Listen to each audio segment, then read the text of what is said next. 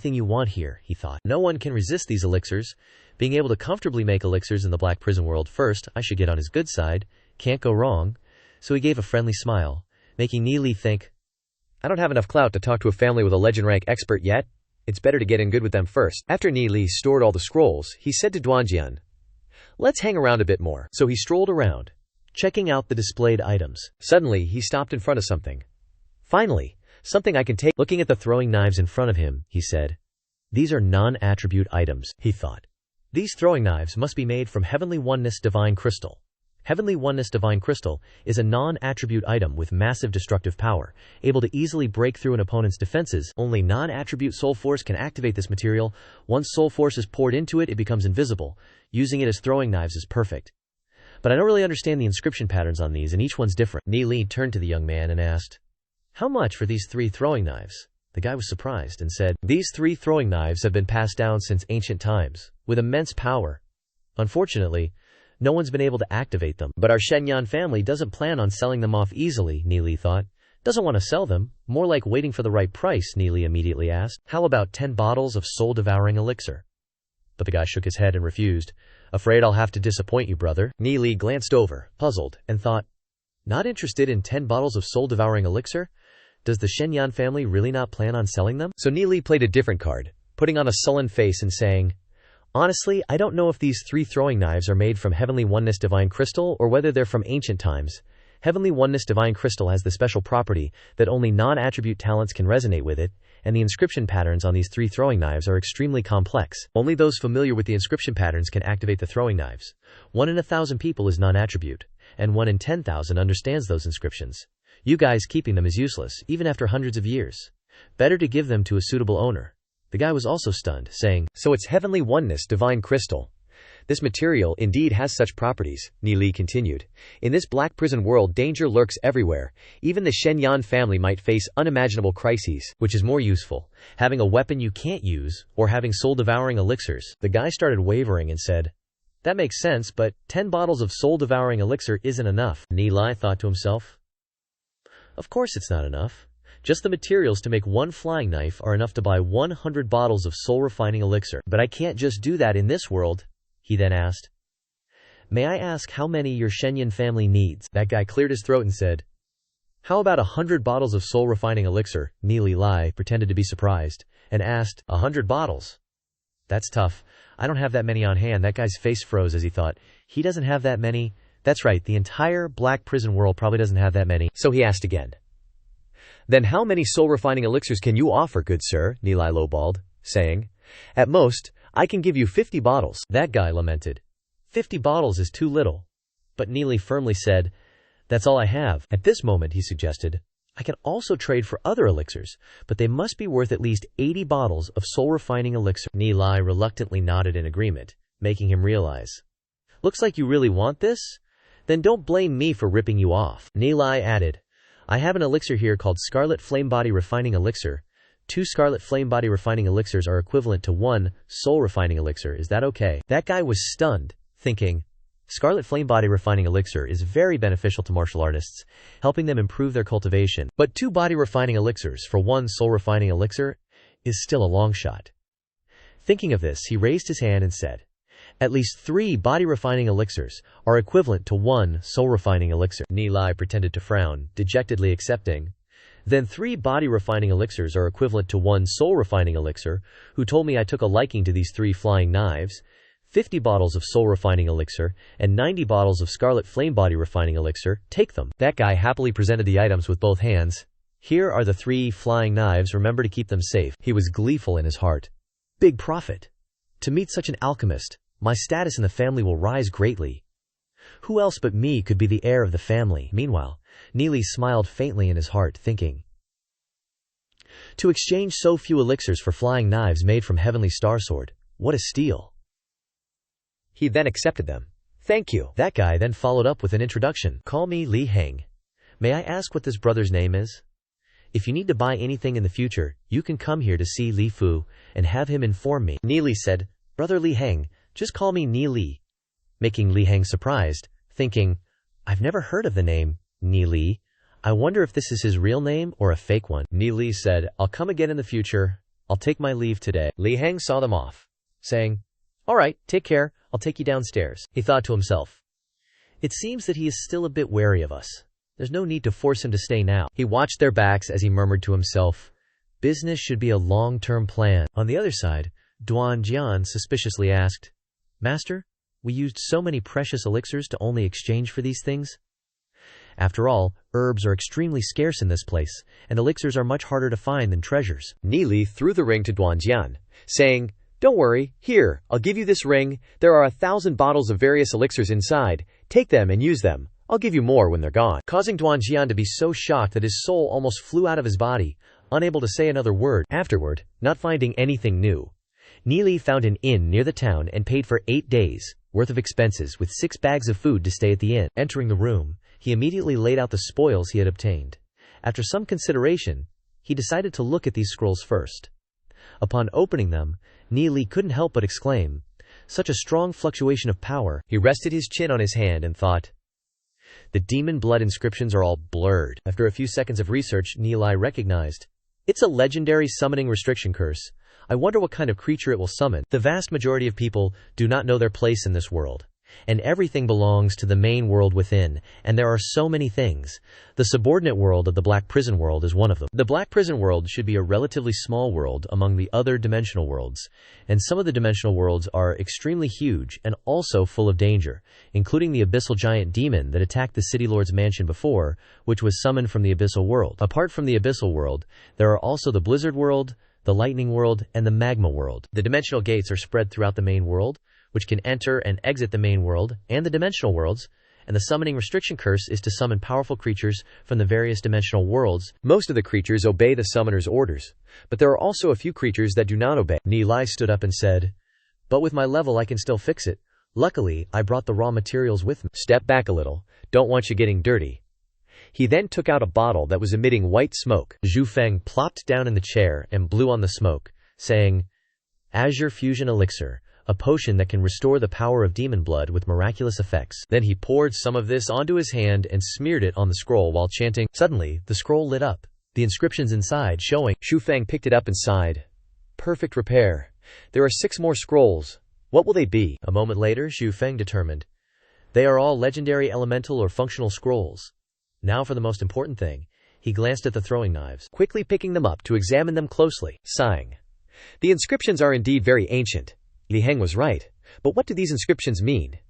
Zhu Feng immediately poured soul force into them. Then suddenly the throwing knife burst into flames, making him stunned in surprise. The throwing knife was now floating in the air, emitting a rolling fire aura, accompanied by 2 strange characters. Zhu Feng realized. Non-attribute material actually has flames. This must be the effect of the inscriptions. The ancient text that appeared means scarlet flame.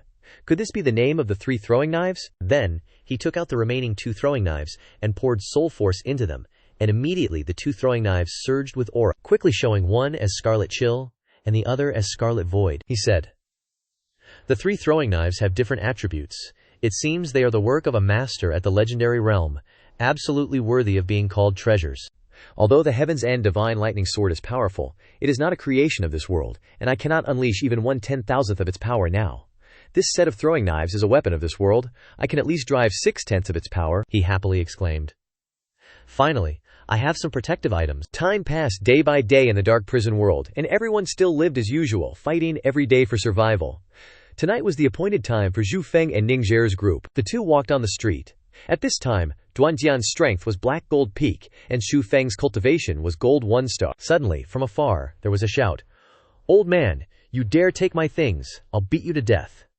This attracted Zhu Feng, making him curious to see what was going on. He squeezed into the crowd to see the incident, and saw a tall, burly man furiously attacking a weak old man who was nothing but skin and bones. The bald man grabbed the old man and prepared to throw a punch, saying, "Looking for death," but unexpectedly, the old man calmly raised his foot and delivered a gentle kick, causing the bald man to freeze, and then his huge body fell to the ground with a thud, causing him immense pain and a cloud of dust. As he lay flat groaning, the old man pressed his face straight into the ground with his foot, causing the bald man to crawl while hugging his head.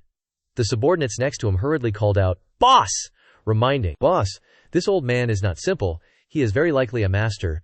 We don't need to pay attention to him." The bald man was very unwilling, but had to snort coldly and turn away, saying, "Bad luck." The old man left calmly under everyone's gaze. Xu Feng watched and wondered. It's over after the fight. When the old man brushed past him, Xu Feng was shocked to realize. What a terrifying aura. This is killing intent. How many living beings must have been slaughtered to have such killing intent? This old man's strength is at least legendary level. The old man suddenly turned to glance at Xu Feng, making him restless, thinking, danger. With my current strength, if this old man makes a move, I would undoubtedly die. I don't know why he glanced at me. I have tried my best to restrain my aura. But the old man was absent-minded and turned away. Suddenly he widened his eyes and muttered, Infinity is originally without beginning. Without beginning there is no end. Happy crescent moon, then burst out laughing. Ha ha. Ni Li was left dumbfounded, watching the old man disappear. But Ni Li just stood there, blank-faced. The rain started pouring down now, and Duanjian asked, Master, did you notice something? Ni Li spoke. That old dude was a master, way stronger than Si Kongyi. Duanjian said, I felt it too, just not sure how strong he really is. Nilin said, forget about the ancient formations. Even accessing a dangerous place like the Black Hell world, you wouldn't want to be here unless you were Black Gold rank. This world probably has a lot of hidden powerhouses, which is how humans have survived among countless demon beasts for so long. With that, the two of them quickly headed to the Silverwing family, where soldiers were still on strict guard. Ni Li, hiding in the bushes, grinned and declared, let the show begin. Over at the Great Hall, Si Kongyi, looking grim and annoyed, said, when is Lei Zhuo coming back? Suddenly, the black-clothed maid was startled and dropped the teacup in her hand. She pleaded, terrified and stammering, family head, I didn't do it on purpose, please forgive this servant. She desperately kowtowed, begging for mercy. Si Kongyi glared and said, get up. Before she could even raise her head to speak, she got slapped so hard her neck almost broke. Her small body flew straight into a nearby pillar and fell down, unconscious. Slumped on the ground, Si Kongyi ordered, someone, drag her out and execute her. Two soldiers immediately obeyed, dragging her away. At that moment, Hong Yu arrived, saw what was happening, and asked, Father, are you in a bad mood? He replied, Hong Yu, don't you think that little bastard Lei Zhuo is trying to fool me? My body is getting weaker every day. Hong Yu reassured, Father, Lei Zhuo will definitely bring the antidote, as long as we still have his friend in our hands. Suddenly, a loud crash echoed, and the palace shook violently, causing Si Kongyi to shout in panic. What's going on? He sensed the tree root shattering and roared, enemy attack. The palace is collapsing. Get out of here, guards. Prepare to fight. Immediately, other trees exploded in succession, the explosions echoing throughout the forest. Nearby families, witnessing the scene like New Year's Eve fireworks, asked each other in shock, what's going on with the Silverwing family? The smoke and fire are incredible. You can see it from this far away, another asked. Is Si Kongyi marrying off his daughter? On the Silverwing family's side, the continuous explosions took out soldiers left and right. Countless survivors quickly jumped into the lake to escape, some running around with their butts singed, and hurriedly dove into the water with a plop, breathing a sigh of relief. But life ain't a fairy tale. Suddenly, the water in the pond began to rise, causing everyone to stare in astonishment. Immediately, a loud boom exploded, sending soldiers flying. The soldier whose butt was on fire got caught in the blast and screamed miserably, what a thing, moron, put explosive talismans at the bottom of the pond. Meanwhile, Ni Li, hiding in the bushes, laughed gleefully. Hee-hey, explosive talismans don't explode in water. I'm using flame-burst inscriptions. The difference is that no matter what they're carved into, once triggered, they'll create an explosion, Ni Li said to Duanjian. Let's go. Duanjian was filled with questions, asking, just like that, we're going in. But Ni Li nonchalantly replied, of course. He charged straight at a soldier, who panicked upon seeing him and shouted, halt. But immediately, an explosion erupted, sending the soldier crashing onto the ground, unconscious. At this moment, Lu Piao and the others were also arriving, exclaiming, trying to scare me to death? Ni Li's methods are truly awesome. Following the route, they advanced together, not encountering a single opponent. Along the way, the corpses of soldiers lay scattered everywhere, too many to count. Suddenly, an explosion burst forth. Startling Lu Piao, Duze reminded him, explosions everywhere, let's go quickly. And so, the group hurriedly dashed off. Over on the other side, the father and son Si Kongyi were wavering, recognizing it as an explosive talisman. But Si Kongyi sensed something was off. No sooner had he spoken, than a surge of fire suddenly engulfed them fiercely. Si Kongyi hastily waved his hand to block it. A burst of energy erupted to hold back the flames. Luckily, this move allowed the father and son to remain safe within the smoke. Hong Yu, puzzled, asked, Father, what exactly is going on? Si Kongyi realized this matter was related to Lei Zhuo. Hong Yu asked doubtfully, Lei Zhuo? How could it be him? But Si Kong-yi coldly snorted. Looks like I underestimated this little brat. Hong Yu suddenly remembered. That's right, his friends are still in our hands. But Si Kong-yi flew off, saying, No, that place has been destroyed by explosions. They and Lei Zhuo must have entered the wilderness. I'll lead people to chase after them. You find the remaining elders to secure the territory, and be careful of other families taking the opportunity to invade. Whether we find them or not, I'll be back in 3 hours. With that, he shot off. Hong Yu also followed his instructions, quickly spreading her wings and turning away. But they didn't know that Ning Li's group was hiding under a tree, watching them, Ning Erso asked, filled with questions. Ni Li, are we just going to hide in the forest like this? Ni Li explained. Si Kong-yi will definitely think we've escaped, and send people to the wilderness to chase after us.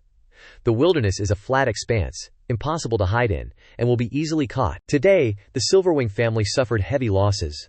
Those opposing families definitely won't wait for the Silverwing family to slowly recover its strength. They'll definitely take action. When that happens, the Silverwing family won't have the spare energy to deal with us. It won't be too late for us to leave then. Du Zhen laughed heartily. Si Kong-yi really is unlucky to mess with you. Ning Er looked at Ni Li and praised.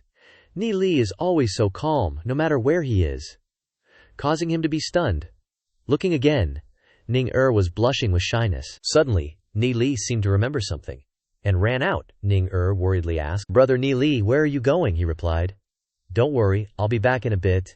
Everyone, be careful, and don't let others see you. Duan Jian silently watched Ni Li leave, using a phantom image. Meanwhile, on the side of the mine that wasn't affected by the explosion, Si Kongshao was rampaging and shouting orders. Anyone who dares to cause trouble will be killed without mercy. The chaotic slaves clamored.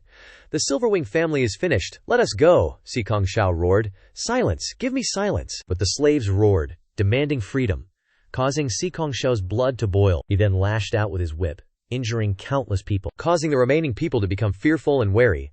Si Kongshao gritted his teeth and said, Slaves dare to demand freedom. Those soldiers raised their weapons and roared menacingly, Get back! Si Kongshao stood there, coldly watching the raging flames, thinking to himself, what on earth happened? A powerful enemy must have attacked the family's territory. Even the palace is destroyed. The enemy is truly strong. If our family is defeated, we're doomed. Meanwhile, Ni Li was observing from afar, assessing the situation.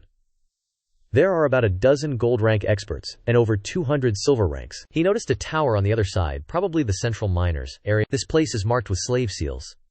The caster must be an inscriptionist.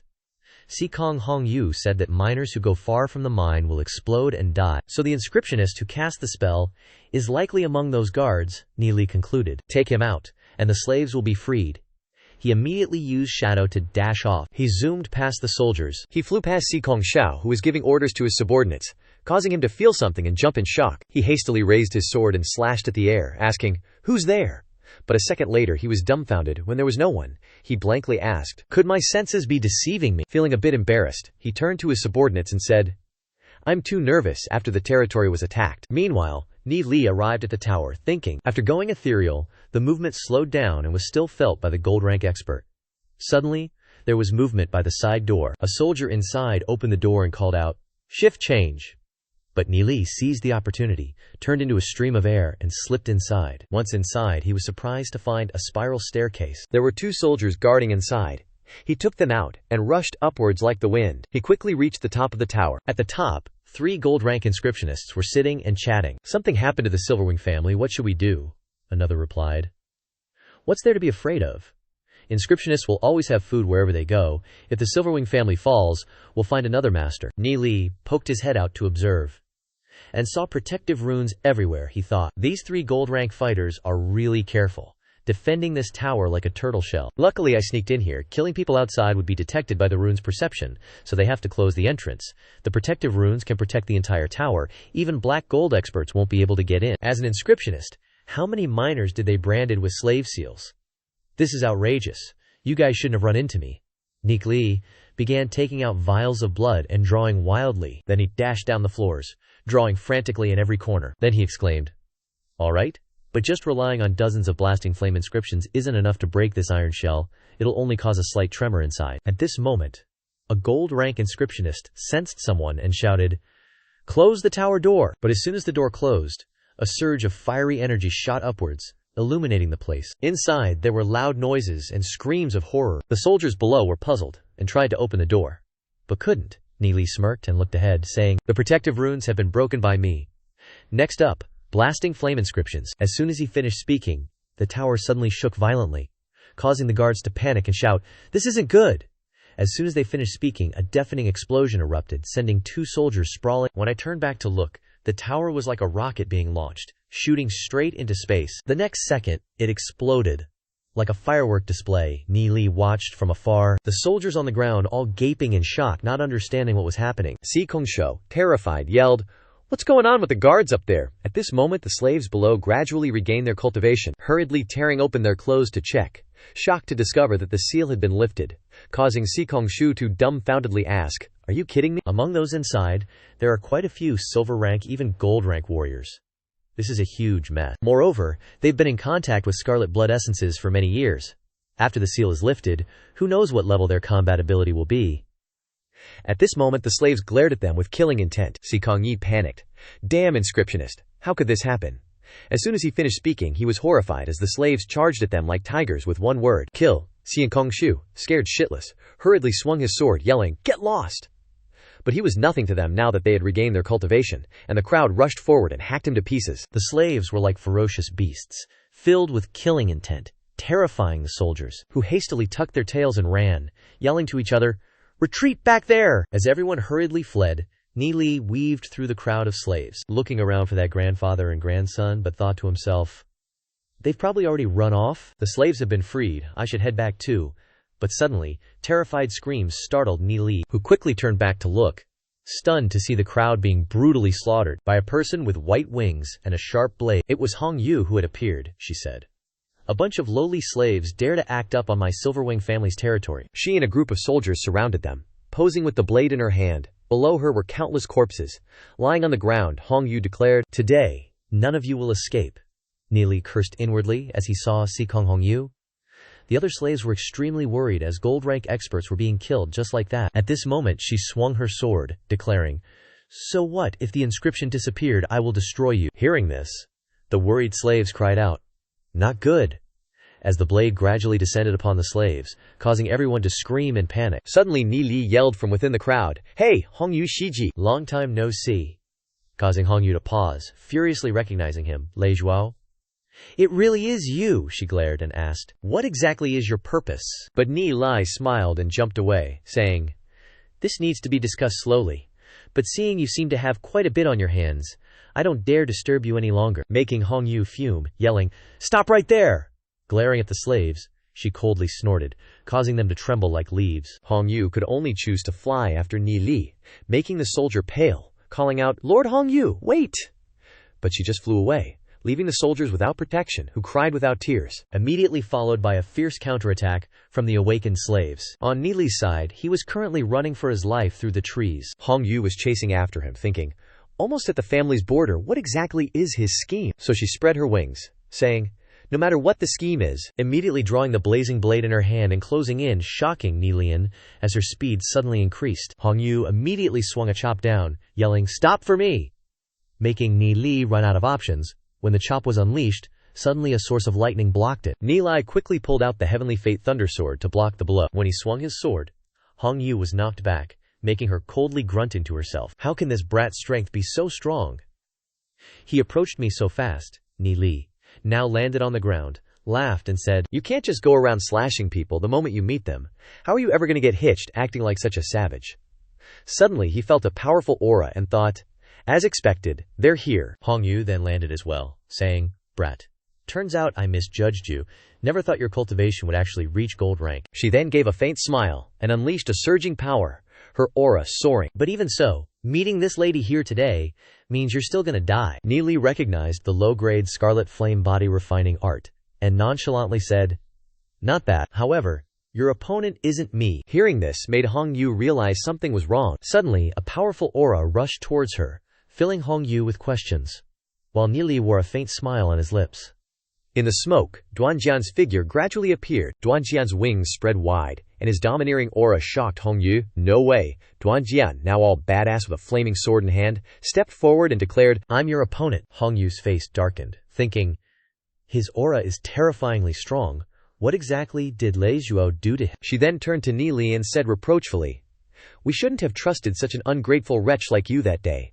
We trusted you, and this is how you repay us, Ni Li asked in surprise. What favors have you ever done for me? You just wanted to trick the recipe out of my hands. If you trusted me, why did you imprison my friends? But I have no grudges or animosity with you.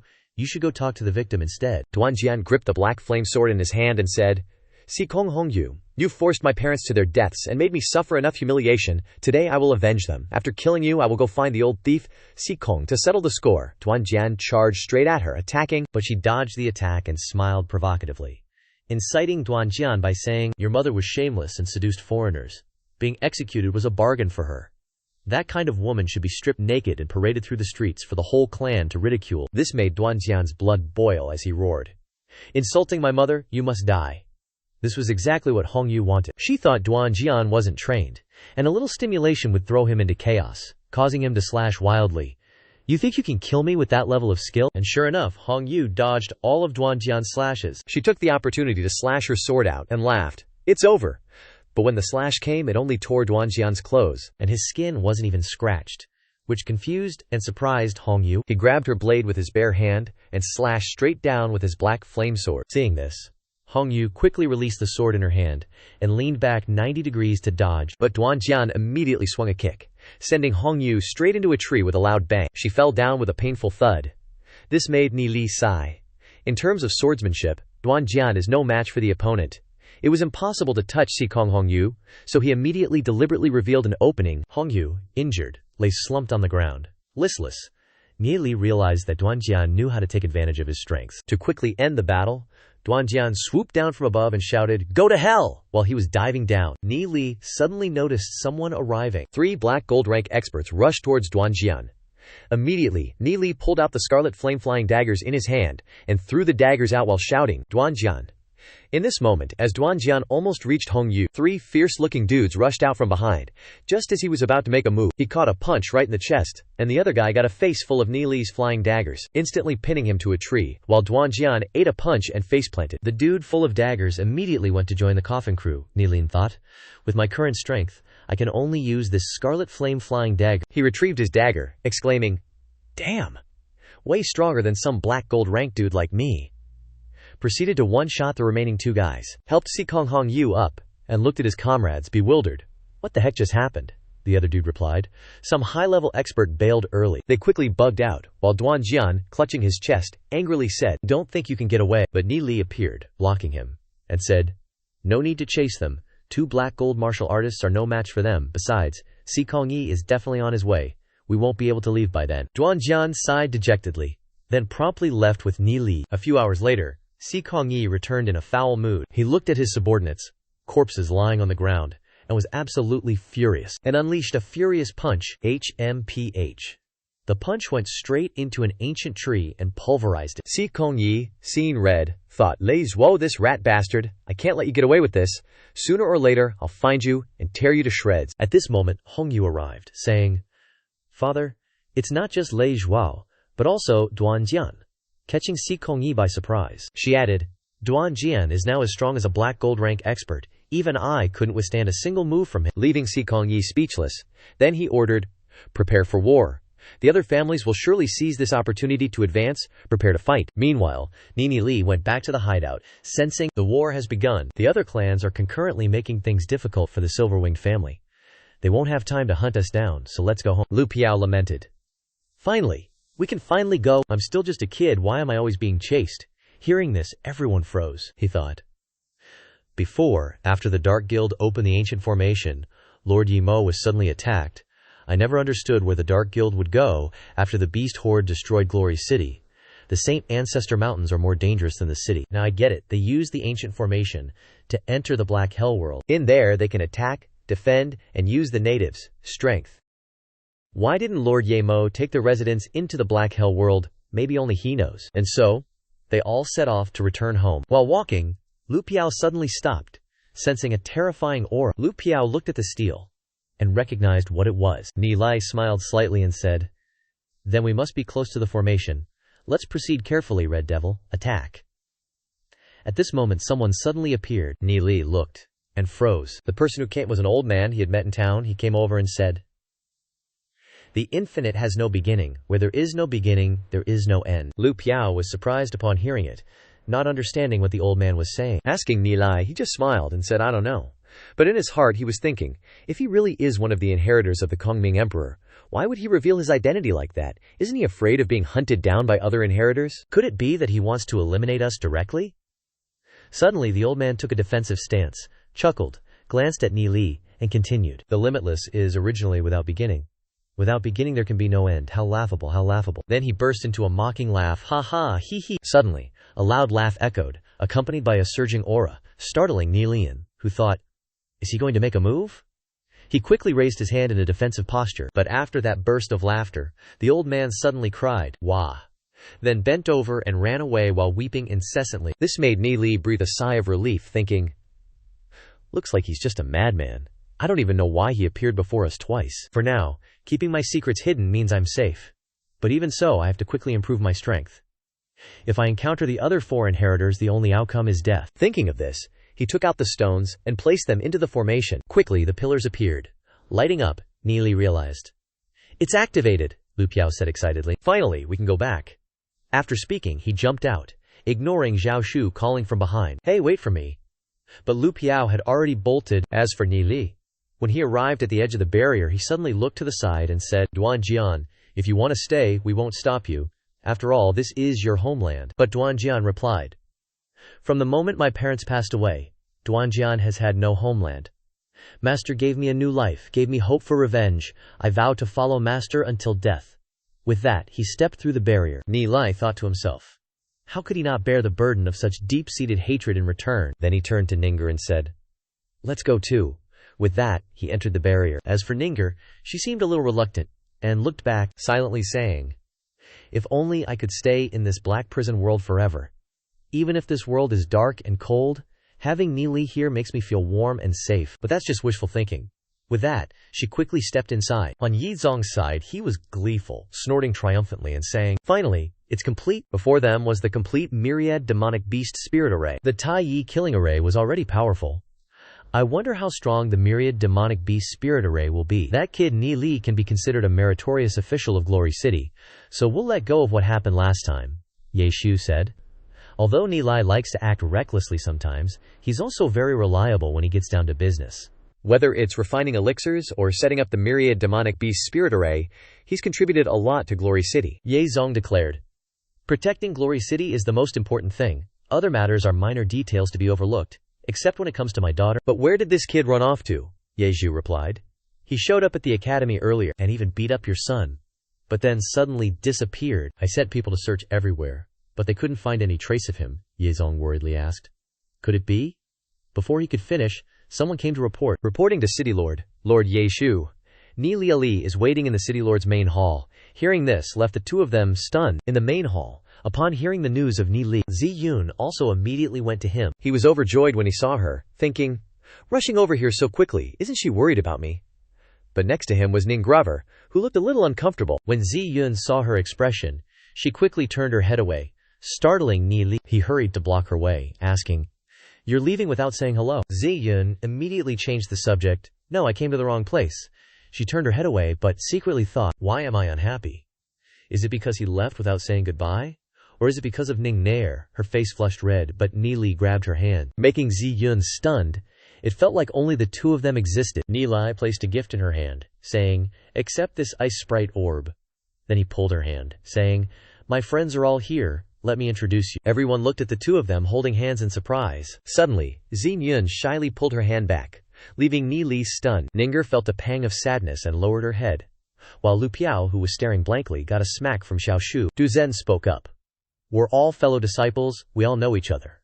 This is Lu Piao's fiancée, Xiao Shu. After a while, they all played rock, paper, scissors together, while Zi Yun watched, thinking, I didn't expect they'd gone to that place during this time.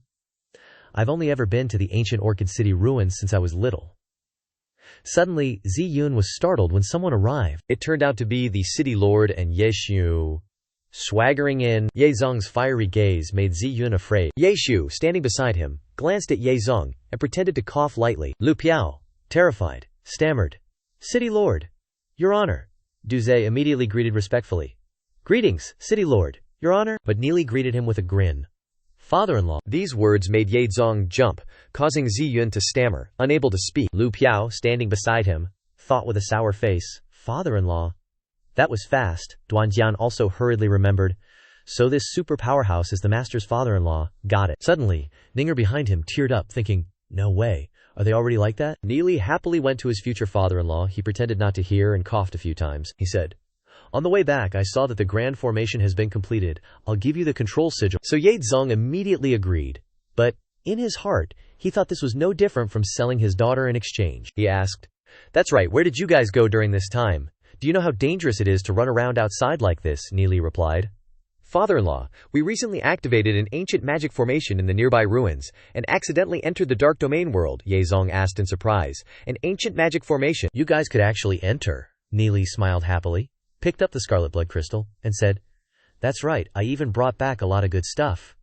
For example, this is a refined scarlet blood crystal. This is to show my respect. Ye Zong bent down to look at the scarlet blood crystal, and Ye Zhu next to him was also surprised. Nie Lai said with a smile, Lord Ye Zhu, this is for you. Ye Zong hesitated to look over, thinking, if I accept it, wouldn't that be admitting I'm his father-in-law? But Ye Zhu happily accepted it, saying, haha, thank you, making Ye Zong glare uncomfortably. Nie Lai then came over and said, Ye Zong, we're family, no need to be polite. Ziyun blushed, thinking, Neely really doesn't know his place, but why is father's personality so good? Lu Piao said in surprise, I didn't expect Ni Lai and the city lord to be so close, it's beyond imagination. It seems like pursuing a woman requires starting with her old man. I've learned it. Neely then said, actually, this time, when we opened the ancient formation, we also made a big discovery. Ye Zong asked in surprise. What discovery? Thinking, the barrier in this formation has never been entered before. Suddenly, Neely frowned and said, this. But father-in-law still treats me like an outsider. He doesn't even agree to accept this. Ye Zong snorted coldly and snatched it away, then coldly asked, what's inside the formation? Neely was stunned, and then said, that formation connects to another world, completely different from ours. That ancient formation connects to the Black Hell world. Although there are many monsters, there are also 13 families that have been established, passed down for thousands of years, and there are 3 legend-rank powerhouses. Ye Zong thought for a moment and asked, the Black Hell world, 3 legend-rank powerhouses. Isn't that even stronger than us? He thought to himself. Great, that means it's a place we can attack and retreat, and only we know about it. Neely came over and asked, that's right, father-in-law, do you know the Demon Lord? Hearing the Demon Lord made Ye Zong and Ye Shu surprised, and they quickly asked, Demon Lord? How did you find out about the Demon Lord? Ni Lai replied. Never seen him, just heard about him, Ye Zong replied. I really do know the Demon Lord, but I don't know if it's the one you heard about. The last time the Demon Lord appeared was hundreds of years ago, when an old man took in a hungry and ragged orphan. At that time, Glory City had a large clan, second only to the Snow Wind family, which was the Hongyu family, with dozens of black gold-ranked demon spiritualists, and the strongest was even about to break through to the legend realm. And this old man worked for the Hongyu family. The child grew up in this family until the child was 17 years old. Ni Li curiously asked, what happened? Then Ye Zong said, Glory City was still quite chaotic at that time, and the people of the Hongyu family were used to being arrogant and bossy. One day, the old man was beaten to death for failing to complete a mission, and that young man disappeared from then on. Everyone thought that he had been wiped out by the Hongyu family. Unexpectedly, more than 10 years later, that young man reappeared, calling himself the Demon Lord, and attacked the Hongyu family alone, starting a crazy massacre. Lu Piao exclaimed, one person fighting an entire family? That's awesome, Ye Zong continued. The Hongyu family was doomed, wiped out, without a single survivor, and the other families couldn't help in time, Neely said. Looks like at least legend rank, Ye Zong said. But the Demon Lord was also seriously injured, and then chased by the entire Glory City. It was a chaotic battle that darkened the heavens and earth. Then the Demon Lord fled into the holy ancestral mountains. Neely asked again, what happened then? Thinking to himself, I didn't know anything about this before, Ye Zong looked at Ye Shu, and then continued, the Demon Lord founded the Dark Guild. Some people said that he died not long after he founded the Dark Guild, while others said that he was still alive. Hundreds of years later, the power of the Dark Guild increased day by day, and the leader of the Dark Guild was called the Demon Lord. Neely was surprised when he heard this news. He suddenly remembered the person standing in front of the monument at that time was the person he saw the leader of the Dark Guild before. Although he was an expert, he didn't see any leader-like aura on him. Could it be that that appearance was from when he was young, during the time he disappeared? Was that when he went to the Black Hell world, When I cultivate to the legend rank, maybe I can meet him again, Ye Zong said. Such a genius becoming an enemy of all mankind is really maddening, Wei Nan said blankly. If that's the case, seeing this broken sword here, Ye Zong thought to himself, is that young man from that side? Then he asked, what's this young man's name? Nili replied. He is Duan Jian respectfully said. Father-in-law, I am a servant of Lord Lei Zhuo, Nili quickly said. Just call me Nili here. Ye Shu was dizzy, thinking, a servant. His aura is unfathomable, Ye Zong thought. I can't even see through his strength. This servant is too powerful. It's good that he's one of us. Ye Zong turned and said, Ni Lai, since he's your man, you arrange things for him. Ni Lai immediately agreed. Okay. Then he turned to Duan Jian and said, feel free to roam around in this city lord's mansion like it's your own home. Ye Zong was stunned, thinking, this is my home. Then he said, all right, you guys go home and cultivate. I have something to say to Ni Lai. They immediately obeyed and quickly left. Before leaving, Ni Li looked at Xingyun and smiled slightly. After everyone had left, Ni Li came over. Father-in-law, what do you want to say? Ye Zong said with a straight face. Ni Lai, don't think I don't know what bad intentions you have. You're not allowed to call me father-in-law in front of so many people in the future. Or, I won't spare you, Ni Lai said blankly. Hey, father-in-law. I just gave you so many treasures and information, and you've already changed your mind. Hearing this made Ye Zong very annoyed, but Ye Shu stood up to persuade, Ni Li, Ye Zong is still the city lord after all, please save him some face. Don't worry about you and Xingyun. As long as Xingyun nods, the city lord and I won't interfere. But, you can only call me father-in-law after you bring the betrothal gifts, Ni Li immediately asked. Isn't the Scarlet Bloodstar valuable enough to be considered a betrothal gift? Forget it, just tell me what else you want, and I'll bring it right away. Ye Zong snorted coldly in anger. Seeing this expression, Ni Liu thought to himself, looks like my future father-in-law has been persuaded. Shen Yu and Ye Han are no longer a threat. All I need to do is win Xingyun's heart. I need to consider the progress of history, along with my own efforts. My soulmate from my past life will definitely fall in love with me again in this life. Love can be cultivated slowly. Now, I just need to solve the urgent matters. On one hand, it's the Sacred Family and the Dark Guild, and on the other hand, it's the beast tide that's about to erupt, Ye Zong said. Ni Li, we found evidence that the Sacred Family is colluding with the Dark Guild. We've even investigated some of the people the Dark Guild has planted in Glory City. How should we deal with the Sacred Family next? What do you think? Ni Li said, I didn't expect there to be people from the Dark Guild in the city. It seems like there are quite a few spies, Ye Zong said. To be honest, I really don't want to see internal strife in Glory City, but there's no other way, Ye Zhu added. Both sides are big shots, and our family's forces aren't strong. If we ask other families for help, we're afraid they might have Dark Guild spies, Ni Li said. Then we can deal with them separately, Ye Zong worried. Wouldn't that alert the snake? It won't be easy to act later. Immediately, Ni Li came up with an idea. How about this, father-in-law? Find an opportunity to gather all the experts from the various families, saying that the beast tide has reached a point where it can't be controlled, and they need to discuss it together, leaving Ye Zhu to handle the rest. At that time, all the leaders of the Sacred Family will be in the myriad demonic beast array, father-in-law.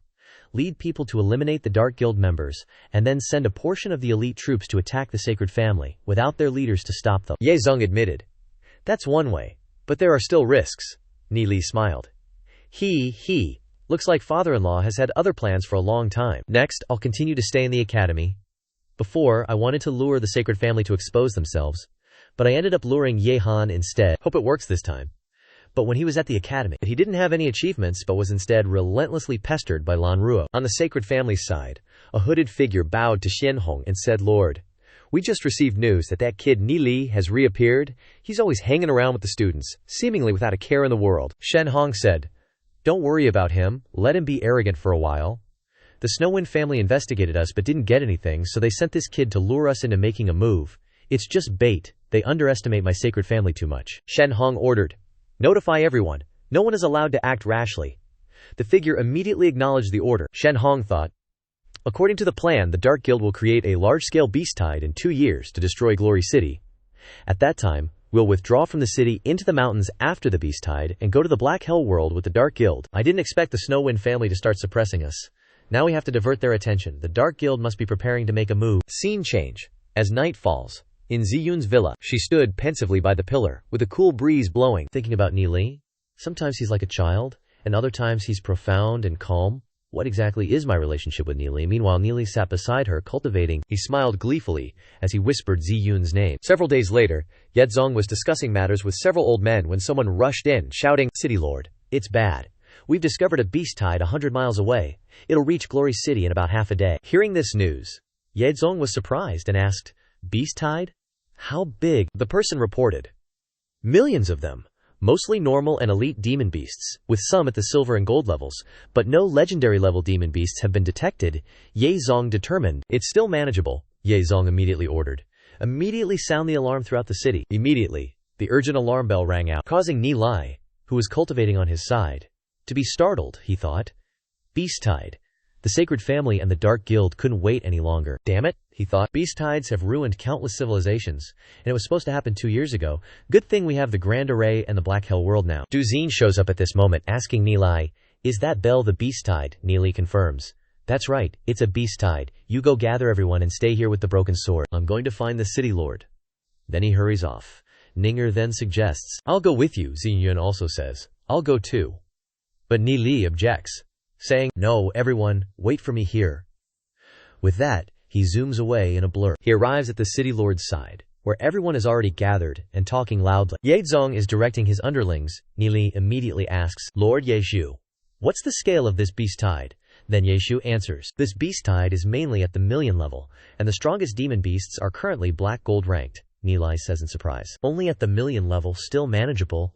I thought it would be faster than this. Which makes Yeshu freeze and ask, what?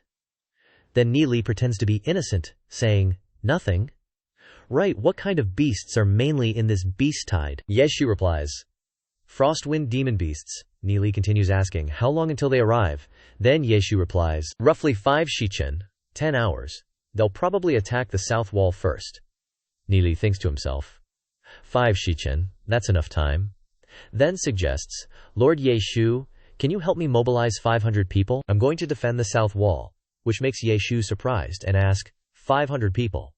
But you're in danger now. Both the Sacred Family and the Dark Guild are targeting you. Ni Li immediately puts on an ugly face, saying, it's fine, I know disguise techniques. Which makes Yeshu astonished and ask, then what cultivation level do you want these people to have? Ni Li replies, ordinary martial artists are fine. Which makes Yeshu's face freeze as he thinks, what's the use of 500 ordinary martial artists? Maybe Ni Li has figured something out. So he immediately agrees. Okay, I'll send you 1,000 martial artists. You can do whatever you want with them, Ni Li respectfully says. Many thanks, Lord Yeshu. Then he turns to look at Yezong, thinking, father-in-law seems very busy. I won't bother him. Thinking this, he rushes off to prepare. Yeshu stands there stunned, exclaiming, the beast tide is about to arrive. Inside the houses, people are turning off their lights and going to sleep, but suddenly wake up as they see troops marching noisily outside. A child in the house wakes up from the noise, calling out, Mommy! Curious, he asks, are the demon beasts here? The mother reassures him, smiling gently and saying, don't worry, honey, your father will drive the demon beasts away. Meanwhile, the husband, their father, is already on guard at the city wall. They think to themselves, I wonder how many people will sacrifice themselves this time. At this moment, outside the city lord's mansion's main hall, the experts from the various families have all been assigned to the city walls, leaving only the people from the Sacred Family. Shen Hong immediately appears. Going to meet Yezong, he says with a serious face. Lord City Lord, I didn't expect Glory City to encounter a beast tide. For Glory City we will definitely charge through fire and smoke. I wonder what the City Lord will arrange for our Sacred Family to do, Yezong suggests. The experts of the Sacred Family should move to the north wall, but the south will be attacked most fiercely by the demon beasts, please. Brother Shen, come with me to that side to oversee the battle. Shen Hong immediately agrees, saying, I am willing to put in all my effort alongside the Lord City Lord. Yezong thinks, the beast tide is about to arrive. I definitely can't let Shen Hong out of my sight. Thinking this, he winks and says, let's go, Brother Shen. He respectfully replies, Lord City Lord, please. Then the two of them rush off to the south wall. Meanwhile here, Lu Piao says to Duze, Ni Li led people outside. What are they doing? They look down and see the people following Ni Li's orders and digging pits with all their might. Duzine was like, let's just copy him. So they grabbed shovels and started helping. Lu Piao chimed in, me too. A moment later, the guards on the city walls were totally confused, looking down and asking each other, what the heck are they doing? Digging these massive trenches around the city, pouring oil into the ground, and making tons of little pits, plus prepping a bunch of bamboo spikes, and hiding something inside. Even the alchemist came, hauling barrels of medicine like there's no tomorrow. Time flew by, and the big shots from all the families were in position, ready to fight on the walls. The walls of Glory City are covered in the blood of who knows how many ancestors, fighting non-stop against the demon beasts. No one knows if their only home will be overrun by demon beasts. Suddenly, someone smirked and said, "They're here." City Lord Yenzong and Shen Hong showed up. Ye Zong frowned, looking down, puzzled. What's going on here? Ye Xiu glanced at Shen Hong, then replied, Your subordinate is also not clear. Ye Zong chuckled to himself, thinking, this must be Ni Lai's doing. Below the city, everyone was digging away like crazy. Shen Hong looked down with disdain and asked, "What are these idiots doing? What good is doing all this? Can digging these pits stop the demon beast army?" "How ignorant," Chen Fei Long chimed in. The beast tide is almost here anyway. Doing something is better than nothing. Shen Hong rolled his eyes, annoyed, and said, "It's as good as nothing. If you want to defeat the beast tide, you still have to rely on martial power. Fists are the only truth." The 4 old geezers with the most power in Glory City were here. Yezhu spoke up. This time it's just 100,000 level beast tide. We don't need to be so tense, we've stopped them before, it's just that Glory City always has to sacrifice a lot. 5 hours passed quickly, and sunlight slowly crept in. Someone sighed. The sun's up, and the beast tide still hasn't come. They looked at each other, asking, could it not be coming? Nilian thought to himself. The path of the beast tide is very unpredictable. It might change direction during the move. But if the Dark Guild is behind this, could it really not come? Suddenly, as the sunlight rose, the dark shadows rushed forward, leaving everyone stunned by the scene before them. Soldiers shouted, "The beast tide is here. Everyone, strengthen your defenses. Everyone, get back to the city." Now immediately, Ni Lai and his gang hauled ass back into the city. The city gates slammed shut immediately to block the path of the beast tide. The soldiers were worried and so nervous that they were trembling. A bearded guy turned to the person next to him and asked, "Are you scared?" The person nodded in agreement. The bearded guy reassured him, "It's okay, you'll stop being scared after a while. Once your blade turns red, you won't have time to be scared anymore." On the other side, the beast tide charged in ferociously, with glowing red eyes full of murderous intent. At this time, Ye Zong and the others were ready to fight. Hu Yangxiang growled murderously. Beside him, Chen Fei Long stood motionless, without saying a word. Ni Li suddenly appeared and said, "Hold up," making Ye Xiu extremely puzzled. Ni Li said, "Father-in-law, don't rush to attack. It's not too late to attack until the demon beasts are attacking the city walls." Ye Xiu agreed, thinking to himself, looks like Ni Li has another plan. The soldier standing on the city wall shouted, "They're getting closer. They're 3 miles away. The beasts are charging up fiercely." Hu Yangxiang was worried. Still not counterattacking, Yezong thought they should wait a little longer. Before, when beast tides attacked, experts would step forward to block the initial assault. They'd retreat to rest when tired, then rotate with the protective guards. Shen Hong asked, puzzled. "Lord Qingzhu, what are you waiting for?" He thought to himself. As long as Ye Zong makes a move, I'll have a chance to deal with him. Ye Zong smiled meaningfully. "Don't rush, I have my own methods," making everyone else feel doubtful. Outside the city walls, the demon beasts were still charging ferociously. Everyone shouted, "They're getting close to the wall." Lu Piao watched, worried. "I don't want to become Frostwind demon beast poop." Zhao Shui kicked him in the butt from behind. "You're so useless," Du Xin said confidently. "Stop talking. Prepare for battle." Lu Piao clenched his fist, growling angrily. Ye Ziyun thought to herself, "As the city lord's daughter, I absolutely won't back down either." Zhao Ning'er stood behind, looking at Ni Li, thinking, in the black prison world, I've experienced life and death moments. If we really fail, then let Ni Li and I die together. Ni Li watched attentively. They're about to enter the first line of defense. The demon beasts gradually charged straight into the traps Ni Li had set up. Beneath their feet were explosives placed everywhere. Immediately after, booming explosions rang out, shaking the entire area, sending most of the demon beasts straight back to the coffin crew. As they approached, a sudden explosion erupted, sending the beast tide flying, making the soldiers baffled and asking, "What's going on?" At this moment, Ni Li looked serious. He said, "Frostwind demon beasts fear fire, but normal fire will be extinguished by the cold air on their bodies. I've poured a lot of red oil and added materials like linstone. Once it comes into contact with the fur or skin of a Frostwind demon beast, it will automatically ignite. The ones in the lead are burned, but the ones behind keep charging forward. The beast tide is surrounded by flames, screaming madly." Seeing this, the ones in the lead quickly turned around, crashing into the ones behind who were charging fiercely.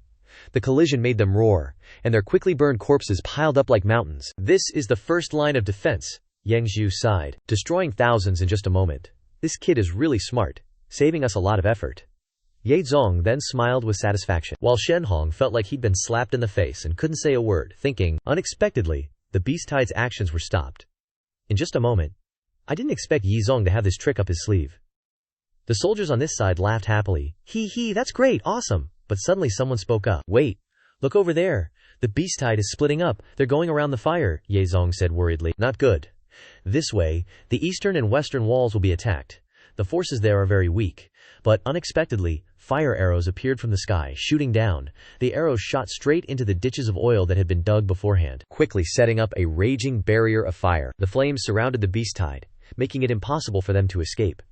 The beast tide was thus blocked, making them cry out helplessly. The ones who desperately charged through were immediately burned, causing the ones in the herd to quickly change direction. They returned and charged towards the south, Ye Zong's side. It seems Ni Li has already calculated the path of the Frostwind demon beasts. Instinctively, they will only avoid the fire traps and charge forward. Has this kid even researched Frostwind demon beasts? On this side, the beast tide had run over to the opening, and here, Ni Li had already planned ahead and dug small pits. He smiled lightly and said, "Here they come.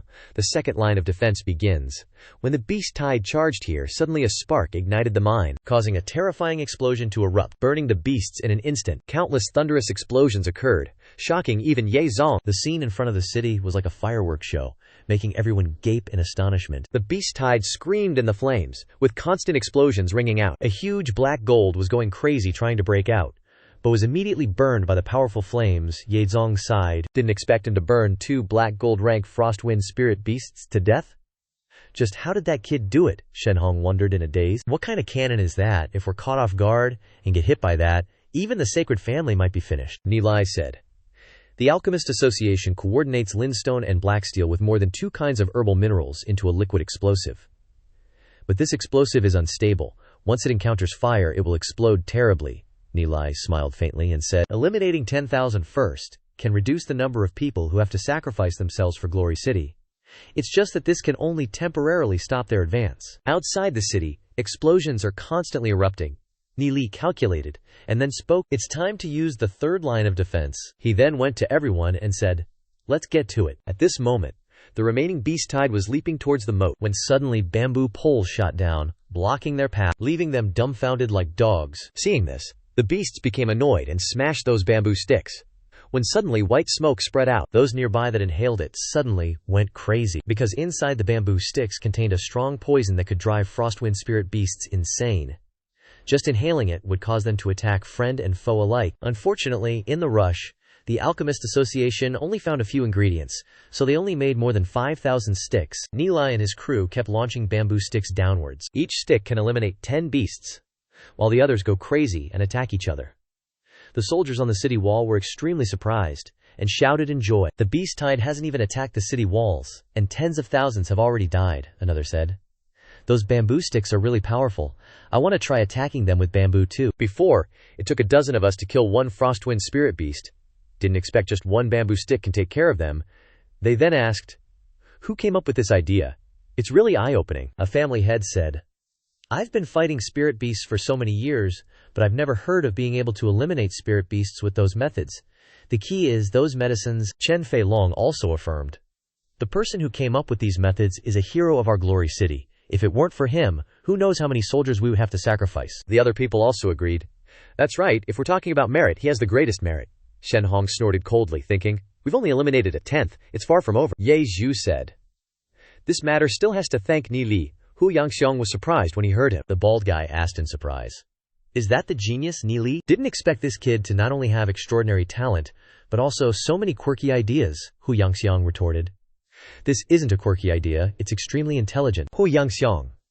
I admire the most intelligent people. Ye Zong smiled slightly after listening. Glory City has always been in a state of crisis these years. The city can be attacked by the beast tide at any time.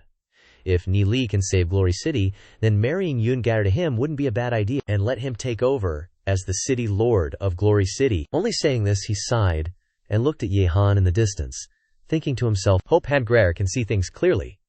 Han Grer has good talent, but compared to Ni Li and Yun Grer, he is far inferior. And comparing the contributions to Glory City, Ni Li's contribution is really too great. Even if Han Fear wants to compete, he has no chance. Ye Han thought to himself, I finally understand why father is paying more and more attention to Ni Li. Heard that the city lord's mansion's formation was also arranged by Ni Li. Can I even compare to him? He remembered what Shen Shu had said before. If you can't become the city lord, you're nothing. He glared, grumbling. You forced my hand. Over here, Lu Piao threw down the green bamboo with force, saying, "This beast tide ain't so scary after all." Xiao Shu pouted sarcastically. "You were just crying for your mama, speechless," Duze reminded. "Don't get cocky too soon. This is a million-level beast tide. We've only wiped out a little over 100,000 of them." Thinking, the beast tide has already broken through 3 lines of defense. I wonder if Nilai has any more trump cards left. The soldiers cried out anxiously. The demon beasts are about to rush the city walls. Several demon beasts jumped onto the walls, and everyone urged each other, "Pour down the red oil, quick!" The demon beasts were immediately doused in oil. The command to light the fire came. Instantly, someone threw a torch down, and the flames quickly spread out, engulfing the city. The beast tide screamed fiercely, burning in the flames. One person lamented, "Didn't expect we'd even burn the moat," another said. "Stop gawking, get ready. After they get through the sea of fire, it's going to be close quarters combat." The demon beasts below the city walls were screaming as they burned in the flames. Among them, others leaped and jumped onto the walls. Someone yelled out an announcement. "The demon beasts are coming up. They're golden rank demon beasts. We're going to reinforce the city guard." Meanwhile, the golden rank experts from the various families were already standing by. Suddenly, a huge, hulking demon beast rushed up, charging straight into the crowd of soldiers. A young man cried out in alarm, and immediately a blow came down, leaving him eating dirt. A master rushed forward shouting, "We have casualties!" He immediately brandished his sword to attack the demon beast, and the battle between man and beast began. Nili, on this side, ordered, "Everyone, keep pouring oil and setting fires. Don't let too many demon beasts get onto the city." Everyone obeyed, and continuously poured buckets of oil, hurrying, "Bring the fire starters!" The flames continued to erupt. Nilian thought, "The ordinary frostwind demon beasts are basically all burned to death. As long as the moat is still burning, only a small number of golden rank demon beasts will be able to get onto the city, and they won't be able to withstand the high temperature.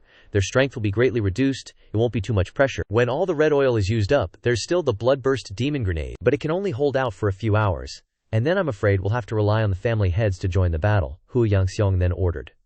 "Bring out all the red oil in the family," he loudly announced. "Today, this old man will burn these demon beasts to death." The people below hurriedly ran to get oil for reinforcements. Ye Zong worriedly pondered. Although 2 black gold ranks have been eliminated, there are still a dozen more. The black gold demon beasts are the most dangerous. The huge demon beasts were leading their packs up fiercely. Several hours passed. The battle continued fiercely. The demon beasts jumping onto the city walls became more and more numerous, and the soldiers desperately resisted. Nili reminded, "Be careful. The Martial Artists Association helps the city guard, protects the alchemists, provides fire cover. Take the wounded down below." The number of casualties has risen to over 1,000. Suddenly, Nili's soul realm lit up. It absorbed the strength, causing him to suddenly stand still. Soul force poured into Nili constantly. This soul force came from the frostwind demon beasts, being burned in the sea of fire. When they were destroyed, this soul force flew straight into Niling's soul realm, and he absorbed it constantly. The soul force became more and more abundant, causing Nili to stand motionless. A fierce surge of energy erupts. The soldiers cry out, "Another gold-rank demon beast is charging in." Duan Jian immediately turns to see the incoming demon beasts, and leaps into battle. Lu Piao blurts out, "Duan Jian's gone up again." Duze sighs, "He's so strong, let's go too." They rush forward, attacking and holding back the rampaging demon beasts. Meanwhile, Nili stands motionless. The demon beasts immediately target him, reaching out to grab him. Ningner Bayer, standing nearby, cries out in alarm, "Nilai, why are you standing there frozen?" But looking at Nili's expression, she realizes something is wrong, and rushes to push Nili away from the demon beasts. Grasp! The 2 of them fall flat on the ground. Seeing this, the 2 demon beasts reach out again, but suddenly a wave of icy energy comes from behind. Ziyun summons her Ice Phoenix Queen demon spirit, blocking them, and creating an ice wall to protect them. A wall of ice quickly forms, causing the 2 demon beasts to roar madly. They slam into the ice wall but can't get through, only cracking the ice wall. Ziyun hurriedly uses her strength to restore the ice wall, to the point of coughing up blood. Ninger shields Nili with her body, saying, "Enough. Nili is injured. Wouldn't it have been better not to push him?" She turns to Xingyun with concern. Xingyun suggests, "Ningrier, take Nili and go first. I'll deal with them." Meanwhile, the demon beasts are frantically pounding on the ice wall, causing Xingyun to struggle to hold on. Ningir looks over and says, "Be careful," she thinks. "Ziyun and I used to be best friends when we were little, but I didn't even know she was the city lord's daughter, and she was forced to marry Shen Fei. It wasn't until I met Nili that I overcame my heartbreak and worked hard to cultivate. Finally, I can escape those shackles to pursue my own destiny, but Nili likes Ye Ziyun. But today, Xingyun saved us." Xingyun is now struggling to release icy energy to block the resounding blows. Suddenly, Ni Lai opens his eyes, face to face with Ning Er, who happily says, Ni Li, you're awake. What on earth happened? Get up quickly. Xiyun is fighting the demon beasts. It's very dangerous. Ning Galder is afraid of hurting Ni Li, so she doesn't dare push him away forcefully. Ni Li thinks to himself, my soul sea is severely damaged. Did I just pass out? I felt countless soul forces passing through my soul sea. What is this? I didn't even notice. It's so dangerous. My body has no strength left. I must quickly activate my soul sea. Ning Er quickly helps him up. Behind them, the two demon beasts are fiercely pounding on the ice wall. But suddenly, Ning Lai is in pain and can't walk, making Ning Er very worried. He collapses, thinking the soul sea was forced to expand, causing it to crack. Ning Er cries out in alarm, Ni Li! But he forces a smile, reassuring her, it's okay, but I need to refine the soul force for a moment. I might not have any fighting strength for now, Ning'er thinks to herself. I'll watch over you. Although the experts of the various families standing on the city wall have killed many demon beasts, the silver and gold rank demon beasts attacking the city wall are becoming more and more numerous, and everyone is caught in a bitter battle. Duanjian, flying high above, announces. The number of attacks is increasing. He and everyone else are working hard to fight and stop this horde of demon beasts. Ziyun speaks up from her side. Dealing with two gold-rank demon beasts at the same time is really a bit difficult. Xingyun quickly flies past the two demon beasts to get close to them. Using ice blades to fight, sharp spikes appear. She controls these ice spikes to attack the two black-gold demon beasts. Ning-er looked worried and said, Xingyun is also in danger. I have to go help her. Before she could leave, a giant demon beast suddenly popped its head up and lunged forward, causing Ning-er to look on in horror as she recognized it as the frost snow giant lizard. She immediately dived down, sending a source of lightning straight at it. But this move had no effect on it at all. It only shook its head a few times to return to normal. The frost snow giant lizard then stuck out its tongue and stared. It opened its mouth and roared at Ning-er, making her feel like she was about to fade away. Ning-er exclaimed in surprise. The power of ice and snow is so strong, my whole body is frozen solid. She then closed her eyes and chanted an incantation, and a powerful surge of lightning shot out, attacking the demon beast. This move worked. These lightning strikes pierced several holes in its body, causing red blood to spurt out. Its massive body fell against the city wall, shattering the stones and sending Ning-er nearby flying away as well. Suddenly, the giant lizard reached out, its sharp claws lunging straight at Ni Li. Just as its hand was about to grab him, a surge of lightning shot out, blocking the attack. Emitted by Ning-er, she declared, I won't let you touch Ni Li. This surge of lightning acted like a chain, binding the demon beast's arm, causing it to growl in anger. But Ning-er's power was hardly enough to restrain the demon beast. The chain seemed about to break. She called out worriedly, Ni Li. Just then, he suddenly woke up with eyes full of vigor. The demon beast was suddenly struck by an attack that pierced its head, sending blood splattering everywhere. Ni Li reached out and retrieved his flying dagger. The demon beast slowly collapsed, creating a shockwave. Immediately, Ni Li transformed into a tiger fang panda. Ning-er smiled slightly as she watched, but he just darted away. Xingyun, at this moment, was still holding her breath against these two demon beasts, immediately getting bum-rushed, causing Xingyun to panic and worry. When the rush came again, the two demon beasts roared ferociously as they charged, but were suddenly sent flying backward. It turned out that the male lead Ni Li had unexpectedly appeared to save the beauty with his gravity field. He opened his mouth wide and quickly made the two demon beasts disappear, exploding. Afterward, Ni Li quickly flew over to support Ning-er, holding her in his arms, and said, Ning-er is severely injured. I'll use my soul force to heal her first. He then released his soul force to envelop her in the radiant glow of the setting sun. Ziyun watched from the side and sighed. What a beautiful couple. Ning-er can risk everything for you. She likes you so much. What about me? Between myself and Ni Li, there is no intimate love like that. What right do I have to steal you away from Ning-er? I am the City Lord's daughter, and from the moment I was born, I had to bear the fate of Glory City. Perhaps heaven has destined me to be alone, to use my life to protect Glory City. So how can I love someone as passionately as Ning-er? Being friends is happiness enough for a lifetime. The broken sword swept across. Xiyun wondered in surprise. Why am I crying? Suddenly, a demon beast appeared, rushing from behind. Duanjian immediately rushed to attack, while Ning-er secretly said, Ni Li, you must treat Ning-er well. On Ning-Pierre's side, she woke up and asked Ni Li when she saw him, Ni Li, are you okay? Ni Li reminded. Don't talk, your soul force is consumed too much. You can't fight anymore. I'll have Xingyun take you back to the City Lord's mansion. Absorbing such a large amount of soul force from the demon beast, I am already at 2-star golden rank, enough to deal with this group of demon beasts. Ning Caesar happily said upon hearing this. That's good. Ni Li looked at Ning Ser and thought to himself, Ning'er is putting in so much effort for me, but what can I give her in return? Turning to look at Xiyun, he thought, the debt from the previous life hasn't been repaid, and in this life I owe even more. Xiyun lowered her head and said, hand Ning'er over to me, Ni Li replied. Thank you, Xiyun. Xiyun coldly supported Ning'er and said, if there's anything, let's talk about it later. I'll take Ning'er back first. Making Ni Li look after her puzzledly, thinking, Xiyun looks a bit abnormal, but it's good that she's not injured. He then took out the scarlet flame-flying daggers and calmed down. Right now the demon beasts are attacking the city walls. Now is not the time to think randomly. Ni Li returned to his original form and flew up. Then he used the scarlet flame-flying daggers to rush towards the two snow demon beasts in front of him. With just a few basic slashes, blood immediately spurted from the bodies of these two demon beasts, and then they kicked the bucket. The Frost Snow Demon Beast army continued to attack for another day and night, from dusk till dawn, and then until night gradually fell. The city guards took turns in shifts, and 1/3 of the demon beasts were eliminated. The soldiers also fought their hardest, unleashing fatal blows. Suddenly, a fierce roar like a command was issued from outside the city, causing the demon beasts to hurriedly turn tail and run. One person looked down and exclaimed, they're retreating, because of that roar just now. Ye Zong determined. It's a black gold demon beast, Ye Zhu wondered. In the past, beast tides would attack and pounce relentlessly, refusing to retreat. What's going on? They all stopped at a distance of several miles from the city, Ye Zong said. Could it be that the ordinary demon beasts here are all obeying the commands of that black gold demon beast? If that's the case, then things are not good. I'm afraid it has opened its spiritual intelligence, Ye Zhu asked doubtfully. But I've heard that only demon beasts from the legend rank and above can cultivate spiritual intelligence, Ye Zong said. In these past 5 years, our human race has fewer and fewer experts.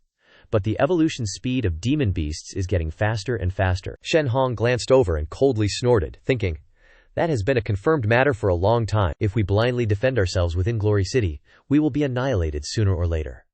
Only the Dark Guild knows how to activate the ancient magic arrays, and surrendering to them is the only way out. As night gradually fell, the group continued to act, hurriedly pouring red oil and preparing to bring bamboo.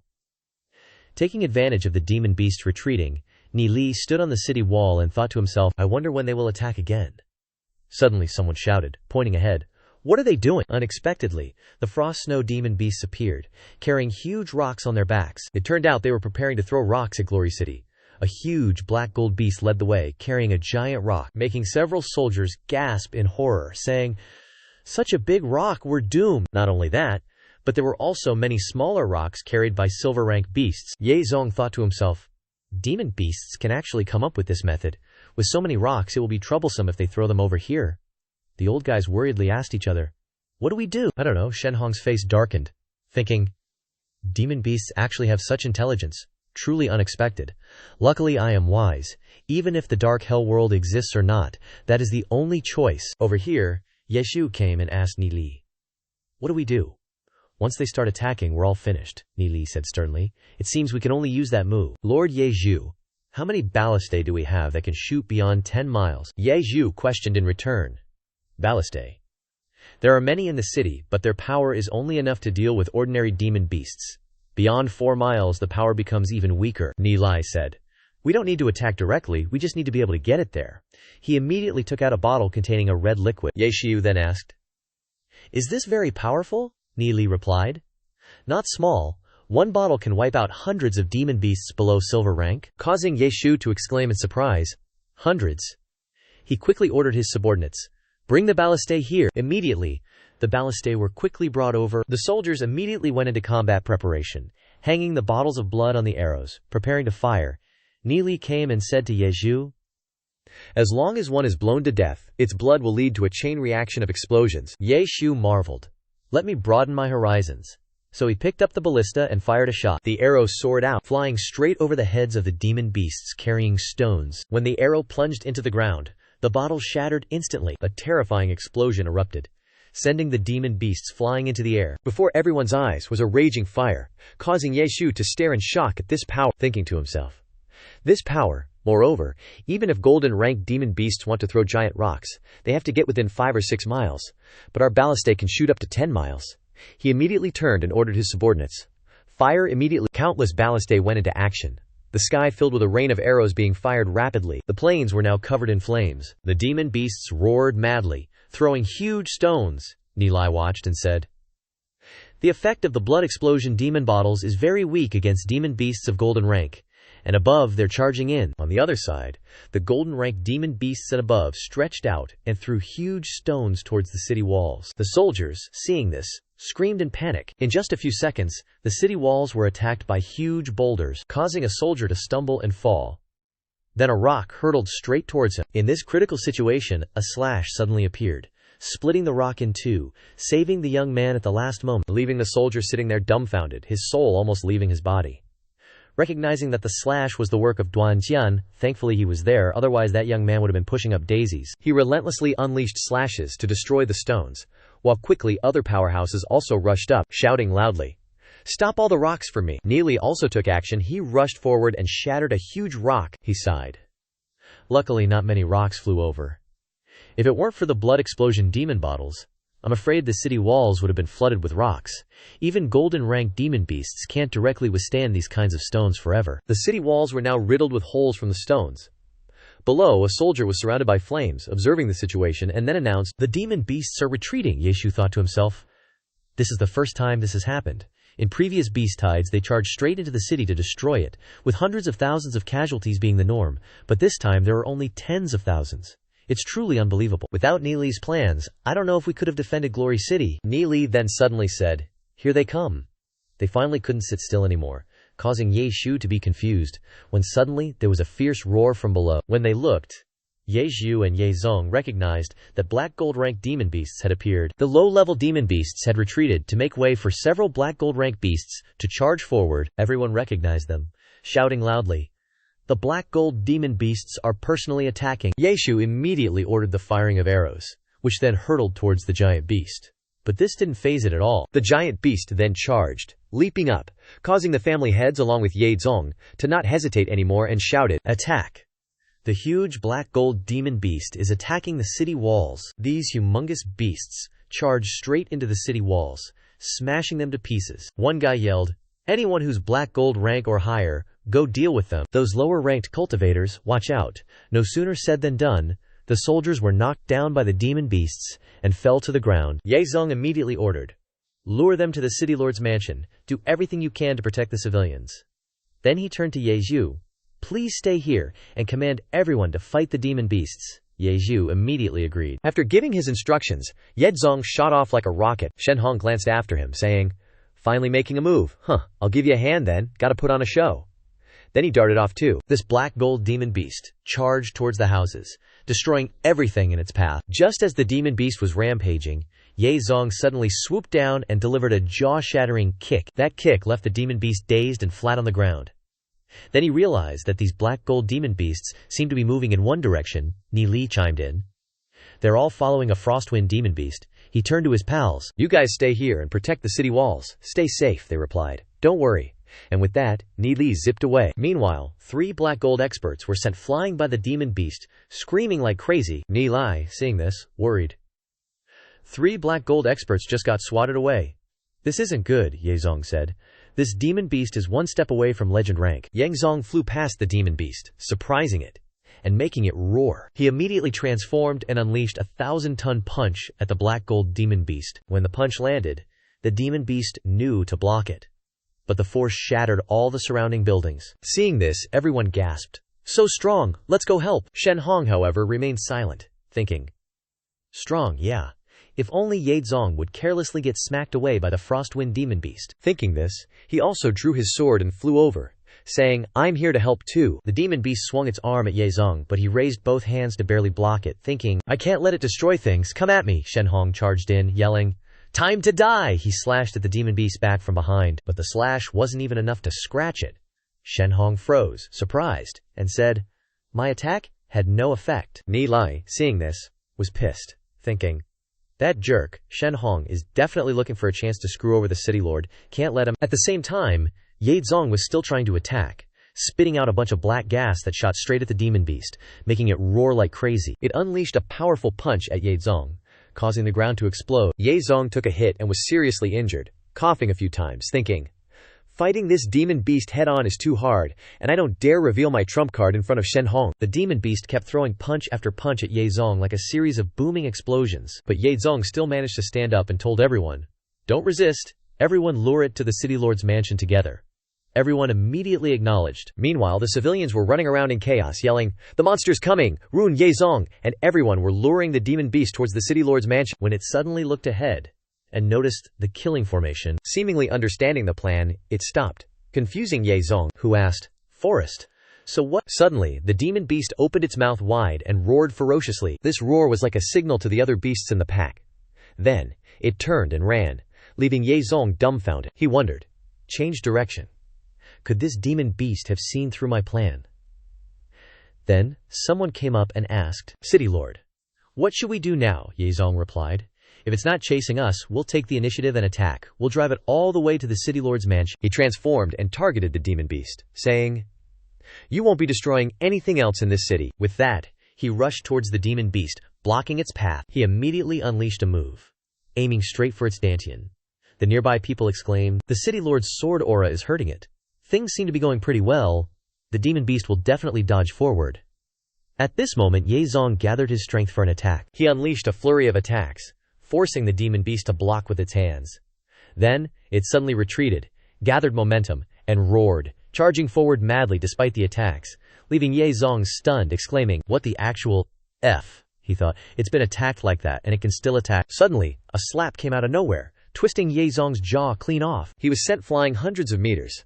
The blow forced Ye Zong to revert to his original form. He crashed hard into a wall. Shen Hong, realizing this was his chance, approached and asked, "City Lord, are you all right?" But Ye Zong glared at him, making Shen Hong flinch, concluding, "Ye Zong's injuries don't seem too serious. I'm still no match for him." He looked back and saw the demon beast charging towards them in a frenzy, so he hauled ass and ran. Ni Li, watching from a corner, saw that the city lord's situation wasn't good, and Shen Hong was also itching for action. "First, I need to take out the leader of that dark gold demon beast." He pulled out a scroll, sighing, "Didn't think I'd have to use this so soon." He bit his finger to draw blood, and dripped it onto the scroll, instantly activating the legendary forbidden technique, Blazing Inferno Blast. In an instant, a massive fireball appeared in the sky. Then, the fireball shot towards the dark gold demon beast like a second sun, so bright that even Ye Zong was startled. He quickly dodged to the side, seeing the fireball hurtling towards the demon beast. However, the demon beast was quite intelligent. As the fireball approached, it leaped up to avoid it, Ni Li thought.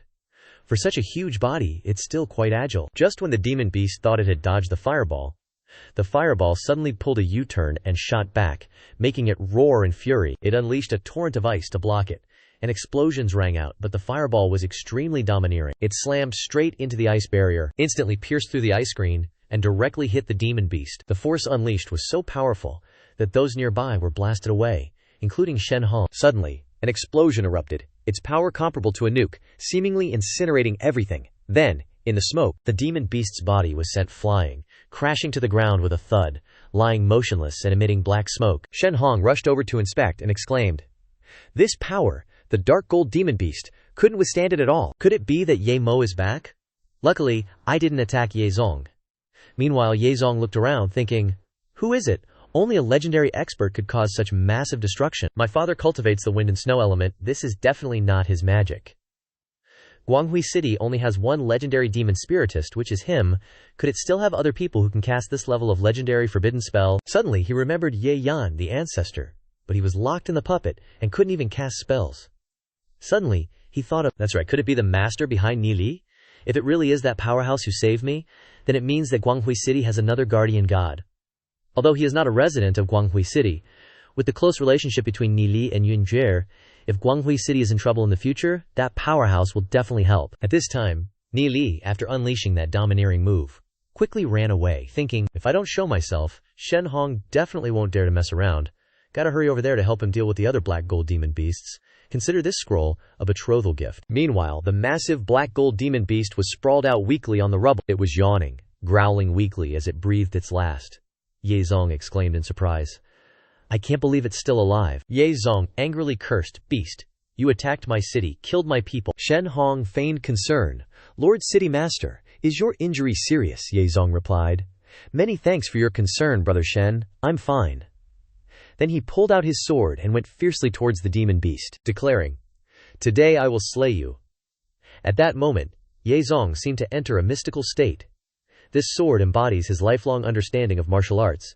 The demon beast seemed to understand his words, and roared as it unleashed icy breath. But this icy breath was effortlessly shattered by Ye Zong with a swing of his sword. Then he unleashed his sword skill, a brilliant golden light erupting as it struck the demon beast, creating a massive explosion that sent rocks and debris flying. Those nearby had to shield themselves from the power of Ye Zong's swordplay. The demon beast let out one final shriek.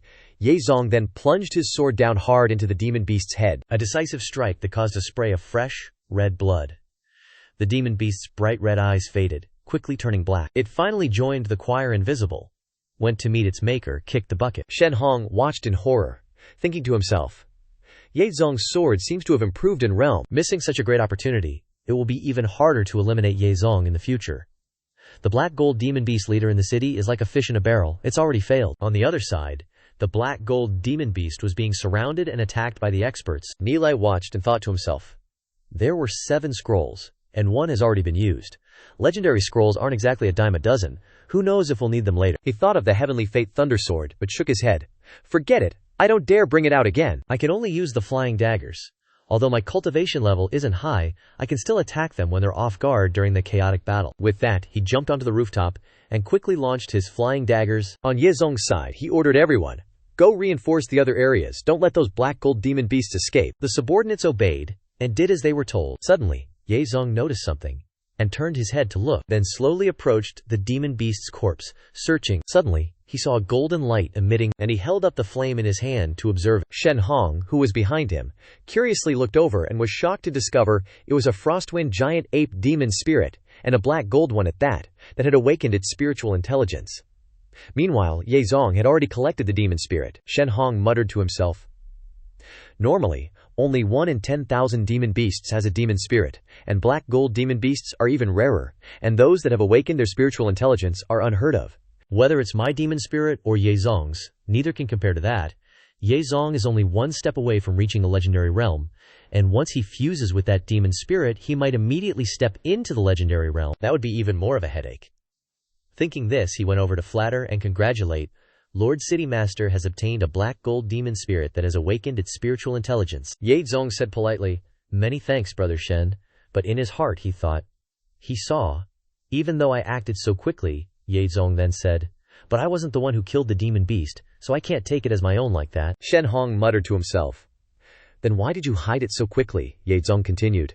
It still has to be handed over to that great one to deal with. Surprising Shen Hong, who asked, do you know who that person is? Ye Zong then said, I don't know that person, leaving Shen Hong speechless. On Ni Li's side, the flying daggers he launched pierced through the demon beast. Chen Feilong, seeing this, announced, it's injured. Take this opportunity to attack quickly. The whole gang dealt with that dark gold demon beast, and everyone breathed a sigh of relief, saying, we're done with this one. Ni Li, chilling in the corner, thought to himself, another squad freed up. More and more dark gold experts are providing support. These demon beasts have scattered. Now that they've lost their leader, he then zoomed off and said, it's over. More than an hour later, the last dark gold demon beast was finally annihilated. The demon beasts outside the city, after being attacked repeatedly, fled far away from the city, running away in disarray.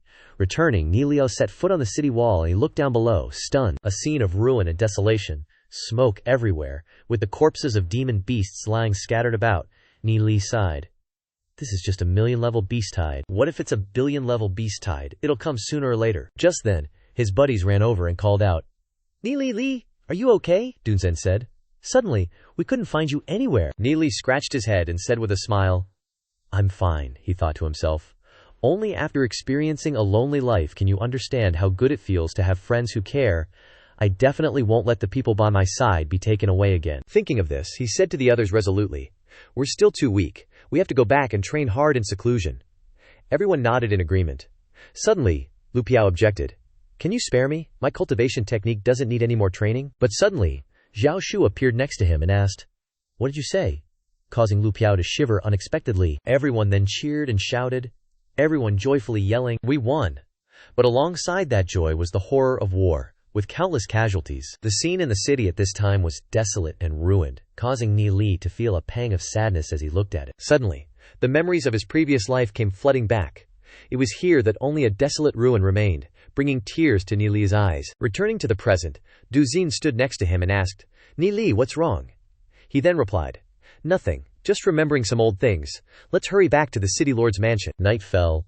In the city lord's mansion, Yizong praised Nili. "You made a great contribution in this battle. On behalf of all the people of Glory City, thank you," Nili spoke up, calling out, "Father-in-law, we're all family. Don't be so polite. If you do that, I'll feel a little guilty," Yezong said wearily. "You're still so shameless. Anyway, you're the great hero in this matter. We all remember it in our hearts. In addition, the heads of all the families in Glory City know of your contribution." He stroked his beard and thought, "But what should I reward you with?" Suddenly, Nili reminded him, "That's right, father-in-law. That method of formulating the medicine must not be leaked out. If it accidentally falls into the hands of the Dark Guild, those explosives will be directed towards Glory City," Yezong affirmed. "Of course, I'm fully aware of that. Rest assured, I've made proper arrangements," Nili sighed. "Good." Yezong sat down on the chair and said, "Before, when I was fighting the demon beasts, I was saved by a top-tier expert who cast a legendary forbidden technique. Is he your master?" Nili was dumbfounded, looking confused, making Yezong also stunned by that expression.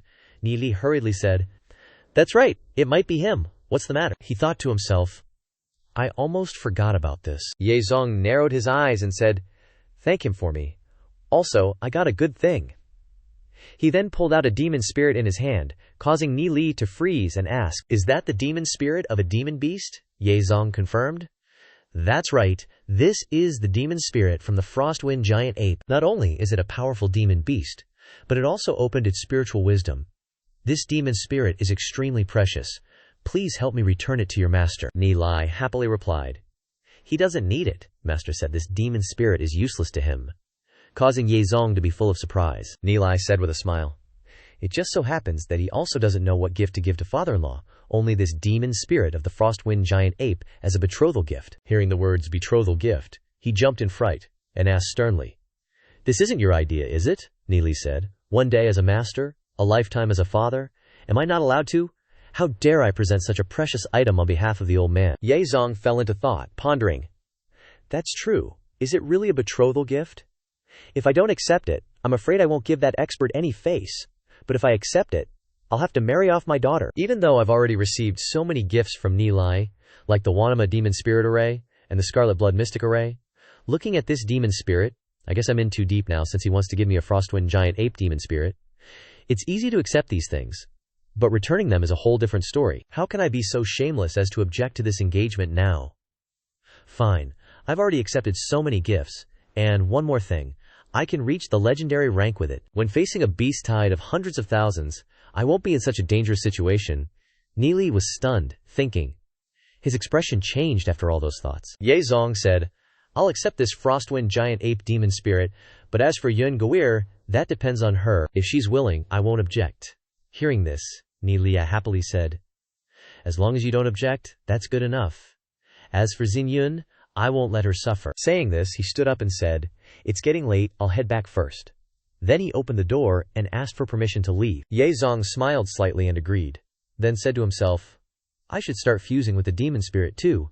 Although the Black Scale Earth Dragon Demon Spirit has some precious dragon bloodline, it still can't compare to the Frostwind Giant Ape Demon Spirit. It's also more suitable for my cultivation method." Meanwhile, on Shen Hong's side, he angrily smashed the teacup in his hand, grumbling, "Why don't I have such good fortune? Yezong, we grew up together since we were kids, and you've always been one step ahead of me in everything. Now that you're the city lord, how am I different from you? The reason my cultivation is inferior to yours is only because you're the eldest son of the Frostwind family. One day, I will snatch everything that belongs to you. I will kill you, just like how I poisoned your woman to death." Ever since Nili appeared, the Sacred Family hasn't been able to smoothly manipulate the Frostwind family into paying attention to them, which is why we're in the situation we're in today. Now, the Sacred Family is being watched closely, and many actions can't be carried out. Yezong, do you think my Sacred Family will easily give up? You'll soon taste bitter fruit. At this moment, a subordinate rushed in to report, "Clan leader, we just received news from the Frostwind family. City Lord Yezong is summoning experts from all the families in 10 days to discuss how to deal with the beast tide." Shen Hong asked in surprise. "Discuss, I see," he murmured. "Summoning us to discuss defense against the next beast tide is a reasonable matter, but the Sacred Family's situation is extremely unique right now. Who knows what Yezong will do behind this? If I don't go, I'm afraid I'll become the subject of gossip. Then he stood up and said, looks like I definitely have to make a trip. Cut to the city lord's mansion. In Ye Ziyun's boudoir, she is tending to Ningxier's wounds. Xingyun started to speak. Ningrader, it's been a long time since we talked, Ningrader confirmed. Yes, Xingyun thought to herself. Ninger used to be my only good friend. But then suddenly, Ninger burst into tears. She cried and said, Yi Ziyun, I hate you. You're the city lord's daughter, and I'm just a common girl. You'll always be high and mighty. How could you understand my feelings? From then on, Xiao Ning'er never came to the city lord's mansion again. Only 4 cold and lonely walls remained. Even when studying in the elementary class, Ning'er kept her distance from everyone. Only after Ni Li appeared did I see a smile on Ning'er's face again. Since then, I've been a little curious about Ni Li. Ziyun spoke up. Don't worry, I won't compete with you, I won't like that guy Ni Li. These words made Ning'er ask in surprise Ziyun, but she said, we shouldn't discuss these things. Let me wipe the blood off you first. With that, she gently tended to Ning'er's wounds, fixing the scratches on Ning'er's back. As Xingyun was speaking to Ning'er, a dark figure suddenly flashed in, startling both girls to look. It turned out to be Ni Li who appeared. He shouted, Ningzhenger, Ziyun, are you guys okay? Before him now were 2 girls in thin clothes, revealing skin, making the scene extremely awkward. Ning'er, wearing only a camisole, shyly hugged her body and curled up, causing Ni Li to avert his gaze, forcing a laugh. Ha ha! Looks like I came at the wrong time. Xingyun angrily shouted, Ni Li, who allowed you to come in here? Get out now? With that, she released a blast of icy air towards Ni Li. He quickly dodged and ran, but the ice blast failed to hit him. Ning'er smiled slightly as she watched, while Ziyun angrily cursed, that rascal Ni Li, he's always doing depraved things, he deserves a lesson. Ningxie spoke up in his defense. Ni Li didn't do it on purpose, he rushed in like that probably because he was worried about us. Xingyun reminded Ning'er, you're not even married to Ni Li yet, and you're already defending him. You'll definitely be bullied by him in the future. Hearing this, Ning'er was stunned, thinking, marry Ni Li? Am I really worthy of Ni Li? Ni Li's talent must be exceptional. Only a heavenly beauty like Ye Ziyun can be worthy of him. What am I really? How can the winged dragon family compare to the frostwind family? Ziyun was thinking. Ning'er might seem cold and unapproachable on the outside, but she truly has a warm heart. In front of the person she loves, she'll become gentle and give them her whole heart, but I can't be the city lord's daughter. With so many responsibilities on my shoulders, I'm not suitable for Ni Li. Meanwhile, Ni Li was sitting, focused on cultivation, and said, I didn't expect to see that scene. Even getting beaten up for it would be worth it. That's enough for me. In my previous life, I went through life-or-death situations with her. My feelings for Yung'er will never change, but Ning'er and I barely had any connection in my previous life. My feelings for Ning'er are nothing more than pity. In this life, fate has led me to change Zhao Ning'er's life. How should I deal with Ning'er's feelings for me? I can't solve that right now. Forget it, I'll figure it out later. When I advanced to 2-star gold rank, I gained a new understanding. My soul sea has a powerful attraction to the surrounding soul force. When I enter the battlefield, my cultivation speed will be even faster, but I need to be careful in the future to avoid unexpected situations like this time. The scene changes to the next day. At dusk, Ziyun, radiating killing intent, approached Ni Li. He was happy to see her, thinking, is she still angry about yesterday? Suddenly, Ziyun spoke. You can't stay in my villa anymore, she said directly. I want you to leave today. Ni Li, seeing her cold expression, felt hurt and asked, why? He quickly defended himself, saying, Ziyun, I was just too worried last night and accidentally barged in. But Ziyun raised her voice. You know that's good, move out on your own tonight. I've thought it through these past few days. You're no different from Yihan. You all just see me as a tool for advancement. After marrying me, you'd easily take the city lord's seat. It's laughable, Ni Li exclaimed. There's no way I can't get that city lord position. But Ziyun interrupted him, saying sternly, Ni Li, don't think you're so great just because you have high talent. In the end, you're just a poor kid from the Tianyin family. Do you really think you're qualified to marry the city lord's daughter like me? Don't be so naive. Seeing Ni Li's stunned expression, Ziyun continued. What, are you still shamelessly staying here? Ni Li turned away bitterly and said, no need to say more, I'll leave, alright? Ziyun felt a pang in her heart, but immediately said, Ni Li, aren't you taking your things? But he left, saying, I don't have any belongings. At this moment, Xingyun stood silently, watching his figure leave. Meanwhile, Ningxuber had woken up. She was sitting up, tying her hair, when she was surprised to see Ziyun entering alone. She asked, Ziyun, where's Ni Li? She replied, he had some things to do, so he went back home. You haven't fully recovered yet. You should take some elixirs and cultivate for a while. Ningxie nodded in agreement, but secretly thought Xingyun looked a little strange. Besides, why did Ni Li suddenly go home? Oh well. It's their business. I won't easily give up Nili to Xinyun. I'll silently wait for Nili to choose. Even if Nili chooses Xinyun. Meanwhile, Nili had returned to the clan. Seeing that the clansmen were safe, he felt relieved.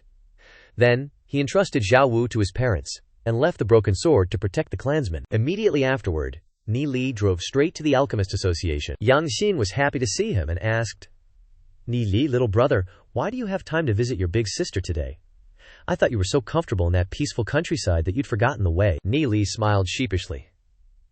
I actually have something I need your help with today. He looked around, thinking, it seems the Alchemist Association is doing pretty well. It used to look a bit run down. Yang Xin asked, is it that you wouldn't come looking for your big sister if you didn't need something? Tell me, what is it? Nili Lai leaned in and said, I still need a lot of the medicinal herbs from the great battle this time. Please prepare more for me. It would be best if you could prepare tens of thousands of kilograms today. Making Yang Xin wonder and surprise, asked, so much? Even the million-level beast tide this time only needed a few thousand kilograms. What do you need so much for? Could it be that you mean Glory City will face an even bigger beast tide this year? Xu Feng replied. Not sure, but very likely. Yang Xin nodded and said, understood. I'll arrange it. Xu Feng said, thanks for understanding. I'll head out first then. Yang Xin tugged at him, asking, little Xu Feng, are you in a rush? Why so hasty? Xu Feng said, nothing urgent. Hearing that, Yang Xin suggested, then why not stay and have a drink with your Gigi? Xu Feng looked surprised, making Yang Xin ask, what? Are you worried your Gigi is going to eat you up or something? Xu Feng laughed. All right, then I'll have a few drinks with Gigi. Night fell, and moonlight shone on the wine table. Yang Xin started. Tell Gigi, what do you think the world outside Glory City is like? I've lived in Glory City since I was little, and the furthest I've been is only a few dozen miles away. It's like being a bird in a cage. So boring. Xu Feng stared blankly, then said, outside Glory City are the Holy Ancestor Mountains, stretching for thousands of miles, with 2 human tribes there. Further east is an endless desert, and to the west is an even wider wasteland. Besides that, there's the highly poisonous Sacred Spirit Forest. People live in all these places. The Sacred Spirit Continent has also been invaded by demon beasts. Besides the Sacred Spirit Continent, there are dozens of other continents. These continents all belong to a main world, which is the dimension we live in. And the main world has many other dimensional worlds. Beyond the main world is another realm. Yang Xin was dumbfounded after hearing this, thinking, the world Xu Feng is talking about must be incredibly vast, so vast that I might not be able to see it all in my lifetime. She then raised her glass. To this vast world, cheers. Xu Feng happily clinked glasses with the beauty. Yang Xin poured her heart out. I'm an orphan. I've suffered enough ridicule since I was young. I climbed step by step to get to where I am now. What did I rely on to do it? Looks. Nope, I relied on my strength. Is there any man who fought with me that doesn't respect me now? Xu Feng also raised his glass. To Yang Jiji's strength cheers, he picked up the cup and chugged. But in his mind, he was thinking about Xinyun. Yang Xin continued to pour wine and said, so many people are eyeing this position, but I'm still sitting firmly here. But so what? I know everyone in the world, but no one understands my heart. What's the meaning of fighting my whole life? Xu Feng then asked. Doesn't Yang Jiji still have me? Hearing this, Yang Xin burst out laughing. Ha ha! Little Xu Feng, I'm satisfied with what you said. She leaned in and said, I only ask you one thing. If the demon beasts really breach Glory City, then please end my life and cremate my body. Don't let the demon beasts eat me, Xu Feng firmly said. No way. As long as I'm here, Glory City won't be destroyed by demon beasts. Yang Xin agreed. Okay, I believe you. Both continued to raise their glasses for this. Xu Feng said, I want to become the strongest powerhouse in this world, so that no one can bully my family and friends again. Sometime later, Xu Feng was drunk and lying still on the bed. Yang Xin quietly looked at him, lamenting. When I was born, you weren't even born yet. When you were born, I was already old. If I were 10 years younger, I might be like that little girl Zhao Ningye, striving desperately to pursue you. Xu Feng, little brother, you treat everyone with such enthusiasm and sincerity. You'll definitely be a good man. It's just a pity we have fate but no destiny. Yang Jiji can only stay here and grow old and fade away. Little Xu Feng is ultimately a dragon soaring through the heavens. But being able to know little Xu Feng is something I won't regret. With that, she gently kissed his cheek, then smiled softly, and turned to leave. The door to Xu Feng's room closed. Yang Xin sighed as she walked away. As for Xu Feng, he was still fast asleep, with Yang Xin's red lipstick on his face. Scene change. In Yezong's study, he held a letter in his hand and said, It's new news about demon beasts. He slapped his hand down in frustration, saying, Too much news. Then, he recalled testing Nili's butt. and couldn't help but smile with amusement. Suddenly, there was a knock on the door. Ye Zong said, "Come in." Then, smiling, he asked, "Why are you here, Hanier?" Ye Han walked in and said, "I have something I need to ask you, father. In the past few days, I've noticed that there are many irrelevant people in Ziyun's villa, and I don't know if I should say something about it." Ye Zong replied, "Those are Ni Li and his friends. They are all Ziyun's classmates." Ye Han said, "But after all, that's Ziyun's villa. Is this appropriate?" Ye Zong thought to himself. It's not that I don't know Hansier's feelings for Ziyun, but the age gap between the two is too big, and they have a sibling relationship. Ye Han continued, "I know that father raised me and taught me, wanting to pass the position of city lord to me, but my strength is not enough to meet your expectations." He knelt on the ground and said, "I used to wander the streets, but father brought me back to the city lord's mansion. I only want to repay your kindness, and I have never had any expectations for the position of city lord." Ye Zong was stunned and said, "Hanfire, I understand you. Your talent is outstanding, and your cultivation will surpass mine in your lifetime, but there are many things I cannot decide. I hope you can give up the idea." Ye Han replied, "I understand. Ziyun's cultivation has suddenly increased greatly recently, and her talent has far surpassed mine. It is natural for Ziyun to be the city lord. Only—" Suddenly, he changed his tone and said, "You have always told me that to become the city lord you must cultivate diligently, so I have been working hard and dare not be lazy, trying to meet your requirements, but now you tell me that you can't decide everything. Have you considered my feelings?" The feeling of losing purpose and being mistaken? Ye Zong was stunned and said, "Hanxier, I'm sorry." Ye Han continued, "You have never accepted me. In fact, you look down on me in your heart, don't you? You have taken away my dream, and now I am just an empty shell." Ye Zong called out in pain. "Hanxier," he thought to himself, "it turns out that my previous beliefs were wrong. What I need is to care about my children, not to force them to meet my expectations." "What Neely said is right," Ye Zong said. "I know the grievances in your heart. I was wrong." He hugged him and said, "I shouldn't have put those burdens on your shoulders. I shouldn't have forced you because of my expectations." Ye Han called out, "Father." At this time, Ye Zong said, "You should have a better life." Suddenly Ye Han's expression changed, and he gritted his teeth and said, "I didn't think you would say these words. I'm really touched." Then, he smiled faintly, and released the hilt of the knife that was stuck behind Ye Zong, saying, "Thank you, father." His face became extremely sinister. Ye Zong went berserk when he was betrayed, and used his remaining strength to throw him away. Ye Han fell to the ground with a thud. Ye Zong's body seemed to be unable to stand firm at this time. The blood vessels bulged, he gasped, and his whole body could no longer stand upright and bent over, while Ye Han wiped the corner of his mouth, smirking. "Blame you for forcing me." Ye Zong tried his best to ask, "Why, Hanxier, why?" Meanwhile, he tried to mobilize his soul force, but it was chaotic, and could not be condensed. Ye Han smirked and asked, "Why? Don't you understand? Only by killing you can I ascend to the position of city lord," Ye Zong asked back. "Killing me won't let you become the city lord," he thought in his heart. "How strange, I can't refine this poison." Ye Han continued, "This is no longer up to you. In a few days, Guanghui City will spread the news that you were assassinated by the Dark Guild, and I fought a great battle with the assassin, and captured and killed him. The mastermind behind the assassination of my adoptive father is Ni Li. Soon, the Dark Guild will launch an attack on the Feng Su family. At that time, you will be completely destroyed, and will no longer be qualified to control the entire Guanghui City.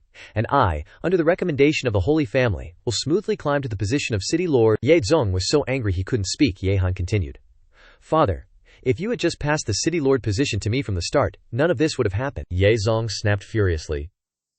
"You traitorous bastard! You dare collude with the Dark Guild," Ye Han retorted. "We have way more potential than you." Then, he stood up and walked outside. Ye Zong struggled to say, "Your scheme will never work." Ye Han chuckled. "Whether it works or not, you won't live to see it, father." With that, he grabbed the dagger and ruthlessly pulled it out, splattering Ye Zong with blood. Ye Zong thought painfully, "I raised Ye Han for so many years, only to raise a snake in my own house, ending up like this. Maybe this is my punishment." Ye Han announced, "The poison I used is dragon tongue herb. This kind of potent poison kills within half an hour, and it's even more effective on the dragon race. Father fused with the black-scale earth dragon demon spirit, so he will bleed from all 7 orifices and die from the poison in at most a quarter of an hour. Right now you can barely muster a wisp of soul force." With that, he swung his dagger in a surprise attack.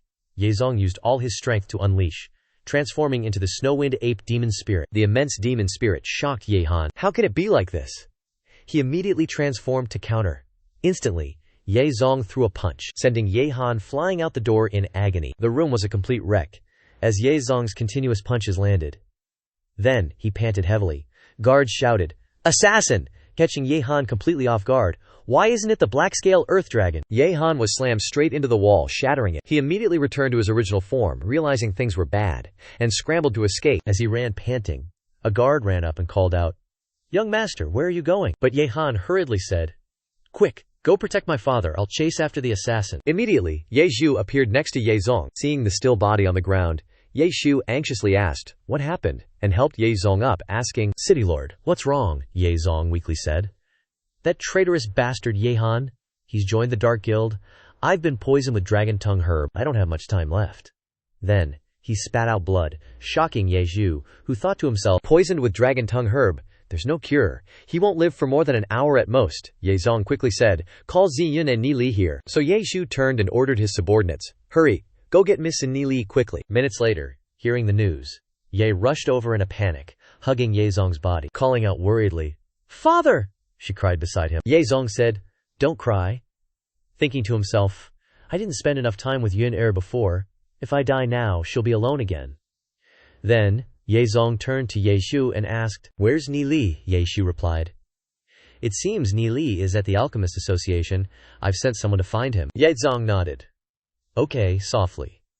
Then, half an hour later, Ni Li arrived. As soon as he arrived, he saw Zi Yun's worried face, then turned to Ye Zhu and asked, "What happened to father-in-law?" Ye Zhu replied, "That traitor Ye Han, he poisoned Lord Ye Zong with dragon tongue herb." Hearing this shocked Ni Li, who said sternly, "I didn't expect Ye Han to do something like this." Zi Yun cried beside Ye Zong, who spoke up, "Yun Er, I owe two people in my life. One is your mother, the other is you. I'm sorry. I didn't fulfill my responsibility as a father." Then, he turned and called out to Ni Li, "Ye Zong, I've never begged anyone in my life. I'm only asking you now. Please take good care of Yun Sher in the future." Ni Li calmly said, "Father-in-law, facing life and death, you finally understand what's truly precious? I agree to your request. I will take good care of Xing Yun. You also need to treat Xing Yun well from now on." Hearing this, Ye Zhu was filled with confusion, while Ye Zong continued, "After being poisoned by dragon tongue grass, I can live for at most half an hour. I don't have a chance anymore." "Yun Care, I once imagined watching you get married and have children, living a blissful life. But now it's too late," Ye Ziyun cried out. "Father, Yun Care doesn't want to leave you. Please don't die." This scene stunned Ni Li. He was reminded of his past life, when he was in the same situation, feeling indescribable pain. Suddenly, tears fell from his eyes. Ni Li wiped them away lightly and said with a faint smile, "What do you mean die or not die? It's just dragon tongue grass poisoning. I can save him." Ye Zhu asked in surprise. "You can save the city lord." Ziyun, hearing this, hurriedly pleaded with Ni Li, "I beg you, please save my father. You can make me do anything, just save my father." Ni Li said, "Don't worry, it's just dragon tongue grass poison, he won't die. After all, he is my father-in-law, and he still has to officiate our wedding. I won't let him die early." Then he released his soul force on his fingertip, and sent it into Ye Zong's body. Then explained, "The dragon tongue grass toxin, although potent, is not fatal. It only paralyzes the whole body and stops the heart, making people mistakenly believe that the person is dead. A black gold rank cultivator who is poisoned by dragon tongue grass for less than 10 days can still be saved. I will use the guiding art to extract the dragon tongue grass." As he spoke, he channeled the poison to his hand. Then he used a gold needle to pierce Ye Zong's finger to draw out the poison. Ye Zhu watched in amazement, thinking, "What kind of magic is this? He can actually force the dragon tongue grass toxin out of Lord Ye Zong's body." Ni Li focused on healing Ye Zong, and just like that, Ye Zong regained his breath. After a while, the poisonous blood was drawn out. Ni Li panted, sweating profusely, and sighed. "Although I have a 2-star gold rank cultivation, continuously using the guiding art for such a long time." During this time, Xing Yun gently came over and wiped the sweat for him, a warm gesture. Ye Zhu was dumbfounded, and quickly understood, and turned to the guards, "Follow me to find Ye Han." The subordinates immediately acknowledged the order. The next morning, Ye Zong's breathing had gradually stabilized, and he was out of danger. Ni Li breathed a sigh of relief and said, "All right." He was exhausted. Glancing over, he saw Zi Yun looking at him adoringly. She was startled when Ni Li saw this, and blushed embarrassedly. Looking away, Ni Li smiled slightly and said, "The city lord is fine, he will wake up in a little while." Zi Yun lowered her head and said, "Thank you. If it weren't for you, I really wouldn't know what to do." As she spoke, tears welled up in her eyes. Ni Li said, "Just for you, what is this little thing worth?" Causing Zi Yun to stare blankly at him, calling out, "Ni Li!" When Ni Li was stunned, Zi Yun rushed over and gave him a quick kiss on the cheek. Then, She shyly apologized to Ni Li for what happened in the afternoon. While hesitating, Ni Li suddenly stretched out his arm, then he gently pulled her into his arms. Ziyun did not hesitate to lie in his arms at this moment. The two of them were blissfully leaning on each other under the warm sunshine, completely unaware that Ye Zong had woken up, staring intently at the two of them. Immediately, he reached out and smacked Ni Li on the head, making him dizzy. He jumped up in a rage and asked, "Why did you hit me?" Ye Zong replied, "Bullying my daughter like that? Don't you deserve to be hit?" Ni Li angrily asked. "Don't you know who just saved you?" Ziyun looked on blankly, then suddenly smiled happily, making Ni Li turn to her in surprise and ask, but he immediately received another headbutt from Ye Zong, causing a bump to swell on his head because he dared to look at his daughter. Ni Li yelled in a fit of rage, "Ye Zong, can't I even look? Are you even reasonable?" To which Ye Zong replied with a faint smile, "Reason. In the city lord's mansion, I am the law." Hearing this, Ni Li coldly snorted and said, "Ziyun, let's go." But Ziyun retorted, "Ni Li, father just woke up from his serious injuries. I want to stay and take care of him." Ni Li turned away in frustration, then sarcastically said, "Now you know how treacherous people can be. It's a waste that you've been the city lord for so many years. You have no discernment at all, raising a freaking white-eyed wolf. You almost lost your life." Ziyun interrupted. "Ni Li, father has already suffered a lot." Ye Zong spoke up. "Ye Han colluded with the Dark Guild, betraying Glory City, unforgivable by heaven and earth." He then stepped out and ordered the guards, "Anyone who sees Ye Han must kill him without mercy. Ye Han knows the city lord's mansion like the back of his hand. He might still be hiding and hasn't left yet.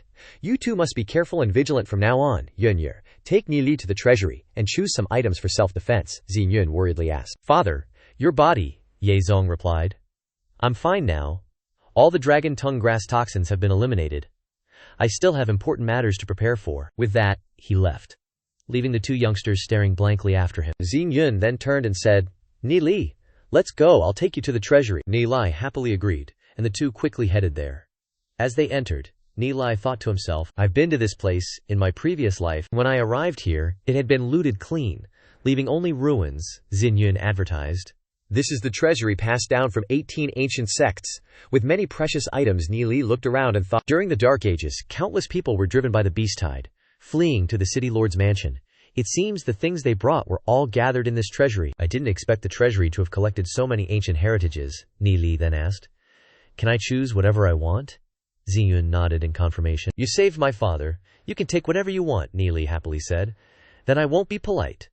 With that, he rushed to the display shelves to take a look. After a few seconds of careful consideration, Ni Li picked up a rock and said, "Good stuff," causing Ziyun to be stunned. She asked in confusion, "This is just an ordinary rock, right?" Ni Li explained. "This is a guardian stone, said to only exist in the mines north of the Holy Origin continent, which is currently occupied by demon beasts.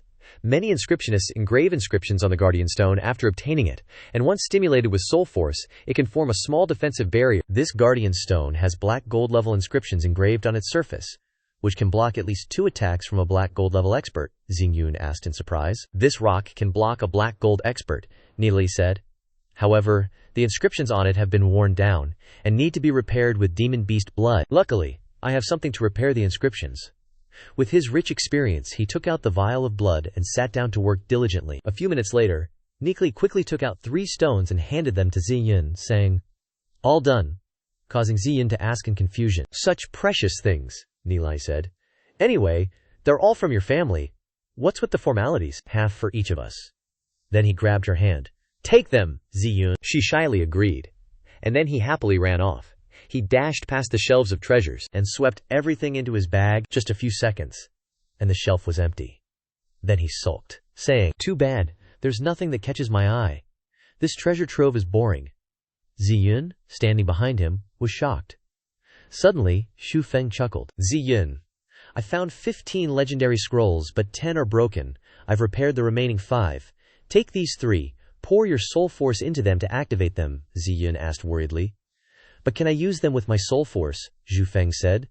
"Don't worry, legendary scrolls don't consume too much soul force." Hearing this, Ziyun sighed and asked, "Have you used them before?" Xu Feng confirmed. "Yes, I even saved someone," Ziyun praised. "Amazing."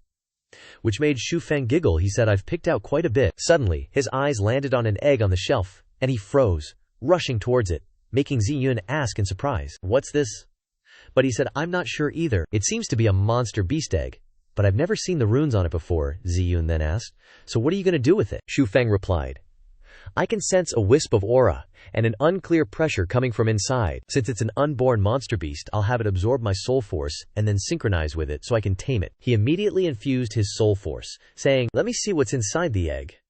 But the soul force was bounced back, making Xu Feng realize in shock. It's a barrier, just an egg has such power. Try again.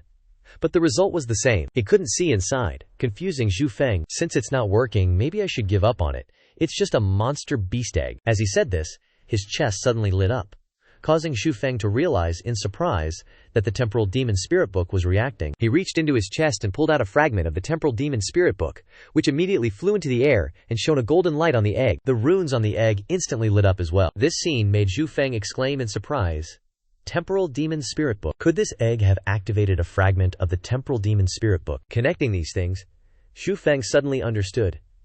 Could this be a temporal-type monster beast? Temporal-type monster beasts are the most mysterious existences. I've never seen one before. Only a few ancient records mention this monster beast. In the ancient era, some people discovered traces of temporal monster beasts. Among them, the temporal deer beast was the most common. When someone approached, the space would automatically swallow the beast, making them disappear. One moment they were here, and the next they appeared somewhere else. Besides the temporal deer, the ancient historical records only mention the temporal skywolf and the temporal demon master. But none of these three types of temporal monster beasts lay eggs. Xu Feng raised his hand and sighed. The light is changing, sometimes bright, sometimes dim.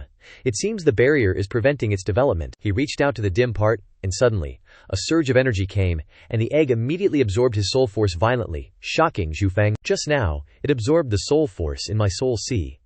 Suddenly, memories flooded back, and then the egg continuously absorbed more and more soul force, astonishing Xu Feng. He hurriedly pulled back his hand, then blankly stared at the egg. The aura inside the egg seemed to have intensified a bit, and he turned to say, Ziyun, I'll take this egg back and study it slowly, she said. Take whatever you want. Hearing this, Xu Feng smiled lightly and said, all right, let's go. Meanwhile, outside, a dark shadow rushed over, saying, Xu Feng, I've found you. Xu Feng walked out the door gleefully, saying, a great hall. The two guards at the door bowed and saluted, saying, young miss, have a pleasant journey. Xu Feng was chuckling when suddenly, Ye Yuan swooped down from above. Landing straight on his head, he chirped. Cluck, cluck, Ye Yuan said. Neely, you little rascal. I, your great-granddaddy, promise I won't do that stuff again, honest? We're totally broke, Neely chuckled and said. Oh, esteemed ancestor, the Dark Guild is lawless and unscrupulous. What you did was for the good of the people. Isn't such a glorious deed something to be celebrated? Ye Yan replied. This old geezer died over 1,000 years ago. These trivial matters are not worth your concern. Humanity is about to be wiped out, yet you're still fighting amongst yourselves. Meanwhile, Ziyun, standing to the side, only heard the chirping of little Fei Fei, which left her bewildered. Ni Li continued. Even demonic beasts fight for territory, let alone humans. Great ancestor, did you discover anything else this time? Ye Yan proudly announced. Of course, I made a huge discovery. I've found the Dark Guild's nest. They're hiding in an extremely deep and dark cave underneath, with a very large area. I only managed to investigate a portion of the surface, and also discovered traces of the living quarters, and dark elves. Neely was surprised to hear this. No wonder we couldn't find them. Perfect timing.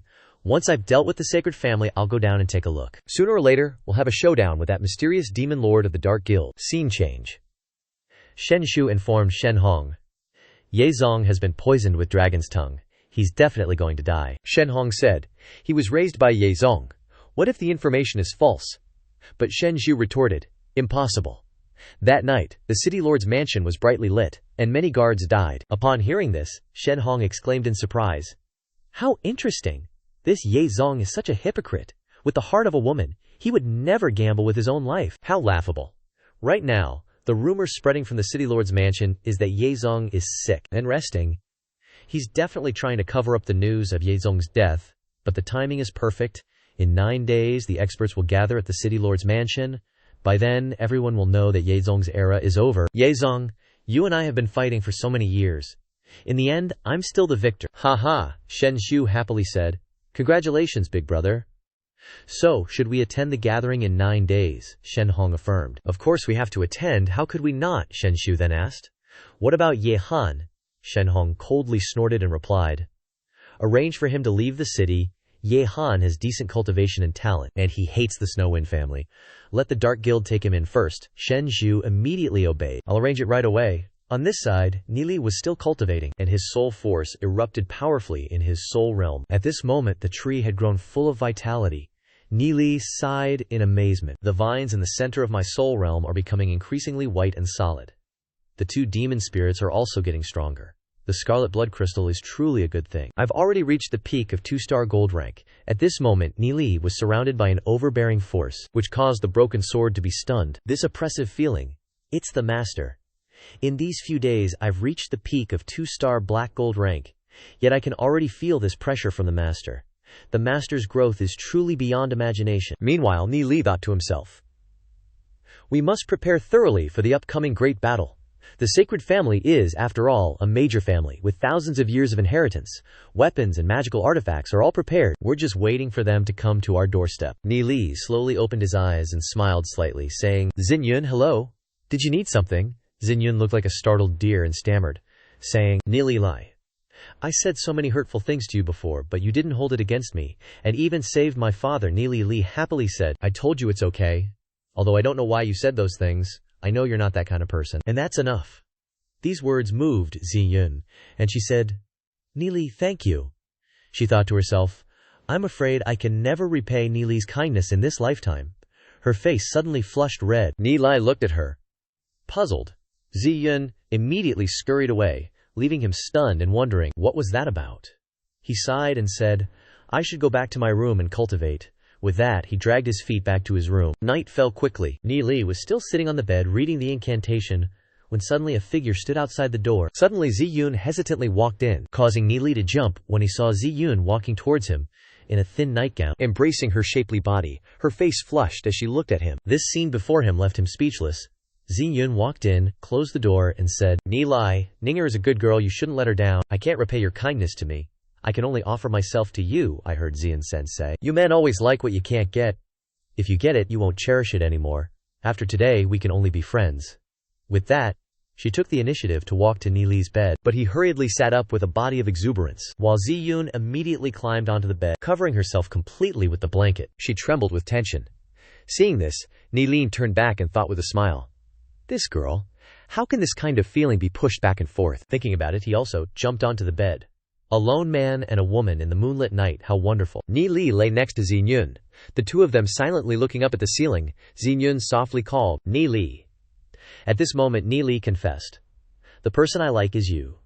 This is something that cannot be changed. Just like Ningguire, there is no way to change her mind. However, there is one thing. For you, I can do anything without regret. Xinyun felt her heart stirred by these words, so unusually moved.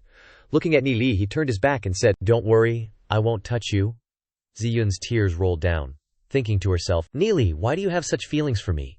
And Nili thought, if we could be together every day, if we could grow up together, have children together, grow old together, how wonderful it would be. But thinking of this, he turned back and looked at Xinyun, who was already sound asleep, and smiled slightly.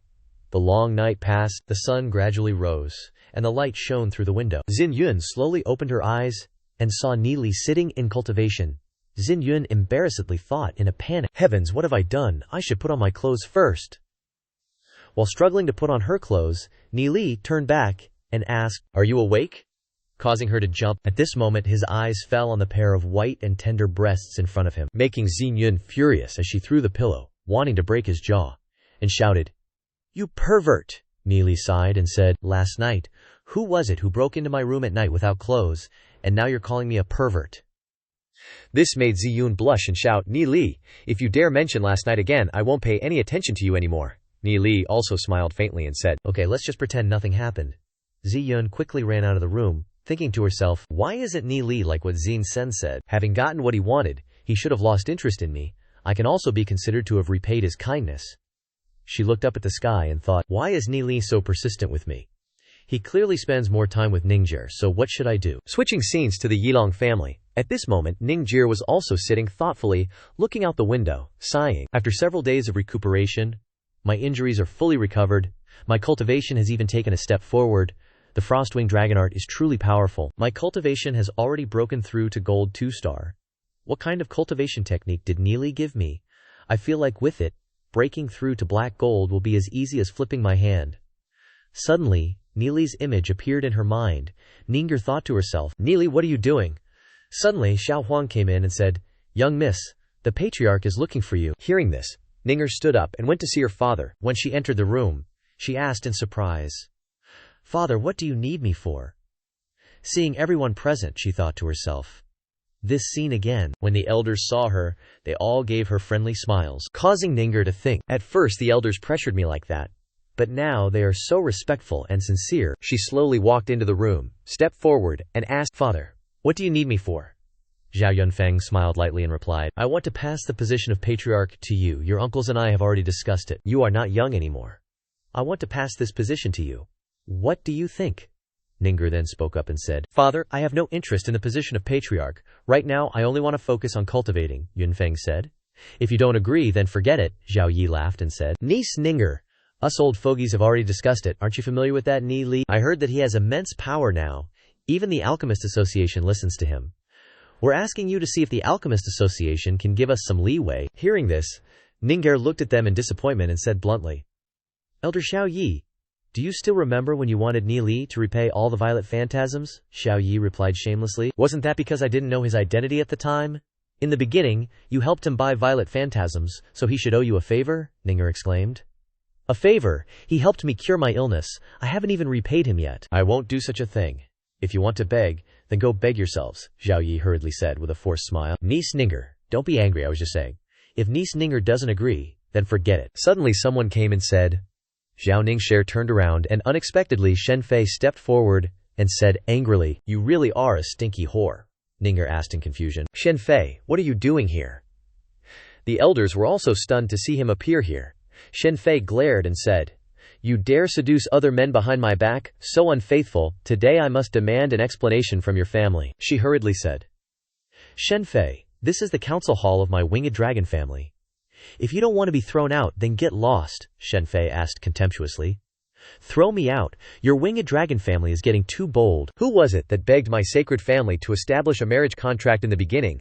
Now that you've grown your wings, you want to break the engagement? No way." Yunfeng spoke up and said, "Young Master Shen Fei, we still need to plan for the long term.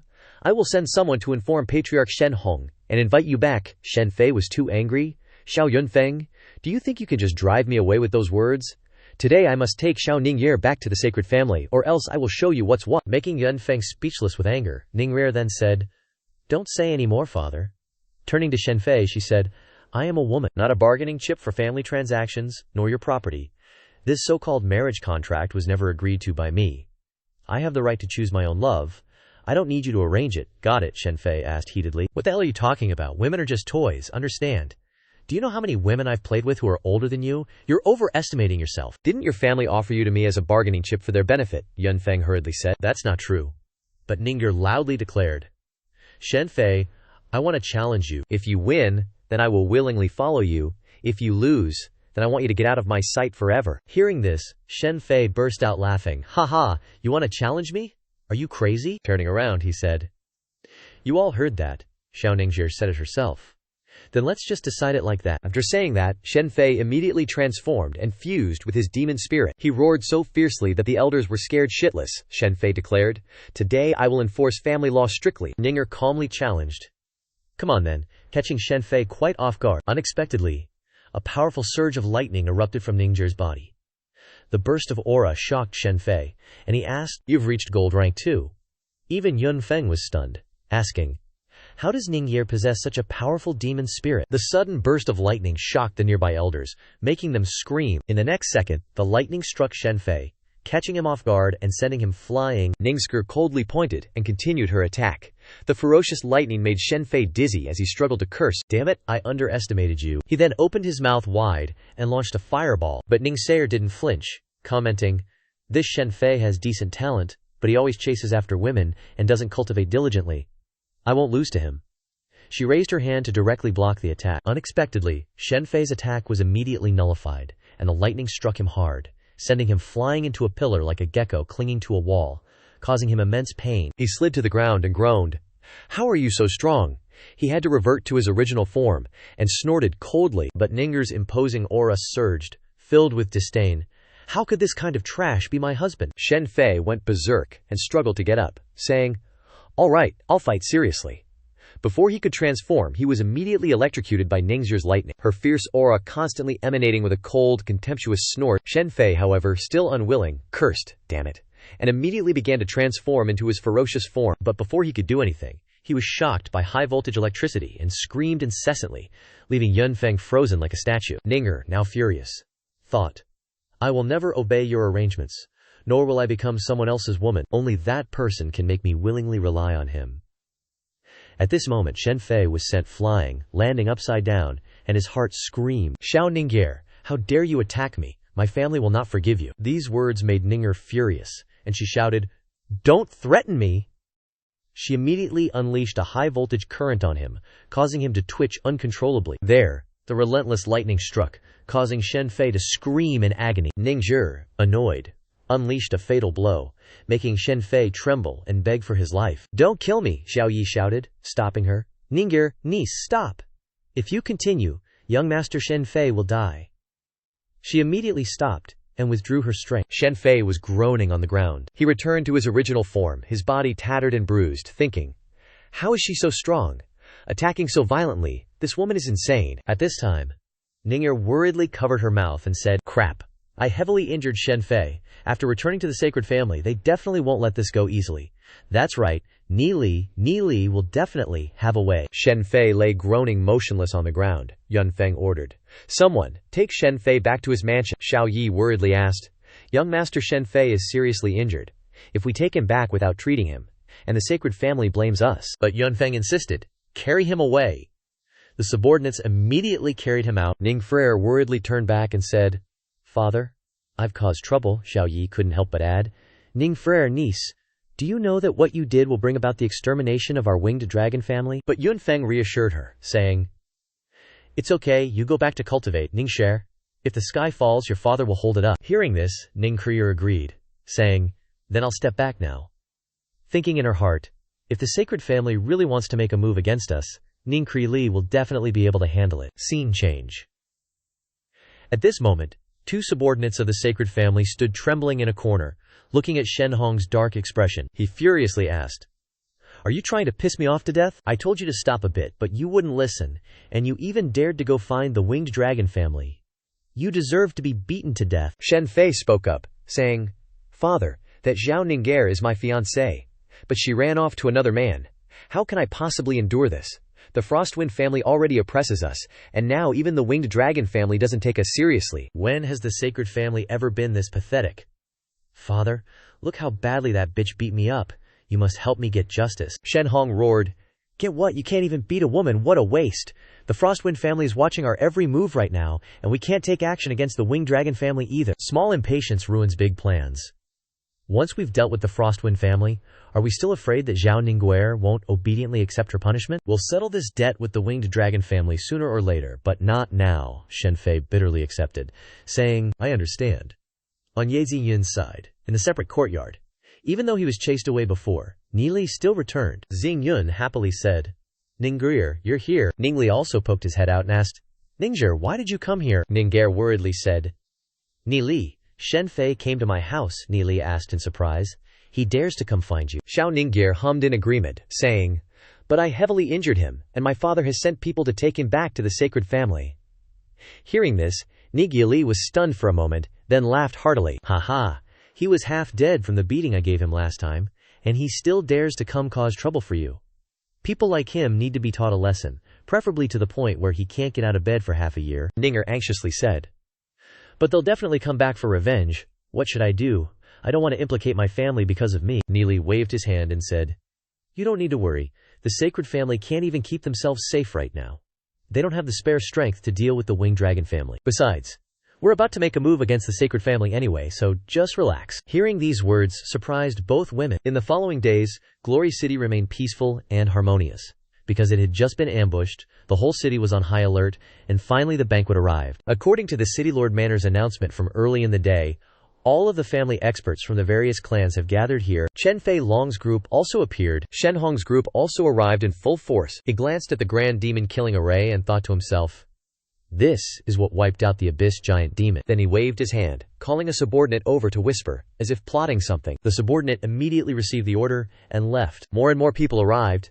The scene was very lively. Shen Hong stepped into the city lord's mansion and snorted coldly. Inside, all the experts gathered in the city lord's mansion. Hu Yanlan Ruo, wearing a gaudy dress, smiled broadly and asked, Ni Li, do you think this outfit of mine is pretty?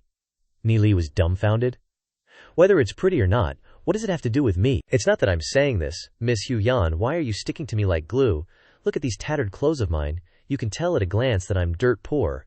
But Lan Ruo said, although your exterior is ordinary, I can tell from your eyes that you're a good man. Besides, who in Glory City dares to look down on you now? You're completely different from those young masters who are no different from… insert generic insult here. I'm pretty good at judging people. As she said this, she suddenly froze when she couldn't see Ni Lin anymore, making her lose all interest. Annoyed, she quickly went to look for him. As dusk fell, Ziyun asked, Ni Lai, are you saying my dad told you to bring me here? What's with the city lord's mansion's secret chamber? Ni Li replies. The banquet's about to start. Once we make a move against the sacred family, they definitely won't hesitate to retaliate. By then, none of us will be able to control the situation, Ye Ziyun asks worriedly. But what does that have to do with us coming here, you guys were saying? Suddenly, Ni Li puts up a barrier, trapping Xin Yun in here to keep her safe. Ni Li explains, this is your father-in-law's arrangement, Ye Ziyun says angrily. Let me out. How can I just hide here alone? Ni Li says, I'm afraid I can't do that. Once the sacred family retaliates, you, as the direct descendant of the Snowwind family, are the easiest target. You're our weakness. That's why you have to stay here. Relax. The sacred family alone can't make any big waves. Just wait here. I'll be back soon, Ziyun shouts. You get back here. If you don't let me out today, don't ever come see me again. But Ni Li's already gone, making Ziyun stomp her foot in frustration, thinking, how could I be tricked by Ni Li? I can't get out this time. I can't break this barrier. I can only wait for it to automatically open after 3 days. But tonight's when the fighting starts. If Dad or Ni Li are in danger, I have to get out. Thinking of this, her eyes start to tear up. Meanwhile, back at the city lord's mansion, laughter rings out as everyone chats happily. The atmosphere is lively. At this time, Ni Li walks over and asks, Senior Ye Shuo, have we met before? Thinking, that's weird, I don't know him. Ye Shuo laughs heartily. I know you, Ye Shu introduces. This is Lord Ye Shuo, head of the secret army. Ye Shuo says, we've had our eye on you for a while now. Didn't expect you to break through to the Red Soul realm limit. To be able to cultivate to that level is really unexpected. Looks like us old geezers should retire too. The future belongs to you young people, Ni Li says humbly. Senior's joking. The older you get, the stronger you are. We juniors still need you to protect us. Here's a little something. I hope Senior will accept it. He then presents a few skewers of scarlet blood crystal, surprising Ye Shuo, who's stunned and hesitant, until Ye Zhu says from the side, just take it, I already did. If you don't accept, this kid Ni Li won't be happy. Ye Shuo laughs. In that case, this old man will respectfully accept, thinking, it's probably for Xingyan, definitely getting my investment back with interest. Meanwhile, Shen Hong, with a dark, annoyed face, watches as the atmosphere gets lively. Everyone saying the experts from the families have all arrived. Just sit in the arranged seats, Shen Hong wonders. Where are the people from the Snowwind family? Although Ye Shuo's here, the elders only have him and Ye Zhu. Our family's sitting right in the middle too. It's like we're sitting in everyone's aggro range. Any action we take will be noticed by all the families, Ni Li quietly observes at this moment, thinking, the Ningzhi's family is here too. Then looking over, he sees Lu Piao is also here. I have to remind them a bit later. Suddenly, Ni Li looks over and sees the people from his family. Hurrying over to them, Ni Hai and Ni Ming both happily call out, little lie. Ni Hai says, didn't expect the 2 leaders of the Snowwind family to be so polite to you? Ni Ming also says, heard the city lord is your father-in-law. Then I'm the city lord's in-law, haha, Ni Li reminds. Dad, Grand Elder, tonight I'm afraid there'll be a big incident. At that time I'll have to trouble everyone to protect the clansmen. Well, Ni Hai sighs. This banquet is indeed not simple, Nian speaks up, saying, just leave it all to us. Then Ni Li turns and calls out, Duanjian, you come with me. Duanjian immediately walks over. He whispers, once the fighting starts tonight, you keep an eye on that Shen Hong. Even if you can't beat him, stick to him like glue. Duanjian nods, understanding, and asks, Shen Hong. Let's see which one he is. On Shen Hong's side, he was annoyed and puzzled, thinking, why does that little winged brat keep transforming? Is he showing off his soul pet to this old lady? The banquet begins, and everyone has their own agenda. Suddenly, Yunfeng saw Ni Li and smiled happily, quickly greeting him. Young Master Ni Li replied. Greetings, Uncle Zhao. Yunfeng said. Thank you for taking care of Ningxie during this time, nephew, he thought. Both of these young men have profound and unpredictable auras. Nili smiled and said, Uncle is too kind. Ninger is a very good friend of mine. Uncle, please don't stand on ceremony. It's our first meeting. So this is a small gift, not fully expressing my sincerity. I hope Uncle will accept it. As he spoke, he presented a ring, and when it was opened, Xiao Yi's jaw dropped when he saw countless high-grade elixirs. The others immediately stared in disbelief, asking, so many superior elixirs, and even Scarlet Bloodstar Essence, all for Zhao Yunfeng. Why wasn't I born with a good daughter, Yunfeng? Stammered. Nili, my dear nephew, how can I? But Nili laughed and said, Ningxie has been a great help to me recently. This is just a token of my appreciation, no need to be polite. Nili looked over and smiled at Ningvir, making her feel shy. Yunfeng thought to himself, although I've heard that Nili is close to Ye Xingyun, it's normal for aristocratic sons to have 3 wives and 4 concubines. Thinking this, he accepted the gift and thought further. Moreover, Nili is currently the #1 genius of Glory City. Ningxie wouldn't be at a disadvantage following him. Then they both laughed heartily. Shen Hong, on the other side, watched with annoyance, bitterly thinking, my son was injured twice because of you guys? How infuriating. Thinking this, he turned and called out, Shen Zhu, take Shen Yan over there to test the strength of that winged guy. Also, find someone to investigate and see what their relationship is. Maybe we can pull them over to our side. Shen Xiao accepted the order but asked with confusion, why is he staring at us? Then Shen Yan and Shen Shu approached, causing Yunfeng to worry and say, people from the sacred family are here. Several elders were shocked and jumped back. Ye Shuo looked over and asked, a black gold rank fighter, should we go help Nili? Ye Shu folded his arms and replied, this Nili brat never lets himself suffer losses. Let's just sit back and watch. Maybe Nili can handle it easily. Plus, we can see how strong the young man beside him is. Ye Shuo was taken aback and asked, you trust Nili that much? On this side, Shen Xiu's group stood in front of Nili, arms crossed in a challenging manner. The people around them started gossiping. Have you heard? The winged dragon family used to be engaged to the sacred family, but the winged dragon family broke off the engagement. Another person chimed in, can you believe the sacred family actually tolerated that? That's why young Master Shen Fei came looking for trouble. And the result was that young Master Shen Fei was directly beaten severely by Zhao Ningxie and carried out of the winged dragon family. The crowd clamored, how could that be? Shen Fei is a gold-rank demon spiritualist. People on the other side spoke up. The sacred family has been a bit unlucky recently. Now the winged dragon family is kicking them while they're down. Isn't that too much? Another person retorted. Nonsense. That little punk Shen Fei has done so many evil things. He should have gotten his comeuppance long ago. Ningxie is so outstanding. Why would she marry that playboy Shen Fei? At this moment, Shen Zhu called out, Zhao Ningxie, I saw you sneaking around with other men behind Shen Fei's back at the academy. And now you dare to flaunt it so openly. Ningxie retorted. What nonsense are you talking about? What I, Zhao Ningxie, do is none of your business, Yunfeng thought. Last time we offended the sacred family. They're really here to cause trouble. But in front of so many people, what will they do? Shen Shu sneered. Did I hit a nerve? Hee, you can't hide what you've done. Especially with so many experts from various families here. Today, I will expose your slutty face. These words made Ningxie extremely annoyed. Shen Shu grinned maliciously. Still not convinced. Your engagement is with Shen Fei. 2 great patriarchs witnessed it. You still want to deny it. Do you think our sacred family is easy to bully? You better obediently come back with me. If you come back to the sacred family with me, we'll consider this matter dropped. If you don't agree, things won't go your way. Nili spoke up at this moment, saying, why are you acting so weird? Whether Ningxie wants to marry into your family is her business. Are you trying to force her into it? It's a good thing Ningxie has a good temper. She wouldn't do anything to you. But I'm not the same. If you met someone as hot-headed as me, I wouldn't be able to control myself. With that, he unleashed a burst of fiery aura, then stomped his foot, making Shen Shu flinch. Shen Yan blocked him, asking, what do you want to do, hit a woman? Are you even a man? Shen Shu thought, at the banquet last time, this kid actually pulled out a knife, ready to chop someone. Who knows what he'll do when he goes crazy? At this moment, Ningxie was moved that Nili was protecting her like this. Xiao Yi hurriedly stepped in to smooth things over. The city lord's banquet is about to begin. Shouldn't we stop arguing about this? Shen Shu turned and yelled, get lost! Then she chuckled. So shameless. Doing it, and then being afraid of what others say. Daring to ask her lover for help. It's truly an eye-opener, Nili said. Duanjian, I can't take it anymore. Beat him up.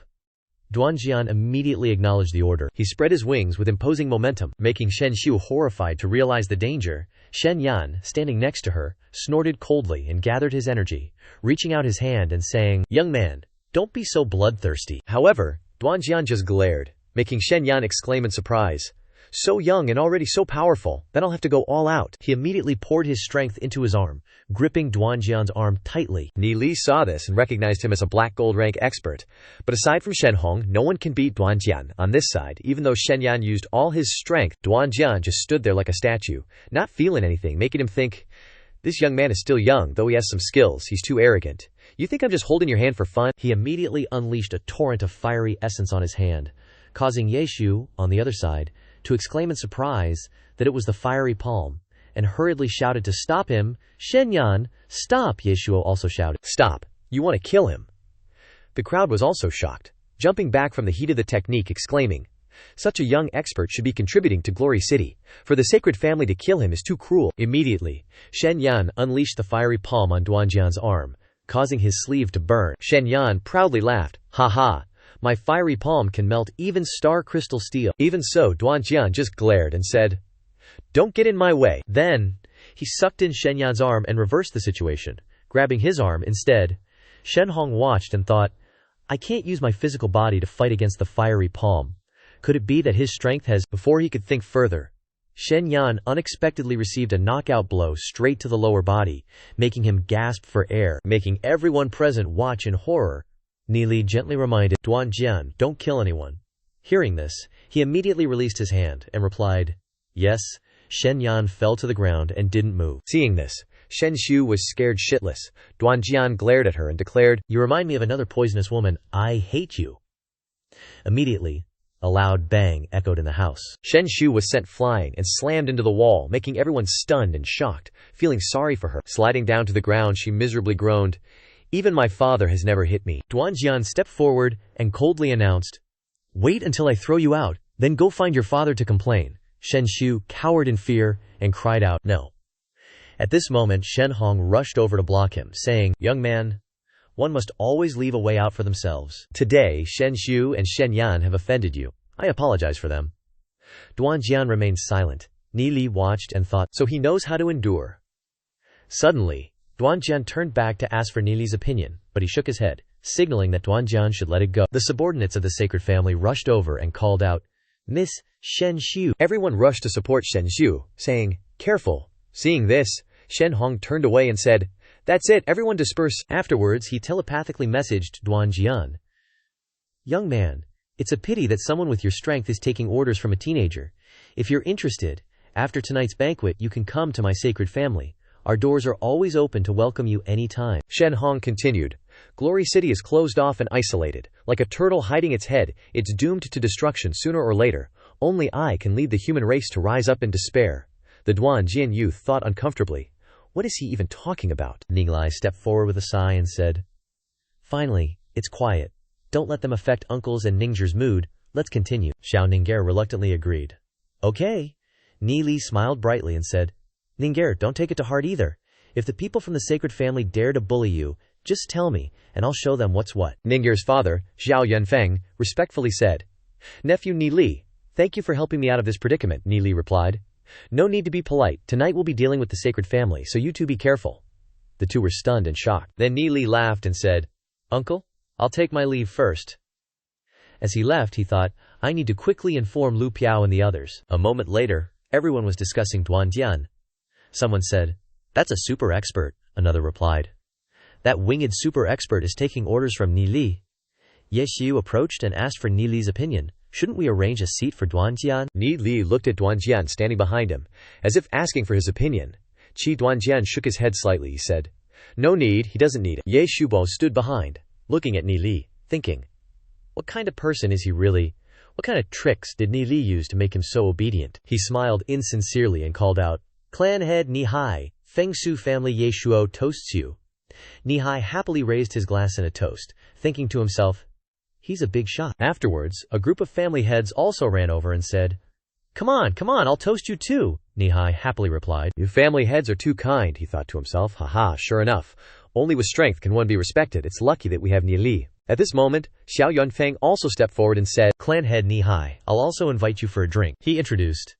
"This is my daughter, Zhao Ning'er, a friend of young master Ni Li." Zhao Ning'er shyly greeted, "Hello, Grandpa Ni." Nihai stepped forward to look at her and replied, "Oh, hello, little friend." Nihai smiled and said, "Thank you, clan head Zhao. I'll empty my glass first to show my respect." So he drank the glass of wine in one gulp, Nihai thought to himself. Ni Li dared to stand up for Xiao Ning'er without fearing offending the sacred family. Isn't Ni Li pursuing the city lord's daughter? Truly, a hero emerges at a young age? Thinking this, he stepped forward and asked, "Ning'er seems to be choosing a daughter-in-law. May I ask what Ning'er's current cultivation level is?" Xiao Ning'er shyly turned her face away, forcing Zhao Yunfeng to answer for her. "My daughter has just reached gold 2nd rank peak. She might break through to gold 3rd rank soon." Hearing this, the old gossips behind them all shouted in unison, "Gold 3rd rank." Nihai also froze and praised, "Truly amazing." Then he thought, with this talent, it wouldn't be bad for her to be Ni Li's wife. Nihai pondered, well, if he can't reach the city lord's daughter, then Xiao Ning'er isn't bad either. Ning'er has a good appearance, truly a talented man and beautiful woman, so he said, "This kid Ni Li is causing trouble all day. Since Ning'er is his friend, please help me keep an eye on him. Come to my family to play when you have time." Xiao Ning'er blushed shyly and agreed. She replied, "Thank you, clanhead. I will definitely come." Ni Li thought to himself, "Our small aristocratic family has become the center of the banquet. Who would have thought?" On the sacred family side, everything was silent. No one bothered to pay attention. The banquet hadn't even started yet. The experts from the families were all chatting happily with each other, especially the Tianlang family. Guests were toasting them round after round, as if they were the true hosts. Ye Zhu came over and said to Ni Li, "You will be in charge of this banquet. How about it?" Ni Li was caught off guard and asked back, "Oh, I'm okay with anything." Ye Zhu smiled and said, "No need to rush to start right away. After all, the city lord's mansion hasn't arrived yet." He leaned closer and said, "It's been half an hour already." Ni Li turned around and said, "It's time to start. I don't know what the situation is, but he won't fail." Sitting at the next table, Shen Hong looked worried. He calculated in his heart, "Our family is being opposed by the Fengsu family, and today we've made an enemy of Ni Li. Other families basically don't dare to talk to me." He looked at the situation, thinking, our Shen family is sitting in the center, but we're still isolated. I'm not someone who cares about face. But just as Shen Hong was about to get angry, a hand suddenly placed on Shen Hong's shoulder. Huo Yanhong said, "Brother Shen, it's been a while since we've sat down for a drink together." Shen Hong looked at the person in surprise, saying, Huo Yanhong held out a large wine cup and said, "While big brother Ye Zong is hosting this banquet, let's have a drink together." Shen Hong asked in surprise. "A cup." Then he stood up and took the large wine bowl, saying, "Little brother Huo Yan is too polite." Then Shen Hong raised his cup and drank it in one gulp. Huo Yanhong praised, "Truly a good capacity for alcohol. How about another bowl?" Shen Hong continued to raise his wine cup and thought, "This Huo Yanhong is Ye Zong's sworn brother. Even if he talks to me, it's hard to avoid suspicion." So he said, "Let's continue drinking." Shen Hong was thinking, what's going on here? This atmosphere, it feels off. Is Ye Zong hosting a banquet? He started worrying. Is Ye Zong really dead? If what Ye Han said is true, then the Fengsu family will definitely nominate a new city lord during this banquet. If he's not dead, then now is the time for Ye Zong to deal with us, but he hasn't shown up. That's right, Ye Zong must have been poisoned long ago. He's already dead. They just don't dare to announce it. Let's see how long you can hide it. Continuing to drink, Shen Hong thought, all the experts of Glory City are gathered here, waiting for you to show up, Ye Zong. But looking at Hu Yangxiang's demeanor, Shen Hong thought, why doesn't this Hu Yangxiang seem sad at all? Shen Hong muttered uncomfortably. Could it be that even Hu Yangxiang doesn't know the news? I want to see what you guys are up to. Late at night, the other areas of Glory City gradually quieted down. Only the city lord's mansion was brightly lit. Moreover, the entire perimeter was... At this moment, a person wrapped in cloth from head to toe ran into the city, panting as he ran. Observing his surroundings, he thought, why are there so many more guards on the road? It feels a bit strange. Continuing to run, he said, the banquet hall is right ahead. Suddenly, 2 guards blocked him and said, stop! Unauthorized personnel are not allowed to enter the city lord's mansion, the person stammered. Wait, I'm here to find someone, to find our family head. Hearing this, the guard asked, which family are you from? Looking around, he replied, ah, the Hu Yan family. The 2 guards said in turn, Hu Yan family. Indeed, a family that was invited. One of the guards said, follow us. I'll take you to meet your family head. The hooded man immediately said, thank you both. Then he placed a silver demon coin into the hand of one of the guards and said, a small token of my appreciation, he. The The guard was surprised. "Oh, you're too kind," then said with a smile. "Follow me." The hooded man nodded like a pecking chicken, replying, Okay. Then he followed behind the two guards. After walking for a while, the man wondered, "This doesn't seem like the way. Isn't this the way to the banquet hall?" The hooded man asked. "Where are you taking me?" As soon as he asked this question, the two guards controlled him and said, "How do you know where the banquet hall is?" After that, the man only managed to groan before his eyes rolled back and he collapsed, the guard said contemptuously. HMPH. Sacred family. You bunch of rebels.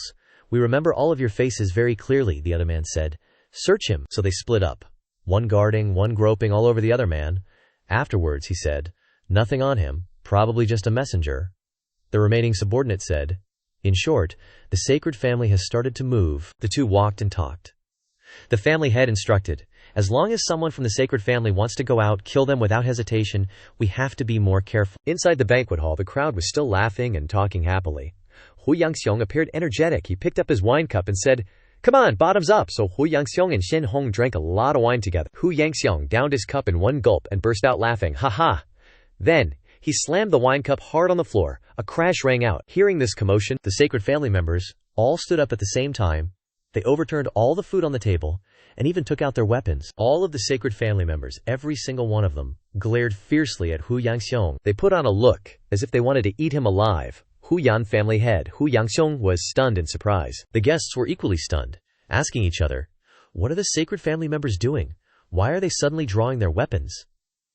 Hu Yangxiong looked surprised, while Shen Hong was instantly speechless. A bald man asked his comrade, "Why did you take out your weapon?" The other man replied, "Didn't the family head say that the Fengsu family might deal with us?"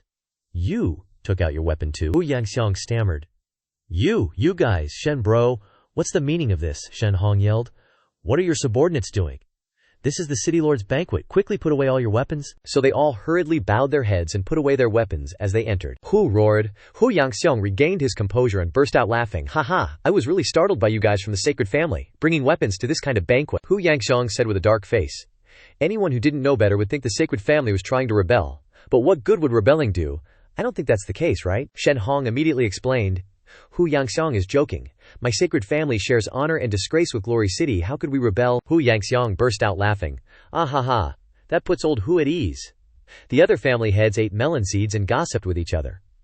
I heard that the Snow Wind family and the sacred family are at odds. I didn't expect their relationship to be this bad. The family head with the hat said, the sacred family seems to have to keep their distance from them. Ye Shuo and the others stood at a distance and said to Ni Li, Hu Yangxiong is probing the sacred family. From this, it can be seen that the sacred family has long intended to rebel. Yi Xiu smiled slyly. He, this Shen Hong is a beast at heart. With boundless ambition, he has been eyeing the position of city lord for a long time, he continued. Otherwise, he wouldn't have tried so hard to arrange the marriage between Shen Yu and Yun Saer. The biggest disadvantage of our Snow Wind family is that we have no male descendants, only one daughter, Zi Yun. He started to darken his face and said, Ye Han's betrayal has made the family even more ashamed, Ni Li thought to himself. It seems that Ye Zong trusts Hu Yangxiong very much, even knowing secrets like the sacred family's betrayal. Sitting back at the table, Shen Hong thought, this time, I'm afraid all the families will have to change their attitude towards the sacred family. Damn it, our situation is even more inconvenient. He looked around, and anyone who met his eyes avoided him, treating Shen Hong like air. This made Shen Hong furious, he thought to himself. Our plan was originally perfect. We could overthrow the Snow Wind family's rule without paying too much, but as a result, it all turned into a bubble because of the appearance of one guy. The person Shen Hong was talking about was our protagonist, Ni Li. That old guy thought, what the hell is wrong with this guy? Why is he always going against me everywhere? Could it be that the sacred family and Ni Li were enemies in a previous life? Now we are being comprehensively suppressed by the Snow Wind family. If we continue to endure, the family will only gradually decline. There is only one path we can take. On the sacred family side, an army was there. One guy was swinging his sword and saying, die. But he only said one sentence. When a fist physically impacted his face, he was sent flying. The soldier next to him said, the guards outside the sacred family's main hall have been taken care of. Ye Zong sighed. I didn't expect Shen Hong to keep so many black gold experts at home. Take them all down. Received. The soldiers next to him dragged the prisoners away. Ye Zong ordered, attack the main hall. But as soon as Ye Zong stepped in, a dazzling light radiated out. Stopping him, Ye Zong said, it's a barrier. A soldier shouted, it's an energy barrier, so powerful, Ye Zong said. This is a great defensive array set up by the ancestors of the sacred family. Your ancestors left this to deal with demon beasts. Ye Zong's hand burst into cold flames, and then his body merged with the snow wind giant ape demon spirit. Ye Zong roared loudly. How can it stop me? The soldiers following him marveled. That's a loud shout. Ye Zong roared furiously. Roar, roar, roar. Then he unleashed a blizzard skill, and a huge cold air blasted straight into the barrier. Boom! A sound rang out, and a hole was broken in the barrier. Tonight, fierce battles broke out in both the sacred family and the taverns in the city. At this time, inside the city lord's mansion, the crowd was still happily chatting with each other. Seeing this scene, Shen Hong looked worried, he thought. Everyone is talking and laughing happily. No one has discussed official business for so long. What exactly do they want to do by inviting us? Suddenly he realized something. He frowned and thought to himself. It always feels like they're holding us back, stalling for time. What exactly does the Snow Wind family want to do? I seem to have brought all the experts of the family here, remembering the problem. So Shen Hong slammed the table and stood up, loudly saying, Everyone, a person reminded. The city lord's banquet should be presided over by the city lord. Isn't it a bit inappropriate for Shen Hong to say that? Shen Hong glanced over and said, Today the city lord summoned everyone here saying to discuss how to deal with the beast tide. But where is the city lord? He continued. All the guests must have arrived, so how long do we have to wait? Why is the city lord hesitating to show up? Ni Li was still sitting calmly and listening. Shen Hong said again, Why hasn't the city lord appeared yet, making the people of the families wait like this? Now Ni Li spoke up and replied, Senior Shen Hong doesn't need to be anxious. Then he stood up and said, The city lord still has official duties to deal with. You won't have to wait long. Before he returns, I will preside over this place. Ni Li frowned and said, No need to trouble Senior Shen Hong to speak. Shen Hong was temporarily speechless. Several from the sacred family sneered, The city lord isn't here, and Ni Li is hosting. Does he even have the status for that? Hearing this, Shen Hong burst into laughter. Haha, ridiculous. How utterly ridiculous. To have a snot-nosed brat host such a grand banquet. Is the Windsnow family messing around now? Several other family heads looked surprised. Oh, is this little guy Ni Li? The rising little genius? That person replied, Ah, I heard he's from the Heavenly Marks family. Hearing that, those few glanced at Nihai and asked, The Heavenly Marks family? Nihai took the opportunity to puff out his chest with pride. One spoke up, I heard that Ni Li came up with the miraculous methods to protect Glory City during this beast tide. Another chimed in, I have no objections to him hosting. The losses from this beast tide were the lowest in history. Another said, I'm impressed by him too. He alone saved so many of our brothers. Hearing everyone's discussion, Shen Hong grumbled inwardly, thinking, This little brat Ni Li already has such a big reputation among these experts. Unexpectedly, no one is speaking up for me. Am I, the dignified family head of the sacred family, less influential than a kid? Looking towards Ni Li, Xiao Ningher said admiringly, Facing so many people, and not even flustered, Xiao Ningher praised inwardly. Ni Li is really too outstanding. The more I try to catch up to Ni Li, the more I discover the gap between us. Standing there, Ni Li thought to himself, This Shen Hong wants to sow discord. If it were before, maybe someone would react. Shen Hong clenched his fist angrily, thinking, Now, no one believes us anymore. Shen Hong then said, Now that the family heads of all the families are here, there's something I must say, he said. For hundreds of years, my sacred family has protected Glory City generation after generation. You could say we've been loyal and diligent to Glory City, he said righteously. But recently, I've been feeling disheartened.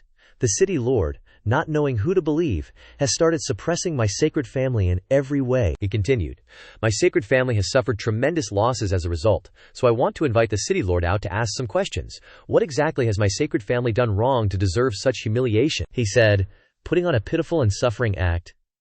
The younger generation of my family often does things that are inappropriate, unwillingly offending young master Ni Li. Ni Li looked confused. I don't know what he's trying to do. He bowed again and said, It's inevitable that young people will clash. I hope young master Ni Li can forgive them. This old man apologizes here, Ye Shu stated. This Shen Hong is really good at being passive-aggressive, blaming all the problems on Ni Li. Ye Shuo smirked. Hee. Looking forward to it. Let's see how Ni Li responds. Ni Li responds, Ni Li retorted, smugly saying, Senior Shen Hong is joking. I and the Shen family brothers do indeed have some misunderstandings, but the city lord listened to a few accusations of mine and went to suppress the sacred family.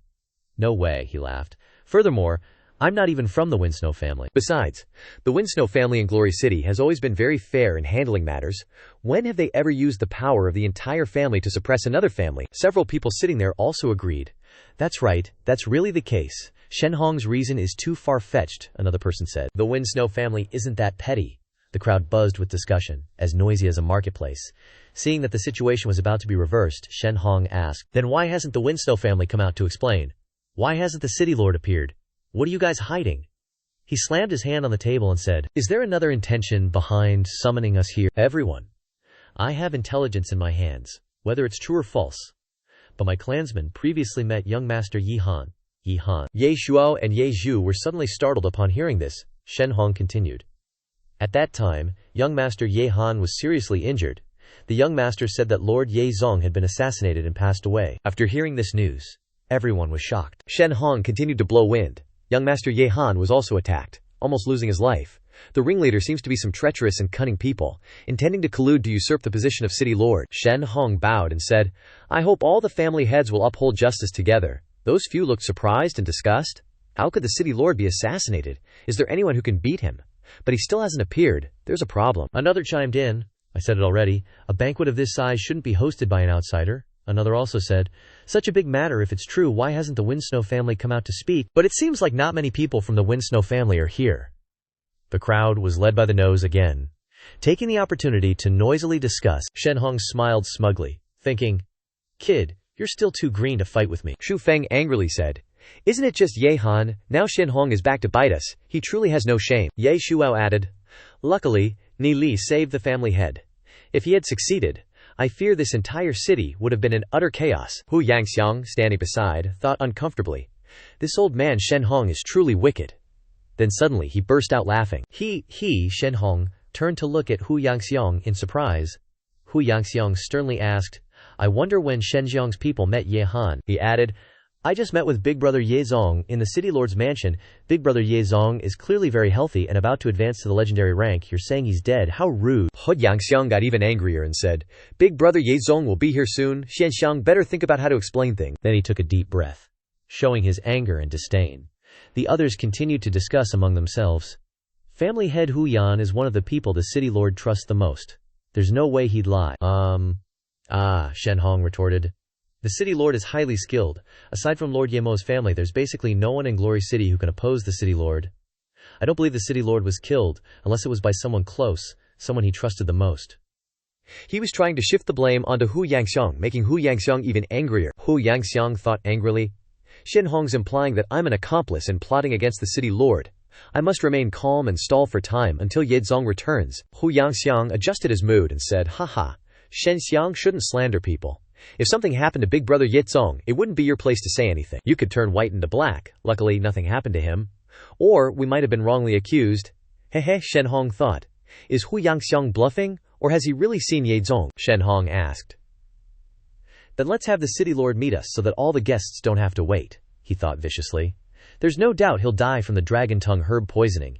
Even if the Snowwind family has a way to extend his life, they can't save him. Ni Li couldn't help but speak up. He'll naturally appear when the time comes. Senior Shen Hong, why be so impatient, he thought to himself. The other guests are already starting to suspect. I can't let him keep pressing for answers. Shen Hong refused to let it go and continued to argue. Then how do you explain what young Master Yi Han said? Why isn't young Master Yi Han here at such a grand feast? Wouldn't calling young Master Yi Han here clear everything up? Several others also said. That's right, that makes sense, Ni Li laughed and retorted. The city lord is the pillar of our entire Glory City. I really can't think of a reason why anyone would. Ni Li continued. What benefit would there be in assassinating the city lord? If something really happened to the city lord, when Lord Yemo returns, the culprit will surely die without a burial ground. The others changed their tune and chimed in. That makes sense. They nodded in agreement. That's right, with Lord Yemo here, even if Yeshu and Yeshua wanted the position of city lord, it wouldn't be their turn, Shen Hong said. HMPH, you never know, maybe you've already colluded with the Dark Guild. Ni Li smiled disdainfully and asked. Colluded with the Dark Guild? Senior Shen Hong knows quite a lot. There's someone from the sacred family who definitely wants to meet you. Shen Hong replied angrily. HMPH. Don't beat around the bush. As long as Lord Ye Zong doesn't appear, none of you can escape suspicion. Ni Li sighed and said, You don't dare to meet him. Bring him here.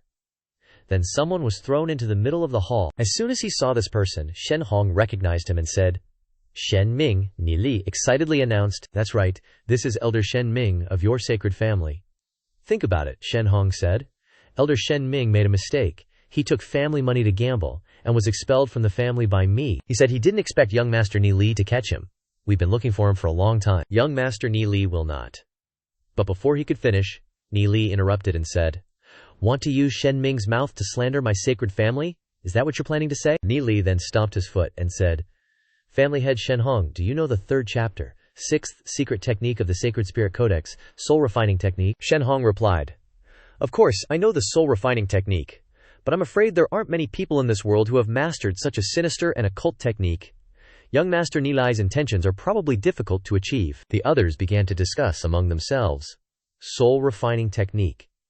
That person explained, "This magic can pull out a person's soul. How terrifying." At this time, Ye Shuo spoke up and said, "This old man knows a little about the soul refining technique and can lend young Master Ni Li a hand," Shen Hong said in surprise. "Ye Shuo," he said, "Lord Ye Shuo probably does know this soul refining technique, but isn't it not very good to do so?" Shen Ming stammered in fear. "Tell them, family head. Save me, Shen Ming. I am loyal and dedicated to the sacred family. If the soul refining technique is used on me, I will definitely die," Shen Hong retorted. "Shen Ming is, after all, an old subject of our clan. Even though he has been expelled from the family, I will not allow anyone to humiliate him." Ni Li laughed after hearing this. "Haha, I really can't tell. Family head Shen Hong is truly a great and righteous person. I also feel like that's not very good. Bring that person here." And so Li Yunhua was led out, and he was thrown to his knees. Ni Liu turned to Shen Hong and asked, "Does family head Shen Hong recognize him?" Shen Hong asked, "Who is this person? How would I know him?" Ni Li explained.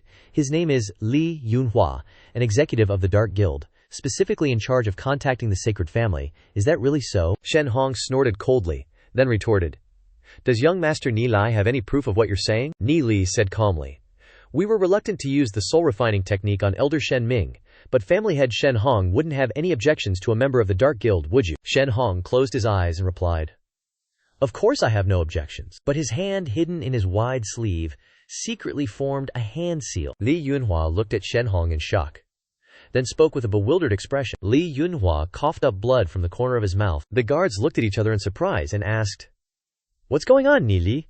Having already known something, frowned and thought, "This is," only to see Shen Hong snort coldly. Li Yunhua, on this side, had already collapsed to the ground. Ni Li was silent for a moment, then said, "Heart exploded.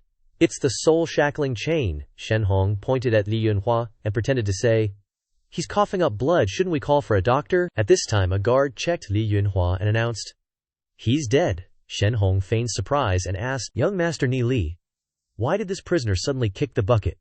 You wouldn't use this dead man to slander the sacred family, would you?" Ni Li thought to himself. Looks like the reason they didn't silence him earlier was because the distance wasn't enough. He angrily thought. Shen Hong prepared really well, directly killing the witness. But through this matter, the other families will more or less see something. He thought further. Although we can't provide solid evidence that the sacred family is related to the Dark Guild, many families now trust us, Shen Hong thought. They really do have some evidence in their hands. But why are they dragging things out? Did I miss something? Cut to the sacred family. Ye Zong has led the army to storm into the main hall. The soldiers quickly rushed in. Ye Zong strode forward fiercely. Sitting in front of him are 3 highly respected figures, all supreme elders of the sacred family. The person in the middle spoke and asked, "City Lord, what crime has our family committed? Are you leading the army here to annihilate our sacred family? We must invite Lord Ye Mo to preside over justice," Ye Zong angrily shouted. "Stop your sophistry. The sacred family colludes with the Dark Guild, committing every evil deed. Everyone has the right to destroy you." Hearing this, the 3 people exchanged glances. Knowing that everything had been exposed, they attacked Ye Zong in unison. Ye Zong angrily asked, "Still want to resist? Then don't blame me for being merciless." Then he transformed into a frostwind giant ape, with earth-shattering roars. On this side, Shen Hong was pondering. What exactly are they trying to do? What did I overlook? Then the old man unconsciously blurted out 2 words. "Ye Han," he thought. What if he's someone from Ye Zong, deliberately giving false information? Then Ye Zong might not be dead at all. According to his personality, my family's headquarters might have already encountered an accident. Thinking this, he began to speak to his people. "If the Frostwind family doesn't trust our sacred family like this, what's the point of us staying here? Let's go." The descendants of the sacred family immediately listened. They stood up, slammed the table, and shouted, "All right," to each other. Ye Shu then spoke up. Family head Shen Hong, the city lord, once said that this gathering is related to the safety of Glory City. If anyone doesn't participate or retreats halfway, they will be considered rebels. Some other people who were busy eating melons and watching the show said, Wow, Lord Ye Shu is so determined. Does he want to fight? Shen Hong frowned and said, You can't represent the city lord. The city lord is in an uncertain state, yet you imprison us in this place. He shouted. I see that you have other intentions. Wanting to completely disrupt Glory City, those melon eaters said. If Lord Ye Shu really wants to deal with the sacred family, then is Shen Hong really right? Another person objected. How could that be? Ye Shu responded. If you don't believe me, why did the Shen Sheng family rush to leave? Just wait a little longer, the city lord is coming soon, and the truth will be revealed. Shen Hong then asked. The truth? Who knows? Are you gathering so many experts from the various families here as part of a lure the tiger from the mountain scheme? Maybe our headquarters is already in trouble, Ni Li spoke up, asking, Isn't this banquet personally announced by the city lord? You suspect that he would harm himself? Shen Hong retorted. You're all in cahoots. Who knows what other conspiracies there are? Go and see. See who dares to stop us. The other family heads immediately cleared the way. Ye Zhu slammed the table, then jumped up and shouted, Stop them! Don't let anyone out! The guards immediately rushed in, surrounded the entrance, held their weapons, and shouted clearly. HMPH, Yan Xiang on this side also loudly ordered. All members of the Huyan family, anyone from the Shen Xiang family who dares to leave here, kill without mercy. The people of the Huyan family shouted, Kill. The crowd of melon-eating people on this side were stunned. Chen Feilong spoke. Members of the Sheng Ming family, listen to the order. This is the city lord's personal decree to me. Anyone from the Shen Sheng family who dares to leave here, kill. The others were surprised after hearing this, and asked, The decree. The two top-tier families are joining forces to deal with the Shen Sheng family. Shen Hong looked worriedly at Chen Feilong, thinking that even the Sheng Ming family had come forward. The decree this afternoon, Ye Zong, is indeed still alive. That little brat Ye Han dared to play me. Luckily I was well prepared, otherwise I would have died here today. Shen Hong pretended to be pitiful, and said, It's really too heartbreaking. My Shen Sheng family has contributed so much to Glory City for hundreds of years, and now the Feng Shui family wants to kick away the ladder after crossing the river. The beast tied outside the city is eyeing us covetously, and these heartless people want to stir up rebellion. It's really sad. Ni Li sneered and asked, Contributed? Then we have to talk about this carefully. Patriarch Shen Hong, have you ever read out the list of those who sacrificed from the Shen Sheng family in the past beast tides? He continued. Every time a beast tide arrives, the casualties of the Shen Sheng family are always the least. It seems like no one sacrifices. In every battle against the beast tide, the Shen Sheng family does not contribute, preserving its strength so that it can gradually climb to the top family position. During that time, were the things that the Shen Sheng family suppressed other families few? He added disdainfully. Speaking of contribution, every family sitting here has contributed more than you. The faces of several others darkened, thinking that it was indeed the case. Every time after the beast tide, the strength and status of the Shen Sheng family would become stronger, from a small family gradually becoming one of the three top families. Shen Hong frowned angrily and said, You are provoking and alienating us. Indeed, there are no major losses, but my family has done its best in every battle, without preserving any strength at all. Ni Li replied coldly at this time. Not preserving, haha, all the other families know it, no need to quibble. Besides, do we need to see the token of the Shen Sheng family colluding with the Dark Guild? I happen to have it with me? Shen Hong still stubbornly denied the crime. There are plenty of ways to frame someone. Sad, lamentable. My Shen Sheng family jumped into boiling oil and fire for Glory City, but ended up in this situation, he also said. The Feng Shui family really knows how to kick away the ladder after crossing the river. Today it is my Shen Sheng family who will be next. Huyan Xiang was both angry and speechless, saying, This Shen Hong is so annoying. As soon as he opens his mouth, it's like he's about to spit out flowers. Suddenly, a figure flashed past. Several guards shouted, Who is it? This person came to Shen Hong and then said, Receive news, he shouted. What? Shen Hong widened his eyes and shouted loudly, The Ye Zhu group has betrayed us. The Dark Guild is taking advantage of us being lured here and is attacking Glory City, Shen Hong shouted. Everyone, we have fallen for Ye Shu's scheme to lure the tiger from the mountain. Glory City is under attack. Let's rush out together. Ye Shu panicked and shouted, It's over. Then he loudly ordered, City Guard Army, stop them. The two sides rushed at each other, shouting fiercely. The other elders calmly sat and asked each other, What should we do now? Another person replied. They each have their own ideas. We should still send people back to the family to see what the situation is. The city guard army attacked Shen Hong one after another. Shen Hong gently glided past, sending the city guards flying. Screams rang out. The formation is broken, Ye Shu said worriedly. Ye Shuo also replied in the same way. Lord Ye Zong is not here. Basically no one can be a match for Shen Hong. The battle was getting fiercer and fiercer, and the Shen Sheng family had now opened a path to the door. Ye Xiu said to Ye Shuo that, "Leave this place to you. I'm going to activate the myriad demon spirit array." Ye Shuo also agreed, and replied, "Yes, then Shen Hong will definitely not be able to escape." when Ye Shu flew up, 3 strong men targeted him, saying, "Don't even think about escaping," Ye Shu said in surprise. 3 black gold experts? On this side, Shen Hong had already reached the outside of the courtyard. He snorted coldly and said, "Disrespecting my Shen Sheng family, you'll pay the price." But in the chaotic crowd, a little brat was running and laughing. Shen Hong looked back and thought to himself, "Ni Li's only at gold rank, I can kill him and still make a safe retreat." Then he said, "You damn brat, just wait and see how I dismember you." So Shen Hong rushed straight toward Ni Li. Ni Li thought to himself, as expected, he's making a move, head to the formation. Then Ni Li turned and ran. Seeing Ni Li like this, Shen Hong said smugly, "Run, let's see where you can run to." Seeing this, he immediately chased after him, and quickly closed in on Ni Li. Ni Li immediately said, "Guardian." Then he activated the Guardian God Stone. A layer of barrier appeared just in time to blow Shen Hong away. Because he was hit by the recoil of his own attack, he said angrily and in disbelief, "This is the barrier he created. It can actually block my attack." Taking advantage of this, Ni Li took out the Scarlet Flame flying daggers. The flying daggers flew over. Shen Hong said triumphantly, "You dare show off your petty skills in front of this old man, I'll catch him." So he reached out to grab them, but the flying daggers went straight through Shen Hong's hand. Then the flying daggers injured his face as well. Shen Hong was stunned, angrily looked at his hand and thought, "It can actually go through my hand, bastard. You've really angered me." Shen Hong immediately made hand seals to seal his acupoints. The blood stopped flowing. Then he shouted angrily, "You bastard, see where you can run." Shen Hong rushed towards Ni Li. Ni Li saw his barrier shatter into floating fragments. At this moment he calmly shouted, "Ah, it seems there's no other way. I didn't want to use it to attack people." So he yelled, "Bloodburst technique." Shen Hong was shocked and thought, "Bloodburst technique, this is what he used to attack the demon beast before." Then he stopped, immediately jumped back, he braced himself, he said, "It's coming."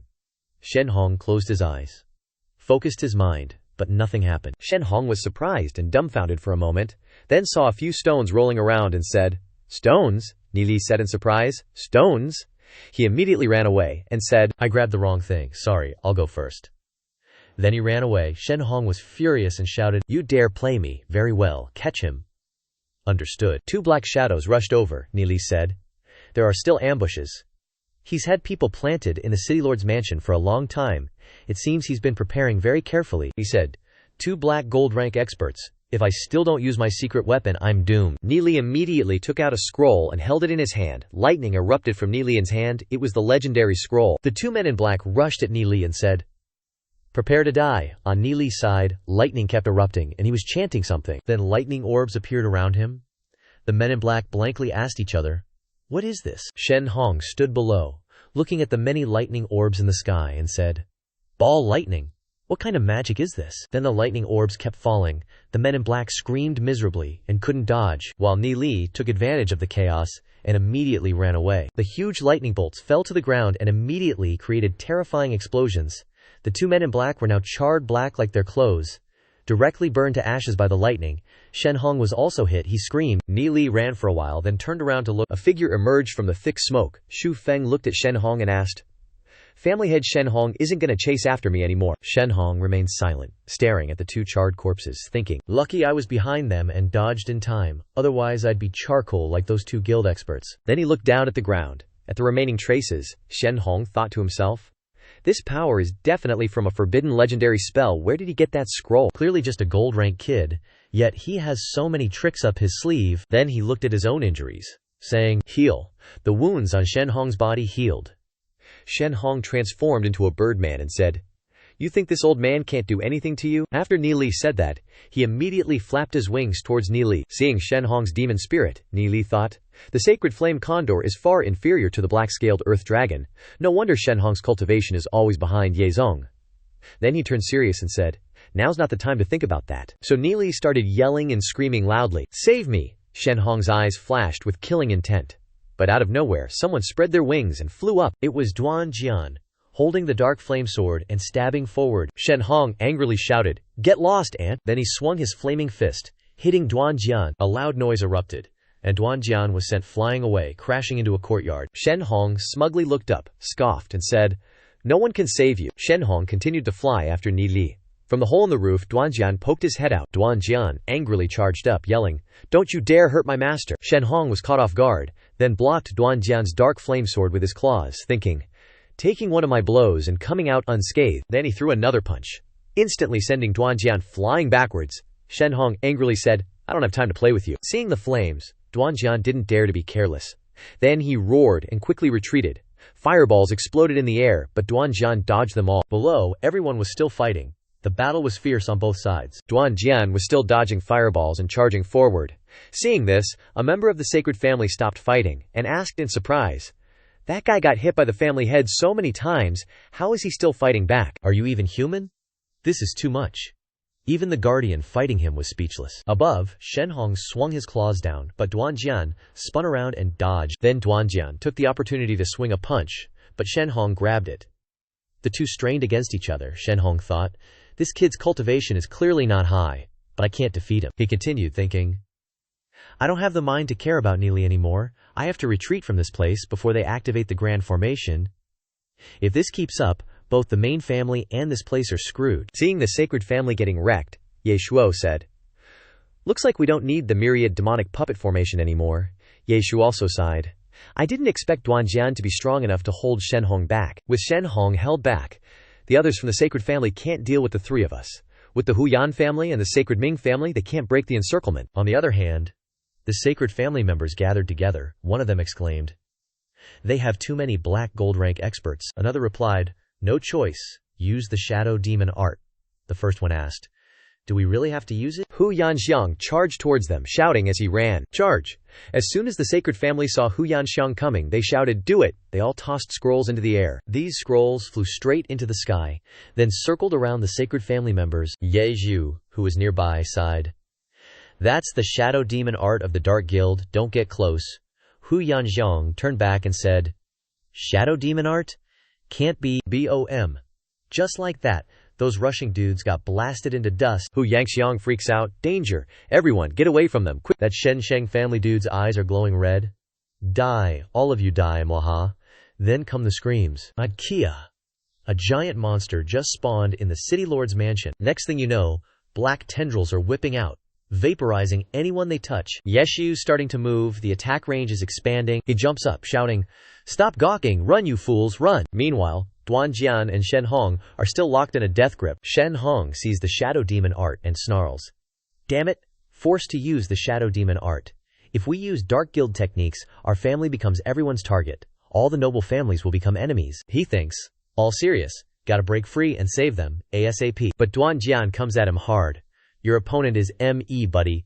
You got time to worry about others." Duanjian slashes, forcing Shen Hong to duck for cover. Shen Hong roars, "Damn you," and returns the attack. The other family heads are standing there, jaws dropped. One says, "How does the Shen Sheng family elder know Dark Guild secrets?" Another replies, "They're in cahoots with the Dark Guild." Someone yells, "They're framing us. Take him down." Redhead adds, "Let's help the Feng Su family." And just like that, all hell breaks loose. Hu Yanxiang panics. The right armies join the fight. They're gonna get slaughtered. Ye Shu replies, "I'll deal with the shadow demon." The Shen Sheng family elders cackling like a maniac. Haha, someone actually dares to approach. More black tendrils shoot out, hitting tons of people and leaving them wounded. That's when Ye Shu hauls ass into the main hall. He's pissed, yelling, "You think I wasn't prepared for this crap? Think again." He activates something, and golden light explodes from the hall, with snowstorms raging, and a giant ice and snow figure takes shape. A colossal ice spirit, wielding massive battle axes in both hands. It's in front of the shadow demon, in no time flat. The crowd's cheering, stoked that they're not dead, WHOA. The elder, who was just gloating, grits his teeth. "The Feng Shu spirit god," someone nearby says. Centuries ago, during the beast tide, it was the Feng Su spirit god who stood its ground against 3 legend-ranked demon beasts. The Feng Su spirit god lets out a huge roar, unleashing a blizzard of ice shards. Some of the Shen family dudes are freaked. The Feng Su spirit god hasn't been summoned in centuries. I thought the Feng Su family had totally forgotten how. The ice storm closes in, and the shadow demon throws up black energy to block. Boom, boom, boom. Others are stunned by the power, whispering, "Is this the power of a peak family?" The shadow demon is getting frozen solid. The Feng Su spirit god swings its axes again. While they're duking it out, Neely is sprinting. He stops running, muttering, "I was wondering why Ye Zhu didn't prep earlier. Turns out he was ready all along." Then he adds, Looks like I don't have to worry about this battle. The shadow demon is getting wrecked by the Feng Shui spirit god, morphing into some crazy monster. The elders summoning the shadow demon get hit with a massive backlash, coughing up blood. Looking over here, Shen Hong worriedly said, "The shadow demon is about to be defeated. Why hasn't that person arrived yet?" While he was still worried, Duanjian rushed to attack. Shen Hong quickly parried the attack and was continuously attacked by Duanjian. Although he couldn't do anything to him, he couldn't break free. Shen Hong impatiently thought, "He's sticking to me like glue. If I could make a move, the shadow demon wouldn't be defeated so quickly." He also thought, "There's no way Yezhu can win that easily." Feng Shui Ling Shen raised the giant axe high, but suddenly the blade of the giant axe disappeared. Then it reached out towards the elders of the sacred family. Seeing this scene, Shen Hong worriedly thought, if the elders are caught by Feng Shui Ling Shen, they will immediately turn into ice shards. Ni Lai, standing in another place, sighed in relief and said, "The strength of the two major families is still different. I won't use the myriad demon spirit array for now." He also said, "It's over." But when Feng Shui Ling Shen was about to grab the elders, his hand was suddenly bounced away. Ye Zhu said in surprise, "What?" The elders of the sacred family were smug. In front of them was a black barrier, and then a pair of wings appeared. A white-haired young man poked his head out and said, "The Feng Shui family is indeed powerful. This Feng Shui Ling Shen is really not bad." The elders of the sacred family cheered with joy when they saw this person. "You've finally shown yourself," the other families asked blankly. That person blocked Feng Shui Ling Shen. Ye Shu's face darkened as he asked, "We don't seem to have met before. May I ask who you are?" The white-haired young man arrogantly introduced himself. "Gisha, the law enforcement elder of the Dark Guild," he continued. "The master is in secluded cultivation, so the Dark Guild is temporarily managed by me and Longsha. When the master emerges from seclusion, he will reach an unimaginable peak realm," he said smugly. "All your resistance is meaningless, hee. If the Feng Shui family submits to our Dark Guild right now, then I will give you a chance to become a branch of the Dark Guild." Yishu froze for a moment, then said through gritted teeth, "You should go and tell Feng Shui Ling Shen that."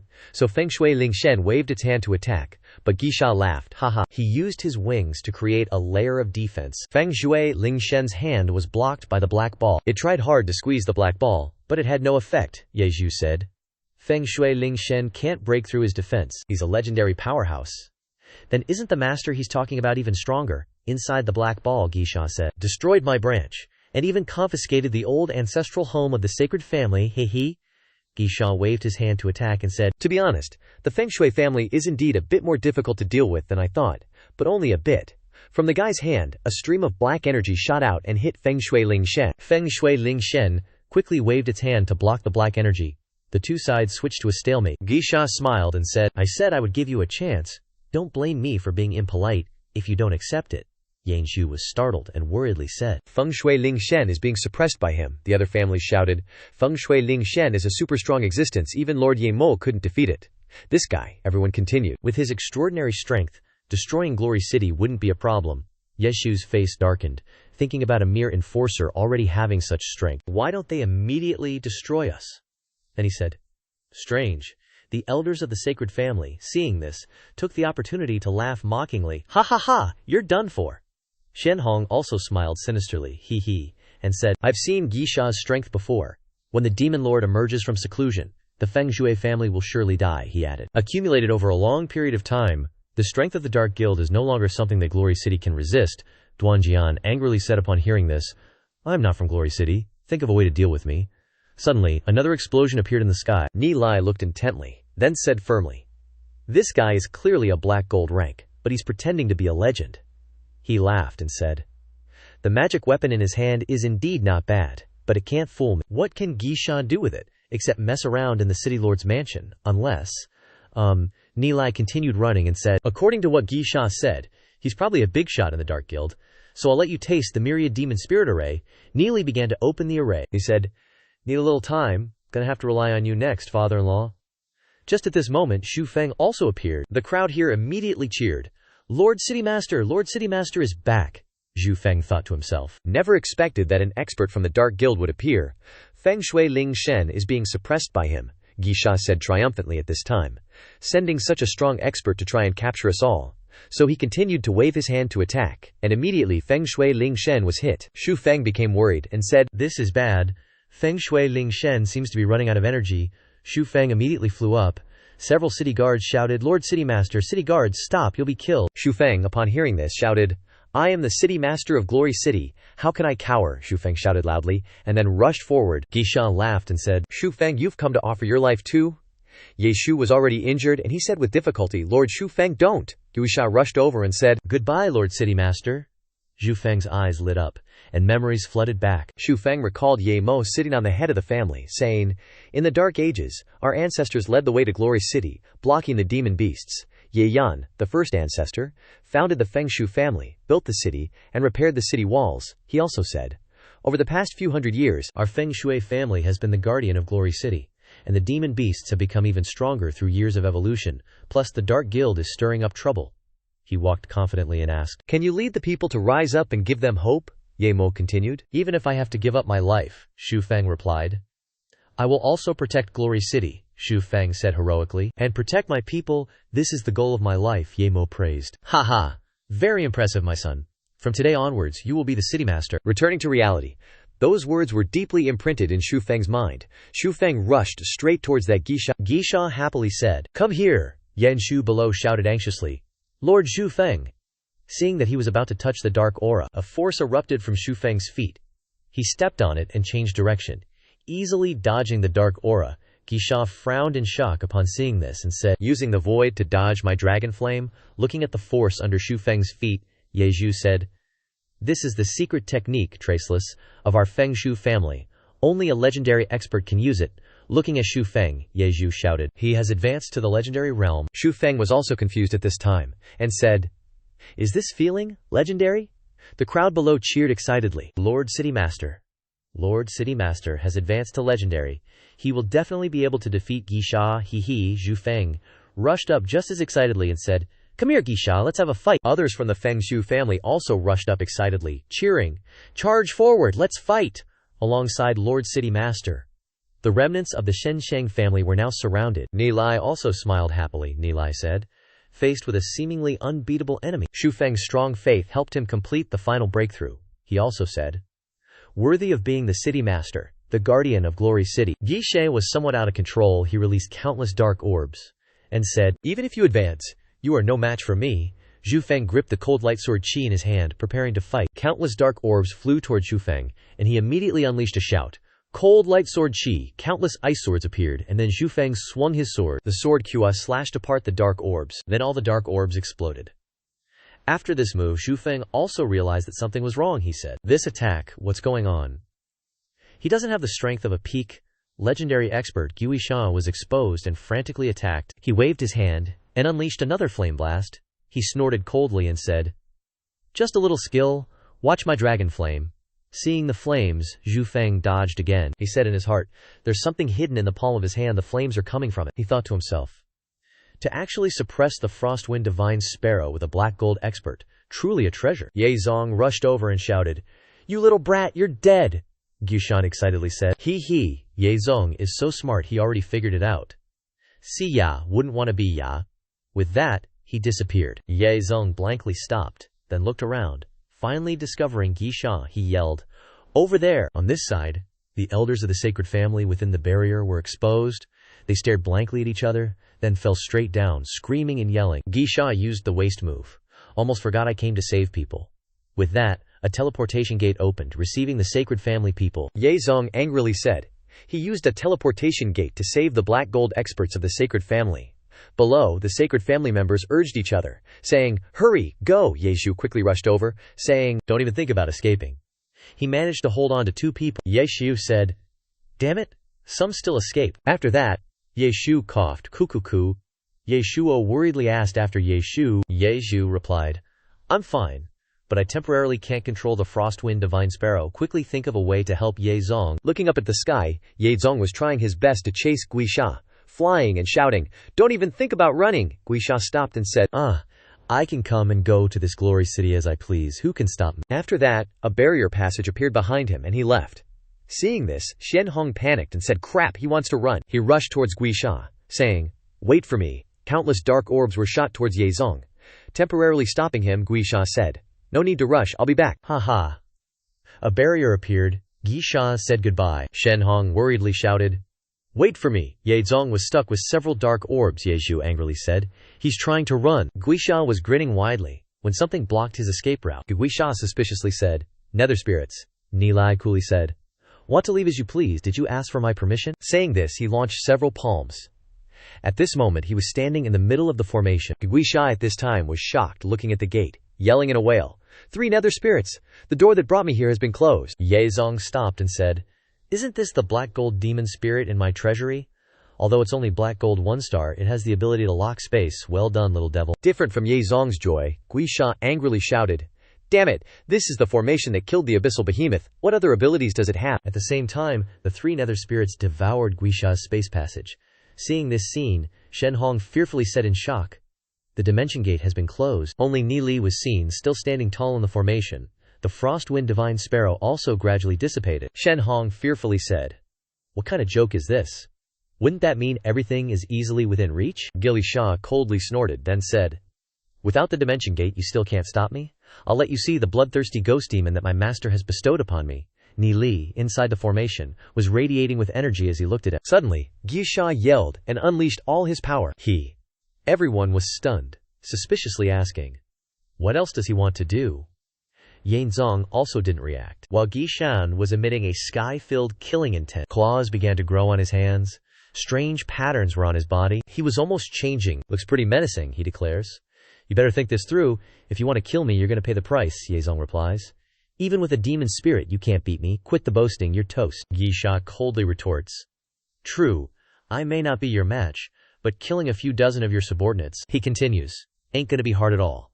Which dumbfounds the guys below. Showing panicked expressions, Ye Zong subconsciously glances down, thinking, This bloodthirsty ghost demon spirit is unbelievably despicable. He really could ignore me to harm others. Guishai puts on a conciliatory tone. Haha, how about we call it a day? From now on, we'll keep our distance.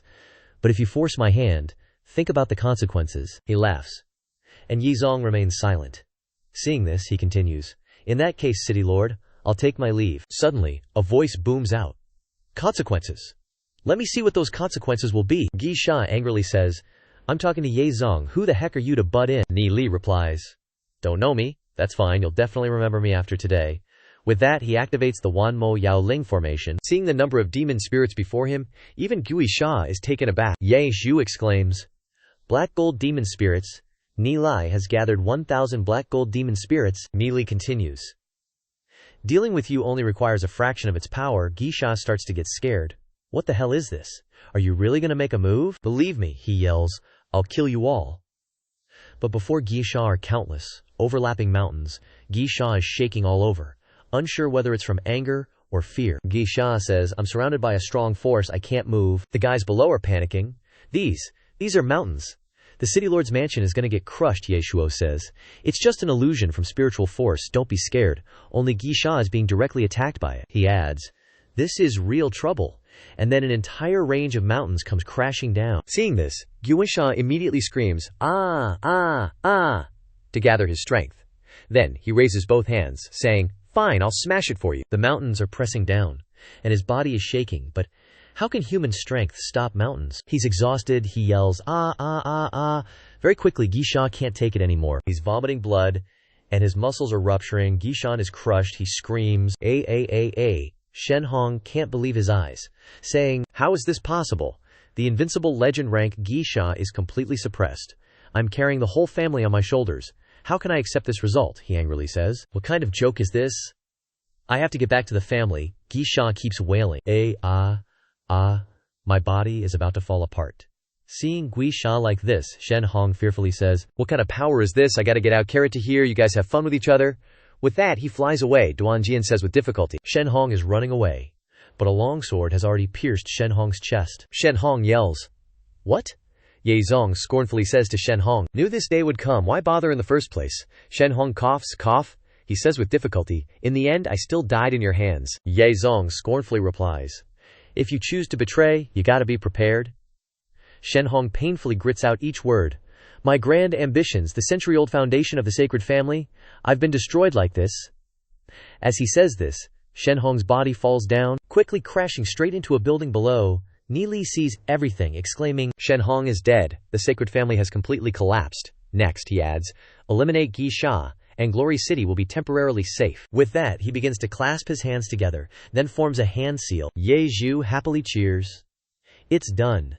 The stone mountains rumble and shift, then disappear. Ye Zong asks in surprise. The mountain range heavenly surge formation suddenly disappeared. But then, a dark shadow appeared. Snatching Guishan away, Nelia angrily said, "To break the mountain ripple heavenly impact grand formation, the intruder must be at least in the legendary realm. Who is it?" "It's a young man taking Guishan away." Ye Zong said, "Is it someone from the Dark Guild? It's not so easy to escape." And then Ye Zong began to transform. Ye Zhu below also shouted loudly, "I've recovered considerably, I'll lend a hand too." Thereupon, the Frostwind spirit god joined the battle, attacking together with Ye Zong. Guishan laughingly asked, "Pal, you've arrived too." "Wipe them out," Longshan merely snorted, then tossed out 2 glowing orbs from his hand. Ye Zong, seeing this, was shocked and paused. An explosion erupted, injuring the Frostwind spirit god and Ye Zong. Ye Zong said, "So strong." Longshan coldly glanced at Nili, and Nili also sensed it, saying, "He's looking over here." Longshan turned and asked Nili, "May I ask, what's your esteemed alias? How many spirit resurrections have you undergone? With our understanding, why bother with this petty squabble?" He feigned knowledge, saying, "Sir, if you're interested, you can come to my Dark Guild, and come with me to meet Lord Demon Master." "We are always respectfully waiting for your arrival," Nilin, inside the formation, said in surprise. "Spirit resurrection. That's the method of using countless children as sacrifices, then merging one's soul into one of them, granting the caster a new life." "It's a sinister secret technique," Nilai said with contempt. "He thinks I'm a reincarnated person, using the spirit resurrection secret technique? What kind of joke is that? The leader of the Dark Guild for so many years is called Lord Demon Master. Is it the same person? He's the one who reincarnated using the spirit resurrection technique." He continued to think. As Guishan said, "Longshan is the strongest under Lord Demon Master in the Dark Guild." Neely frowned, saying, "I can't let him escape, or the consequences will be endless." Neely shouted loudly, "If you want to talk to me, fine, but take one of my attacks first, and see if you're qualified." Thereupon, Neely began to fuse countless demon spirits. Longshan burst out laughing. "Haha, a peak expert naturally uses strength to converse." These words surprised Guishan. Then, Longshan tossed Guishan down. Guishan, while falling, shouted, "Longshan, don't slack off." Longshan confidently replied, "I'm about to step into the peak legendary rank, and I have a pure long-blood god artifact body protecting me. I really want to see if there's anything in this world that can injure me." Over here, countless demon spirits have begun to fuse, quickly forming a gigantic hand. The hand swatted down towards Longshan. Neely said in surprise, "He's not even dodging. Just in time, I'll fully activate the formation." The gigantic hand approached Longshan. But this guy not only didn't dodge, but also challenged, saying, "Come on then." Neely smirked contemptuously. He said, "Everyone who reaches the legendary realm thinks they've reached the peak of the world, just like me back then, thinking I was invincible, daring to charge in everywhere." He continued. The result was getting beaten half to death by a bunch of demonic beasts.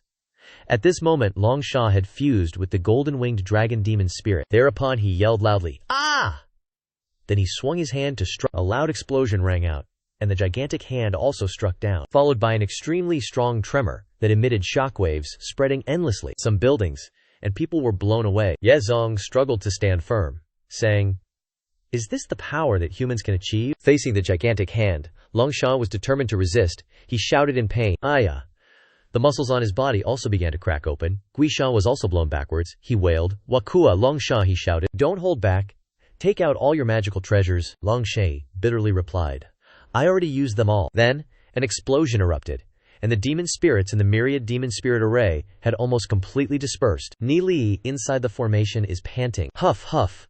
Longshan is in even worse shape. He's lying in a heap, gasping for breath. Longshan struggles to his feet, coughing, cough, cough, then says, "With my power, to think I couldn't withstand a single attack from this formation? I was too full of myself. If I hadn't sacrificed several treasures that the Demon Lord bestowed upon me." Yedzong looks worried and says, "How can it be that even with the full power of the Wanma Yao Ling formation, we still couldn't kill him? Longshan already has such power. How strong is that Demon Lord?" Longshan struggles to his feet and says to his companion, "This Wanma Yao Ling formation really has some tricks up its sleeve. Anyway, I managed to take one hit." He continues confidently, "Next, I and the Demon Lord will be waiting for you at the Dark Guild at any time. I'll wait for 3 months. If you still haven't come," he says with a dark face, "then we can only come and invite you personally," Guishan says impatiently. "Longshan, let's go." After that, the two guys, Longshan and Guishan, fly into the sky together. Neely stands there stunned, watching them go. Dispelling the formation, Neely says, "Oh, we'll let you guys go for now. The Demon Lord has also shown his face." He continues, 3 months is enough for my cultivation to rise several levels again, and by then Lord Ye-Mo should also be back, he says, narrowing his eyes.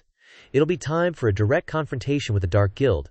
At this time, Ye Zong and Ye Shuo also come to him. Neely quickly asks, "City Lord, are you okay?" Ye Zong replies, "I'm still alright. This Long Sha is at least a 3-star legend, and above him is the Demon Lord.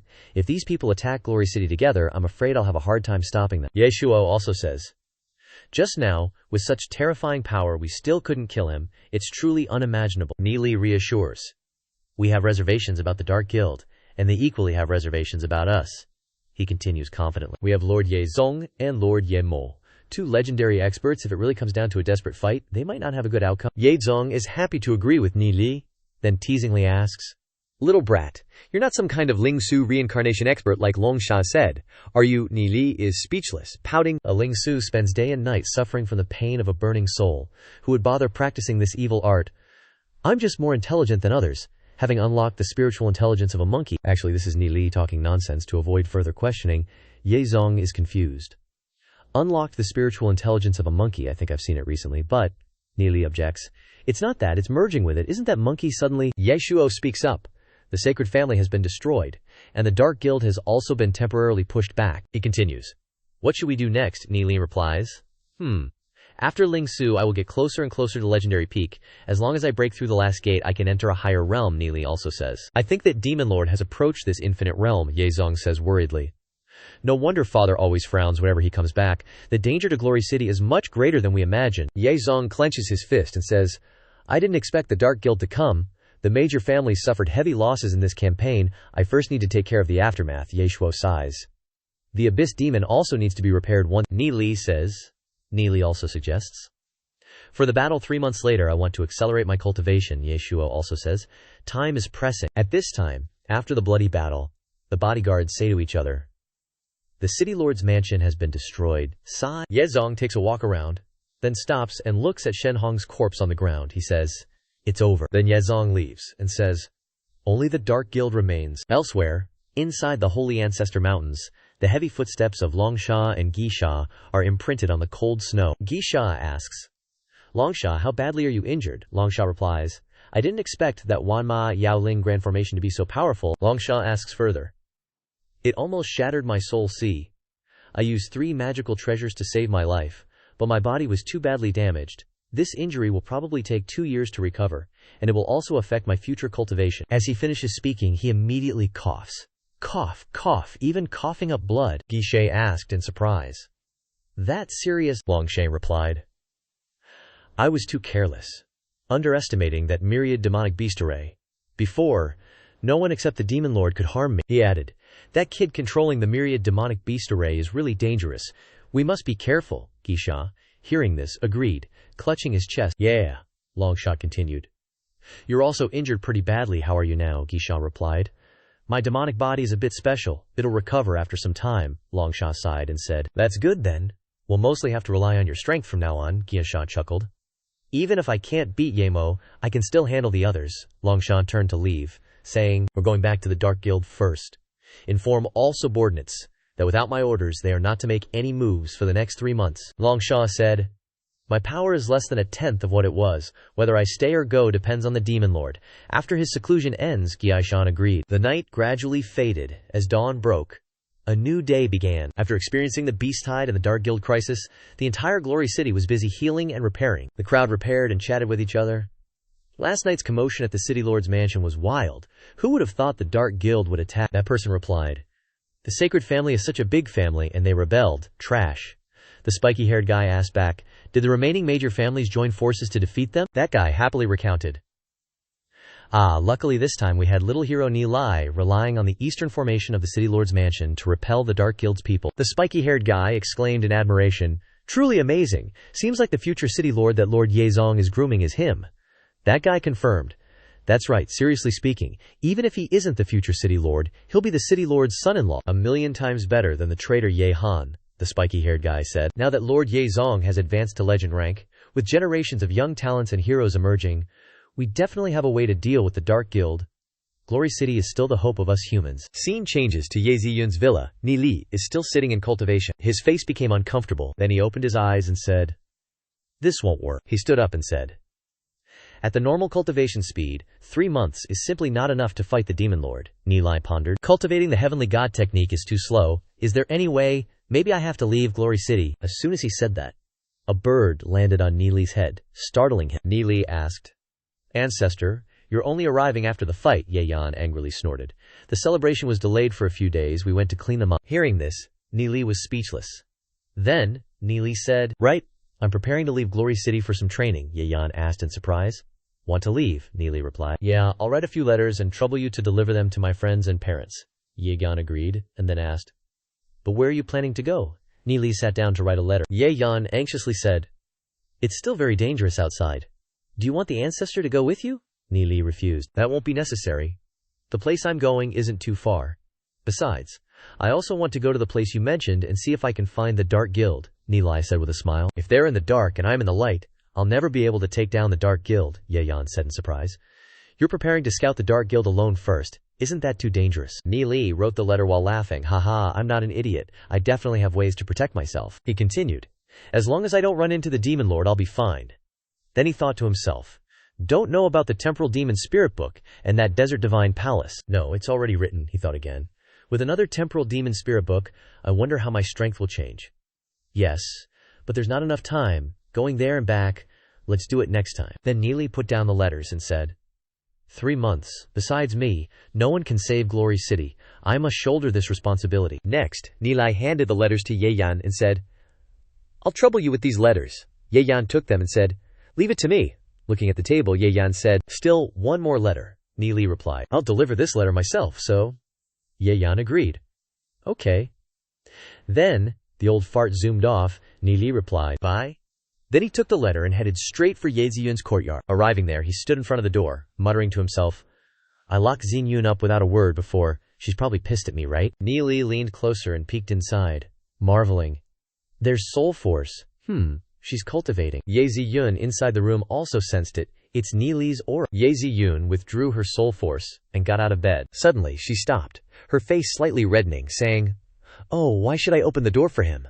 The family had stuff going on, and he locked me in the secret chamber." Then, she shyly glanced at his figure outside the door, thinking, "I'm not going to pay attention to you today," but still peeked from behind the screen. Time passed, and Ni Li was still hesitating, unsure whether to go in or not. He said, "What to do? I still shouldn't say goodbye.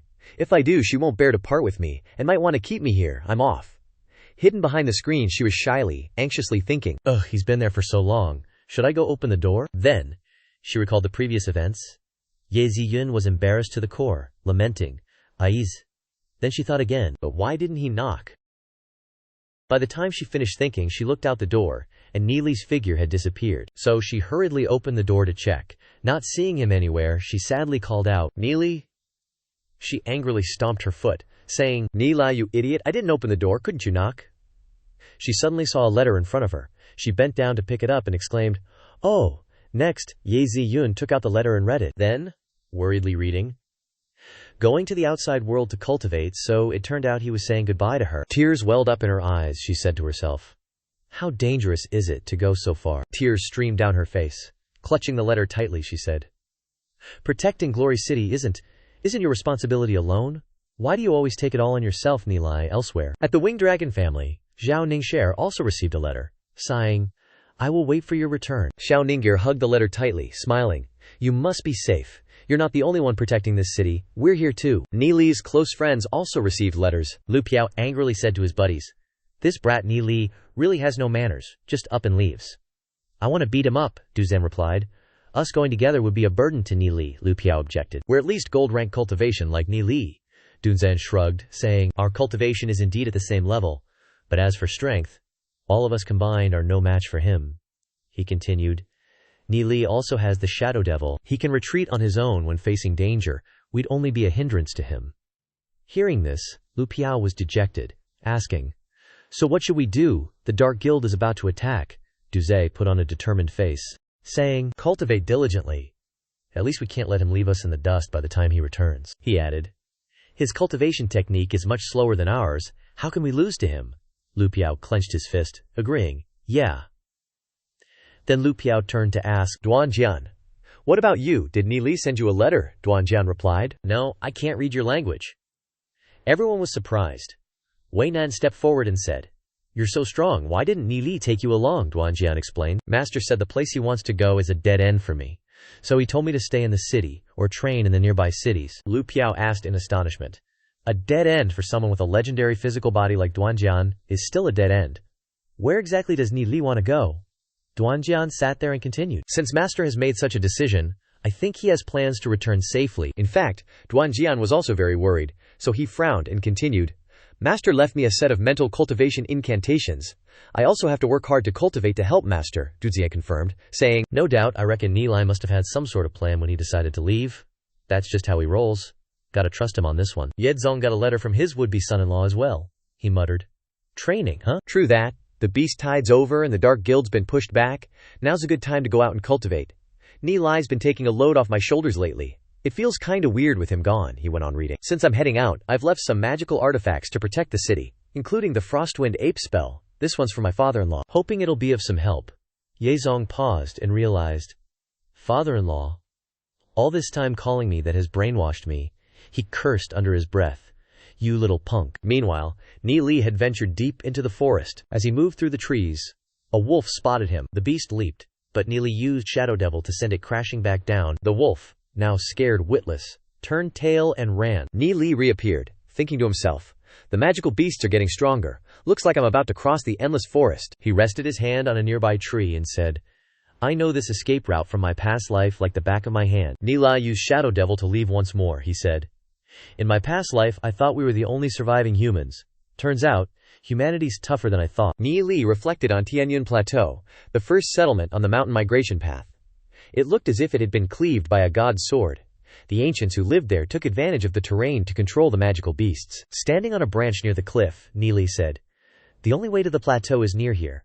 Gotta avoid falling into the black spring below. Ni Li jumped. He soared through the air, grabbing onto the cliff face, and started to climb. When he finally saw the sun, Ni Li had hauled himself up. He sighed.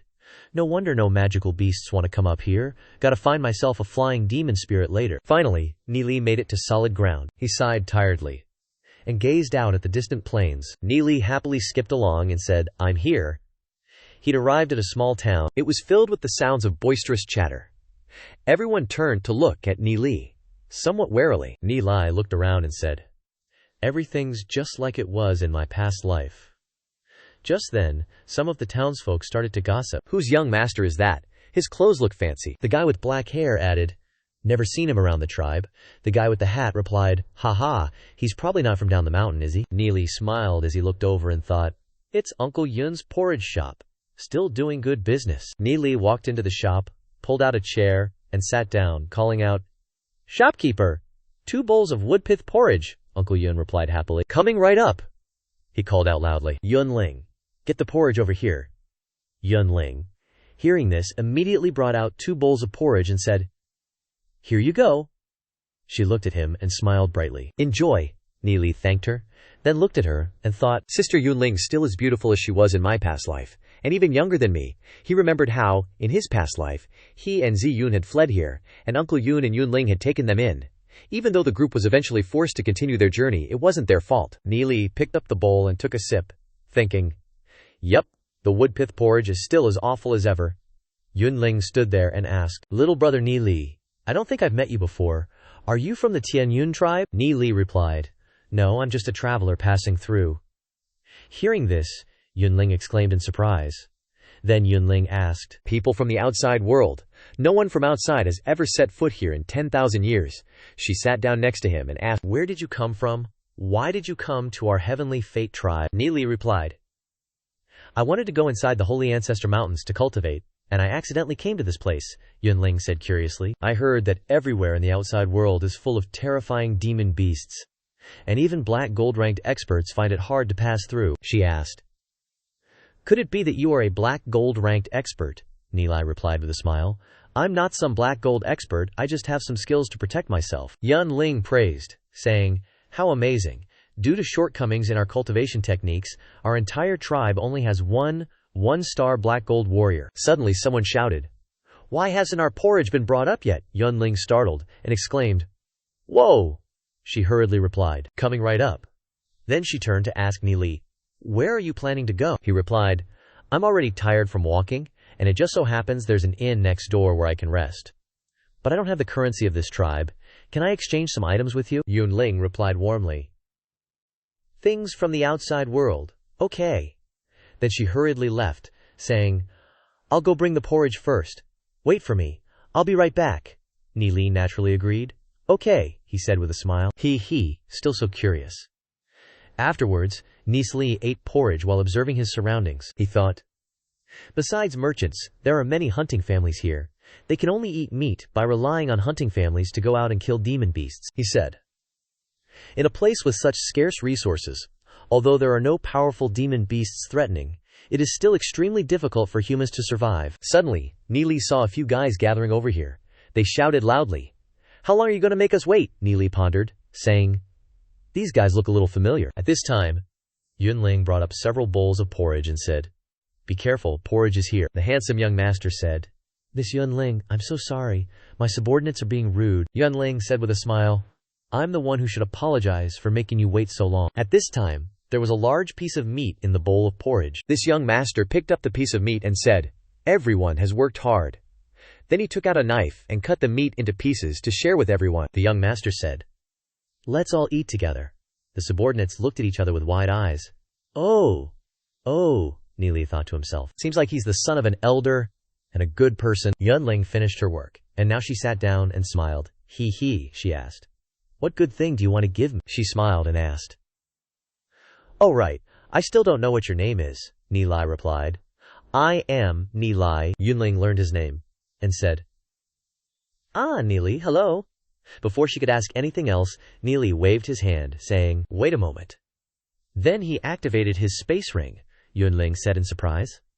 Oh, a space ring, Nili said to Yunling. Take a look. From the space ring, he took out many rolls of colorful fabric. Looking at the pile of fabric, Yunling happily said, Fabric, wow. Holding the fabric, she said, It's so beautiful, how much money is it worth? Nili replied, Give me 200 coins, and all this fabric is yours. Yunling asked in surprise. 200, Nili replied. 200 coins is enough for me to eat and stay here for a few days. Give this fabric to Miss Yunyer, and also ask her to help me with something. Hearing this, Yunling asked in surprise. Huh? How do you know my name? Nili explained. I heard others call your name just now, Yunling exclaimed and asked. Oh. She laughed loudly. All right. What do you want me to help with? Nili asked. Miss Yunling, do you know if there is a kind of purple stone here? It's about this big. He also said, It will smoke and get hot under the sunlight. Yunling happily said, What you're talking about is amethyst stone. There's a lot of it around here. This kind of stone isn't sturdy and has toxins. No one knows what to use it for, and no one bothers with it. Nili asked with a smile. You have a lot. I'll take them all, he continued. I can trade rice for them, 10 violet rock shards. For 1 bag of rice. Yunling was so surprised, her eyes widened, asking, Are you serious? Nili confirmed. Of course, Yunling exclaimed. Food is very precious, Nili replied. It's okay. We in the clan should help each other.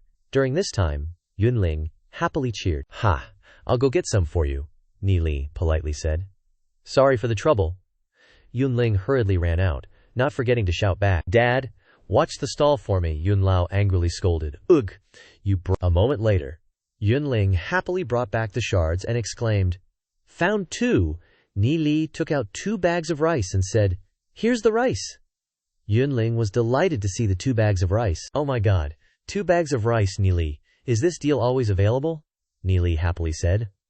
Of course, my cultivation still needs a lot of these stones. Then he said, I don't have much rice, so 10 violet rock shards can also be exchanged for 2.5 jin of meat, Yunling said in surprise.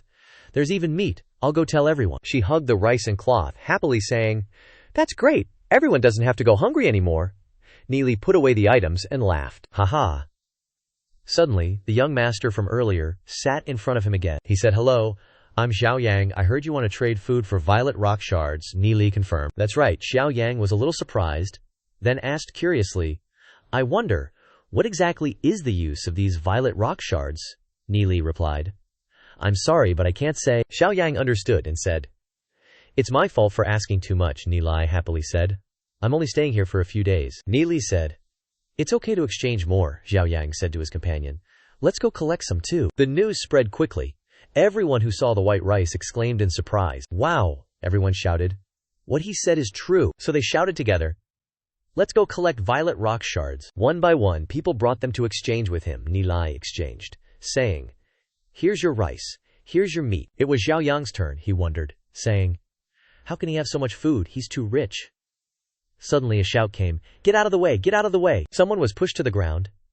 It turned out to be the work of a bald head. He walked up fiercely with his companions. He said loudly to everyone, Get out of my way! His subordinate even waved everyone away. Scram, Yunling worriedly said. This is bad. It's the son of the clan leader, Zhao Yang, unhappily said. Zhao Kuang, is he trying to cause trouble again? Xiao Yang's blue-haired subordinate asked. What should we do, boss? Xiao Yang replied. Let's see how that guest reacts. He continued. If it really doesn't work out, then I can only deal with it. Zhao Kuang put his foot on the chair to threaten. Then he asked, You're the outsider who dares to do business in this territory.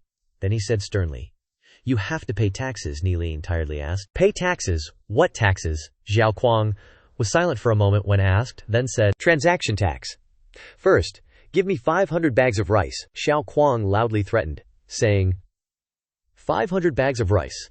Otherwise, don't blame me. Yunling, although afraid, still stepped forward, saying, Xiao Kuang, you're going too far.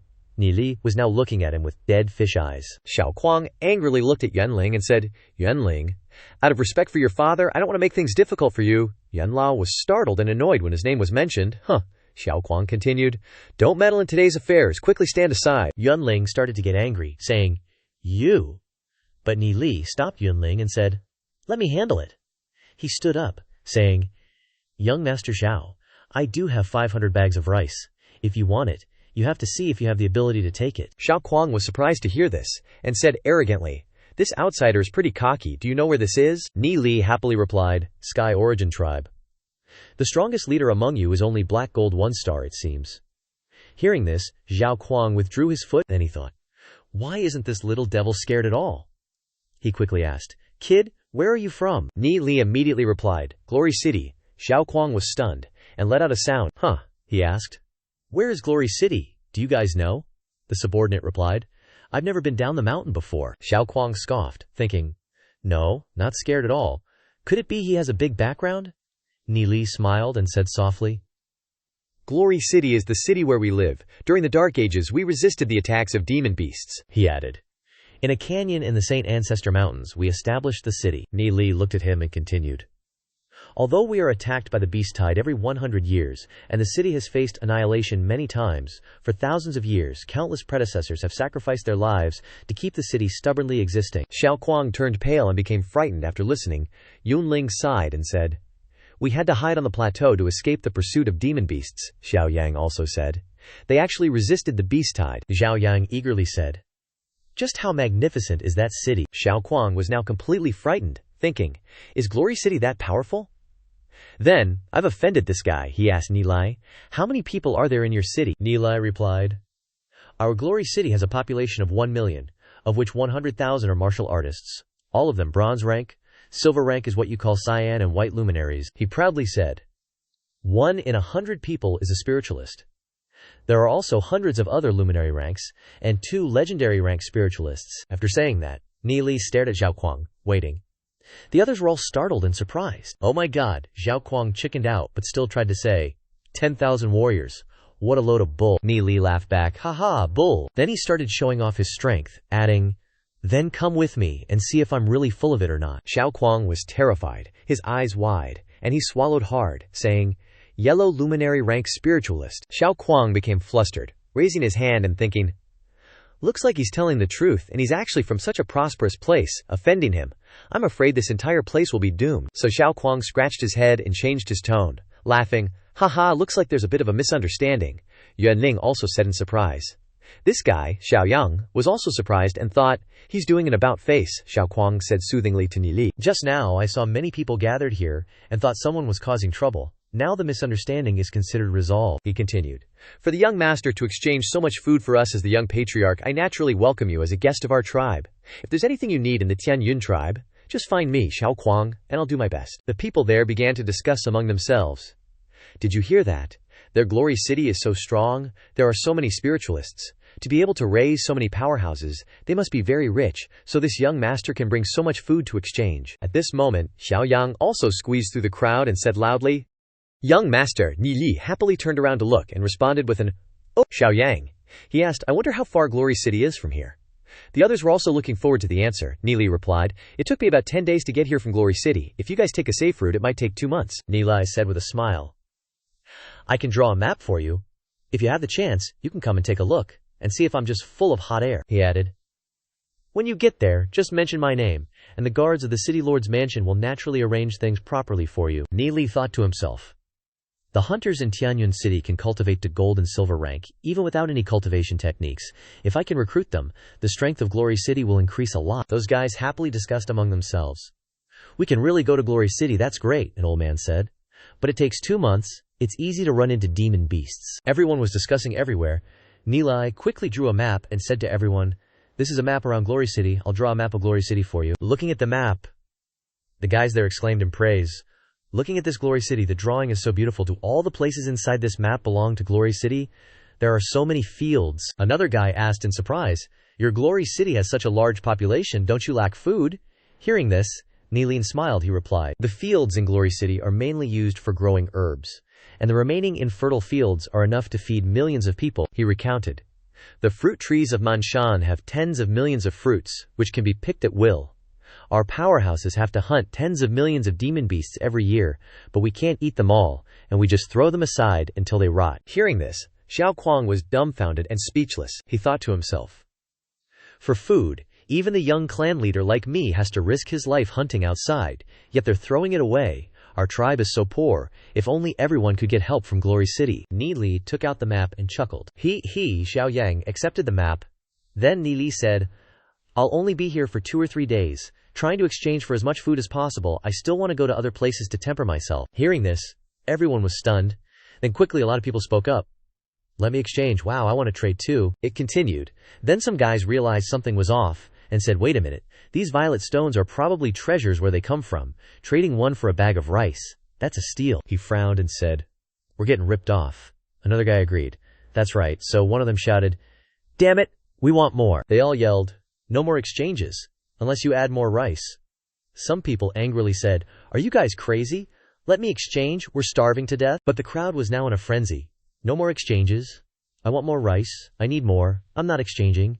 This annoyed Ni Li. The crowd continued to shout. Ni Li felt this scene was very uncomfortable, so he said coldly, Looks like everyone is out of violet stones to exchange. He stood up and said, Well, that's it then. I've exchanged enough violet stones. Everyone, go home. I have to go. Ni Li just walked away.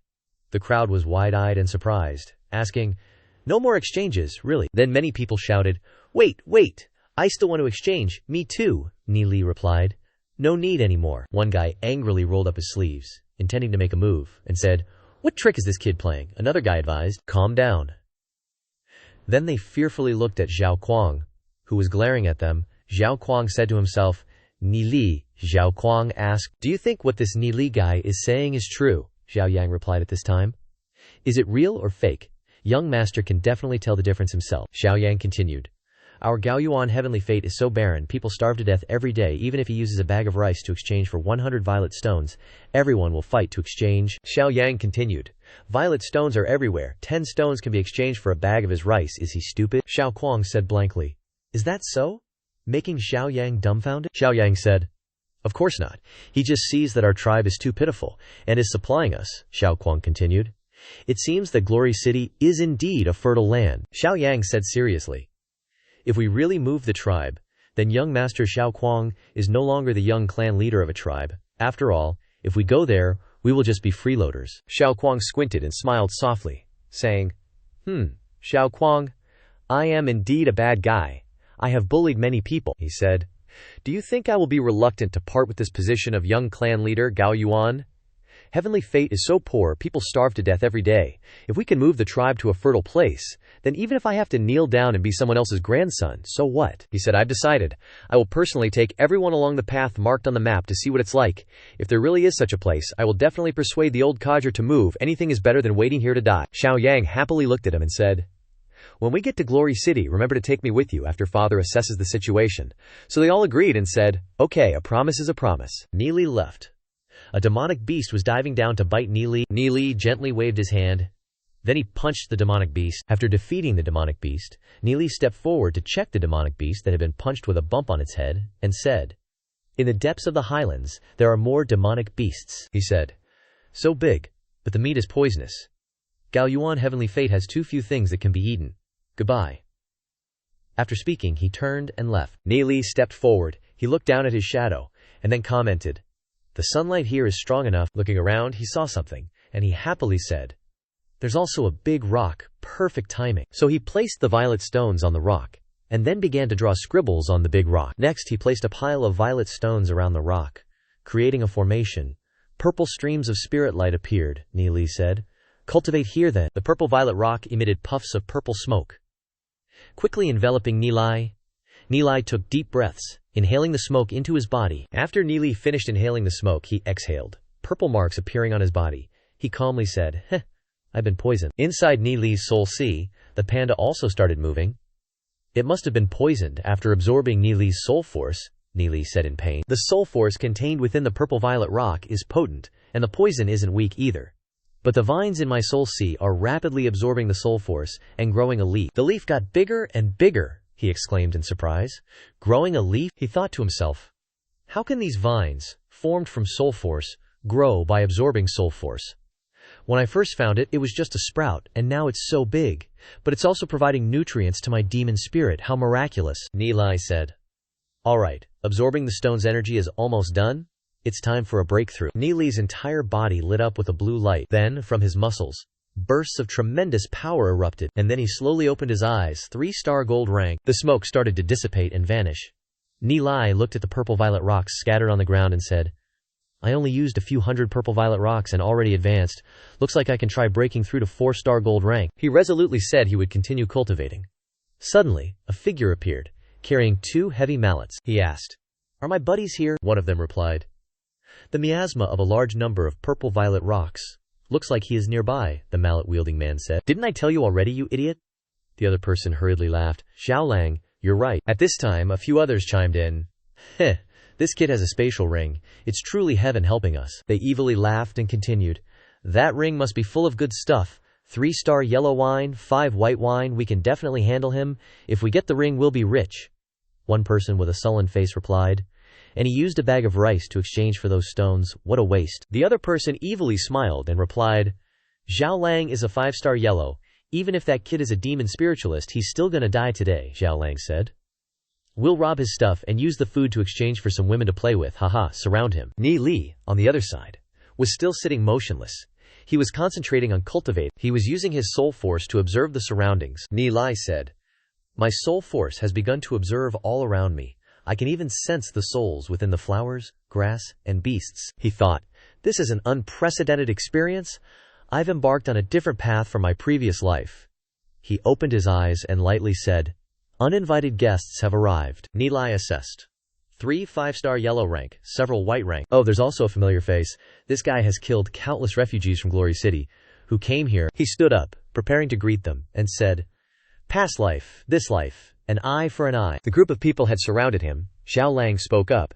Hey, kid. Then, this guy banged his 2 big-ass mallets together, pointed at Neely, and threatened, Hand over what's in your hands, he shouted loudly. Or don't even think about leaving Heavenly Fate Plateau. This guy's shout caused a commotion in the area. One of them smugly said, That roar made all the leaves fall off the trees. Our boss is truly valiant. Neely smiled contemptuously and replied, You want my stuff? Let's see if you have the ability. The 2 sides began to fight. Xiaolang jumped up high, swung his mallet down, and yelled, You refuse to drink a toast, so you'll be forced to drink a forfeit. Take this. Neely was ready to defend. Then Neely transformed into a fanged panda. He spoke out a sentence, Come on. Then he swung his hand, unleashing a gravity field. Xiaolang's 2 mallets suddenly became extremely heavy. Xiaolang's face went blank, and he screamed, "Ah!" and was forced to the ground. Xiaolang couldn't even lift the twin maces anymore. Xiaolang's underlings freaked out, yelling, "Hey!" He fused with a demon spirit, a demon spiritualist. Xiaolang gritted his teeth and said, "So this is a demon spiritualist's combat skill. It really is powerful." Xiaolang struggled to swing the mace. He yelled to muster strength, saying, "But you're still gonna die." With that, he swung the mace, aiming to smash Nili's head. Nili also raised his hand to block Xiaolang's mace. In that clash, Nili sent his mace flying. Nili remained calm, while Xiaolang was dumbfounded. His mace fell to the ground, almost crushing one of his lackeys. Xiaolang thought, trembling. Am I at a disadvantage? How could this be? He looked at his trembling, injured hand. The lackeys also started getting scared. They asked each other. The boss's iron mace got blown away. The demon spiritualist is actually this strong, a guy with silver hair suggested. Everyone, charge together. Another one agreed, replying, "Charge." Then they all charged forward together. Nili coldly said, "Just got promoted, perfect time to find some people to practice on." The green-haired guy charged to attack Nili, but Nili jumped to the side to dodge, then swung his hand and hit the guy in the back. Next, he kicked another guy and slapped two others, dislocating their jaws. Xiaolang was still sitting there, not recovered yet. He yelled, "Don't attack recklessly like that. Attack his lower body like we usually do when hunting demon beasts." Hearing that, the buzzcut guy eagerly charged forward, saying, "Got it." But he never expected Nili to kick him straight in the head. This kick sent him flying backwards, with blood gushing from his nose. Those guys continued fighting Nili. Seeing that his back was turned to him, Xiaolang said, "Opportunity." With that, he swung the mace towards Nili. Nili noticed Xiaolang's action. He opened his mouth and took a deep breath. Then Nili opened his mouth wide and blew out two streams of air, one black and one white. Xiaolang exclaimed in shock, "What is that?" But the streams of air had already hit Xiaolang directly. Xiaolang was blasted away dozens of meters. He screamed in pain. Arg! He flew backwards and slammed into a tree, and the mace in his hand also fell to the ground. The lackeys were so shocked that their jaws dropped. Xiaolang fell face first onto the ground. Nili walked over and said disdainfully, "Is that all you've got? And you dare to be bandits and rob people?" Those guys stammered in fear. "No, this is bad. Run." Then they scrambled away as fast as they could. Nili angrily stomped his foot, using the gravity field. Instantly, gravity acted on these people, and they were all crushed to the ground by the pressure. He narrowed his eyes and said, "Try running again. You want to die?" Seeing that they couldn't beat Nili, they immediately knelt down and begged for mercy, kowtowing repeatedly, saying, "Hero, spare us." The buzzcut guy cried and said, "We didn't intentionally disturb you, sir. It was all Xiaolang. He forced us to do it." Another one immediately chimed in, crying and saying, "Wah! That's right, that's how it is, wah!" Nili calmly said, "Then get up, I'll spare your lives today," they excitedly replied. "Thank you, hero." But he suddenly smiled slyly and said, "But you have to take me to a place." Hearing this, the guys cheered happily. "Thank you, hero. Thank you, great demon spiritualist." The buzzcut guy smiled obsequiously, asking, "Haha, may I ask where the Great One wants us to go?" Nili said coldly. "Black Abyss." Hearing this place name, the group of people immediately froze in fear. The buzzcut guy was so surprised that he didn't know what to say, replying, "Huh." The buzzcut guy shouted, "Absolutely not, my lord." That whiny twerp also chimed in, "Yeah, it's super dangerous there. We'll die if we go." Nili stood up and said, "I'm not asking for your opinions." The scary guy said, "This is an order. You don't have a choice."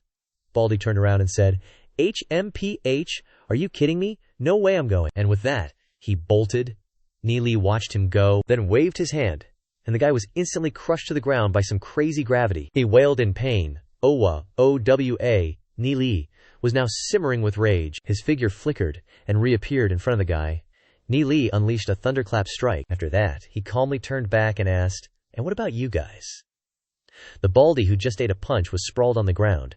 The others, seeing this, were too scared to even breathe, immediately kneeling and shouting, "We'll go." Then they all started leading the way together. One of them lamented, "We're so dead." Another reminded, "Better to die late than die early." They wearily said, "Hurry up, or the Lord will lose it." Another replied, "Oh, please don't get angry." Suddenly, they all froze. In front of them was a fork in the road. The guys were clueless, not knowing which way to go. Staring at the sign that had faded words, the guys blankly stared at the sign. Then they all unanimously led the way to the left. Nili growled, asking, "Where are you guys going? Just say, if you want to die." The guys all knelt down again, begging for mercy, repeatedly saying, "We were wrong. Please spare us, my lord." One of them said bitterly, "If you already know where the Black Spring is, my lord, then why are you making us lead the way?" Ni Li glared at them with his panda eyes and said, "I told you to lead. Lead the way, not to talk. Move it." So the others continued on. Turning back to the rock near where Ni Li had been cultivating, they saw the corpses of Xiao Lang and Baldi, face down in the dirt. Xiao Kuang, seeing this, said, "Father, that corpse is Xiao Lang." Accompanying Xiao Kuang was the clan leader Xiao Wu of the Sky Fate Plateau. The group hurriedly rushed over to investigate. Xiao Lang was actually dead. Even the clan leader couldn't do anything about his innate divine strength. How could he be? Xiao Wu was the clan leader. As they were carefully observing, he discovered footprints and said, "The footprints here are quite deep," he speculated. "These steps of Xiao Lang's are all in a state of holding back his attack. There are no footprints from the other side stepping over here. The person being attacked must have been standing on that big rock. This step used a lot of force, it seems." Xiao Lang took a running leap. Then, Xiao Wu continued to see 2 deep footprints and wondered, he thought. Both feet landed at the same time. "What kind of move is this?" he said, puzzled. "This distance couldn't hit someone standing on the rock," Xiao Kuang ordered. "Bring their bodies back." Then Xiao Kuang asked, "How is it, father?" Xiao Wu said. After that, there are a few more footprints, but not much sign of a fight. Xiao Lang was killed in 1 or 2 moves. Hearing this, Xiao Kuang was shocked. "Huh." Xiao Kuang then said, "This," then looked at the long gully in the ground and said, "1 hit." Shock was written all over Xiao Kuang's face, disbelieving, saying, "Father, even you, a black gold rank warrior, couldn't do that, could you?" Xiao Wu replied, "That's right. And based on his injuries, it wasn't a fist weapon, it's likely some kind of demon spirit. The power of this demon spirit combat skill could actually send Xiao Lang flying so far." Xiao Kuang clutched his head and said, "Then it must have been done by a spiritual master," Xiao Wu anxiously said. "Such a powerful spiritual master, if he attacks the Sky Fate tribe," he continued, "it's possible the entire Sky Fate tribe will be wiped out by him." Suddenly, Xiao Kuang remembered and said, "Recently, I met a young spiritual master. Did he kill Xiao Lang?" "But he's just a kid," Xiao Wu replied. "It's not necessarily impossible." He looked up at the sky, thinking, in ancient times, geniuses appeared one after another, and it wasn't uncommon for black gold rank experts to be 14 years old. "In this era of fleeing, we've almost lost all our cultivation methods, so very few people can cultivate demon spirits," he added. "Light Glory City has so many experts, they probably have complete inheritance methods. That young man said he was connected to the City Lord's mansion. Even if he doesn't have black gold rank strength, he probably has a black gold rank expert protecting him." He glared at him, saying, "From now on, you must treat him with the utmost respect and caution." Xiao Kuang immediately obeyed his father's instructions. Xiao Wu continued, pointing at the ground. "Look here. There are footprints of 7 people heading that way. They must be Xiao Lang's subordinates," he added. "But there's also a very small footprint, probably from that young boy. Let's go check it out too." The subordinate immediately obeyed. "Yes, sir." After that, Xiao Wu's group arrived at a fork in the road. Xiao Kuang said, "Turning right, they're heading towards Black Spring." Xiao Wu replied, "Entering Black Spring is certain death. Even a black-rank demon spiritualist would find it hard to escape. Our ancestors warned us not to proceed any further." Xiao Kuang blankly responded. "Okay," Xiao Wu continued. "Xiao Lang's people would never dare to enter Black Spring on their own. That young boy must be forcing them," Xiao Kuang asked worriedly. "Father, what should we do next?" Xiao Wu ordered. "You hold this position, and don't step into the forest ahead for 2 days. If that young boy comes out, invite him back to the clan as a guest. If he doesn't come out after 2 days, then we don't need to wait any longer." Xiao Kuang immediately replied, "Yes." Xiao Wu wondered, "What is that young boy doing in Black Spring?" Inside the forest, the atmosphere became dark and terrifying, and Xiao Lang's subordinates turned pale with fear. One of them, walking in front, suddenly heard a bone-breaking sound. He was startled, looking down to see a skeleton sitting against a tree. He fearfully asked, "We still have to go deeper, sir. I'm getting dizzy. This is messed up." And then they started screaming. They yelled, "Can't see anything anymore." Ni Li immediately threw a bunch of pills into their mouths and said, "Swallow them, or you'll die." The poison from the black oil trees and the rotting corpses here creates toxic gas with complex components. Breathe it in for too long, and you'll end up like those corpses. Hearing that, they fearfully swallowed the pills. The pills immediately took effect, one of them clutching his throat and gasping, "Huff, huff, ah, I'm waking up." The others also breathed a sigh of relief. He looked at the skeleton and said, "I'm saved," Ni Li reminded. "Don't celebrate too soon. This medicine can't completely neutralize the poison. If you don't keep taking it, you'll still get poisoned," he threatened, "so don't get any funny ideas, and obediently lead the way." The group fearfully obeyed. Ni Li's group continued forward. After a while they cried out, "There's no path ahead," Ni Li said in surprise. "Huh." One of them immediately explained, "This is a muddy swamp. Once you step in, you'll sink," he added. These swamps are highly poisonous. If you sink, no matter how high your cultivation, it's useless. Neely then threw a few axes to them. They stared blankly at the pile of axes in front of them. Neely ordered, "Pick up the axes and chop down those trees to make wooden planks, just like when you cross other swamps." One of them immediately replied, "Yes, sir." In his heart, he thought, he came up with a solution in an instant. They exchanged glances. One of them said, "I was planning to trick him." The other replied, "We're screwed this time," Neely added. "There's one more task. I need a rope." He said, "Go find some vines and bark and make a rope for me. It needs to be at least 3,000 feet long and must be sturdy." One of them asked in a panic. 3,000 chi, Neely confirmed. "That's right. If you don't do it well, you can stay here forever. Oh, and don't even think about playing tricks. If I don't give you the antidote, even if you escape this forest, you'll die from the poison." Hearing this, they were powerless, thinking, "So scary. He's clearly just a kid. Kid, my ass." One of them mustered his courage and asked, "Young master, if we finish all of this, will you let us go?" Neely replied, "As long as you help me finish, I'll naturally let you go. After all, the leader is already dead." He added, "But you guys better repent thoroughly, or I won't spare you." Hearing this, they were overjoyed. They knelt down and said, "We will definitely repent thoroughly, thank you, young master, for not killing us," Neeli replied. "Hurry up and go." The guys instantly perked up and went to chop trees and gather vines, speeding up the work progress. Nicky Lee, on the other hand, seized the moment to cultivate. Opening his eyes, he saw those guys already kneeling and begging, "Big bro, the medicine's worn off again." Neely took out the antidote and tossed it to them, saying, "Here, catch." Receiving the medicine, they hurriedly thanked him. Neely thought to himself, "Given them medicine 9 times already, almost 5 hours have passed." Looking ahead, he said, "Finally, almost done." One of them brought over the vine rope, 3,000 chi long, saying, "Finished," looked at him, and the pile of rope. Neely praised, "Not bad. All done. That's a wrap." Neely said, "This is the antidote. You guys are free now." With that, he gave each of them an antidote pill. Those guys cheered joyfully. "Thank you, young master, for not killing us. We will definitely be good people." Neeli looked at the pile of rope behind him and thought to himself, "All right, time to dive into the Black Spring. In my previous life, I accidentally stumbled into the Black Spring and was lucky enough to survive. Moreover, I discovered a relic in the depths of the Black Spring." Neeli jumped from the tree trunks onto the cliff. He looked down at the deep abyss below and thought, "It's down there. Below the abyss is a deep, black, bottomless." Neeli said, "There are quite a few footholds beneath the waterfall. They seem man-made. I need to make sure I land on those spots without breaking my legs or getting eaten by the demon beast down there." Neeli raised his spatial ring and said, "Come out, rope."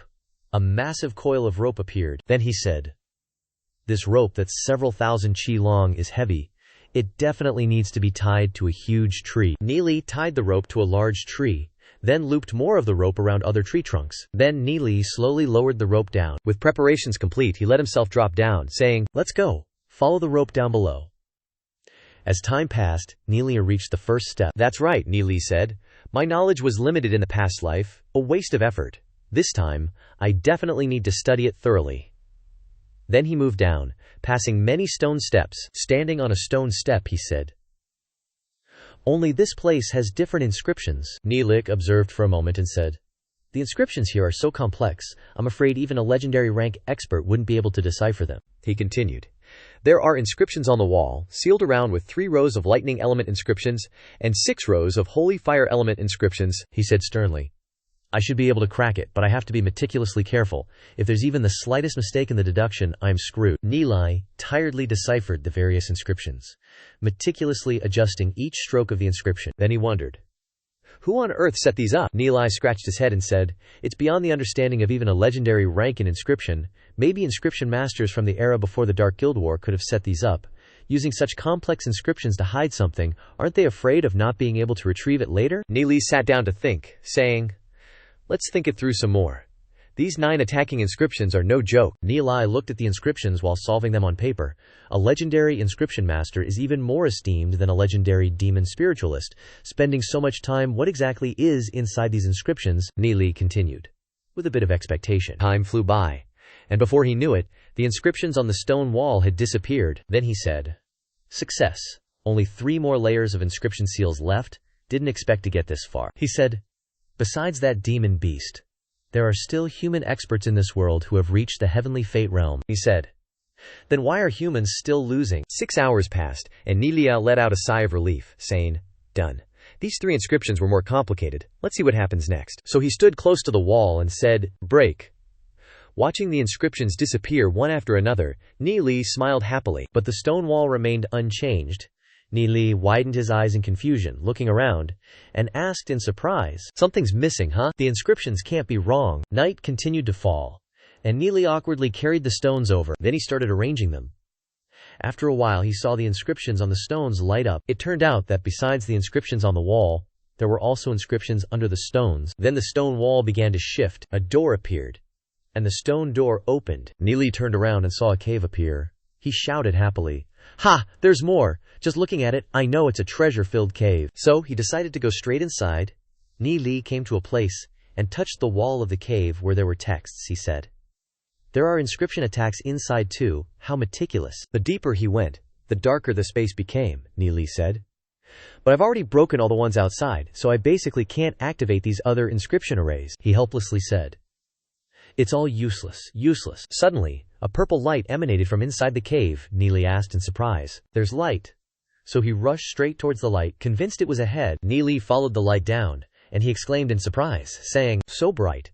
This light was so dazzling that Neeli had to squint. "Oh, it's a lot of soul stones," Neeli exclaimed. "Wow, so many soul stones." Neeli looked around, only to see soul stones everywhere on the cave walls and on the ground. He sighed. "They even light up on their own." He said, "This place isn't bad. Wait, there aren't any inscription attacks again, are there?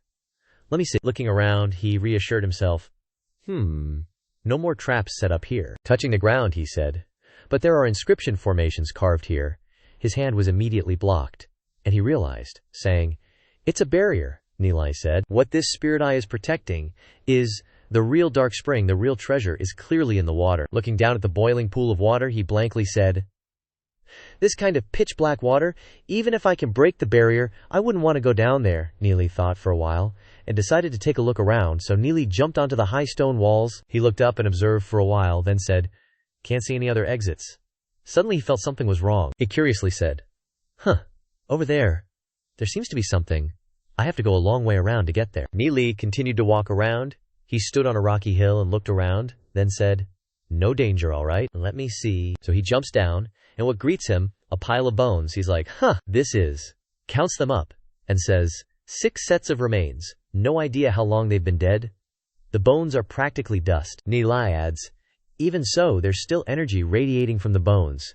They must have been powerhouses back in the day." He touches a weapon nearby and says, "This energy, it's like soul force, but not quite. This is legendary grade armor." Neeli looks around, thinking, judging by the inscriptions, these weapons and armor are all legendary grade. They're pretty busted up, but with a bit of work, some of them could still be useful. He's puzzled. No signs of a fight, no traps. Did they just die here? He stands up, kinda bad luck taking stuff from the dead, but whatever, I've already died once. Neeli starts picking things up. Such a waste for these treasures to rot away here.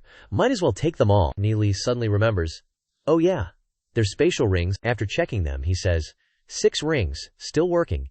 These guys were at least legendary grade. Wonder what's inside. He activates his soul force, and 2 of the rings light up. Neeli's amazed. No wonder they're rings from legendary experts. The space inside is huge, but most of the stuff inside is corroded to hell. Looking into a ring, he says, for a demon spirit to be corroded this badly, it must have been centuries, right? He picks up some dirt, examining it. Time flows much slower inside these spatial rings. A few centuries in the ring is like tens of thousands of years outside. He adds, these skeletons are from tens of thousands of years ago. What were they doing here? The weapons and armor outside are still partially intact. Maybe the stuff in the rings is better preserved. So he pulls out a suit of armor. Neeli exclaims, Featherwind battle armor, thin as a cicada's wing, can change size, and has legendary grade defense. He puts on the armor, saying, negates 9/10 of a peak. Legendary expert's power. Just this armor alone makes the trip worth it. Neeli puts on the Featherwind battle armor, happily saying, fits perfectly. After hundreds of years in the ring, it's still in perfect condition. Another treasure to protect myself when I need it. He puts his orange clothes back on, and heads back to the lake. Neeli says, doesn't look like I missed anything else. Then Neeli continues further inside, confidently saying, let's see what's in the Black Spring. So he activates his soul force and unleashes an inscription. Neeli senses a powerful force inside. If I could cultivate in this environment, I might be able to break through to black gold grade. He quickly prepares, saying, "Gotta find the weak point in this inscription. This formation was probably set up by those dead guys to protect the power inside from dissipating too much." After studying it, he says, "This inscription won't stop me." Suddenly, Ni Li notices something. A burst of flames lights up, and a beautiful woman appears before Ni Li. He's stunned. A soul. Looking at her, he adds, "I wonder who she is." Leaving a trace of her soul here. Standing before her, he mentally prepares himself.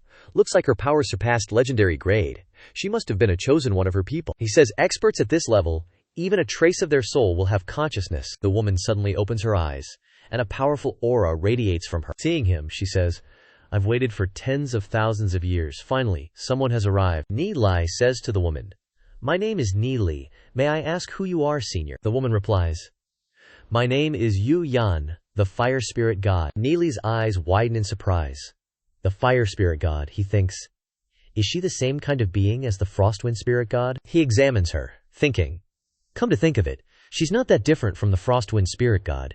Seems like both are just a strand of consciousness, but their power reached legendary grade. I thought the frostwind spirit god was a summoned creature from another world. Guess I was wrong. Looking at her, he kept thinking, are they people of this world? But a powerhouse reaching the heavenly fate level. He thought, once you reach the heavenly fate realm, your lifespan becomes infinite in this world, almost immortal.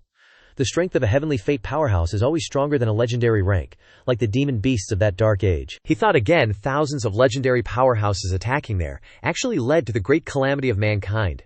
But how could this spirit god die? And Kong Ming, the great emperor, the space-time demon spirit?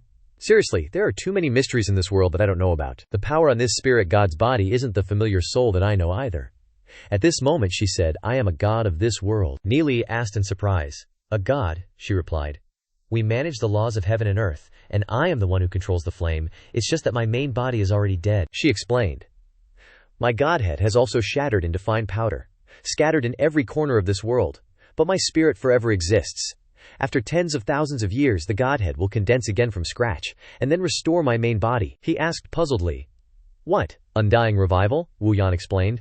We are not mortals. Each main world can only give birth to 36 spirit gods, and the dimensional world can only give birth to one. She also said, we represent the heavenly Tao laws. In the ancient period, our main world also had 36 gods, and this dimensional world had as many as 72, half of which are demon beasts, 1/4 are human, and the rest are other creatures. They are the masters of this world. Although a spirit god can manage a law, the power of the law does not necessarily belong to the spirit god forever, Wu Yan continued. If a spirit god really dies, they will lose control over the law, and the person who comes after can manage that law and become the new god. Ni Li asked. So the power of the law can be plundered, the god replied. That's right.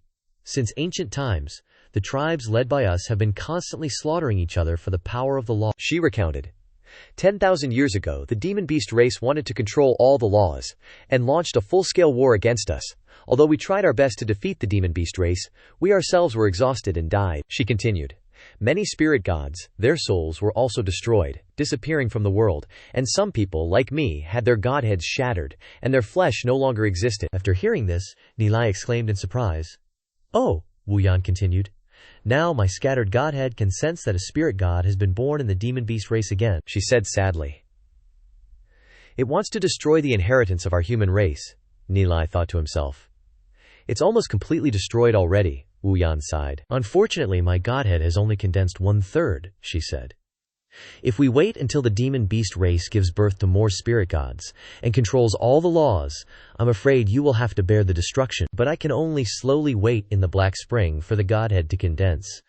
Once I leave the Black Spring, the peak legendary demon beast guarding outside will try everything to destroy my flesh, Wu Yan sighed and said. By the time my godhead is restored, it might be too late, Ni Li reassured. The inheritance of mankind will not be destroyed. Goddess Wu Yan doesn't need to worry. Wu Yan looked at him and said, maybe it's really... He looked at her puzzled. She replied, among the spirit gods of the human race, we have a super powerhouse who controls the law of space-time. That person, when the human spirit gods were about to be destroyed, used his space-time law to enter the vast river of time, spreading the ripples of time, affecting the past and the future, in order to save mankind, she said sadly. No one knows what he arranged. I can only wait until you come here, Ni Li asked in surprise. Until I come here, could this be the arrangement of the space-time spirit god? He thought to himself. There's even a space-time spirit god. Could it have something to do with the space-time demon spirit book? He thought further. Speaking of which, the Desert Divine Palace's previous life, obtaining the book, and obtaining the incomplete tomb of Kong Ming, the great emperor, were all in this world. In my previous life, I had surpassed the heavenly fate and had already arrived in another world, but I still didn't fully understand this world, spirit gods, and laws. I'm very curious. What other mysteries does this world have for me to see carefully? He asked. So what should I do? Ni Lai asked. Wu Yan, what can I do? Wu Yan thought to herself. This kid. Then she replied, I will teach you the power of the law. Ni Li showed a surprised look. Oh, Wu Yan tilted her head and asked. You don't seem surprised at all when you hear this, Ni Li said smoothly. I'm a little slow. Then he said the truth. No matter how powerful the power of the law is, it can only reach the heavenly fate. It's definitely not as powerful as my heavenly Tao divine technique. Wu Yan smiled wryly and replied, All right, I'll pass on the power of the law to you. How much you can comprehend and what level you can cultivate to will depend on yourself. She began to say, Among the 27 spirit gods of the human race, we have 6 who have lost their lives. Therefore, if you can comprehend the laws of these 6, it would be the most suitable and the simplest, Ni Lai asked in surprise. Oh. What rules are those? Teach me the awesome ones. Then Wu Yan went silent for a moment before saying helplessly, The stronger the rule, the harder it is. Plus, each person can only cultivate one rule, she said. You can't learn, even if you learn a lot. Cultivating a rule that suits you is best. Ni Li nodded in agreement. Then he asked again, So which is the most awesome rule? Wu Yan burst out laughing. Haha, you're still just a young'un after all. Listen carefully now. The 6 spirit gods are dead. The strongest rules are light, darkness, and chaos. The other 3 comprehended elemental rules of earth, lightning, and metal. She instructed. The most important thing in comprehending a rule is sensing it. I'll teach you how to sense it here, but sensing a rule is very difficult. You might have to seclude yourself here for 20 years to sense even a little bit of the power of the rule. Ni Lai's face immediately fell, and he asked, 20 years? Are you sure you're not mistaken? Wu Yan replied. 20 years is already fast? Back when we comprehended the rules, it took at least 50 or 60 years, she added. Besides, back then, countless people were comprehending the rules. It was the most heroic time for the power of the rules. The power of the rules now is much weaker than it used to be, Ni Li replied. Well, I'll give it a try then, but at most a month I still have my own things to do, he thought to himself. The way of cultivation is that once you master one law, you master all laws. No matter how mysterious the power of the rules is, it can't take 20 years of my time. Wu Yan sighed and agreed with Ni Lai. All right then, let's give it a try. The first step in cultivating the power of the rules is to strengthen your muscles. This black spring contains a part of my godhood. I'll open the barrier, and you can soak in this black spring to temper your body. If you can't adapt to it, the power of the rules might directly cause your body to explode. If you can sense the power of the rules of the black spring, your skin will burn. Just come ashore and rest when you can't take it anymore. Wu Yan waved her hand, and the barrier opened. She said, Go in. Ni Lai was startled and said, This energy is too dark. He shouted, Here I go! But Wu Yan suddenly stopped him. Wait, Wu Yan said coldly. Take off your clothes, Ni Lai was stunned. When the woman told him to take off his clothes. Huh? Wu Yan said coldly. Ni Lai awkwardly held onto his clothes. Wu Yan was speechless at the sight and said, I'm not looking at you. She closed her eyes and turned away. What a kid, Ni Lai then remembered.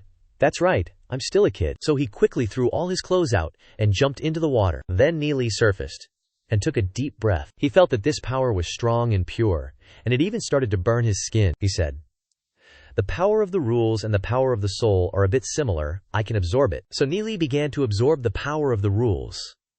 Streams of the power of the rules poured into Ni Lai's soul sea. After circulating through the soul sea, the burning sensation gradually decreased. I can still absorb more. Looking at Ni Lai cultivating, Wu Yan thought to herself, As a spirit god, I can understand people's hearts, but I can't see through Ni Lai at all, the chosen one.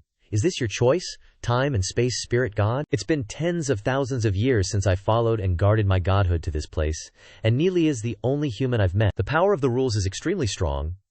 Ordinary people can only withstand it for a short time. He can break our barrier and move freely in the Black Spring. He's definitely not an ordinary person, Ni Lai. Maybe I should give him an even bigger opportunity. At this time, surging streams of the power of the rules entered Ni Lai's soul sea. Ni Lai also felt the change. He thought, My soul sea is still expanding. Can the speed of absorption really reach this level? Changes in the vines have appeared on the soul sea. Ni Lai shouted, He! My vines have grown more leaves. The more power of the rules he absorbed, the emptier his soul sea felt. My soul sea is really a bottomless pit, Neely muttered. More, I can absorb even more. At this time, Neely broke through to 4-star gold rank. This shocked Wu Yan greatly. She said, "How is that possible? He only has gold rank cultivation. The capacity of his soul sea should be very small. The power of the rules above the black spring is about to be sucked dry by him." Wu Yan looked at the streams of the power of the rules being sucked into Neely's body. Wu Yan became worried. The power of the rules above the black spring. The power of the rules is so powerful, even a legendary demon spiritualist would explode. What's he doing? Neely is still going crazy, absorbing the power of the laws. He says, "I want more." Then he ducks his head and dives deeper. Seeing this, Yu Yan worriedly calls out, "No, Neely, get back up here." But there's no reply. Yu Yan sighs. He's closed off his 6 senses. She calls, "Neely." Neely had already dove deep down, he thinks. The deeper I go, the purer the power of the laws. Just a little deeper. The vines in the soul sea keep growing, and the soul sea also gets a little bigger. He sinks deeper and deeper, he thinks. Dive deeper. There's light coming from the bottom. The deeper I dive into the lake, Neely can feel the difference. It's that the vines in the soul sea are constantly absorbing the power of the laws, and the growth of the vines makes the soul sea even stronger. Right now, Neely has reached 5-star gold rank cultivation. He smiles slightly in satisfaction, thinking, all right. Suddenly, Neely senses something ahead, he thinks. Why is there light so deep in there? As he swims closer, he thinks, could there still be treasure down there? But a strong heat is transmitted, making Neely retreat, thinking. So hot, he uncomfortably thinks. Boiling water. Such a strong flame power, I have to use the power of the laws to protect my eyes. Then he cracks his eyes open, thinking, let me see what's there. Neely is surprised to see the object, he thinks, a sphere. Suspicious of the strange object, he swims closer. Before his eyes is a tiny woman curled up inside. Neely thinks with wide eyes. So that's it.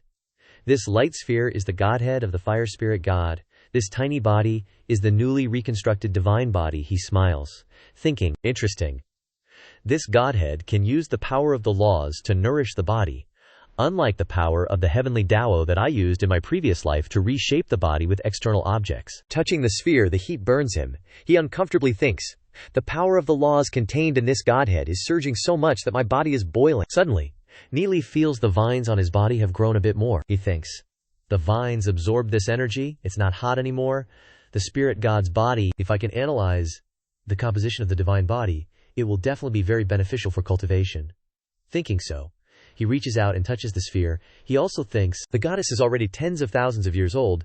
She probably won't blame me for this, Yu Yan asks in surprise. What do you want to do? My divine might has no effect on him, letting him easily approach my godhead. If he disrespects my divine body, or swallows the godhead whole, then I'm done for. Below, Neely reaches through the sphere, getting closer to her body. He thinks, what's the structure of this godhead? Neely reaches out and can't help but wonder, will the spirit god's body be different from mortals? Yu Yan becomes angry, saying, how dare you? A mortal dares to touch my body. Over here, Neely has touched Yu Yan's body. He asks in surprise, isn't this a human body? Being touched, Yu Yan also feels it. She shudders, she thinks. The energy on his body is unexpectedly so strong. My soul is trembling. The power is even higher than the power of the laws. Could he be a descendant of the founder of the controller? Trying to hold on, she thinks. Even if that's the case, don't do something so out of line, even though I can't stop you. Neely also finishes analyzing, thinking, so that's it. No wonder there's no one cultivating the power of the laws in that world. Cultivating the power of the laws can reach heavenly fate, but it's only the initial stage. If you want to reach a higher rank, relying on the power of the laws alone is not enough, he floats, contemplating. However, this kind of power also contains mystery. Combining cultivation with the power of the heavenly Tao might lead to a new breakthrough. Moreover, the power of the laws can be cultivated at a higher level than soul force right now, while the power of the heavenly Tao has to wait until after breaking through to legend. He continues to absorb, resolutely thinking, I might as well convert all my soul force into the power of the laws right now. Seeing the energy erupting from Neely, Wu Yan said in surprise, he's starting to cultivate again. I really don't understand him at all. Time passed, and in the dark depths of the black spring, Neely finally poked his head above the water and quickly got dressed. After tidying up, Neely called out, Goddess Wu Yan, why does your face look so awful? Wu Yan replied, it's nothing. Neely shrugged and said, oh right, Just now, while I was down there, I did some research on the divine body you're currently using to reincarnate. I've come up with a way that might help you reverse the reincarnation process and leave this black spring soon." Wu Yan smiled faintly and said, "A little kid like you thinks he can help a spirit god regain her physical body just by bragging," Neely retorted. "I really can," but Wu Yan said. "Go cultivate," Neely said helplessly. "Whatever, I'll try to convince her again later." At this moment, Wu Yan said, "Your body's strength is increasing rapidly due to the long period of time. I think in less than 3 months," she continued, "you might even cultivate your body to the legendary rank. That's faster than I imagined." Nilai laughed and said, "Haha, this black spring is really a treasure land," Wu Yan said. "If that's the case, you can start sensing the laws now. Seize the opportunity," Nilai asked. "So, how do I do that?" Wu Yan instructed. "Don't you know which law you're compatible with? Try sensing the light law first." Neely sat down and said, "Okay, I'm ready. Teach me," Wu Yan said to Neely. "With my guidance, your sensing speed will be much faster. Empty your mind and don't think about anything. Laws exist within all things in heaven and earth. They are an incredibly mysterious existence. You must use your heart to feel them. Imagine you're in a silent, pitch-black night. In that endless darkness, there's a tiny spark that makes you feel a ray of warmth." Watching him concentrate, she recalled. "Sensing the laws is an extremely difficult process. You have to spend decades releasing yourself, allowing your inner self to become a pure part of heaven and earth. Only then will the power of the laws sense your reverent heart and accept you." She wondered, "I wonder if he can sense anything within a month." Neely was inside the darkness of his mind, and a spark appeared. Neely asked, "Is this the light law?" He said, "It's so warm." Then, sparks appeared one after another, startling Neely. He said, "Wait, it's getting too warm." Then countless sparks appeared, making Neely extremely hot. He screamed, "Ah, hot, hot." Then he jumped straight into the lake, and because he was so hot, the lake water started to boil and bubble. Watching the steam rising from below, Wu Yan didn't understand what was happening. After a while, Neely poked his head out, gasping for air, and asked, "Goddess Wu Yan, did you teach me wrong?" Wu Yan affirmed. "Impossible. That's how we all cultivate." Neely sighed and said, "All right, you said you wanted me to feel a little bit of light in the darkness, right?" Wu Yan replied. "That's right," Neely complained. "That's not a little bit of light, it's like the sun. My eyes are about to go blind." He continued, "Feel the warmth. Look at me, I'm about to burst into flames. Cultivating your laws is too dangerous." He went on, "But now I have a deeper understanding of the power of the laws." Then he blah blah blah, this and that. Wu Yan couldn't believe it and thought to herself, "It takes people decades to sense even a trace of the laws." She continued to think, "He's only used a little bit of time to not only sense the light law, but also something like the legendary sun. Only the light spirit god can use sun-like power when he cultivates to the extreme." Wu Yan didn't believe it and said, "He, Neely, doesn't understand anything. It turns out that the world is composed of these laws, and the spiritual power of human beings is based on them for cultivation." He thought again. "Continue to control and borrow the power of the black spring, and I can understand and structure more secrets of the laws." Neely continued to touch the hot sphere. At this moment, he looked at his hand and said, "So this is the essence of the power of the laws." He said, "Laws are not naturally occurring forces. There was once a great being who arranged mysterious inscriptions throughout the world, thereby establishing these laws, allowing the world to continue to operate. These laws are just like chains that bind the entire world. So in here, if you want to break through to the legend rank, you absolutely have to cultivate the power of law." But me. During a lucky encounter, I learned a technique from the Spirit Soul book, and from there, I broke through the limits and entered another realm. I've cultivated other, higher-level powers in the world, so resolving the power of law is simple. Yu Yan was shocked and thought, how does he know how to write the light inscription? He grasped the light law in just a moment. She panicked, thinking, unbelievable. Neely, on the other hand, was feeling happy and said, "This source of power is really interesting." He thought, "Their essence is just inscriptions anyway, and the person who arranged these inscriptions is probably much stronger than I was in my past life." He laughed and said, "Where there is light there is darkness, so logically, let's try the structure of the dark law." Then he tried another force that continued to erupt. Yu Yan became shocked and said, "This, impossible." Neely had two forces in his hands, light and darkness. Neely was puzzled and said, "Strange. What's the intention of the powerhouse who created the law? Cultivating the power of law can indeed break through to legend and reach the heavenly fate realm. But this kind of power completely closes off the world." He said, "Cultivators of the entire world, even if they surpass legend and reach the peak, because of the limitations of the power system, they can't break through the control of the law to another realm." Looking at the two forces in his hands, he said, Forget it. Thinking about these things is useless. Yu Yan was completely flustered at this point. No one had ever been able to grasp two kinds of laws, and he had learned to sense and control the law from the very beginning in just a few hours. Looking at him, she continued. What exactly is he? Nelia asked in surprise. Goddess Big Sis, what's wrong? Yu Yan replied. No, nothing. Nili heard this and replied. Okay, then I'll continue cultivating. Scene changes to the Heavenly Fate tribe. Zhao Kuang shouted. What's going on? Why are only a few of you here? Zhao Wu said. If that young master dies in the Black Pool, and their city lord finds out, then Zhao Lang's subordinates said fearfully. No, young master isn't dead, he recounted. He could do this, and that, and also this, and that, Zhao Wu said in surprise. Huh, he can even dissolve the miasma. Looks like he came prepared, a bearded guy complained. He even forced me to twist a rope tens of thousands of feet long, walking past the swamp. Zhao Wu asked in surprise. Could it be that he wants to go to the bottom of the Black Pool? Xiao Kuang asked worriedly. Wouldn't that be certain death? Xiao Wu replied. Let's hope young master has his own guardian angel. Ni Li, on the other hand, was still madly absorbing the light and dark laws. Yu Yan sighed. It's been more than 20 days, and his body has reached the black gold level. Nili Lai finally opened his eyes and breathed. Phew. Then he started swimming to shore, he thought. If I continue to use the art of law to temper my body, who knows? I might even be able to make my body reach the legend rank. Clenching his fist, he happily said. A strong body is the best life insurance. Yu Yan shook her head and sighed, then thought, it hasn't even been a month, and his understanding of the law is already higher than mine, I have to believe. Then she approached him and called out, Ni Li, what is this reversal you speak of? Ni Li was stunned for a moment, then laughed happily and said, Ha ha, you finally believe me. The composition of the power of law is actually just a few inscriptions. Understanding the law is equivalent to grasping the inscriptions of a system, he explained. Your godhead is shattered, which means the inscriptions of law have been scattered. I just need to reverse the rules of the inscriptions, and your divine body will gradually become stronger, and the power of the fire law in the world will return to your divine body. Yu Yan understood and said with a bit of sadness. So law is actually just inscriptions, Nilai replied. Yeah. Anyway, you just need to know that I can reverse your body, and that's enough. Yu Yan thought and said. So you want to inject the inscriptions into my body, Nili confirmed. Exactly. However, although the law will automatically head towards you at that time, he said, the range is limited.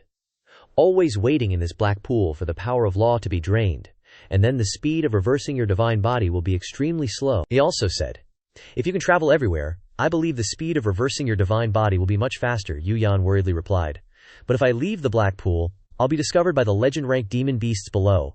Based on my current strength, there's no way to fight them, she added. Even if my soul returns to my body, I'll only be at the legend level, Nili said confidently. There's a way to leave the black pool, Wu Yan asked in surprise. You have a way, Nili replied. Right now, I wield the power of law. I can use inscriptions to set up a formation that simulates your aura, he explained. Just cover her with a layer of your original aura, but it'll require Linger Goddess to suffer some grievances, Wu Yan said resolutely. You can start. This concerns the survival of the human race. I can endure even more suffering. Let's begin. Release me, Nili replied. Okay, I'm going down. Thereupon, Nili took a deep breath and dove headfirst into the water. Nili swam deep down to where Wu Yan's physical body was. Nili closed his eyes and then began to activate the power of law. His hand glowed, and then a circle of light radiated from his fingertip. Wu Yan felt it and cried out, only to see Nili's hand constantly emitting inscriptions that flowed into Wu Yan's body. Wu Yan squirmed uncomfortably, making Nili feel embarrassed, thinking, stop moving, this is awkward. However, for the first wave, Nili's eyes lit up again. He said, the first inscription has succeeded. The second one. Time continued to pass. At this moment, a streak of fire plunged down from the sky with a sound like a meteorite falling, and a large area of the forest was burned. It was a child. But in fact, it was Wu Yan herself. Several people appeared at the pit, and at the bottom of the pit was a baby. The two people took the baby home and took care of her. The girl asked her husband, what should we name her? The husband replied, Fei Wu Luo Yan, let's call her Wu Yan. The woman happily chirped, little Wu Yan, you must grow up quickly. Then, little Wu Yan grew up, eventually becoming the spirit goddess, as she is now. This is the story of Wu Yan's life, Nili exclaimed. These are Wu Yan's memories, he said. So she fell from the sky into this world. That's beyond my scope of knowledge. Moreover, observing inside her body, apart from the two recreated inscriptions, there seemed to be 5 rays of light. The eruption of these 5 rays of light bounced Nili out. Ouch, that hurts. This is where Wu Yan's life force is contained, he thought. It's even more profound and mysterious than fire techniques. It seems that as long as these 5 rays of light don't disappear, even if she loses her magic power, Wu Yan won't die. He continued to think. Goddess Wu Yan carries such a big secret. In the future, research should help her restore her divine body. Ni Li continued to activate another inscription, and the constant inscription appeared all over Wu Yan's body. Quickly, the last rays of inscriptions flashed by and appeared. Ni Lai cheered. Success. It's a success. Crazy fire magic poured in. Then, Ni Li swam out, sighing. Thinking that my magic power is almost exhausted, I'm dead tired. Ni Li looked at Wu Yan's body, which was now completely perfectly reconstructed. Wu Yan above also felt it, and said in surprise, he actually succeeded. Under the water bubbles were constantly boiling. Ni Li had brought the ball containing Wu Yan's physical body up. Suddenly, a wisp of her soul appeared before Wu Yan, and then the two gradually began to merge. Ni Li just watched this scene, and then a burst of intense light radiated out. Wu Yan spoke up and said, Ni Li, thank you for helping me restore my body. My physical condition is much better than I expected. Ni Li, at this moment, also struggled to climb onto the water's surface and said, "Ha, you're welcome." Then he added, "So sleepy, I used too much strength." Wu Yan was silent for a moment, then approached and said, "I owe you a favor." She looked tiny, like an elf, she said. "If you need any help in the future, feel free to ask," Ni Li replied. "Goddess Ji is too polite. We're just mortals, but we have a spirit god backing us," he said with a smile. "From now on, I can just charge ahead," Wu Yan replied. What other backing do you need?" she asked. "I'm gonna have to rely on you now. What should we do next?" Wu Yan said. "The fire laws around here have basically been completely absorbed by me. My body can function normally now." She smiled and said, "We should leave here," Ni Li said. "Leaving here will still require Goddess Jai to listen to my arrangements." Ni Li said. "If your aura is detected by demon beasts, we're screwed," Wu Yan replied. "I understand. I'll listen to you then." Ni Li, while putting on his clothes, said, "Next I'll use dark laws to inscribe runes, then cover you with them. That way, I can conceal your aura." Then he continued, "After that, Goddess Jai will have to suffer a bit. Try to shrink your body and hide in my sleeve. Also, gather all the things you wore and used together, and use your fire laws to set up a runic magic formation. Use this formation to conceal your aura, making the demon beasts think you're still here," Ni Li said confidently. "I'll draw the image of the runic magic formation on you," Wu Yan replied. "I understand. Let me go prepare." So Wu Yan quickly busied herself with preparations, and after a while, Wu Yan's figure appeared within the magic formation. Ni Li confirmed. "Perfect. This is a suitable arrangement, Wu Yan goddess. Please shrink your divine body quickly." Wu Yan agreed, and then said to Ni Li, "Although I can shrink my body to about a chi, your sleeve is too tight." Then Wu Yan's body shrank again, and went straight into Ni Li's sleeve. Ni Li saw Wu Yan fidgeting non-stop, so he reminded her, "Goddess Ji, don't mess around in there. I need to be steady to maintain the dark runes stably." So Wu Yan hugged Ni Li's arm tightly, and agreed. Ni Li smiled slightly, thinking, "It's probably not very comfortable." Then he thought, "It's not like I'm comfortable." Then Ni Li gently moved his hand, and the runes on it radiated. Wu Yan was covered in runes, and she thought to herself, "It's a success. My aura is really concealed by this formation. He's using a law power he comprehended not long ago so proficiently." She continued thinking, "It feels like a born spirit god. Just what is his background?" Ni Li on the other side said, "Let's go." Ni Li and the goddess started to go outside. As soon as he left the cave, he looked up at the cliff face and thought, the cave entrance has disappeared. Suddenly, some loud roars echoed. Ni Li fearfully covered his mouth. "Those are the roars of super powerful demon beasts. It's full of danger down there. Luckily they won't come up here," Ni Li said to Wu Yan. "We have to be careful too." Wu Yan hugged tightly and gave a soft While holding her breath, Ni Li carefully climbed up the cliff face. Ni Li thought to himself, "I never expected that. I thought I'd find some legendary treasure, but I ended up taking a goddess back instead." He thought, "The amount of time I spent was worth the reward." At Tianyun tribe, inside the extremely crowded tribe, Wu Yan peeked out from Ni Li's chest, asking, "Goddess Mises, how many human tribes do you think still exist in the world?" Wu Yan replied. "How many people managed to survive? I don't know anymore." She continued, "Although we won the first divine war, the demon beasts now have new spirit gods," Ni Li replied. "That's right, humans have also fallen into a state of disarray," he added. "Perhaps they'll be wiped out. I initially thought Glory City was where humans still existed." Wu Yan said, "Now the human race has the upper hand over the demon beasts. They can't destroy humans in a short time. Those spirit gods all have inherited bloodlines, and they're scattered throughout various resource worlds." Seeing Ni Li talking to himself, Someone looked at him in surprise. Wu Yan immediately hid back inside his clothes. Then continued. Although the fighting in the main world has left humans with little, she also said, the human race still holds many resource worlds where they live and multiply, waiting for a comeback, Neely asked in surprise. Oh, is that so? She replied. The human race has several super spirit gods, and they used a treasure called the purple profound bamboo as the core to set up barriers in those resources, she said. This way, they nurtured them for tens of thousands of years. Even if all the human spirit gods have died, the demon beast race shouldn't even think about invading those worlds.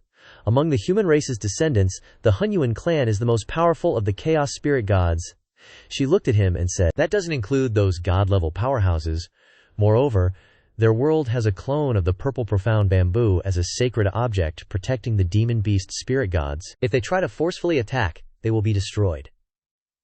The chaos spirit god is also the most mysterious existence among the spirit gods.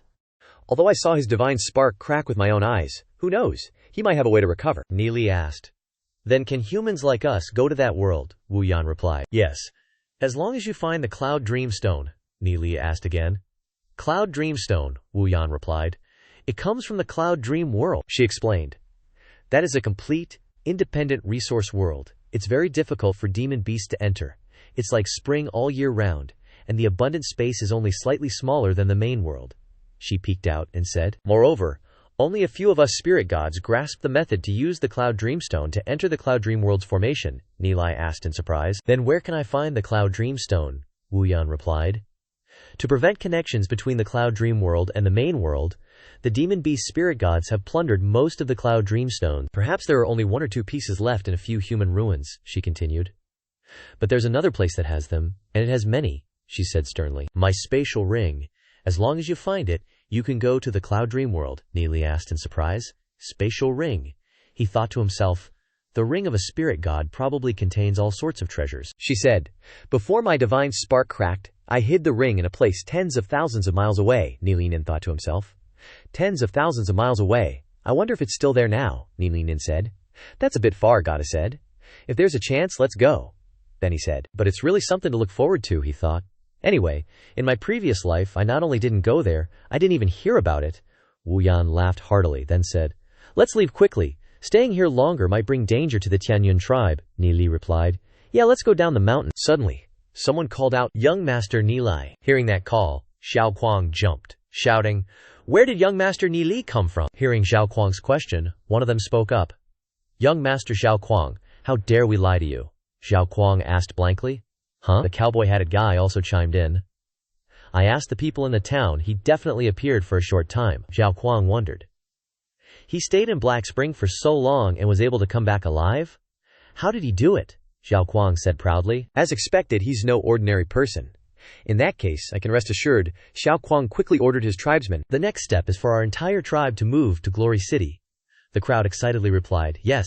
Scene changed to Neeli in a forest. Neeli was swinging like a Tarzan. He smiled confidently, saying, with a master guarding me outside the wilderness, I, the legendary guy, finally don't have to worry about being scared anymore. Inside Neeli's clothes, Wu Yan continued to ask, where are you planning to go next? Neeli stopped on a branch, then asked Wu Yan, do you know the Desert Divine Palace? Goddess? Wu Yan smiled bitterly and said, I died 10,000 years ago. You shouldn't ask me this question. Neeli jumped up and said, haha, I was being muddle-headed, he added. But the Desert Divine Palace is a bit far, and if we go back and forth, I'm afraid the Dark Guild will have already attacked. Wu Yan asked suspiciously. Dark Guild? Neeli explained. The Dark Guild is the enemy of Glory City. Us and them are like this and like that, and we also saw that and that. So he told many bad things about the Dark Guild. Then he laughed and said, luckily there is a map underground. Let's go and have a look. But when he looked down, he was a little surprised. Wu Yan was very angry and said, facing the threat of demon beasts, about to be destroyed but not hesitating to deal with people of the same race, slaughtering each other. If I encounter them, I will personally chop them to death. Xu Feng was sweating bullets, thinking, why is the goddess even more pissed than I am? She must have gone through something similar. Then he said, their strength isn't to be underestimated.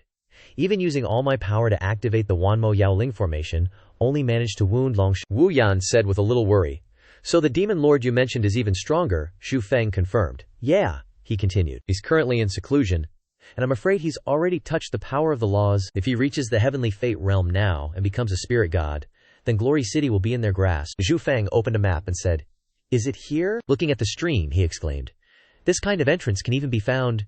You really are something, great-grandfather." Zhu Feng crawled into the cave. Then he had to go, "Whoa," because the cave went deep inside. He thought to himself, "There's a man-made cave in this wall," he said.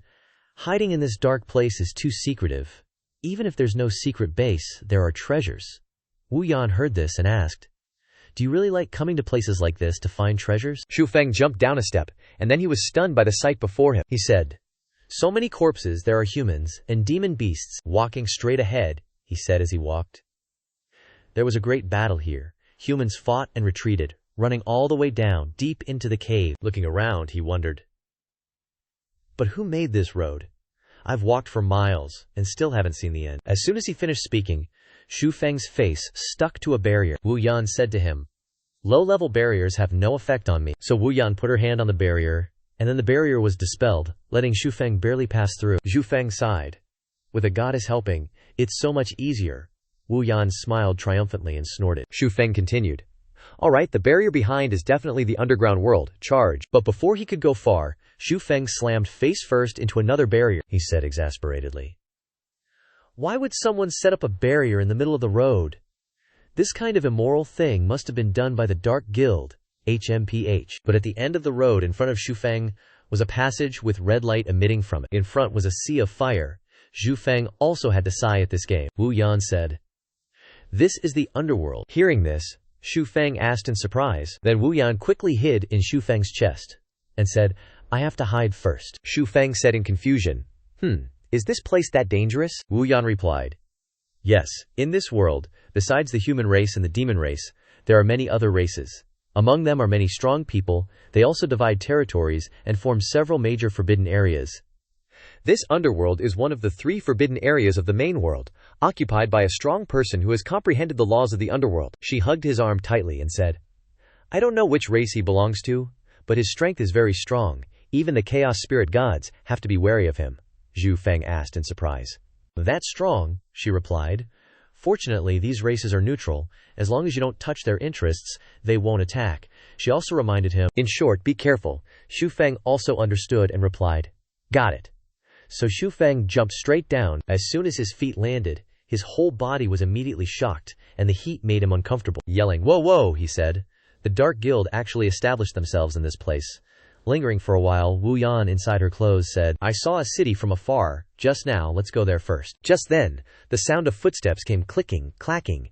Ni Li was surprised, scoffed, and said, "There," he stated firmly. "Dark elves, right? Looks like they've been moving in the shadows," Yu Yan asked. "Golden rank, you can handle this yourself, right?" Ni Li laughed. "Of course." Just as the Dark Elves charged in, Ni Li transformed into his fanged panda form. Yu Yan was surprised to see Ni Li's arm covered in panda fur. He unleashed a light dark energy blast, 2 streams of power coming from both the front and the rear. Seeing the 2 yin-yang energies hurtling towards them, the Dark Elves immediately tried to bail. The 2 energies collided, followed by a terrifying explosion. Several elves were blasted away, some flying right into their buddies, scaring the crap out of them. Then they all ran away together. Seeing this, Ni Li scoffed and transformed back into his human form. Yu Yan, from inside his sleeve, said, "So this is how you fight. Interesting. Using the power of demon beasts, and also law energy." Ni Li laughed. "Yeah, plus the 2 laws I grasp are super compatible with my demon spirit, making my moves develop new variations." Yu Yan praised. "With your talent, you might just become the savior of humanity."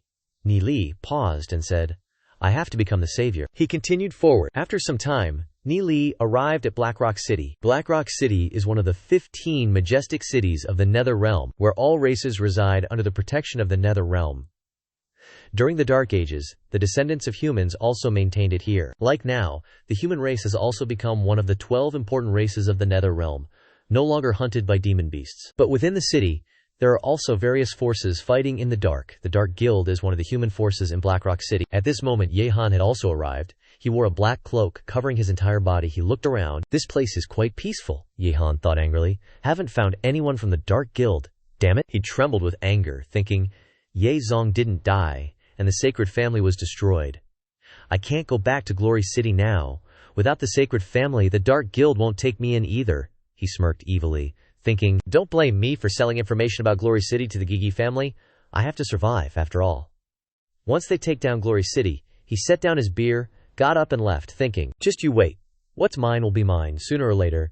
Yezong, Nili. While Nili was strolling around the city, two assassin-level members of the Dark Guild appeared outside. Gisha asked, Longsha, were we schemed against by that kid Ye Han? How is Ye Zong still alive? Gisha said angrily. That bastard got Shen Hong and the sacred family involved. Should have just offed him. Gisha continued to grumble. Now we've been played by him, how can I not be pissed? Longsha retorted, No, Ye Han wasn't lying, he really did poison Ye Zong. As for why Ye Zong didn't die, maybe someone saved him, Gisha wondered. Who? Longsha replied. Being able to set up the myriad demonic spiritual array and save Ye Zong.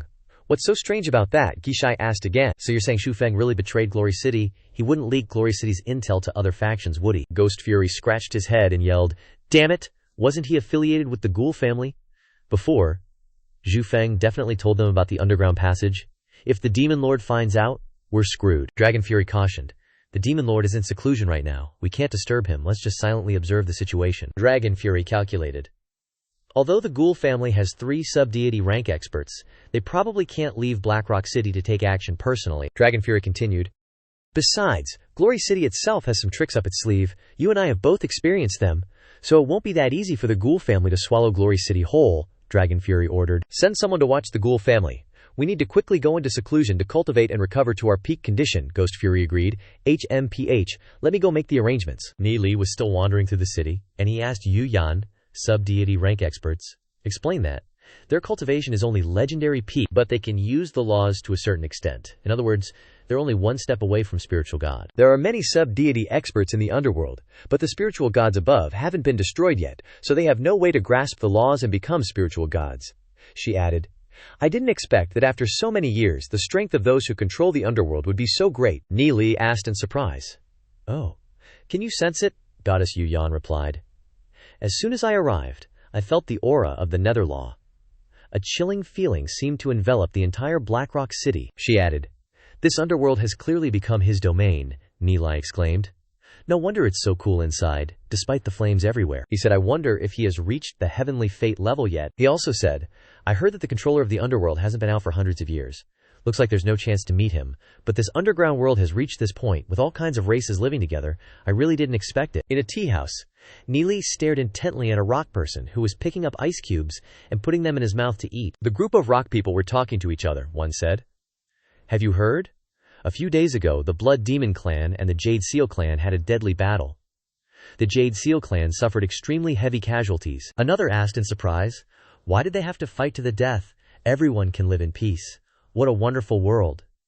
Ni shuddered when he heard this and thought to himself, this female stone person's voice is really hard to listen to. A rock person explained, I heard that the experts of the 2 clans found a treasure map when they entered the Ninefold Death Ground, so a fight broke out. The other asked, Ninefold Death Ground, treasure map, no wonder, he continued. It's already a 1 in 10,000 chance to enter the Ninefold Death Ground, and the Jade Seal clan actually dared to fight the Blood Demon clan to the death. They really want to die. He also said, these humanoids really don't know their own strength. They've only been in our underworld for a few thousand years, and have already forgotten who the boss is in the underworld, one asked in surprise. Who's the boss? The Blood Demon clan. The other slapped the table and said, of course it's the stone people. Then they burst into laughter. Looking around, Ni silently took a sip of wine and said, Interesting, Ni thought to himself. Is the Jade Seal clan a human family? Then he frowned and said, the wine here is too awful. It smells like sulfur. Is it brewed with hot rocks? I should stick to my own. A rock person continued. That's right, speaking of the Ghoul family, they actually recruited a inscriptionist recently. Another asked in surprise, what? An ist? The other said again, an inscriptionist. Someone who can create elementary inscriptions. The Ghoul family really lucked out. There are only 6 inscriptionists in the entire underworld's 15 cities. The female rock person said, I heard that inscriptionists of different levels can increase the power of any weapon by several times. The other affirmed, that's for sure. Every inscriptionist is extremely rare. The only high-level inscriptionist, Lord Yu Ye, is richer than an entire nation. Ni, who was listening nearby, wondered, elementary inscriptionist, he thought. In this world it seems that inscriptionists are very popular, huh? What level am I wonder? There are only 6 people in the whole world, so I must be high among the high, right? Suddenly, someone came over and said to Ni, little brother. Ni stared blankly at him and continued, you don't seem to be from Blackrock City, Ni said in surprise. Oh, how did you see that? The young man thought to himself, This young man is black gold rank, the young man replied. I know all the experts in my Blackrock City. Anyone who dares to walk around here on their own must at least be gold rank, he said with a smile. How could I have never heard of such a genius teenager? Ni Li looked surprised. Oh. The other introduced himself, Luo Jian from the Jade Seal clan. How should I address you, little brother? Ni Li was asked and happily answered honestly. Ni Li, Luo Jian introduced himself. We, the Yu Yin family, prioritize uniting all human experts in Blackstone City. Even if it means dying 10,000 times, we must expand the living space for humanity. Only then can we ensure the survival of future generations. He continued to invite. Since you're here, little brother, would you be willing to join our Yu Yin family? Ni Li muttered. Yu Yin family, he thought. Sounds like a pretty big deal. Ni Li tapped his fingers on the table for a while. He noticed the other man's hesitation. He continued to reason. No matter where in the world humans struggle to survive, as long as we share the same interests and enemies, we must unite. Ni Li kinda happily agreed. All right. But then he added, but I hope there's no forced commitment. Luo Jian replied. Outer Circle members of our Yu Yin family aren't bound by anything. It's just about sharing benefits and victories with the family. Suddenly Luo Jian sniffed, catching a whiff of the rising scent of wine. He exclaimed loudly, then stared at the wine jug and shouted, Ah, that smells amazing. Ni Li was surprised, but quickly poured a cup of wine and handed it to Luo Jian, politely saying, Please. Luo Jian took it, tilted his head back, and finished it in one gulp. He happily praised, Great wine. I've never tasted such delicious wine in my life. This is truly ambrosia and jade dew. Little brother, you're definitely no ordinary person. Ni Li laughed, haha. If there are no obligations, then I'll join you guys. Luo Jian was delighted, and replied, Welcome, Ni Li. Our Yu Yin family has 2 peak sub-deity rank experts, ranking 3rd among all the powers in Blackstone City. But recently, we've been in conflict with the Blood Demon clan. Joining the Yu Yin family comes with certain risks, Ni Li asked in surprise. What kind of power is the Blood Demon clan? Luo Jian replied, They're a leading power in Blackstone City, even stronger than the 2nd-ranked Ghost clan, with 5 sub-deity rank experts, Ni Li exclaimed in surprise. Ni Li said, So you're fighting over a treasure map? Luo Jian asked in surprise. How did you know? Ni Li pointed to the stone people at the next table and said, I overheard people talking. Luo Jian's eyes widened in surprise, and he exclaimed before saying, Anyway, everyone in the city knows about it. It doesn't matter if I tell you, little brother.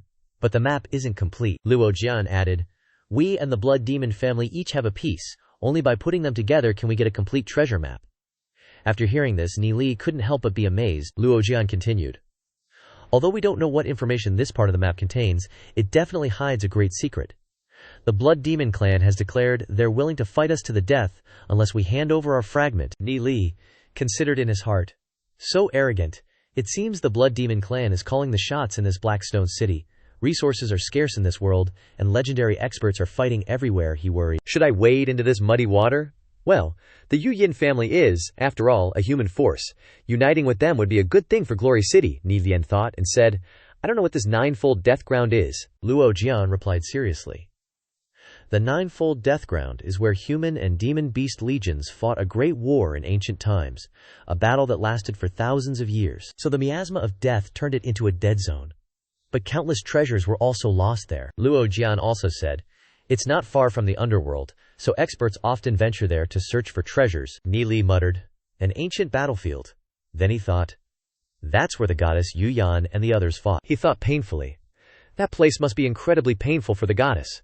Countless clansmen and friends died in battle, and her godhood shattered, leaving her a remnant soul tormented by loneliness for tens of millions of years. Luo Jian scratched his head and said, Right. I'm really embarrassed to be drinking your good wine, little brother. If this wine were to be auctioned off, it would fetch a lot of money. He fumbled in his pockets and said, I don't have anything good here. He took out a sword and said, I'll give you this sword engraved with a low-level inscription as a thank you. Ni Li looked at the sword in his hand and thought, Luo Jian believes this to be a silver rank, fire attribute inscription.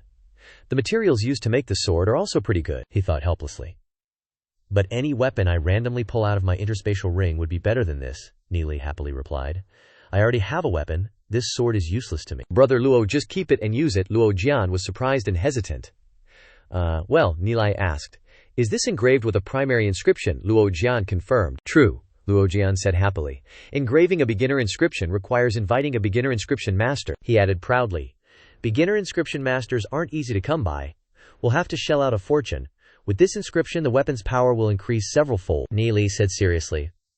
I can also engrave this level of inscription, Luo Jian asked in surprise. You You can too. Then he asked, so little bro is also an inscription master, Neely said with a smile. I guess you could say that. But he thought to himself, even though it's not my profession, I still wield the power of law. Low-level inscriptions should be a piece of cake. Luo Jian cheered excitedly. That's awesome. I heard the Wugi family recruited an inscription master. Who knew I'd run into one today? Luo Jian asked. Would little bro be willing to come to our family for a bit? Neely happily agreed. Sure. Luo Jian was so happy he was trembling as he said, great, let's go right now. Afterwards they left together. At this moment the stone guy at the next table said, what were they talking about? Some inscription master. The other one replied, probably about the Wugi family. How could humans have an inscription master? Haha. Scene changed to the Yu Yin family. This place was a rather magnificent palace. With many guards standing watch, Neely walked around and observed, thinking happily, I can still see human castles in this world. How nostalgic. Afterwards, Nelia also went inside. Inside the main hall, the person sitting on the family head's seat was Luo Xiao, the family head of the Yugin family. Luo Xiao sat imposingly, exuding coldness and authority. Luo Xiao saw Luo Jian arrive and called out, Son! Luo Jian happily stepped forward and replied, Father! Luo Jian proudly said, I recruited a little bro in the city. He said he's an inscription master. Luo Xiao looked at him in surprise, then spoke. An inscription master. He thought to himself, he's so young. He also stood up to greet him. May I ask where this wise one comes from? And what is your honorable name? Neely shrugged and said, I'm afraid I can't answer that. Please forgive me, great one, Luo Xiao happily replied. If it's inconvenient for the wise one to say, then never mind. Then he asked, as Luo Jian had said, wise one is an inscription master, a master-level inscription master, Neely confirmed. That's right, I know a little. Luo Xiao sighed in amazement. This is no simple matter, the soldiers next to him whispered. So young, he's not scared at all seeing such a big shot, Luo Xiao continued. We highly value talented people with technical skills, as long as you're an inscription master, he thought gleefully. You can have the family's generous benefits. Wise one, would you be willing to show us your talent? Neely nodded and agreed, saying confidently, Sure. Luo Xiao also smiled happily. Then he gave an order. Someone, bring the materials here. His subordinate immediately. Yes. A table was carried up, on which there was already a sword and various writing implements. Neely calmly stepped forward, then picked up the sword. His other hand formed a hand seal, and then he started drawing on the blade. Luo Jian and everyone else watched curiously. Several soldiers in the room also wondered, this guy dares to say he's an inscription master. Isn't he a swindler? How can there be such a young inscription master? Another one replied, I think so too. Which inscription master hasn't gone through decades of honing and learning? A little kid like that couldn't have learned inscriptions in a past life, right? Then they laughed at him. That one also said, but you can't say for sure. After all, you can't judge a book by its cover. Neely on this side had already placed the sword on the table. He picked up the brush, dipped it into the ink, and then narrowed his eyes to look at it. Next, he guided his soul force into the brush and began to write inscriptions on it. This shocked the Luko father and son and the guards. Neely was still focused on his work, continuously writing and drawing, carving each stroke. Luo Xiao saw this and went closer, saying, This is too great. We must recruit him. He even said, for a young human inscriptionist like him, his future is limitless. One of the guards who mocked him earlier, now panicking, asked, Can this flame sword be cut with other knives? The guard next to him explained, Don't you get it? Only an inscriptionist using their soul force can achieve such an effect. Zhao Jian overheard and understood, saying, Ah, so that's how it is. On the other side, Neely was still continuing his work, completely focused. Inside her sleeve, Yu Yan thought to herself, to be able to manipulate the laws so skillfully, just what level of genius is this? Neely finally stopped writing. He stood up straight and said, Done, Luo Jian exclaimed in surprise. Luo Xiao was also shocked and said, It's only been the time it takes to brew a pot of tea, and he's already done. Other inscriptionists need half a day for an inscription. How could he? Luo Xiao excitedly ran over and said, Brother Neely, let me test the power of this sword. Neely gestured for him to proceed. Luo Jian picked up the sword. He carefully examined the sword with the inscription, then cautiously adopted a suitable stance. Seeing this, Neely quickly ran away, making Luo Jian suspicious. Luo Jian slashed down, and a burst of flames erupted, creating a long streak in the room. Luo Jian looked back at his handiwork in shock and shouted, Whoa! Luo Xiao also jumped up in surprise, saying, My floor! This power isn't at the beginner inscription level. He even said, No wonder he inscribed it so quickly. He's obviously a high-level inscriptionist. He thought to himself in a cold sweat. Before, the entire tiny world only had one high-level inscription grandmaster. Looking at Neeli, he thought that this human kid in front of him was the second. It's truly the fortune of our Jade Seal family. No, it's the fortune of all mankind. Luo Xiao straightened up and said, friendly? Ni Li, you're too modest. Ni Li turned around in surprise to look at him. Luo Xiao said, a young, high-level inscription grandmaster. I wonder which famous master you learned these advanced skills from. Luo Jian finally realized it and looked back, stammering, Gra, ah. Luo Jian knelt down and said, Gra, grandmaster. Luo Jian's eyes widened, his jaw almost dropping, and he exclaimed, high-level inscriptionist. And only in his teens, looking at Ni Li, he didn't say anything. Luo Xiao thought, is he not comfortable answering? Forget it. The teacher who could nurture such a monster is probably a figure we can't easily approach. Then, he said loudly, Ni Lia, you're willing to display this kind of skill. You must have your reasons. If you don't mind, tell us so we can hear them. Ni Li burst out laughing. Ha ha, it's really embarrassing. I heard that inscriptionists can have an extremely large influence. I can cooperate with the family to create inscribed equipment for sale, he said confidently. I'll take 70% of the profits, and if I encounter trouble, the Jade Seal family must help me resolve it, he said softly. As for how to make the most money, I'll have to ask Uncle Luo to guide me, Luo Xiao happily replied. It's already an honor for me to cooperate with an inscription grandmaster, he said confidently. Our recruiting of talents is precisely to expand the living space of the human race in the tiny world. If you can help, I'd be extremely grateful. If you trust us, just state your requirements, and we'll do our best to fulfill them, he also said. The entire Jade Seal family will do everything we can to help. Hearing this, the guards started trembling. Ni Li happily said, Uncle Luo is indeed generous. If I need the Jade Seal family's help, I'll definitely speak directly. Suddenly, he said seriously. In addition, there are some details and a few minor issues in the cooperation, Luo Xiao said in surprise. Oh. Then, Ni Li stepped closer to Luo Xiao and whispered into his ear like this, like that, and like this. After listening, Luo Xiao closed his eyes and thought, then gave a vague answer. So that's how it is, but your identity can't be revealed right now, he added.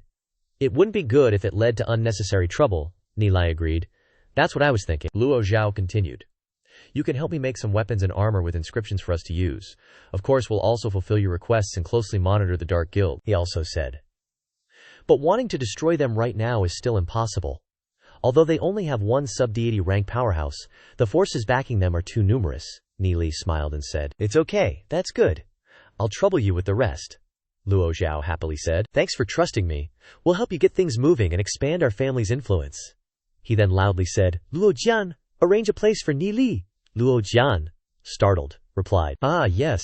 Very quickly, Ni Li was taken to a small courtyard. He went inside and said, All right, let's start cultivating. Soon, news spread throughout the 15 cities of the Nether Realm that a high-level inscription master was residing in the Jade Seal family. Several demon race members discussed amongst themselves. Aside from Master Yu Ye, no one has reached the level of a high-level inscription master. A short, squat one said, You called everyone here for this. We've known for a while now, he said. But why would a high-level inscription master join the Jade Seal family? The long-nosed one said. It's just a trick, the red-haired one chimed in. They must have achieved something. The Jade Seal family has prepared a set of weapons with high-level inscription patterns, and even the God Seal auction has been alerted, wanting to hold a special auction. Another one replied, Is this an exaggeration? Is he more powerful than Master Yu Ye? The red-haired one retorted, Our Master Yu Ye's work something you can just come across easily. It's rare for a high-level inscription master to appear. Even if their level isn't as good as Master Yu Ye's, the powerhouses of the entire Nether Realm would still be alarmed, he also said.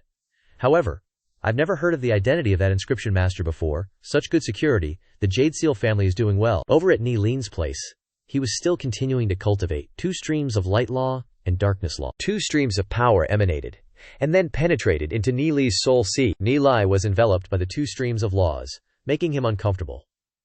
2 streams of energy, one light and one dark, are constantly colliding in my body, getting stronger and stronger, he said with difficulty. Said they're independent from the outside of my soul sea and are about to be beyond my control. I don't believe it. I can't even subdue my own power. Wu Yan sat beside him, observing Ni Li, having to absorb a series of chaotic energy into the soul sea. The streams of energy merged and intertwined, and then curled up into a ball. Ni Li gritted his teeth and said, The power of the laws was very weak at first, but now it's so strong. At my wit's end, I have to use the acupoint sealing technique. Ni Li continuously tapped his acupoints. He cried out, Ah, ah, ah, ah! He sealed his acupoints, and then began to refine the power of the laws. The 2 streams of laws intertwined, Ni Li lamented. No, the effect is too small. Why not let this vine have a little contact with the power of the laws? So the power of the laws came into contact with the leaves, and it quickly drifted elsewhere. Neely said in surprise. It's not absorbing it. The tree continued to grow, he thought. Are you picky now? But the vine grew and branched out, causing Neely to exclaim in surprise. The two new branches of the tree, each branch absorbed a type of law power, flying around the tree, and then suddenly sucking in these two streams of law power. Neely suddenly opened his eyes. The two streams of law power on his body had disappeared. Neely asked blankly, where's the energy? The vine inside has absorbed all the energy. Its branches and leaves have grown a bit more. The two demon spirits have also developed further at this time. Then the soul force of the two demon spirits erupted. Neely said in surprise. You scared me. The power of the laws was absorbed by the vine in an instant. I thought I couldn't use it again. He looked at the magic power in his hand and said, So this vine is also considered a part of my soul sea. Neely nodded. Well, I can finally cultivate in peace. Wu Yan flew over to look at him, looking surprised, she thought. The collision between the two types of laws.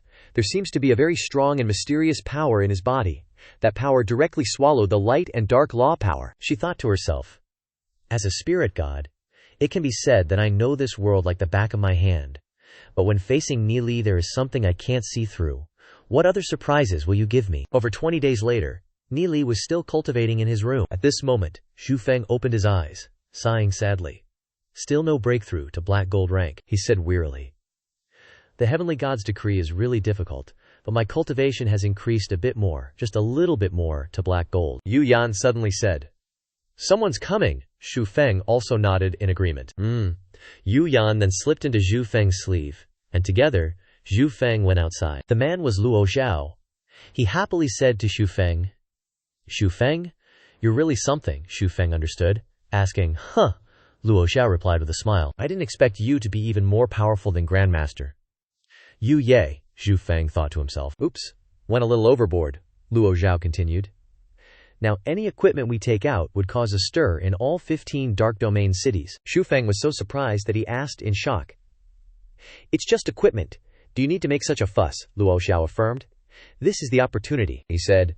Recently, the godservants of the Dark Domain Master have spread the news that the Dark Domain Master wants to recruit a disciple, Xu Feng said in surprise.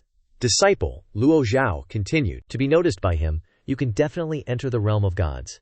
And in the future, you can even become the master of Dark City. The two sat down to talk. Xu Feng, after hearing this, said, I've heard of Dark City. It's the richest city in the Dark Domain, Luo Xiao confirmed. That's right, there is countless wealth waiting for its master.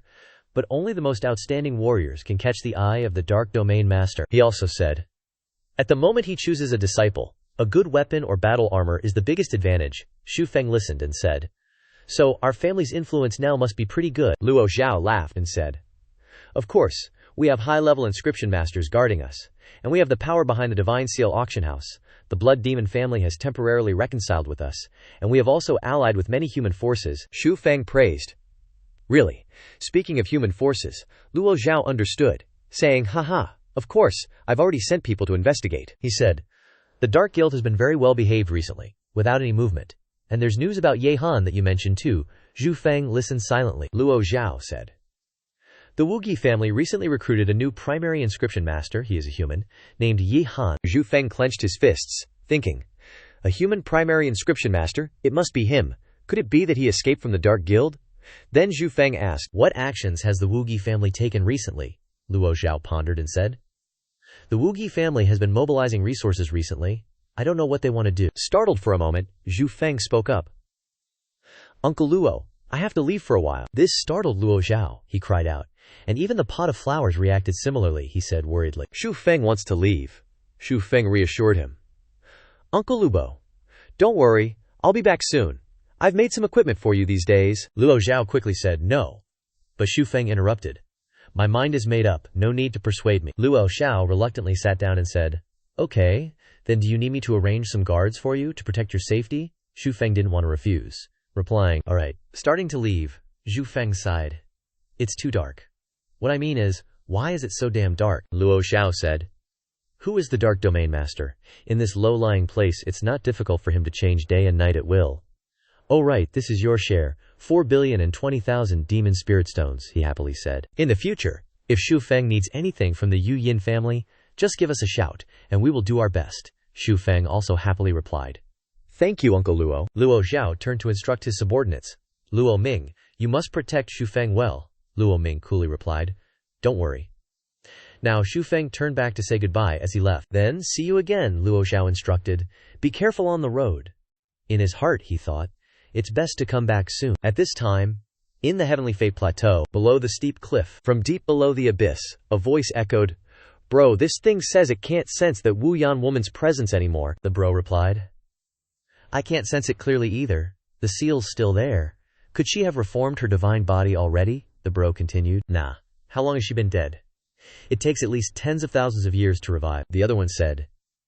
If she gets away and reforms her godhood, we'll have a hard time explaining things to the master, the bro retorted. HMPH. Wants to escape. She only carried a damaged godhood with her. Even if she reconstitutes a part of it, she'd only have legendary tier power at most. Her aura just disappeared. She definitely can't have gone far. Let's chase after her. Then, two dark shadows shot up into the sky.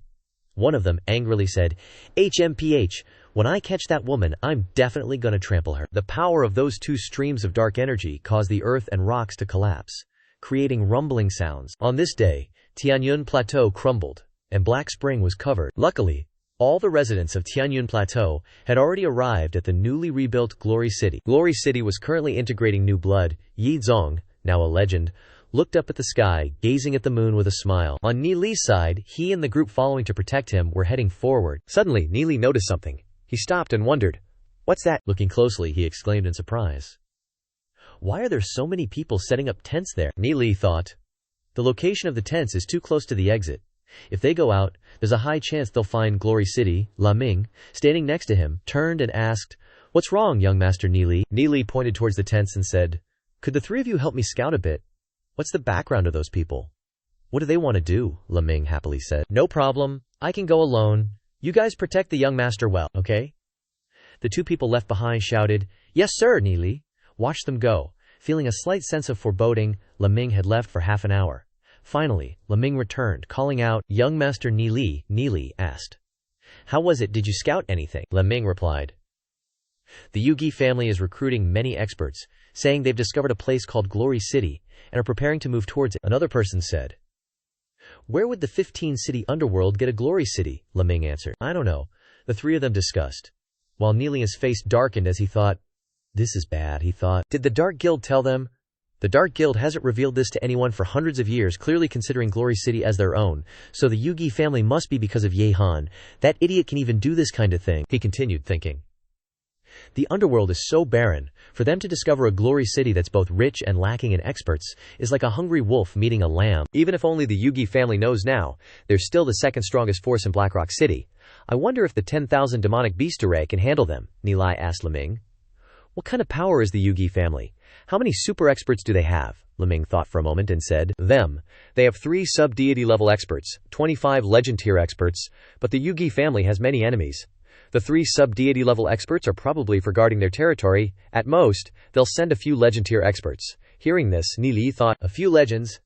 It'll take them some time to mobilize their troops. We can still make it back in time if we hurry. So, Ni Li said to the three of them while walking. Let's go, we need to return to Glory City quickly, La Ming repeated. Return with you. Then, he gasped in shock, and the group hurriedly ran off. La Ming asked from behind. What, you're from Glory City? He asked. There's actually a human city outside that hasn't been destroyed. La Ming was very excited, and continued. I thought the outside world was completely occupied by demon beasts. That's great, we can go to the surface. The family head will definitely be very happy. Ni Li replied. Glory City isn't safe at all. It could be attacked by a beast tide at any time. If other forces in the underworld discover it, Glory City probably won't last long. La Ming also became serious and replied, Yeah, that's true. The Yugi family isn't a human force. They won't sit down and negotiate with us. La Ming added, I think Glory City needs to prepare for battle. Ni Li fell silent after hearing this. Suddenly, Ni Li stopped abruptly and asked, Who's there? The whole group stopped. La Ming asked, Someone's there. Ni Li and the others looked around frantically. Then La Ming said, 3 legend rank experts. We didn't sense anyone. Suddenly, a wave of ice and snow surged up from beneath Luo Ming's feet. He quickly leaped into the air to dodge. Landing in a safer spot, Luo Ming shuddered, groaning, so cold. From the shadows, an old man emerged. It was Yimo. Luo Ming glanced at him, assuming he was a master. but Ye Mo remained silent. Luo Ming paused, then asked, "Who are you? Why are you following us?" The two stared intently at each other, Ye Mo still exuding an overwhelming aura. Ni Li cheerfully exclaimed, "Grandpa Ye Mo." "Didn't expect to find you here, Ye Mo," surprised, asked. "Who are you? How do you know my name?" Ni Li grinned, saying, "My name is Ni Li, your grandson-in-law." Ye Mo was shocked and asked, "What?" Ni Li quickly added, "Let's talk about it when we get back to Glory City. Everyone relax, we're all on the same side." Luo Ming said, "Oh really?" But he was already sweating bullets, thinking, such a profound and unfathomable powerhouse, lucky he's one of us. Another person muttered in a daze, "Grandson-in-law, what the heck is going on?" Ni Li happily thought, never expected to run into Ye Mo here. Looks like he's been paying attention to this world for a while now. The power on his body is the power of law. Ye Mo is already close to God rank, and there are two other strange powers, he continued thinking. No wonder the Dark Guild hasn't dared to attack Glory City. I bet the Demon Lord isn't even stronger than Grandpa Ye Mo. Ye Mo paused for a moment before saying, "Even my granddaughter knows about me. Looks like you really are from Glory City." Ye Mo added, "But you're so young and already at gold rank. How come I've never heard of such a genius before? And Glory City doesn't have 3 legend rank powerhouses, does it?" Ni Li explained. "These guys are masters. From the Jade Seal family. I'm cooperating with the Jade Seal family, and they were sent by family head Luo Xiao to protect me." Ye Mo exclaimed in surprise. The Jade Seal family. So that's it. He then turned to Luo Ming and said, "My apologies to the 3 of you." Luo Ming's heart skipped a beat, and he quickly replied, "You're young Master Ni Li's elder. There's no need to be so polite with us." Ye Mo was puzzled, thinking, why is the Jade Seal family treating Ni Li like this? Ni Li hurriedly said, "Grandpa Ye Mo, let's hurry back to Glory City. The Void Illusionary Demon Clan has their eyes on Glory City." Ye Mo looked towards the Void Illusionary Demon Clan, saying, "As expected, that traitor, Ye Han." Ni Li started listing the bastard's crimes. "Ye Han, he did this and that." Ye Mo let out a cold snort after hearing this. Luo Ming had also eavesdropped on everything, thinking, are there so many visitors to the Nether Realm? Afterwards, everyone started running at full speed. While moving, Ni Li asked, "Grandpa Ye Mo, how long have you been in the Nether Realm?" Ye Mo paused for a moment before replying, "I discovered this new world as early as 5 years ago," Ni Li thought to himself. No wonder Lord Ye Mo hasn't been in Glory City all this time. Then he said, "I've heard stories about you since I was a kid, how you rose from humble beginnings to the peak through your own efforts," he added, "and how you eventually married the City Lord's daughter and took over as City Lord, becoming a legend of Glory City." Hearing this, Ye Mo was shocked, thinking, married the City Lord's daughter. So he quickly asked, "Kid, what family are you from?" Ni Li replied, "The Sky Origin family." Ye Mo accepted it, replying, "Okay," Ni Li continued. "I only recently came to the Netherrealm myself. Ye Han previously tried to assassinate my father-in-law in the City Lord's mansion, poisoning him with Dragon Tongue herb, but luckily I knew how to detoxify it, so Ye Han didn't succeed." He continued telling, "Soon after, the Sacred Family allied with the Dark Guild in retaliation, but luckily Shen Hong was killed by my father-in-law, and only a few people escaped to the Dark Guild." Ye Mo sighed, saying, "So much has happened in this time," he angrily said. "That bastard Ye Han is all because Ye Zong spoiled him too much. And he even planned to pass the City Lord position to that kind of person? He really can't judge people. Glory City falling into this situation is all Ye Zong's fault. Wait till I get back and deal with him." Ni Li was silent, then imagined Ye Zong getting spanked by Ye Mo, and Ni Li immediately said, "Yeah, that's right, whatever." He asked, "By the way, Grandpa Ye Mo can comprehend the power of wind and snow's law." Ye Mo replied, "It's just a little feeling, hairs standing on end, but it's not counted as comprehension, and still far from God rank." Ni Li lamented, "I sensed two other powerful auras. Grandpa Ye Mo. If I could understand the power of law, my strength could increase many times." Ye Mo looked back at Ni Li in surprise, then said, "You couldn't possibly be," Ni Li explained. "My point isn't about something like a spirit body, a person who is spirit body, with a pale face, the blood within their body burning constantly, draining the soul force, and expelling it outwards. I don't have any of those symptoms." Ye Mo heard this and chuckled. Hey, you saw through me." "Sorry, I shouldn't have doubted you," Ni Li laughed too, thinking, "but I'm a reborn dude. Bet you didn't see that coming." Then he said, "Actually, I comprehended the laws of light and darkness, so my mental strength is stronger than normal." "I saw those two forces," Ye Mo exclaimed in surprise. "Comprehended 2 types." He thought to himself, "I've cultivated for over 10 years, and only barely sensed a little bit of the law, but he can control 2 law powers in his hands. Even the Nether Realm King couldn't do that," Ye Zong observed. "Not a bad kid." He also mused, "To possess such power and yet not be arrogant, his character isn't bad." "Over here," Wu Yan said telepathically, Ni Li, he has a fragment of the snow wind spirit god's divine spark, she added. I'm just afraid the snow wind spirit god is already dead. Although the power of this divine fragment isn't at its peak, it's still extremely potent. Besides, there's an aura on him that I can't identify, Ni Li thought to himself. Probably power from another world. Then he said to Ye Mo, "By the way, Grandpa Ye Mo, if you can decipher the structure of the law power, cultivation will be much simpler." He explained. The essence of law power is actually runes. Each type of law is different. The snow wind law runes should be like this. Then he showed the runes. Ye Mo was stunned. This is law power. I didn't expect it to be so simple. Suddenly, soul force erupted from Ye Mo's body. Ming and the others saw this and said, "What are they talking about up there?" Ling replied. "Judging from that aura, he's probably teaching young Master Ni Li about law power." In Glory City, Ye Zong was sitting and handling work when a subordinate came in to report. "Lord City Master, a mysterious person delivered a letter." The subordinate presented the letter and continued. "Said to give it to you," Ye Zong asked in surprise. "A mysterious person." Then he received the letter, used his soul force to check and confirm, and said, "No traps. You may leave." The subordinate replied, "Yes." Ye Zong went into the room, opened the letter to read it, then his eyes widened as he looked and said, "This mark, Ye Han." Ye Zong read the letter, which said, "Father, after I left Glory City that day, I thought long and hard, tossing and turning all night." Ye Zong angrily said, "This guy dares to write back." He continued to read.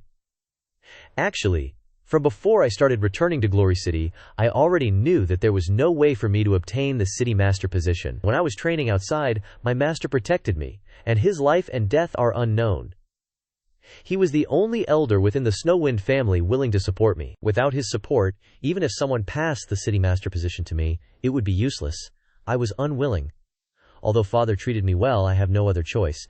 To obtain Ziyun, I would not hesitate to destroy the entire Glory City, because from the moment you brought me to the City Lord's mansion, the moment I met her, I knew that I wanted to marry her in this life." The letter also wrote, "Although I failed, after joining the Dark Guild, I discovered a new world, the Nether Realm. It turns out that the Dark Guild is nothing compared to this world. Even the Demon Lord is just so. There are many families here, with quasi-god level experts. Father, do you know what quasi-god level is? They are legendary peak experts who wield immense law power, existences close to gods. When I am valued by the Gigi family shows great interest in Glory City." He continued to write, "If adoptive father is willing to bring the entire Glory City to surrender, you will definitely become a confidant of the Gigi family. What is there to regret about a small Glory City? At that time, perhaps Father can also enter the quasi-god level realm." That bastard, he also said, "If Father doesn't agree, then the Gigi family will mobilize experts to subdue Glory City. At that time, I'm afraid not even a blade of grass will be left in Glory City. I hope Father will consider carefully." Ye Zong angrily slammed the table and shouted, "Bastard!" he shouted, trembling with anger. "I wasted my time treating you like my own son. You're a great filial son indeed. This time, things look difficult." Suddenly, a loud shout came, "Ye Zong!" This stunned Ye Zong. The door opened, and Ye Mo stepped in. Ye Zong immediately said, "Father God." Ye Zong bowed and said, "You're back," Ye Mo replied. "Yeah, I'm back with my son-in-law." Ye Zong, having just swallowed a mouthful of bitter fruit, asked with a cold face, "Which son-in-law?" Ni Li appeared, smiling brightly and said, "Hello, father-in-law. Long time no see," Ye Zong shouted. "You little brat, what did you tell my father?" Ni Li shrugged and replied, "I told him everything." Ye Zong shouted angrily. But Shu Feng had already stepped in front of Ni Li and asked, "Ye Zong, a harmonious family prospers?" He sternly said, "You treat your family with that same grim face all day long." Ye Zong immediately stood at attention and said, "Yes, sir. It seems Ye Mo really likes this grandson-in-law, being protected by Grandpa." Ni Li perked right up. Seeing Ye Zong's expression, Ni Li pouted and thought, "There's always a bigger fish." Ye Mo went inside and asked, "Ye Zong, why aren't you in the main hall and instead handling official business in this small room?" Ye Zong replied, "This place is close to Ziyun's courtyard. I'm here so I can spend more time looking after her." Hearing this, Ye Mo was surprised, then laughed heartily and said, "This is so unlike you." Ye Zong looked at the crumpled letter and the table that had been smashed until it cracked, and asked, "Correspondence from a traitor?" Ye Zong replied, "A letter of persuasion." Ye Mo sighed and said, "It seems you already know.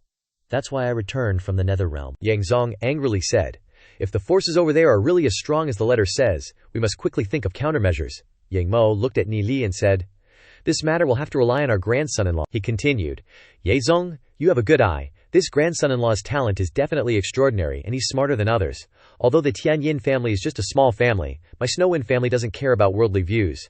Hearing this, Ye Zong was dumbfounded. Ye Mo continued. What's more, my grandson-in-law even taught me how to comprehend the power of the law, Ye Zong asked in surprise.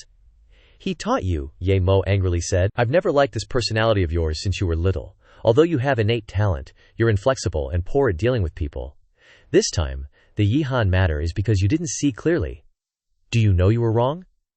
After listening, Ye Zong swallowed hard and said, Your son was wrong. Ye Mo continued angrily.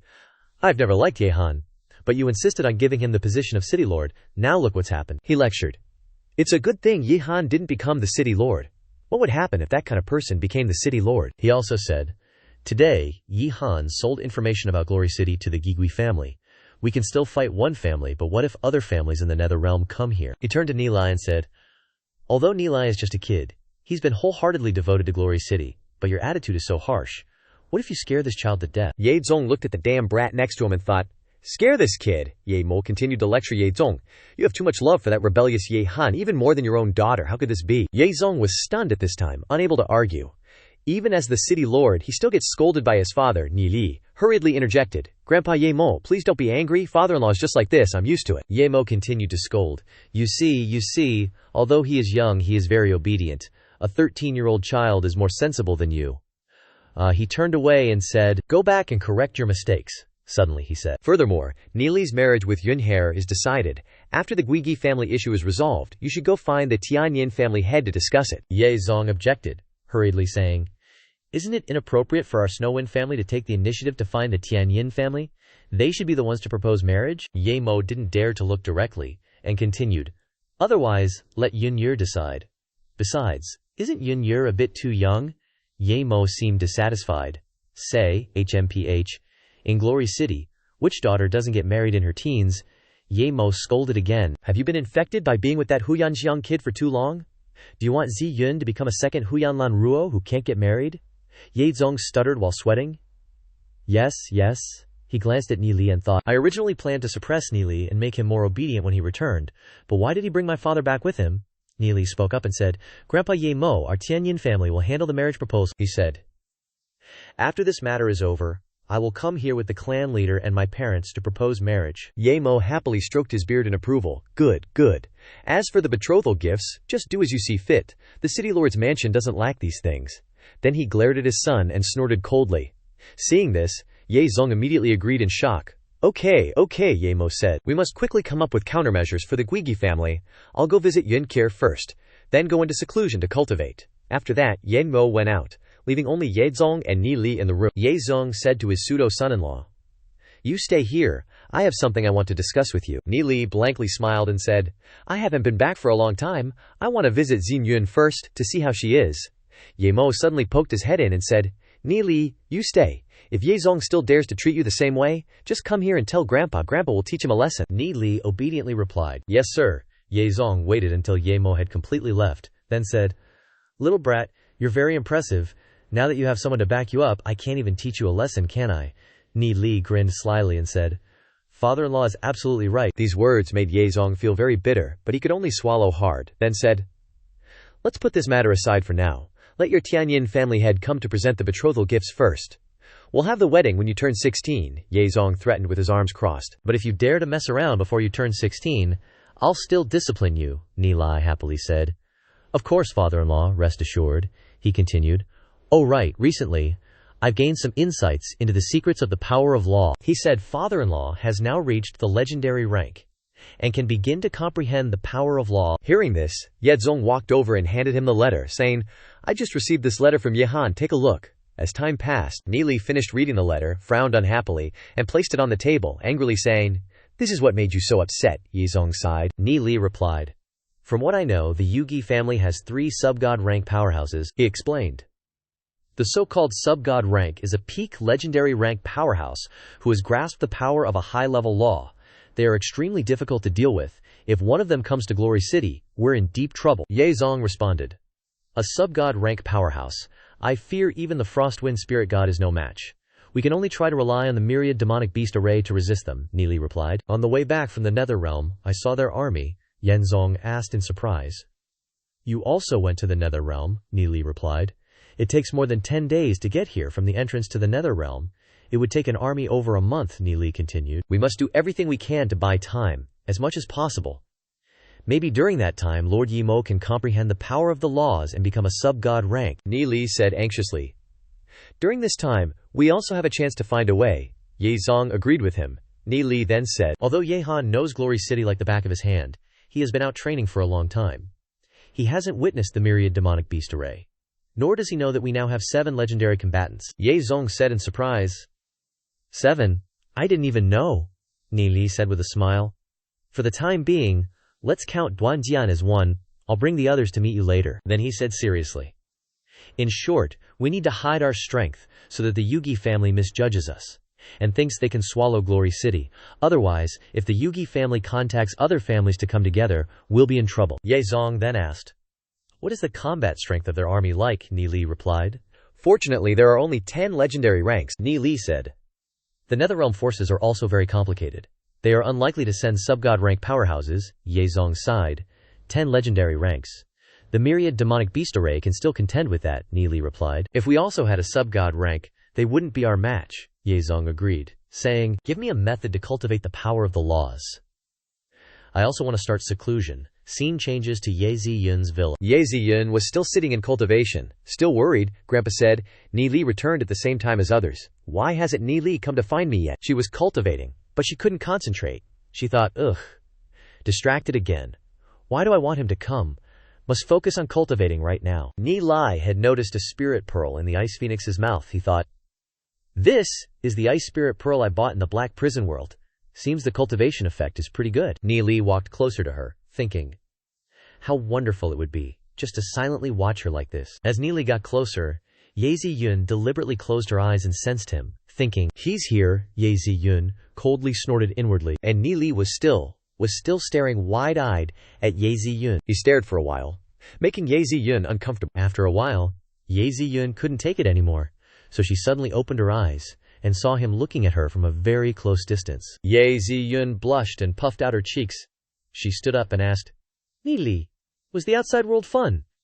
After being gone for so long, Ni Li happily smiled and said, it was totally awesome. Ye Ziyun said angrily, Ni Li, next time if you go alone without taking me, I won't pay attention to you anymore. Ni Li was stunned for a moment.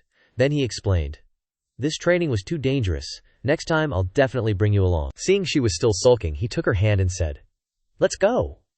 He took her hand and dragged her along, continuing, time is pressing, there's still a lot to do.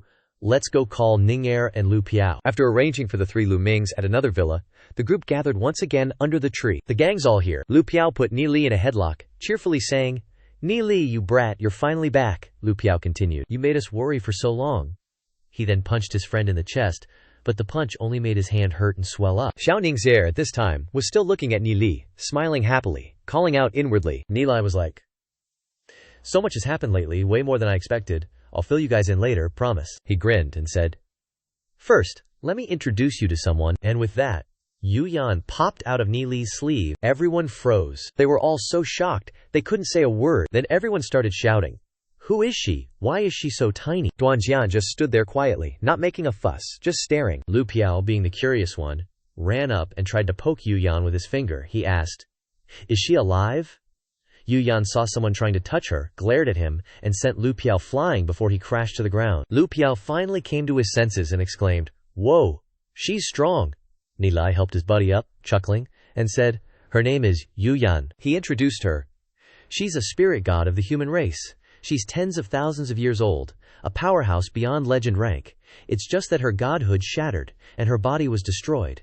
This is her new divine body, so she's small right now. Lu Piao stammered. A god beyond legend, Yu Yan chimed in.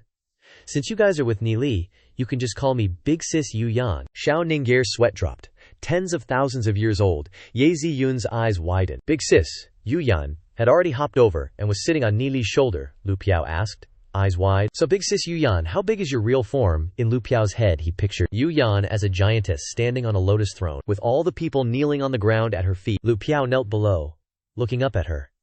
He looked up and saw the bottom of the goddess's skirt, and a look of delight spread across his face.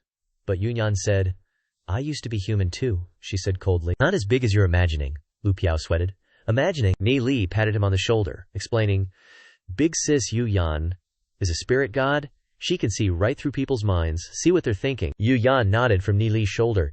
Then Ni Li told them about the situation in Glory City.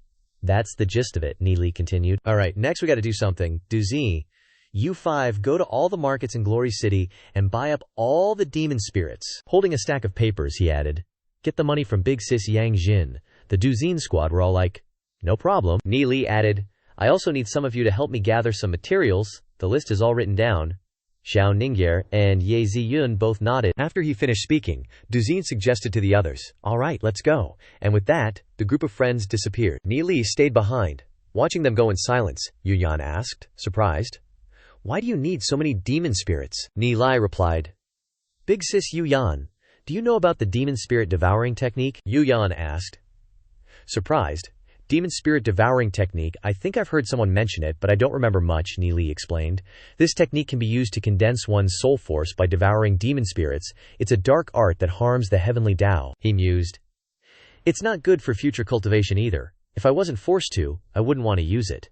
But Glory City is in danger, so I have no choice but to use this secret technique. Looking up at the vast sky, he added, we'll deal with the future later. No matter the cost, I have to protect Glory City this time. Hearing this, Yu Yan said, if you've decided, I won't stop you. Your Glory City is also part of my human race. If a strong enemy invades, I will try my best to protect Glory City. Ni Li smiled at Yu Yan. Thanks, Goddess Big Sis, I have one more thing to do. Then Ni Li headed to the smithy. He started forging something. And after a while, it seemed he was done. Shu Feng held up the tongs, looking at it for a moment. It had a round, slightly yellow, translucent shape. Wu Yan asked curiously. What are you forging this for? Zhu Feng replied. This is Dragon Spirit Stone I bought in the Black Prison World. It'll definitely come in handy. Then Zhu Feng transformed into a fanged panda, stretched out his hand, grabbed the Dragon Spirit Stone, and opened his mouth. He spat a surge of dark force into it. Wu Yan asked in surprise. Dark Law, Zhu Feng said smugly. One more time. And then blew out a breath of light force. His fanged panda demon spirit had fused the power of the dark and light laws, using light-dark origin energy burst, even reaching the power of a legendary spell. But this move was very slow, basically impossible to hit a legendary expert. So Shu Feng would forge the Dragon Spirit Stone into a container like this, seal the 2 law powers inside, and use the container to separate them. Once he leads the 2 types of law powers to collide, these 2 types of laws will quickly merge and produce a large amount of power, forming a huge explosion. Shu Feng held the Dragon Spirit Stone and shook it, continuing to explain.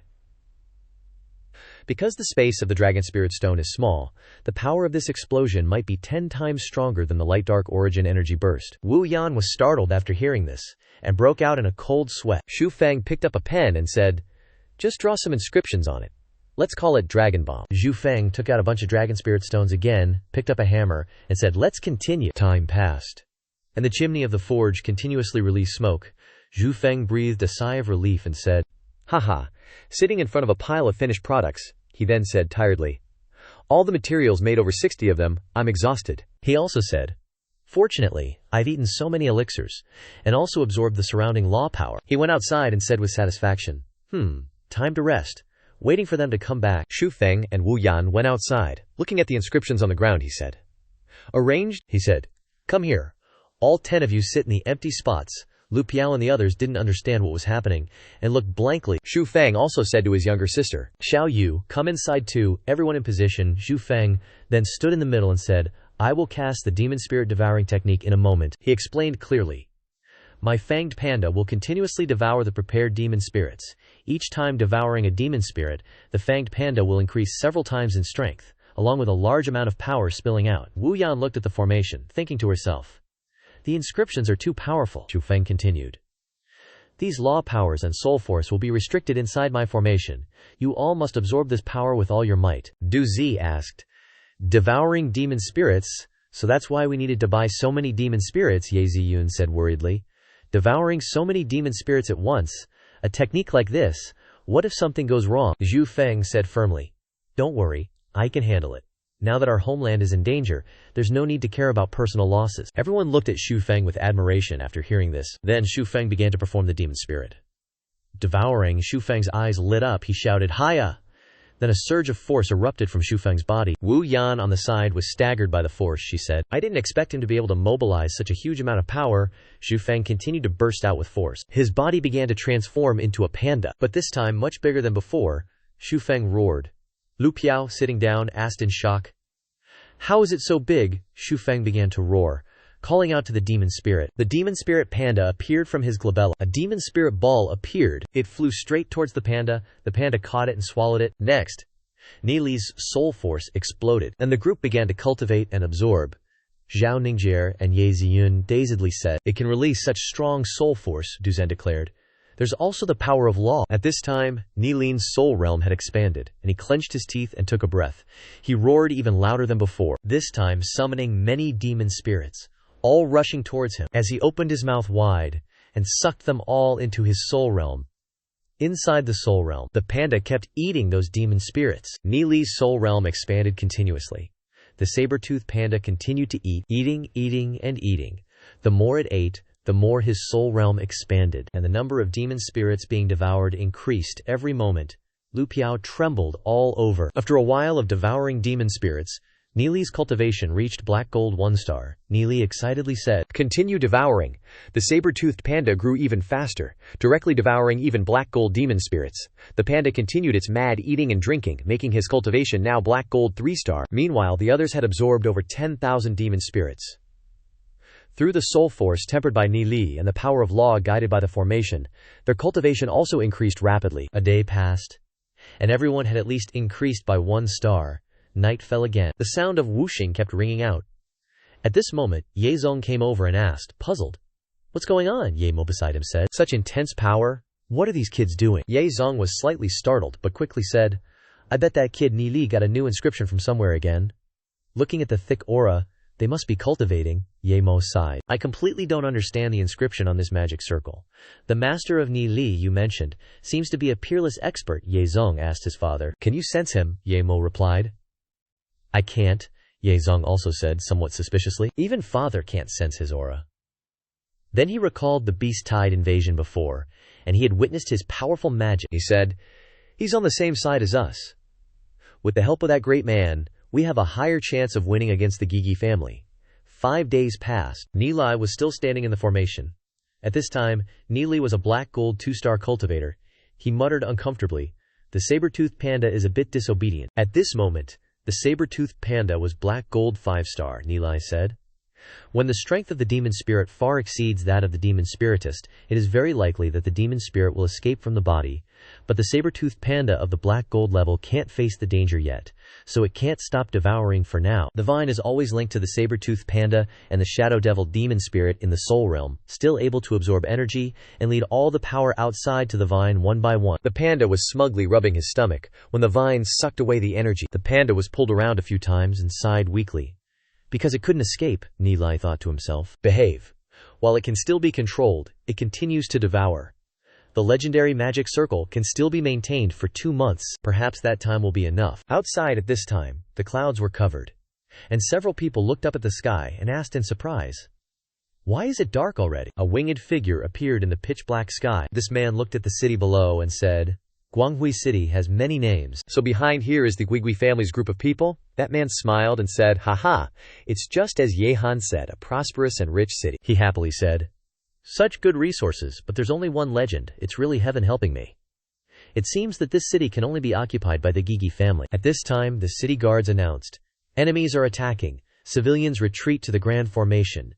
The citizens immediately shouted to each other, Secret tunnel time, everyone, back to your homes and into the secret tunnels. All the citizens of the city are quickly running to the city lord's mansion for safety. Over here, a blizzard is brewing in the sky. That dude looks over in surprise, only to see all the Ye family masters have arrived, led by Ye Mo. Ye Mo speaks up and asks, My friends from the Gyani family, if you're just visiting Glory City, we're happy to welcome you. But if you're here to cause trouble, he takes off his cloak, ready to fight, and adds, Then don't blame me for being inhospitable, making sure you can't return home. That Gyani family guy asks scornfully, You want to invite us as guests?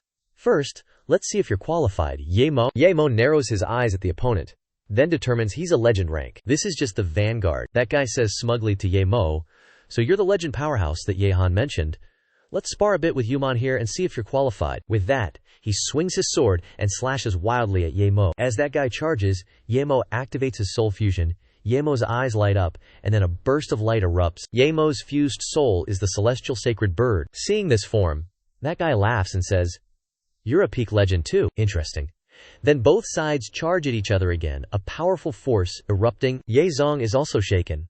He stares intently, then says, "This is the power of a peak legend." After the collision, Yuman's sword is shattered into pieces, but then he quickly restores it. Yuman yells angrily, "Law power, I really underestimated you. Take this." Ye Mo says nothing, watching Yuman continue to charge, but he gets punched away by Ye Mo's fist. Yuman is pushed from the dark sky and is about to fall. He tries to hold himself back so he doesn't fly too far. When he stops, he grits his teeth and says, "I didn't think that, even though we're both peak legends, you're so much stronger than me." He returns in front of Ye Mo and says, "But just you." Then he says, "There's also a little brat who just reached legend rank." Being called out, Ye Zong turns to look at him. He says, "You definitely can't stop our Yugi family. We have 3 demigod ranks and 10 legend powerhouses. When our main force arrives, Glory City will be razed to the ground." Ye Mo is silent, tilting his head to look at him without saying anything. Yuman continues smugly, "But we don't necessarily have to escalate things so much. I can give you a chance. Surrender now. Hand over Glory City for us to handle, and maybe your people will still have a chance to live." Suddenly he's suppressed, unable to speak, struggling to say, "You." Ye Mo on this side speaks up and says, "Yugi family, if you want to fight, then fight." Yuman says unhappily, "So you don't want to negotiate?" He grinds his teeth and continues, "If that's the case, don't blame me for being rude." Then he roars, the loud sound reverberating, shaking the mountains and forests. Next, a series of other clan members stir in the distance. The shadows of tens of thousands of enemy troops appeared, rushing over at full speed. Shumo looked into the distance, then glanced at his son, Ye Zong. Ye Zong understood, nodded, then shot out, flying straight towards the Wanmo Yaoling Grand Formation. Shumo said to everyone, "Let's go prepare the Feng Shui Ling Shen." Then the group took off. Wu Man sneered triumphantly. "Overestimating yourself, haha, go die." Shumo was officially pissed now, he thought. If I don't kill Wu Man now, I might not get another chance, so he formed a hand seal, and ice spikes shot out, turning the air around Wu Man into a blizzard. Wu Man was startled. "A demon spiritist's magic, so you weren't going all out the whole time," he yelled. "You're underestimating me." Shumao waved his hand to attack, then snorted coldly. Wu Man also roared, "Old man, you think that attack can hurt me?" Saying that, Wu Man flew straight towards the ice spikes. He charged into the ice spikes, but they barely had any effect. Quickly, Wu Man got close, throwing a punch towards Shumo. Shumo couldn't dodge in time, and took the hit. Ye Zong anxiously shouted, "Lord Shumo," but Shumo revealed a smile, and snorted coldly. He had already activated his shield. Wu Man looked up at the chunks of ice in the sky, worriedly saying, "This is bad." Quickly, Wu Man was frozen in place. Shumo raised his fist and said, "You dare touch the people of my Glory City." Wu Man was scared shitless at this point, screaming, "No!" But Shumo was determined to kill him, glaring as he brought his hand down. He shouted a single word, "Die." Taking the hit, Wu Man instantly spat out blood. The others quickly flew over and cried out in anguish. Wu Man. Shumo saw the formation behind and breathed a sigh of relief, saying, "They're here." Then he turned and ran. Those guys saw that and angrily said, "You hurt our people and you think you can run? Kill him." Shumo flew for a bit, then dispelled his transformation. He looked down below and confirmed, "Yup, the civilians have retreated into the formation." He confidently said, "Now is when the City Lord's mansion makes its final stand." Chasing after Shumo, the group also charged straight into the City Lord's mansion. The guys suddenly stopped, saying to each other with confusion, "This formation is a bit strange. Also, there's nobody in sight along the way. We should still be careful." One guy with bloodshot eyes scornfully said, "What's there to fear about a measly human formation? Let's link up and attack it," a Wu Man called out. "Wait, but..." The other guy didn't listen. He ordered, "HMPH, legendary rank, follow me." Suddenly, the pillars on the Wanmo Yaoling Earth formation lit up, and Ye Zong's body glowed with spiritual power. He had activated the formation, the Wanmo Yaoling formation. Wugi's group was trapped in the formation. They looked around nervously, then said, "Demon spirits," he said disdainfully. "You think tens of thousands of black gold demon spirits can deal with me? All right, brothers, let's get, And so the battle began. They quickly snatched up some demon spirits. Holding them tight? Yu Man wondered. Something's fishy. How are mere black gold demon beasts holding us back? Another guy angrily chimed in. Damn it, what kind of sorcery is this? I've never left the nether realm, never seen this kind of formation. The demon spirits continued to bite and tear at them. The group raged. Isn't this where you led us? Most of the team doesn't have legend rankers this time. And the Glory City guards are fighting too, Vumon grumbled. No wonder that old geezer was so smug. A tired guard, fighting, cheered. It's Lord Ye Mo. You're done for. Seeing Ye Mo, the Netherghost family shouted in unison, kill. But before they could do anything, they were frozen solid. Ye Mo mused. The myriad demon spirit grand formation, is this the thing recorded in that mysterious book? Ye Mo flew away, leaving the frozen Netherghost behind, he muttered. To restrain all legend ranks, this power is beyond imagination. Heard from Ye Zong that Ni Li solved those documents. As Ye Mo flew around, slaughtering, he said, my grandson-in-law did a great job this time. The imprisoned legend rank Netherghosts angrily yelled, damn it! If we don't get out, our army will be wiped out by Ye Mo. Not letting them rest, Ye Zong landed and told them, since you're here, let's have a proper fight. Many black gold demon spirits obeyed and charged again. In the distance, Lan Ming's group watched, then asked each other, the battle in the city is so fierce. Are we really not going to intervene? Luo Ming replied. Us showing up will only cause trouble for Glory City. Lu Ming explained. If the Netherghost family realizes they can't swallow Glory City alone, they might come back with a coalition next time. We can't let them get their hands on such a good place. Lu Ming, eating ice cream, said, we humans, munch, must stick together. Over here, Ni Li's group was also observing the battle. Ni Li stopped his devouring and said, 10 legend rank experts with the power of the myriad demon spirit formation should be enough to hold them back. He then looked at Ye Ziyun and the others, thinking, everyone is unaffected by the battle. That's good. If cultivation is forcibly interrupted, then we're screwed. He continued, this time, the Netherghost family's legend rank experts can't participate, and the others will definitely suffer serious damage. They won't be happy.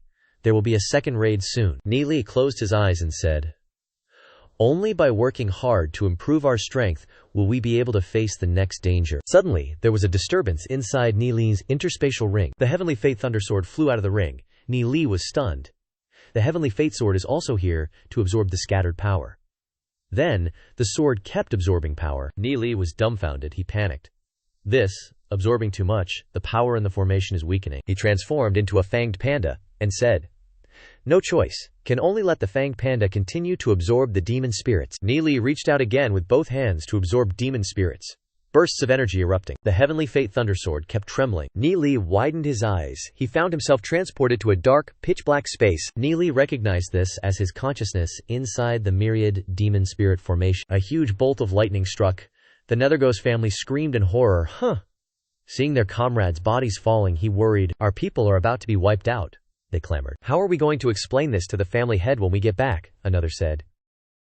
Yue, use the Scarlet Blood Divine Restriction Technique, Yue stammered. But if I do, I will, the other yelled. If you don't use it, it will be too late, Ye Zong overheard and asked. Trying to pull something. Then, he clasped his sleeves together and formed a hand seal. Afterwards, he raised his hands high, and a series of demon spirits soared upwards. The demon spirits charged forward in unison, all gathering above the heads of the Necromancer family. One of them cried out in fear. All the demon beasts are gathering there. They're scared. The power is too terrifying. And it's still growing stronger, Ye Zong roared loudly. Pour all your strength into it. The Necromancer family inside the formation screamed miserably. It's pressing down. Seeing this, one of them rushed straight up. His comrade shouted, hey! But that guy didn't listen. He charged straight up alone. He used his body to support and block the mountain. The remaining guys anxiously said, no, we can't let our friend down. Run! Then they all clamored and shouted to each other. Hurry, hurry! The screams continued to ring out. Asaya. As they were running, they heard their friends cry. They looked back and saw that the mountain was falling towards them. Ye Zong was still using all his strength to lower the mountain. He manipulated the formation. Very quickly, the mountain had completely fallen. Outside, Yen Mo looked inside and asked worriedly using sound transmission, what's the plan? Ye Zong inside the formation said, it's okay, just dealing with 3 of them. At this moment, one of them broke through the formation, his whole body glowing red, roaring wildly. Go! It's that guy Wu Yu who used the Scarlet Blood Divine Forbidden Technique. He shouted, follow me! And with that, he sped through the demon spirits. Ye Zong said in shock, the dark gold demon spirits can't stop him? Ye Zong formed another hand seal, and a giant hand emerged from the formation. This hand spread out and captured all 8 of the Necromancer family's legendary realm experts. Ye Zong yelled, Run! His head was captured. Wu Yu shouted, taking out a long sword. He opened his mouth and roared loudly, Gra! Gra! Then he slashed at the hand. The hand was cut open, creating a large hole. The necromancer family members rushed out. Ye Zong was angered by the backlash and coldly snorted, "Damnable!" He suddenly erupted with power far exceeding the legendary realm. After this slash, Wu Yu was exhausted. He fell down, but was caught by his comrades, and they fled. That guy transmitted the order and shouted, "Retreat! Everyone retreat!" The entire necromancer family army received the order, running and shouting, "Retreat now, retreat!" Then, one of them turned around and reported angrily, "HMPH, today my necromancer family was ambushed by Glory City. This debt will definitely be repaid. This formation can protect you temporarily, but it can't protect you forever. Next time, I want to blood sacrifice all of you to bury with my dead brothers." Ye Zong on this side was equally angry, retorting, "This time taught you guys a lesson? Next time you dare come, I'll make you all die here. Want to annex Glory City? If you've got the guts, bring your whole army." And with that, the 7 Wraith demon families retreated. Glory City's sky cleared up again. Exhausted city guards slumped to the ground, saying to each other, "They're gone." Just then, Yimo passed by the city guards, who called out, "Lord Yimo." Yimo reminded them, "Don't pursue a cornered enemy, especially since they have 7 legendary rank experts." He said, "First, treat the wounded. We'll deal with everything else later." Afterwards, he discussed the matter with the Ye family elders. He said, "This time was just the vanguard," Ye Zong concluded. "They took a loss this time. Their next attack will probably be much more serious," Yimo agreed, adding, "However, it'll take them at least 2 months to organize another attack. We still have time to prepare a response." Looking at the corpses of the Wraith demon families, he added, "Although we won quickly this time, Glory City's trump card has been completely exposed. This myriad demonic beast spirit array probably won't work anymore," he continued. "Currently, among the 15 cities in the Nether Realm, only the Dark Guild and the Wraith demon families know that Glory City exists. They must already see Glory City as something in their pocket, so they won't reveal information about Glory City to other forces," he warned. "Focus all our strength on dealing with the Wraith demon families. We can only think about the future later." Elsewhere, the heavenly lightning god sword was still cultivating, and Ni muttered, "My mind seems to have entered some kind of artistic conception within the heavenly lightning god sword."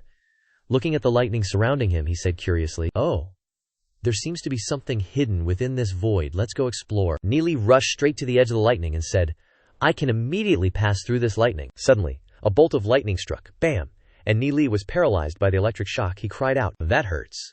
Then he thought, "Quick, withdraw my consciousness." But he couldn't withdraw it, and he felt lost. Ni was dumbfounded and didn't know what to say. In that dark mind, Ni cried out in fear, "No way, wait!" He wanted to run, but another bolt of lightning struck. Ni cried out in pain, and then several more bolts of lightning struck him. Ni was struck stiff, his hair standing on end. The Ni outside sighed, "I can't withdraw my consciousness. Why does my own sword want to shock me?" Ni finally realized and groaned and shouted, "So many lightning bolts. If they all strike the Soul Sea." Suddenly, a bolt of lightning struck the Soul Sea. The vines were struck by lightning, and they grew larger. The lightning disappeared. Ni thought to himself, "Lightning doesn't wreak havoc in the Soul Sea. Instead, it's absorbed by the vines. These vines really absorb everything." Then, come on. Outside, bolts of lightning continued to strike down, and Ni kept shouting, "Oh ah ha ha." Duze also frowned, and he sighed. "Zhao Tao's energy is becoming a bit aggressive. I need to summon my demon spirit to resist it." Duze summoned his demon spirit. Afterwards, the whole group was affected. The lightning bolts kept changing, the heavenly lightning god's sword kept growing, and the inscription patterns began to change. Yu Yan said in surprise, How is this possible? The inscription array can automatically change? The power this sword emits is even purer than the power of law." She blanked out and said, "What exactly is this?" Staring at the heavenly lightning god's sword for a while, Yu Yan exclaimed, "I remember now. Isn't this the heavenly lightning god's sword of the lightning god spirit?" She added, "This is a mysterious weapon that even I, the lightning god spirit, couldn't control. After the lightning god spirit died, its whereabouts were unknown. I didn't expect it to be in Nili's hands." She sweated a bit and said, "The inscription patterns of the formation have changed. Should we wake them up? Or will the heavenly vowed divine thundersword erupt with a dazzling light that shoots straight into the sky?" Yu Yan said in surprise, "It's changing again." Nili is still standing in the center of the formation, and a giant pillar of light rises high. Inside Nili's Soul Sea, bolts of lightning strike repeatedly, and the vines are still growing. He thought to himself, "What's going on? These lightning bolts aren't following directions and are starting to go haywire. Where are they trying to go?" In the distance, strands of lightning struck directly towards Ye Ziyun. Catching her eye, Nili blurted out in surprise. Nili happily said, "Why is Ziyun appearing at the edge of my Soul Sea? Could this be telepathy?" Nili chuckled gleefully. While he was happy, he suddenly saw Lu Piao's ugly mug. Li suddenly became depressed and said, "Our soul seas are all connected now. A spell for dealing with demon spirits. The devouring technique can actually activate the magical power of the heavenly vow divine thundersword." He also thought that his soul sea was being merged into a larger one. "These lightnings are connected to the inscription pattern in the soul sea," Li exclaimed. "Such an incredible spell. The creator's understanding of the soul sea must have reached its peak." Li stretched out his hands and said, "Come on." Then, the formation on the ground began to fade. Ye Ziyun and the others also began to stir. She opened her eyes and immediately called out, "Li." Li stood there, closing the sword. Ziyun asked, "Did you feel it? Our soul seas?" Du Zhen also asked. "Our soul seas seem to be connected," Li replied. "Let me explain," he began to say. "It's this heavenly vow divine thundersword. It has linked our soul seas together. Our soul seas are being merged into a larger soul sea, which is actually formed by the inscription patterns within our soul seas. This way, we can mobilize each other's soul force and also distribute soul force to others," he continued. "The resonance of soul force can also create some very miraculous effects. For example, as long as we are in the same dimension, we can sense each other's presence. This is too profound," making Lu Piao's face completely blank. Li further explained, "If a teammate is in danger, we can immediately sense it. When one person's soul sea levels up, it can strengthen the soul seas of others," Zhang Bing stammered. There's such a thing," Li continued. "Everyone must have felt the changes in their soul seas. If we can resonate soul force, then in battle each person can use 10 times more soul force, plus their own." He raised an eyebrow and added, "Of course, the consumption of soul force is also 10 times greater." Ye Ziyun felt dizzy and said, "This is unbelievable." He further explained, "Since the center of the formation is my soul sea, all power regulation must go through me. I can also sever the connection with anyone. Once I die, this soul formation will also be destroyed." He said, "In short, if we cultivate together, our improvement speed will reach an unimaginable rate. My law power will also rapidly change everyone's soul seas, and everyone will enter the black gold realm." Lu Piao then happily exclaimed, "Oh, I get it now. Then I won't have to worry about my cultivation lagging behind you guys. Ha ha." Li jabbed him. "That's too bad. If you're lazy and drag everyone down, I can only kick you out." Lu Piao dejectedly sighed. Du Zi said with a smile, "Not bad. At least when fighting, our strength is doubled." Li reiterated, "But the consumption of soul force is also very high. If it's not properly controlled, it's easy to deplete your soul force. Like my Zihanji Guang'an Yuan Qi explosion, it shouldn't be used casually." He added, "With this formation, we shouldn't let our guard down. Just as we were cultivating, the Gigi family attacked Glory City." He also said, "Fortunately, the opponent didn't send too many strong people, and we pushed them back. We must advance to the legend rank to protect Glory City." On the side, Ye Han was still looking at him with hatred, looking up at the sky, then pulling up his cloak. Soon, this guy discovered the group from the Gigi family flying back. Ye Han said gleefully, "Back so soon? Glory City has been destroyed. How embarrassing, father, please don't blame me." But looking closely at this team, everyone was torn and tattered. He wondered, what's going on? The team is sparse and miserable, and even the legends are injured. Then they landed in front of Ye Han. He hurriedly asked, "Did you guys win? Did you capture Ye Ziyun yet?" But all he got were angry stares. One dude walked over, grabbed Ye Han by the collar, and hoisted him up. Ye Han, being lifted by his collar, immediately started screaming miserably. The guy angrily said, "We lost, you little punk dared to trick us." Ye Han asked in surprise, "Lost? How was that possible?" The guy snapped back. "Didn't you say that formation wasn't anything to worry about?" Ye Han confirmed. "That's right, that's what I said. Even Long Sha was able to retreat safely." The guy gritted his teeth in anger and shouted, "Bullshit! A dozen of us almost died in there." Ye Han said in fear.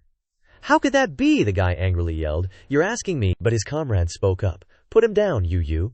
He doesn't need to lie. Besides, he's our only inscriptionist." That dude stepped forward and added, "If he wanted to screw us over, he wouldn't have told us the exact location of Glory City." Yu Yue threw him down, his face planted into the ground, totally satisfying. That guy said again, "Although that formation is very powerful, it can't stop sub-deity level powerhouses. We can only invite the old ancestors to come forward." That Yu guy asked back, "Is it really necessary?" Yu Ming looked up at the sky and replied, "Can't you feel it? The fresh air of this place?" he excitedly said, "full of vitality, and with tremendous power. This time, it's not like we didn't gain anything. We've seen the richness and prosperity of Glory City. We must have this place." Ye Han struggled to get up and thought, "Have to send sub-deity powerhouses? How is that possible?" He clenched his fist and thought, "Isn't this formation set up by Nilai? It could be this strong." He recalled and thought, No wonder he dared to be so arrogant and cocky in the city lord's mansion. It's you again, Ni Lai, it's all your fault. Yang Han angrily gritted his teeth and said, "Ah, Ni Li," Yu Ming heard and asked, "Ni Li what?" He coldly ordered, "Let's retreat quickly. Return to discuss the next plan." Ye Han obediently listened and followed, saying, "Yes." Scene change at the city lord's mansion, Ye Zong blankly asked. "You all of you, are gold rank." Ye Zong again widened his eyes and asked, "And Ni Li? You're black gold already," Ni Li said. "The others are very close to black gold." The city lord sweated and said, "This is too surprising. Even for me it took 3 years to go from gold to black gold," Ni Lai happily said. "Times have changed, father-in-law." Ye Zong reluctantly said, "Is that so?" Ni Li thought to himself. As expected of the #1 genius of Glory City, 3 years. Borrowing the help of his past life's temporal demon spirit book, it took several years to break through to black gold. Ye Zong then continued, "Glory City has talents like you guys, I'm relieved. Continue to cultivate well." Then he walked out. Seeing this, Ni Li asked, "Where are you going?" Ye Zong replied, "Doing important things, I'm very busy." He stepped outside. Time passes. Outside on the street, empty flags are unfurled. Large palanquins and a procession parade the betrothal gifts on the street. Several people here blankly looked up and exclaimed, "Those mammoths are so big." Everywhere people discussed, "Who are they?" One chatty person popped up to explain, "You don't even know. They're from the Heavenly Marks family. They're bringing betrothal gifts to the city lord's mansion." Another person asked, "Betrothal gifts?" That person confirmed, "That's right, Ni Lai, of the Heavenly Marks family. He's going to get engaged to the city lord's daughter, Ye Zi Yun." One person cheered, "Oh, Ni Lai, I know him, so he's from the Heavenly Marks family. He's the great hero of Glory City." That person proudly said, "The great formation that protected us this time was arranged by him. Their marriage is a match made in heaven," the chatty person said again. "But this Heavenly Marks family is really rich now." He started to lament and said, "Look at these betrothal gifts." 3 days before bringing the betrothal gifts, the Heavenly Marks family almost swept through all the auction houses. All the treasures and demon spirits were bought up. That person said, "Although you say that, the city lord's mansion isn't lacking these things, right?" The chatty person explained, "This is called appearances, understand?" He added, "This also proves that the Tianyin family now has superior financial resources." Upstairs in the room, several young masters from different families were gossiping. Aya, this scene, this crazy cow, hey. The guy in the orange clothes said, "My goddess Ye Ziyun has been snatched away again." He lamented, "Before, I was afraid of offending the sacred family and didn't dare to compete with Shen Yu. Now that the sacred family has betrayed us, it's not easy to get a chance, so how could Ni Li snatch her away?" The guy in the blue clothes said. "Compared to young master Ni Li, of course, there's no room to squeeze in."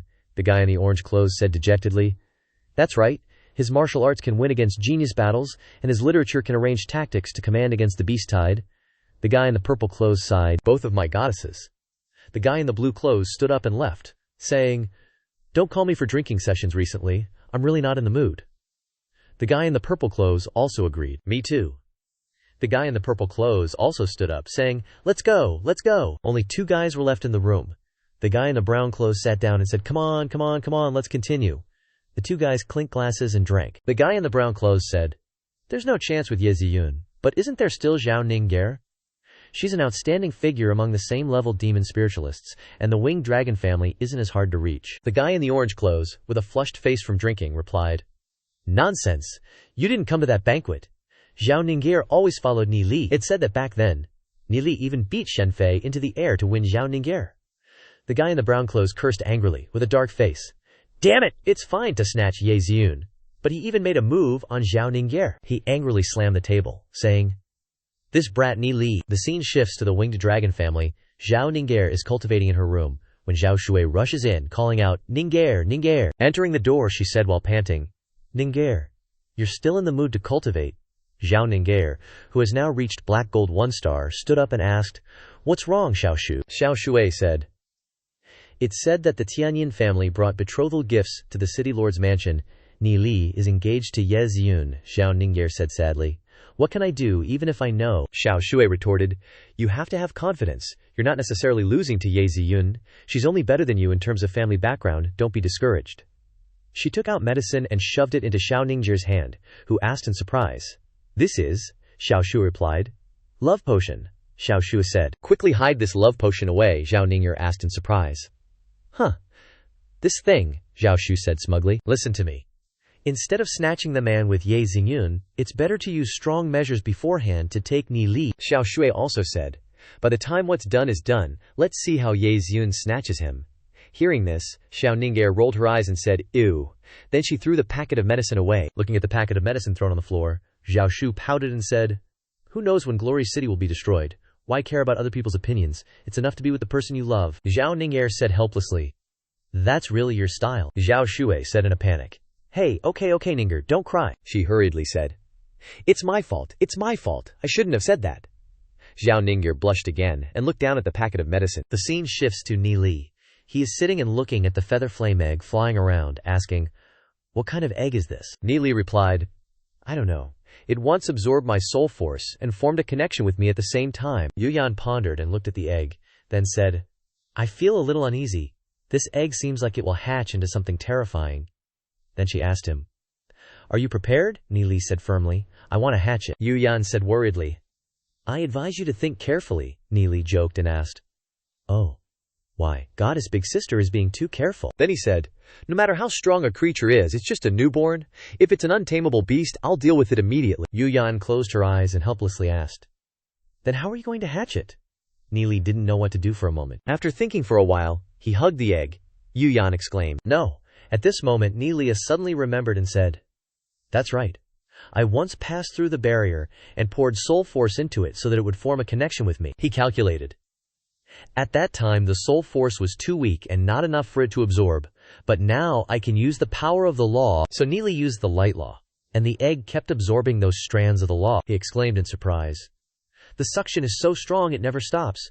Let me see how much you can absorb. A moment later, cracks appeared on the egg. Ni Li sighed and said, as expected of the power of law, it's about to hatch. Then a burst of light erupted, and then went out. Ni Li was dumbfounded and said, huh. The power of law around it was instantly sucked into the egg. There's another change, Ni Li shouted. Whoa. It's starting to absorb the power of law in my body. Seeing too much of his power being sucked away, Ni Li said, no way, gotta stop it. Then the power returned to his soul sea. Ni Li sighed and said, this guy is really greedy. Yu Yan next to him said, your power of law is not enough to hatch it, she sighed. Absorbing so much power of law is still not enough.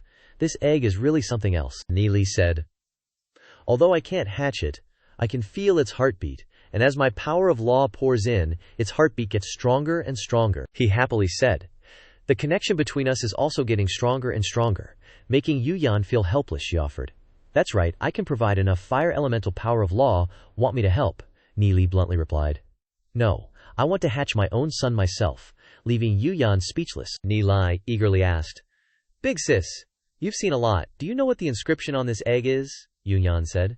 The eggshell is cracking. Suddenly, Ye Yan landed on Ni Li's head, startling them both. Ye Yan said, found you. The marriage proposal team outside is so lively, and you're playing here. Ni Li replied, this doesn't require me to show my face. The representatives of the two families will decide. Yin Yan asked again. Oh, what about that Ziyun girl? Ni Li replied.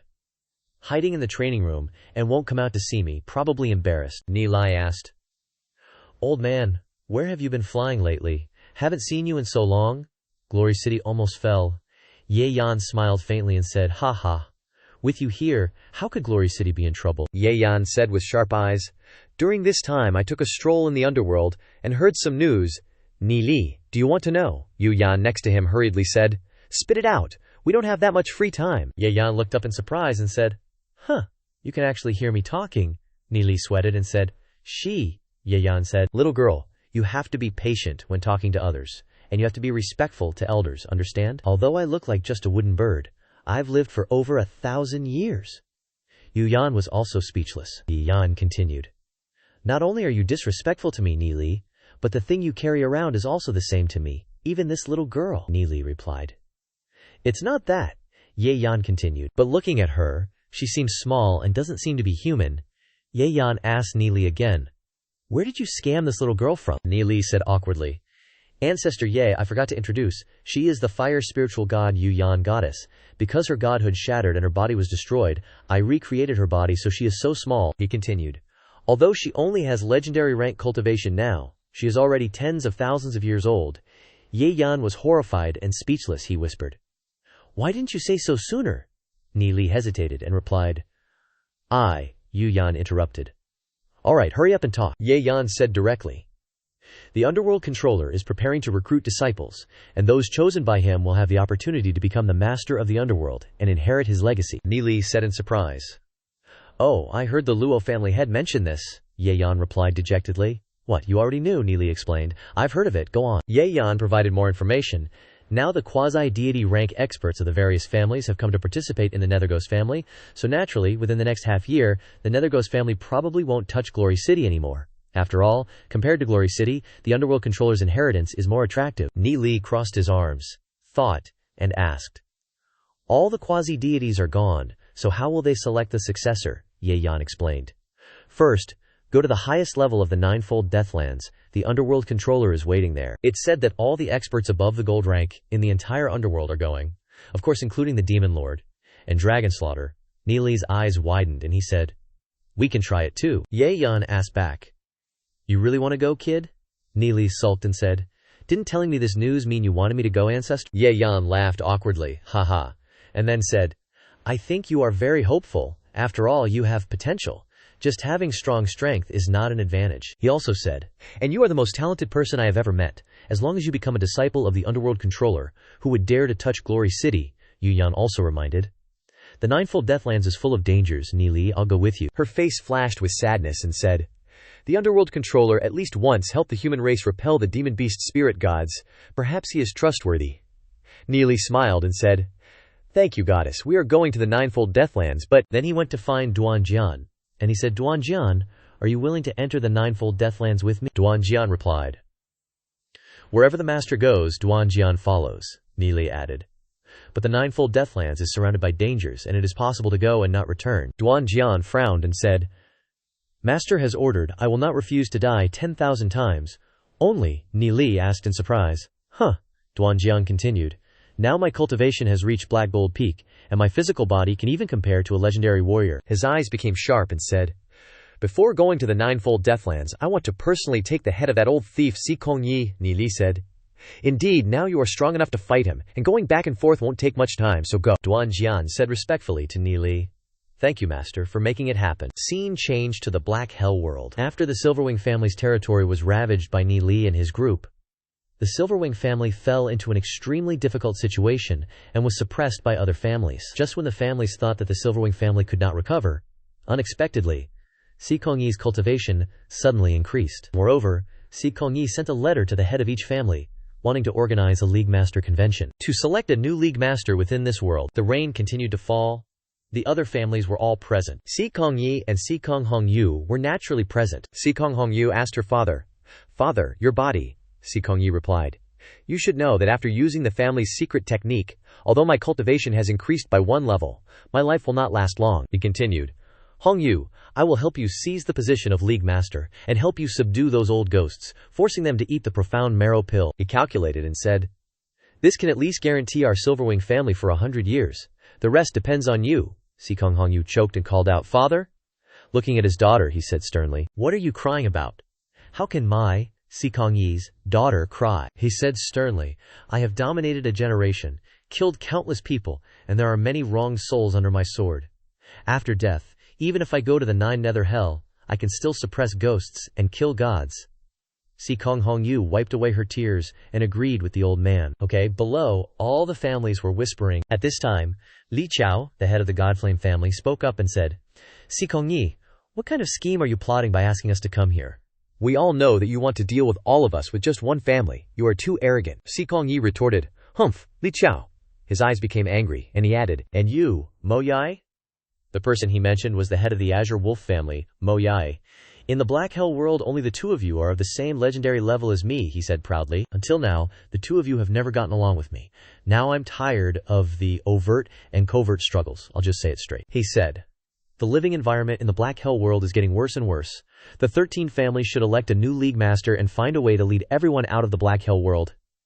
After hearing this, everyone was shocked. Get what out? Mo Yai said contemptuously. Ridiculous. Do you know the way out? Si Kongyi said. Of course I can leave whenever I want, only I know the way. Mo Yai was silent. Li Heng wondered, how is that possible? And Li Chao remained silent. Si Kongyi spoke again. It doesn't matter if I tell you, I found the teleportation formation, using radiant stones can activate it, Li Chao said. If that's the case, it's not impossible to let you be the League Master. Then he thought, anyway, we can get out, it doesn't matter who the League Master is. Si Kongyi laughed wildly. Ha ha! He took out the pill and said, eat this, and I will lead you out, Li Chao exclaimed in surprise. Profound marrow pill, Mo Yai said angrily. Ridiculous. Just for the teleportation formation, you want us to eat your Silverwing family's profound marrow pill? You're too naive. Si Kongyi threatened. Today, eat the profound marrow pill, or die. You have no other choice. Then, he flapped his wings, and the gust of wind blew those few families over. Mo Yai glanced at Li Chao, and Li Chao nodded in understanding. Mo Yai said, his strength has increased too quickly. Si Kongyi flew in the sky and roared. You want to die? The two family heads said to each other. Let's go together, HMPH. I didn't expect that I would join forces with you. Thus, the three family heads charged at each other. Seeing this scene, the people of the families below were stunned. One person said angrily, is Si Kongyi crazy? Our families really did useless things before, just for survival. That person continued. Could it be that he really doesn't care about anything anymore and wants to fight to the death with all the families? While the battle between the three family heads was fierce, the crowd took the opportunity to gossip. Another person said, if the Godflame family head and the Azure Wolf family head fail, then no one will be able to stop Si Kongyi anymore. The battle between the three legendary powerhouses is the battle related to the fate of the Black Hell world. The two sides exchanged blows continuously, the speed so fast that no one could see clearly. Si Kong Hongyu and the others looked up anxiously at the terrifying melee that had been going on for hours. The two sides were still in a stalemate, neither side willing to give in. The two family heads simultaneously thrust their swords at Si Kongyi, but failed to pierce him, Mo Ya said in disbelief. Our sword energy. Li Chao's eyes widened in surprise. Si Kongyi said triumphantly. It's useless, Li Chao, Mo Ya. I have used a secret technique to stimulate the power inherited in the bloodline of my Silverwing clan. He said, you are no match for me. Then he unleashed a double palm strike, sending both family heads flying. The two who were hit immediately spat out blood. Then, the two family heads fell to the ground. Si Kongyi strode over and asked, what, you still don't want to eat the Xuan marrow pill? Li Chao gasped with difficulty. Huff, huff, Si Kongyi glared and said, then I can only invite you to die. Suddenly, a voice rang out. Si Kong, old thief. You killed my parents. Today I will take your head, Si Kongyi replied with a contemptuous laugh. Ridiculous. In my life, Si Kongyi has killed countless people. How many people want to kill me, but how many have succeeded? He turned around confidently and said, let me see who is courting death. He looked up at the sky. Duanjian was tightly gripping the black flame sword, and rushing towards him. Si Kongyi was caught off guard and exclaimed, it's you, he said. Duanjian shouted in response. That's right, it's me. I've been waiting for this day for a long time. Come and face me, Si Kongyi gritted his teeth and said, you little brat, I only let you escape because I was careless at first. You dare to come back, he yelled. This time I will personally kill you and cleanse the bloodline of the Silverwing clan. With that, this guy flapped his wings and flew into the air. The power of the wing flap was so strong that the two family heads lying on the ground were pushed further away. In the sky, two streams of light were about to collide, and the crowd below shouted loudly, whoa, AAA, like a raging storm. Someone below said, who is this guy named Duanjian? Why have I never heard of him before, yet he can fight evenly with Si Kongyi? Someone recognized him and said, Duanjian, he has dragon wings on his back. Could he be the family head of the Black Dragon clan, Duan Longfei? Could he be the grandson of the Black Dragon clan? People in the Black Dragon clan said suspiciously. Does our clan leader have wings? Duan Longfei thought to himself. Looks like he is Duan Yun's son. He continued to think. He actually grew up healthy and strong, and his strength has reached this level. Back then, because I was under the pressure of the Silverwing clan, I could only suppress this matter. Today, go avenge your father, Duanjian, and the other continued to fight. Lu Ming and the others who were with Ni Li were watching the battle. Lu Ming was still eating non-stop, eating and saying, I didn't expect there to be such a big world here, Ni Li asked. How does this guy feel? Lu Ming said while eating. Of course, there's no way to compare him to Glory City, but he's much better than the Nether Realm. Yu Yan poked her head out of his robe and asked Ni Li, aren't you going to help him? Ni Li explained. His vengeance must of course be resolved by himself. Moreover, wouldn't a black gold like me be courting death to face someone considered a legend? Yu Yan smiled and praised. You really know your own limits, but you should still be careful. There is an extremely powerful aura in this group of people. I'm afraid even I am no match for it right now. Hearing this, Ni Li was startled and said, aren't there only 3 legendary experts in the Black Hell world? But hearing her say that, I also realized. The person Yu Yan mentioned is that crazy old man. He chuckled when he saw him. Ni Li determined it was him. He said, "We've met before, I don't know who he is after all, what does he want to do?" He continued to watch the match. The crowd looked up worriedly, only to see Duanjian being totally dominated while dodging. Li Qiao said worriedly. Duanjian keeps attacking the enemy's weak points, completely not leaving a way out for himself. Isn't it suicide for experts to make moves like that in a duel?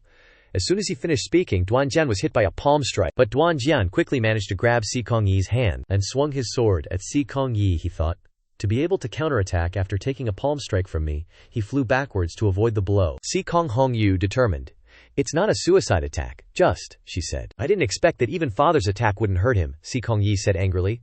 This little brat, looking at his torn clothes, he thought, how long has it been? Duanjian actually reached this level of power, can't let him live. If I wait until next time, I'm afraid I won't be a match for him anymore, he thought, grinding his teeth in anger. I must kill him today. This is really bad. I can only use that move. Duanjian closed in on Si Kongyi and shouted, "Awa!" Duanjian swung his sword and screamed with hatred. Si Kongyi, Ni Li observed.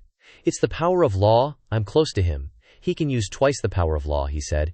"He's fully unleashed his potential." Flames erupted from the blade. Si Kongyi dodged while coldly snorting. Duanjian continued to roar madly. Then he unleashed a series of fiery sword strikes, while Si Kongyi tried his best to evade. The crowd below looked on in astonishment, Mo Ya said in disbelief. Si Kongyi is being suppressed by that kid. Li Xiao also couldn't believe it. Si Kongyi was about to reach the highest legend rank, but he's being pushed back by him. Just where did this Duanjian come from? Duanjian continued to attack relentlessly, and his soul realm was also cracking. Ni Li, watching Duanjian's movements, thought Duanjian seems to be fighting desperately. He's used up all of his soul realm. If he can't kill his inner demon, Duanjian's cultivation might stop here. Meanwhile, Si Kongyi was also struggling to resist. He shouted loudly, "Akinia!" A pillar of lightning erupted from his body. Then the lightning transformed into a giant bird. The people below, seeing this, screamed in terror. What kind of move is this? This Thunderbird is too big." Si Kongyi gritted his teeth and said, "Kid, your talent is really not bad, but wanting to fight me now is still a bit too green." With that, he controlled the Thunderbird to attack Duanjian. Duanjian suddenly shouted, "Hey!" he shouted loudly. Si Kongyi also roared back, "Don't even dream of defeating me. The Silverwing family will exist for eternity," he said. "Go to hell." But Duanjian's eyes became sharp, ignoring the Thunderbird's attack, and not dodging. This made Si Kongyi look on in disbelief. "What? How can you withstand such a lightning strike? How can he still flap his wings?" Duanjian rushed forward and replied, "Si Kong, old thief, I'm this strong and resilient, because of the daily and nightly torment of my body and spirit at your hands. You have no way to defeat me anymore." After saying that, he thrust the black flame sword straight at Si Kongyi. Si Kongyi couldn't resist anymore, and was instantly engulfed by the fire seed. He cried out, after being hit by the sea of fire. Then, turning to look at Duanjian, he said, even though his body is stronger, there's no way he can be immune to my soul lightning attacks. He frowned, looking at him and said, "I can feel Duanjian taking all the attacks head on. His soul realm must have been heavily injured. It's a pity. But in the end, I'm still the winner." Then Si Kongyi confidently said, "It's over." Everyone was worried, and so were the two family heads. Li Xiao said, "Duanjian's attack has been neutralized," Si Kongyi sneered, still relying on the last bit of willpower to keep himself from falling apart. "How miserable, let me send you on your way." But then, a series of boom boom boom sounds came, only to see Duanjian's body had burst into flames, and his soul realm had cracked even more. Ni Li smiled, while Duanjian growled and shouted, "Si Kong, old thief." Then he flapped his wings powerfully, his soul realm breaking through the outer shell of restriction. Duanjian roared with all his strength. Then his soul force blazed. Si Kongyi exclaimed in panic, "Duanjian is actually advancing in this situation." Ni Li also sensed it and said, "This is a higher level ability transmitted through the soul array." Si Kongyi's lightning, on the contrary, helped Duanjian upgrade. Breaking through the bottleneck that had lasted for a long time, Duanjian finally reached the legendary level, which also helped us to upgrade. Dragon scales gradually appeared on Duanjian's body, and Duanjian laughed excitedly. Seeing this, Si Kongyi angrily said, "What are you laughing at? I couldn't control him before the upgrade, now let's scram." But Duanjian didn't give him that chance. He flew forward very quickly, approached Si Kongyi, and then punched him in the face. The crowd below screamed, "He's flying out. Let's hide." Duan Feilong exclaimed, "Such great power. Is this the Black Dragon bloodline?" Duan Feilong added, "It is said that once the Black Dragon bloodline awakens, it will be much stronger than the Silverwing family's Thunderbirds. It's just that no one in the Black Dragon family has awakened this bloodline for generations. Unbelievable." Following that, a fireball burst and fell to the ground. The crowd hurried each other, saying, "Quick, look at the rising smoke." They asked in a hubbub, "Who won?" Inside the thick smoke, a figure slowly emerged. It was Duan Jian. Not far away, Si Kongyi lay in a large pit, his wings shriveled and bleeding. Si Kongyi grimaced and said, "I lost again to you, you mixed blood, Duan Jian." Duan Jian stood high and looked down at him, holding the black flame sword and growling, "Go to hell." Then he slashed out a sword containing so much hatred, everyone present looked at this scene, in shock. Duan Jian had struck. Suddenly a stream of blood splattered on his face. Si Kong Hongyu had taken the blow. The sword in her hand was cracked. She took a sword for her father from Duan Jian, and then fell to the ground. Si Kong Hongyu tried to grab the long sword, then struggled to sit up, constantly coughing. Cough, cough. She and Duan Jian glared at each other. Duan Jian still stood there, he still couldn't strike, looking at her. He remembered the image of his mother being oppressed to suicide by the Silver Wing family, which reappeared in his mind. Duan Jian's expression became ugly, preparing to strike. The crowd cheered. "Ooh!" Duan Jian growled and shouted, "Get out of the way, or I'll kill you too." His black flame sword was close to her neck. Si Kong Hongyu replied, "If you want to kill my father, then kill me first." Duan Jian became even more angry. He breathed. Huff. Seeing this, Si Kong Hongyu challenged, "What? Strike?" She also said, "You've been gone for so long, and you've only learned to be merciful to your enemies. You're not worthy of having our family's blood flowing in you." Duan Jian held the black flame sword. Still unable to strike, the rain continued to fall heavily. Duan Jian softened his heart, or perhaps he was restraining himself. His body trembled. Duan Jian said, He was about to say something when suddenly a voice rang in his head. When will this cycle of vengeance end? Duan Jian thought in surprise. Who is speaking? The voice rang again. Si Kongyi's cultivation is completely crippled. Even if he doesn't die today, the Black Hell world is no longer a place for him to stay. The old man's voice continued to echo. Moreover, he suffered a life-threatening injury. I'm afraid he won't live more than 3 days. Si Kongyi was still panting. Ni Li poked his head out and asked blankly, Who is transmitting sound? Such skill. Could it be that crazy old man?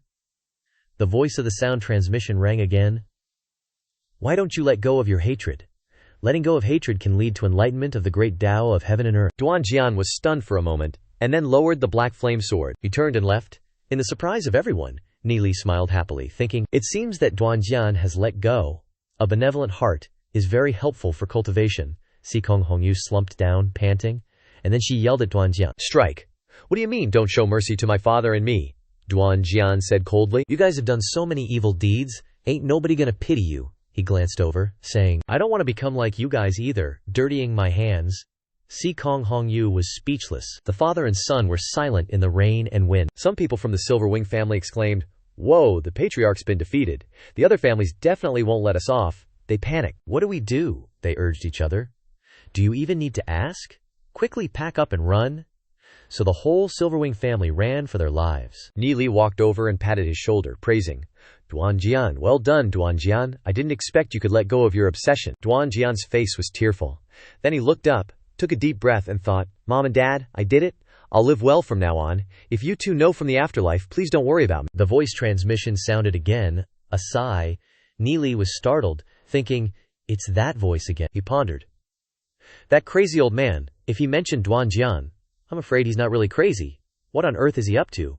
He must be nearby, Yu Yan spoke up, reminding him. Nelia.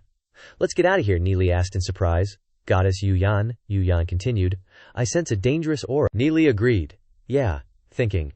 Still, better stay away from him. I don't want to die young like this.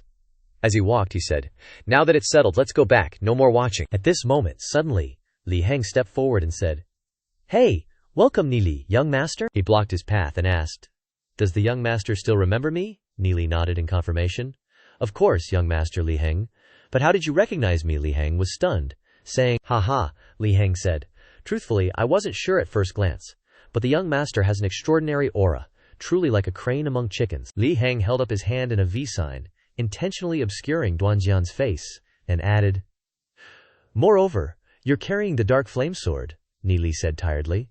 You could have just said the dark flame sword. So Li Heng burst out laughing. Ha, he said. This time, fortunately, with the young master's help, otherwise my father would have been in danger. Ni Li replied, Young master is too polite. It was all for the best. At this moment, Moya coldly snorted and approached with Li Xiao. Ni Li sensed something, thinking, Who are they? At this time, Li Heng invited, If you don't mind. How about a trip to our divine flame family? Ni Li gently declined. Too bad, we have urgent business and must leave. Then he looked around, thinking to himself, the Black Hell world has so many human families, their strength isn't bad at all. If I could rope them in. Thinking of this, Ni Li said to Li Heng. Actually, I'm not from the Black Hell world, Li Heng exclaimed. Oh, he asked eagerly. Really? No wonder you can take out so many elixirs, Ni Li said to them. If you're interested in leaving the Black Hell world, in a few days, I'll send someone to pick you up, Li Heng cheered happily. That would be great.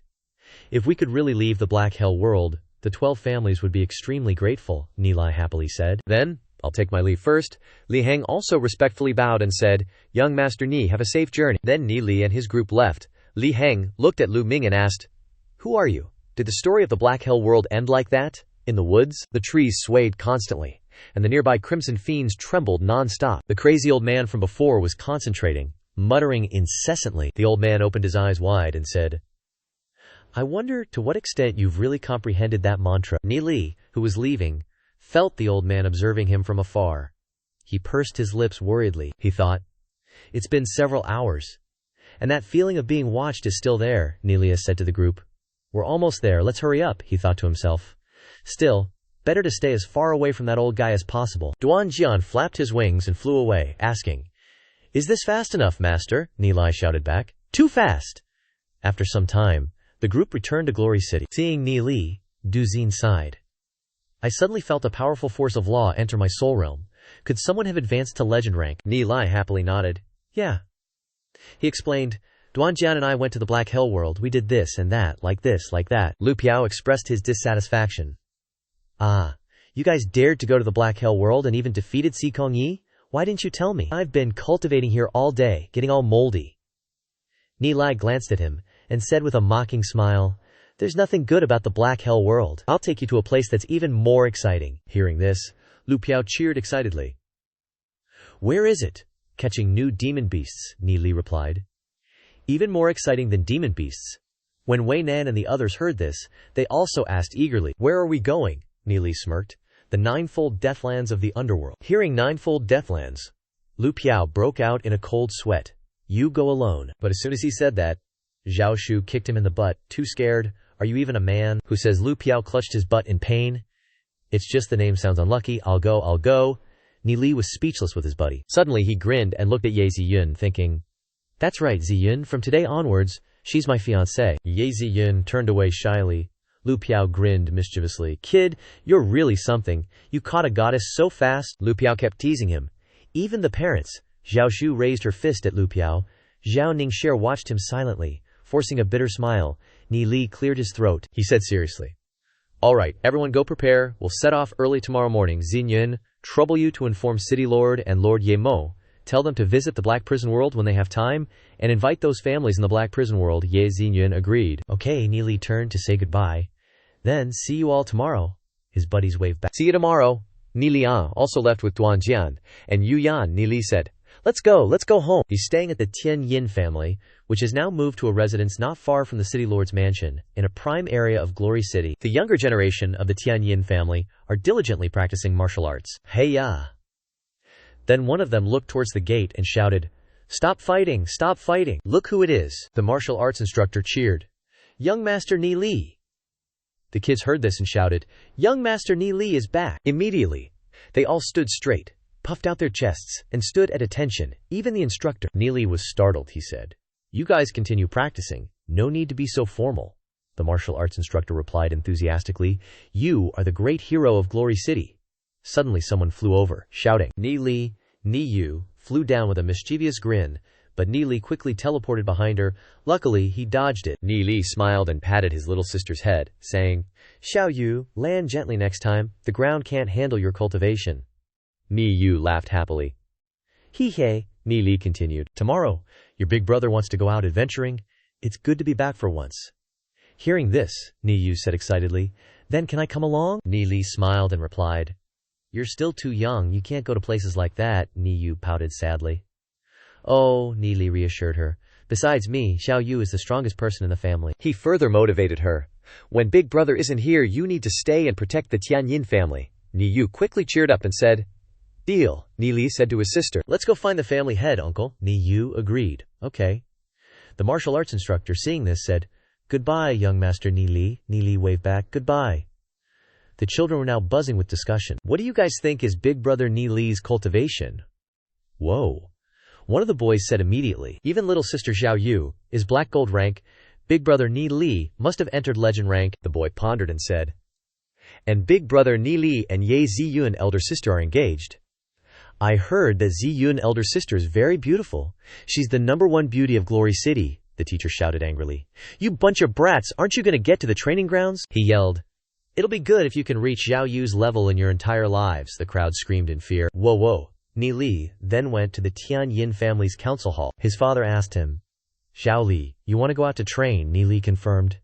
Yes, father, Ni Ming instructed his son. You're all grown up now, of course. You want to fly around, take care of yourself when you're out there. Ni Li reassured him. Don't worry, father, I'll be back soon. Besides, I'm about to enter the legend realm. Ni Ming was startled and said, Legend? Ni Hai next to him also widened his eyes and asked, Legend? Only Ni is happy to say. That's great. I didn't expect our family to be able to produce a legend rank warrior. When that day comes, we must celebrate. Then everyone burst into laughter. Ha ha, Ni Hai said. Xiao Li, based on our knowledge, we may not be able to offer any advice to you. He continued. You are definitely one of the most outstanding descendants of our Tianyin family. We can't imagine what level you will reach in the future. You've also seen the family treasury before.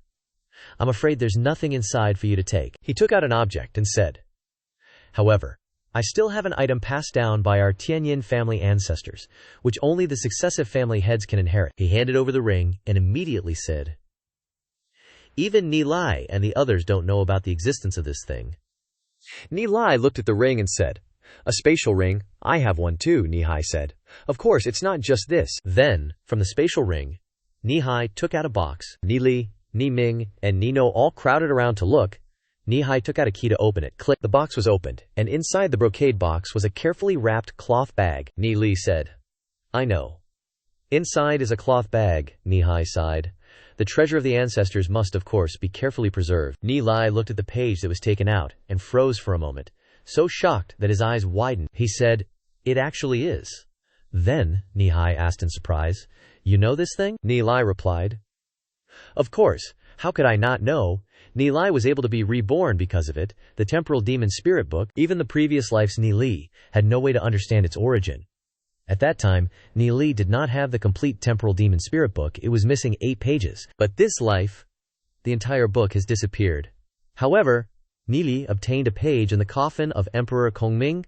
He said, I didn't expect this is the second page and it's in the family. Ni Hai held the first page, asking in surprise, You have one too, Ni Li replied. It was discovered with the Academy's exploration team in Glory City before, but I couldn't understand the contents inside. He said, I feel that the missing pages contain a huge secret. Family head, give this missing page to me for safekeeping. Ni Li looked at the missing page and stared wide-eyed, saying, What is this? Hearing him, Ni Hai asked, What's wrong? Can you find any clues from looking at these 2 scraps of paper? Ni Li replied. The 2 pieces of paper are indeed from the same book. The starting material is the same, he said, sweating. Even the writing is the same. The 2 pieces of paper are exactly the same. Could it be that our ancestors have some connection with those relics? Putting the paper away, he said, I'll have to go back and study it more, Ni Ming instructed Ni Li. This is something passed down by the ancestors. You must keep it carefully. Ni Hai laughed it off. Ha ha. It's okay, no one is more qualified to possess it than little Li. Ni Li also reassured. Don't worry, father. Everyone continued chatting until dusk, continuing until the moon rose high. Inside the room, Ni Li was now happily sitting with his family, eating a reunion meal. The whole family gathered around eating hot pot, everyone happily talking and laughing. Ni Li was very satisfied, smiling, until his eyes narrowed. Very quickly, the day of rest had passed. Ni Lai, carrying the heavenly meteorite thunder sword on his back, began his departure. Following Ni Li were the loyal guards, including Duan Jian, Goddess Wu Yan, and the 3 guards of the Luo family. In front, Lu Piao and his group were all present. Without missing anyone, Du Xin spoke up. You're finally here. Ni Lisa, seeing everyone waiting for him, scratched his head embarrassedly and said, I've been busy with Glory City's affairs lately, and haven't been home for a long time. I felt ashamed towards my parents, so I came back to have a meal with them this time. Du Xin sighed and said, AI, it's really been hard on you, Ni Lai said again. It's what I should do. Afterward, he looked up at the city wall of Glory City. Standing on it were 2 old men, Ye Zong and Ye Mo. Watching everyone, Luo Ming asked Ni Li, Young master, are we going back to Min City? The city lord has given me so many things, I can't wait for my family head to try them too, Ni Li happily said. All right. Then he shouted loudly, Let's go. Then the team went straight into the forest. On the Quanghui city wall, Xu Feng said to Xu Mo, "Father, Yun Xier and the others have entered the forest." Xu Mo replied. "Yeah," he said. "They're going to seize a future for Quanghui city. We're old anyway. Hopefully those kids will be blessed by the heavens," he worriedly said. The Xinchong Deathlands are full of dangers, but if fledglings keep hiding under their parents' wings, they won't be able to spread their wings and soar in the sky in the future. Xu Zong, the affairs of Quanghui City are entrusted to you. I'll go to the Black Prison world. Xu Zong nodded in agreement and replied, "Yes, father." Scene change. A snow-covered mountain range. On the snowy mountain, Lu Piao walked around while looking around, asking, "Duan, the feather swords on your wings seem to be getting fewer and fewer," Nili said. "That's right. It's probably because, as my cultivation increases, the black dragon bloodline in my body is gradually starting to control the thunderbird bloodline." Duan Jian suddenly frowned. He spread his wings wide, causing Lu Piao to fall backward. Duan Jian announced, "Something is approaching." Yu Yan said, "Nili, they're here."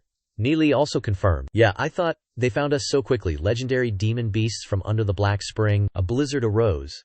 The Lu Piao group saw it, and immediately exclaimed, while Luo Ming frowned, mentally preparing himself.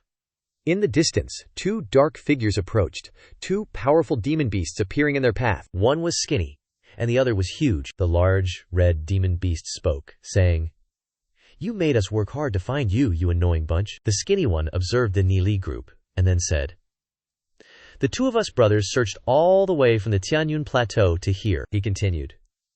"Now that you're not hiding in that black spring turtle shell anymore, we can finally torment you to our heart's content." He frowned and said, "Several decades have passed, and your body has only condensed this little bit. Playing with you will probably be a lot of fun."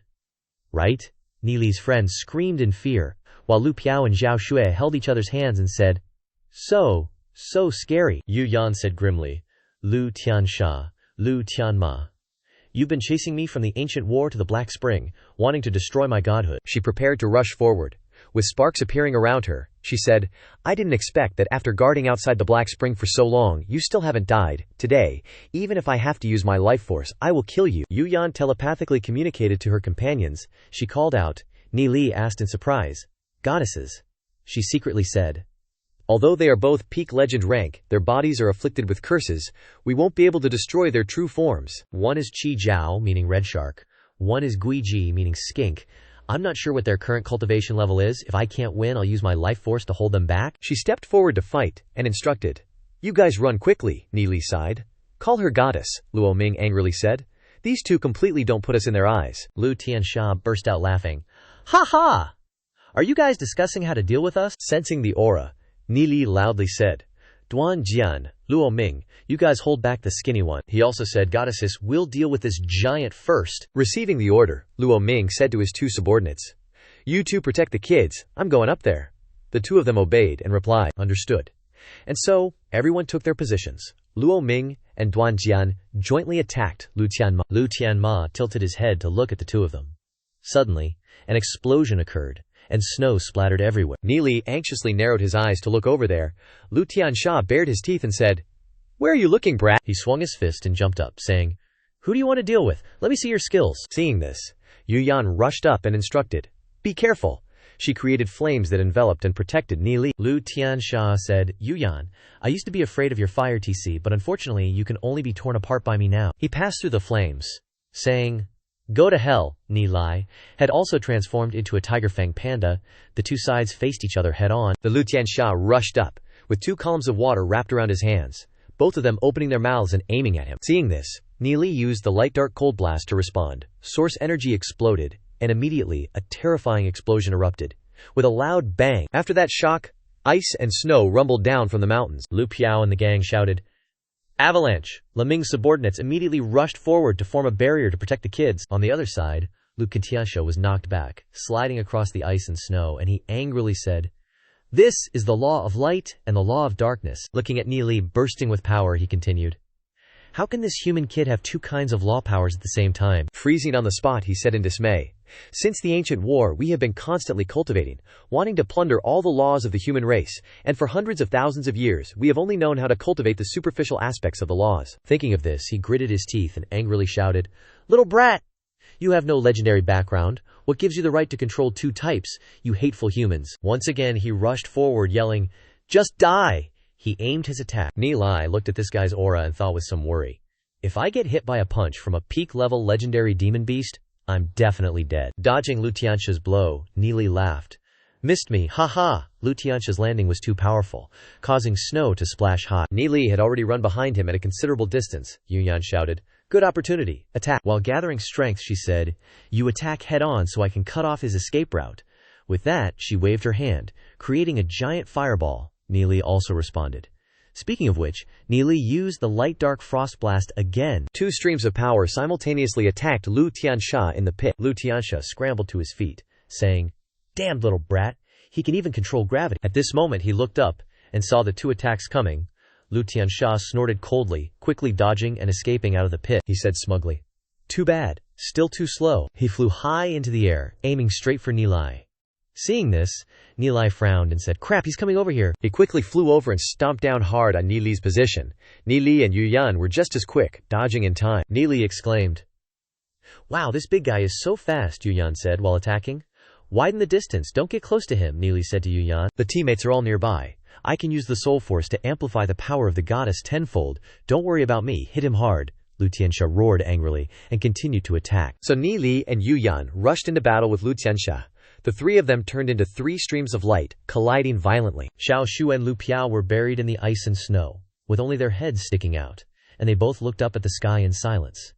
A guard from the La Famille praised. So strong, Lu Piao said wearily. Damn it, I can't interfere with this level of combat at all.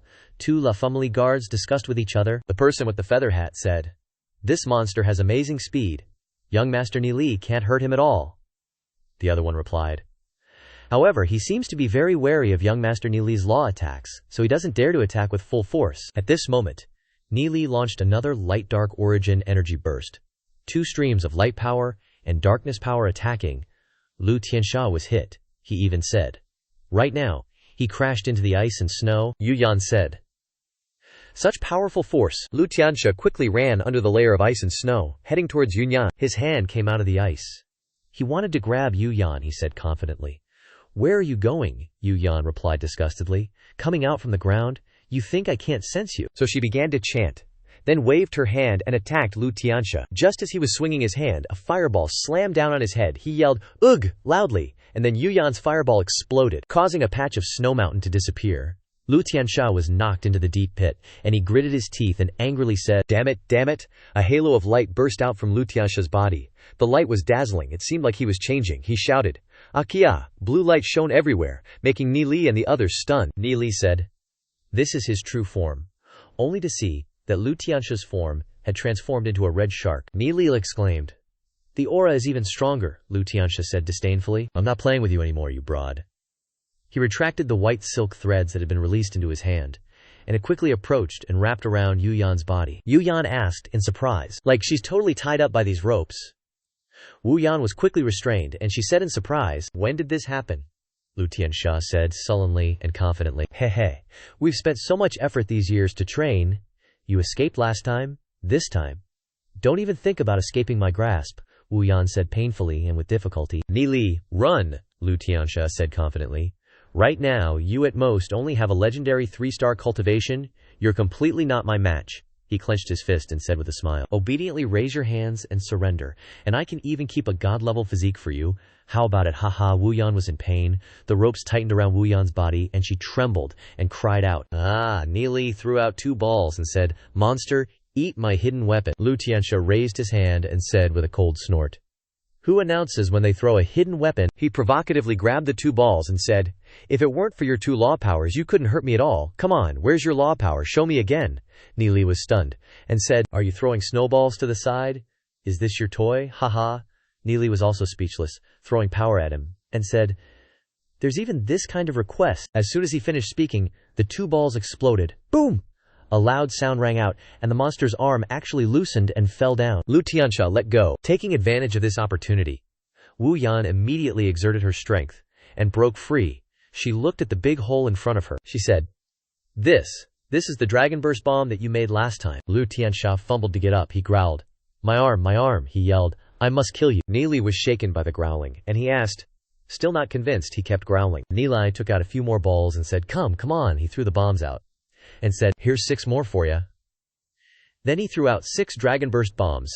Seeing the dangerous bombs rushing towards him, Lu Tianxia immediately shut his mouth. Over here, Luo Ming and Duan Jian are besieging Lu Tianma. Seeing that he's all right, Lu Tianma looked over worriedly. The 6 dragon burst bombs exploded. Creating a huge explosion, Lu Tianxia's figure was submerged in smoke. Lu Tianma shouted, "What's going on?" And Lu Tianxia was blown away, screaming miserably. Lu Tianma saw this and shouted loudly, "Big brother!" Luo Ming slid over and said, "You still have time to worry about others, you're next to die." Both rushed up together. Luo Ming shouted, "Take this move." Lu Tianma angrily shouted, "Big brother!" Then he began to transform. Luo Ming and Duan Jian were stunned. Both were shocked. Both were pierced by his thorns. Lu Tianma had transformed into a huge true form. It roared. "Die for me!" Luo Ming cried out. "Ow, that hurts!" Ni Li saw this and shouted loudly, "Another one!" So he widened the distance and shouted loudly. He used light-dark energy explosion. 2 streams of light and darkness law power rushed towards Lu Tianxia. He quickly dodged. The 2 streams of law power flew past. Lu Tianma opened his mouth and spat out a stream of purple poison. Seeing this, Ni Li was shocked, and then shouted, "Huh." Looking at the poison spraying down on him, he shouted, "Poisonous liquid." Lu Tianma took advantage of the situation and sprayed a lot of purple poisonous liquid. The liquid touched the ice and snow. The poison rapidly melted an entire region of ice and snow. Lu Tianxia gloated, "See where you can run now." Meanwhile, Duan Jian took out a medicinal pill, tossing it into his mouth and swallowing it down. The wounds on his body were healing. Duan Jian angrily said, "Damn it, I was too careless." Over on his side, Luo Ming also put a medicinal pill in his mouth and looked at his healing wounds. Impressed, Duan Jian grabbed his sword and charged forward. Luo Ming was startled and asked, "Hey, don't you need to regulate your qi after being injured?" Lu Tianxia looked at Duan Jian in surprise and asked, "He can still fight." He frowned and looked over to the other side. He saw several fireballs descending. It turned out to be Yu Yan's meteor thunder fire. Seeing these attacks, Yu Yan, who was executing her move, said, "Meteor thunder fire." Lu Tianma coldly said, "Don't rush. Today you will all be buried with my brother." Several fireballs exploded near the poison. Ni Li had used Shadow Devil to escape, and he crawled out and said, "I almost died. Good thing I reacted quickly." Then he shouted loudly, "Duan Jian, get out of the way." Duan Jian, who was blocking Lu Tianma with his sword, heard Ni Li and yelled, "Got it!" Lu Tianma saw Duan Jian retreat and said in surprise, "What? Down below?" Ni Li threw 2 balls towards Lu Tianma, who was still surprised, and said, "How did this little brat avoid my poison?" Then the 2 balls exploded. Lu Piao looked up, a little excited, and said, "Did they blow him up?" But Lu Tianma landed on the ice and snow, and he angrily groaned incessantly. HMPH, HMPH, HMPH. Lu Piao saw this, and immediately ducked down to hide. He looked at Ni Li. In his head he thought, "The power of this kind of hidden weapon, even for a sculptor, is extremely difficult to achieve. He can't have many." He jumped high and said, "Let me see how many toys you have left. Die." Then countless streams of poison spewed from his hand, aiming at Ni Li. Seeing the poison flood toward him, Ni Li quickly dodged. He frowned and transformed into a panda. He threw out countless balls and said, "I have a lot." Seeing the pile of balls flying towards him, Lu Tianma turned pale with fright and shouted. Lu Tianma was dumbfounded and panicked, shouting, "So many! Get out of the way!" Ni Li saw the other one running away with his head down and yelled, "Don't even think about running." Hearing this, Lu Tianma startled and turned back to shout. Ni Li was holding a pile of balls and shouted, "Ah yeah." Lu Tianma saw this and immediately freaked out. He shot away to avoid the balls. He also opened his mouth wide and shouted. Ni Li waved his hands wildly, continuously throwing a pile of balls. Seeing countless balls flying up, Lu Tianma said in surprise, "Why are there so many?" The balls on this side had lost momentum and fell. Lu Tianma decided, "Does humanity have weapons with this much power of the law? Why don't they just destroy the demon beast directly?" Seeing the balls fall on the snow without exploding, he stopped and thought, "Duds." Then he thought, "Could it be that he doesn't have that many hidden weapons? You little brat, you dare to trick me?" He became confident again, then turned back with a faint smile and reached out towards the fallen balls. "Like those dud balls, they shattered directly," Lu Tianma shouted. "These hidden weapons are indeed fake." Seeing the broken balls not explode, he thought, "I knew he couldn't possibly have that many." He regained his confidence, HMPH, HMPH, building up momentum. Then, he angrily turned to look at Ni Li and said loudly, "You're dead for sure." Then he rushed towards Ni Li. Ni Li threw out a few more balls and loudly asked, "Aren't you afraid of death?" Lu Tianma roared. Your fake display of strength is useless, you damned little brat. Lu Tianma angrily waved his hand, blasting the orbs away, and said, "Get lost." Suddenly, one of the orbs near him flashed, unleashing an explosion, directly suppressing Lu Tianma beneath it. He cried out miserably. Ah! Then his body was sent flying downwards, crashing through a snow mountain and skidding across the snow. Lu Tianma carved a long trench, revealing the earth beneath the thick snow. He nearly fainted, his eyes spinning. Seeing this, Ni Li said, "Opportunity." From his robes he took out even more real orbs, launching them towards him. Lu Tianma, now getting up, angrily shouted, "You little brat! You dared to hide the real stuff." Before he could finish, he saw countless orbs glowing and hurtling towards him. Boom! A terrifying explosion rang out, engulfing a vast area. Lu Tianma's body was blasted far away. Ni Li sighed, HMPH. Gotta be cunning to win.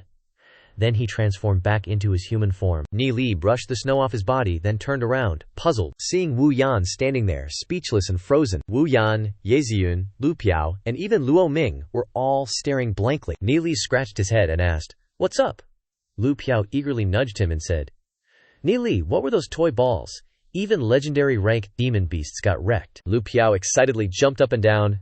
"Give me a few dozen." Ni Li, shocked, gaped his mouth and said, "If I had that many, I wouldn't have needed to use so many fakes." Asking some Lu Piao grinned mischievously. Hey, then approached him saying, "Just lend me 20 or 30. Ni Li turned and said, "These things are useless to you. They contain the power of my law energy. Only I can use them." Lu Piao said, "What a pity, I was planning to go fight some legendary ranks." Ni Li stopped him, saying, "Stop talking nonsense." Ye Ziyun, standing beside him, asked, "Ni Li, what's the background of those two demon beasts?" Ni Li explained, "They are Wu Yan's pursuer demon beasts, from Heishuan, the enemies of Wu Yan." Wu Yan said sadly.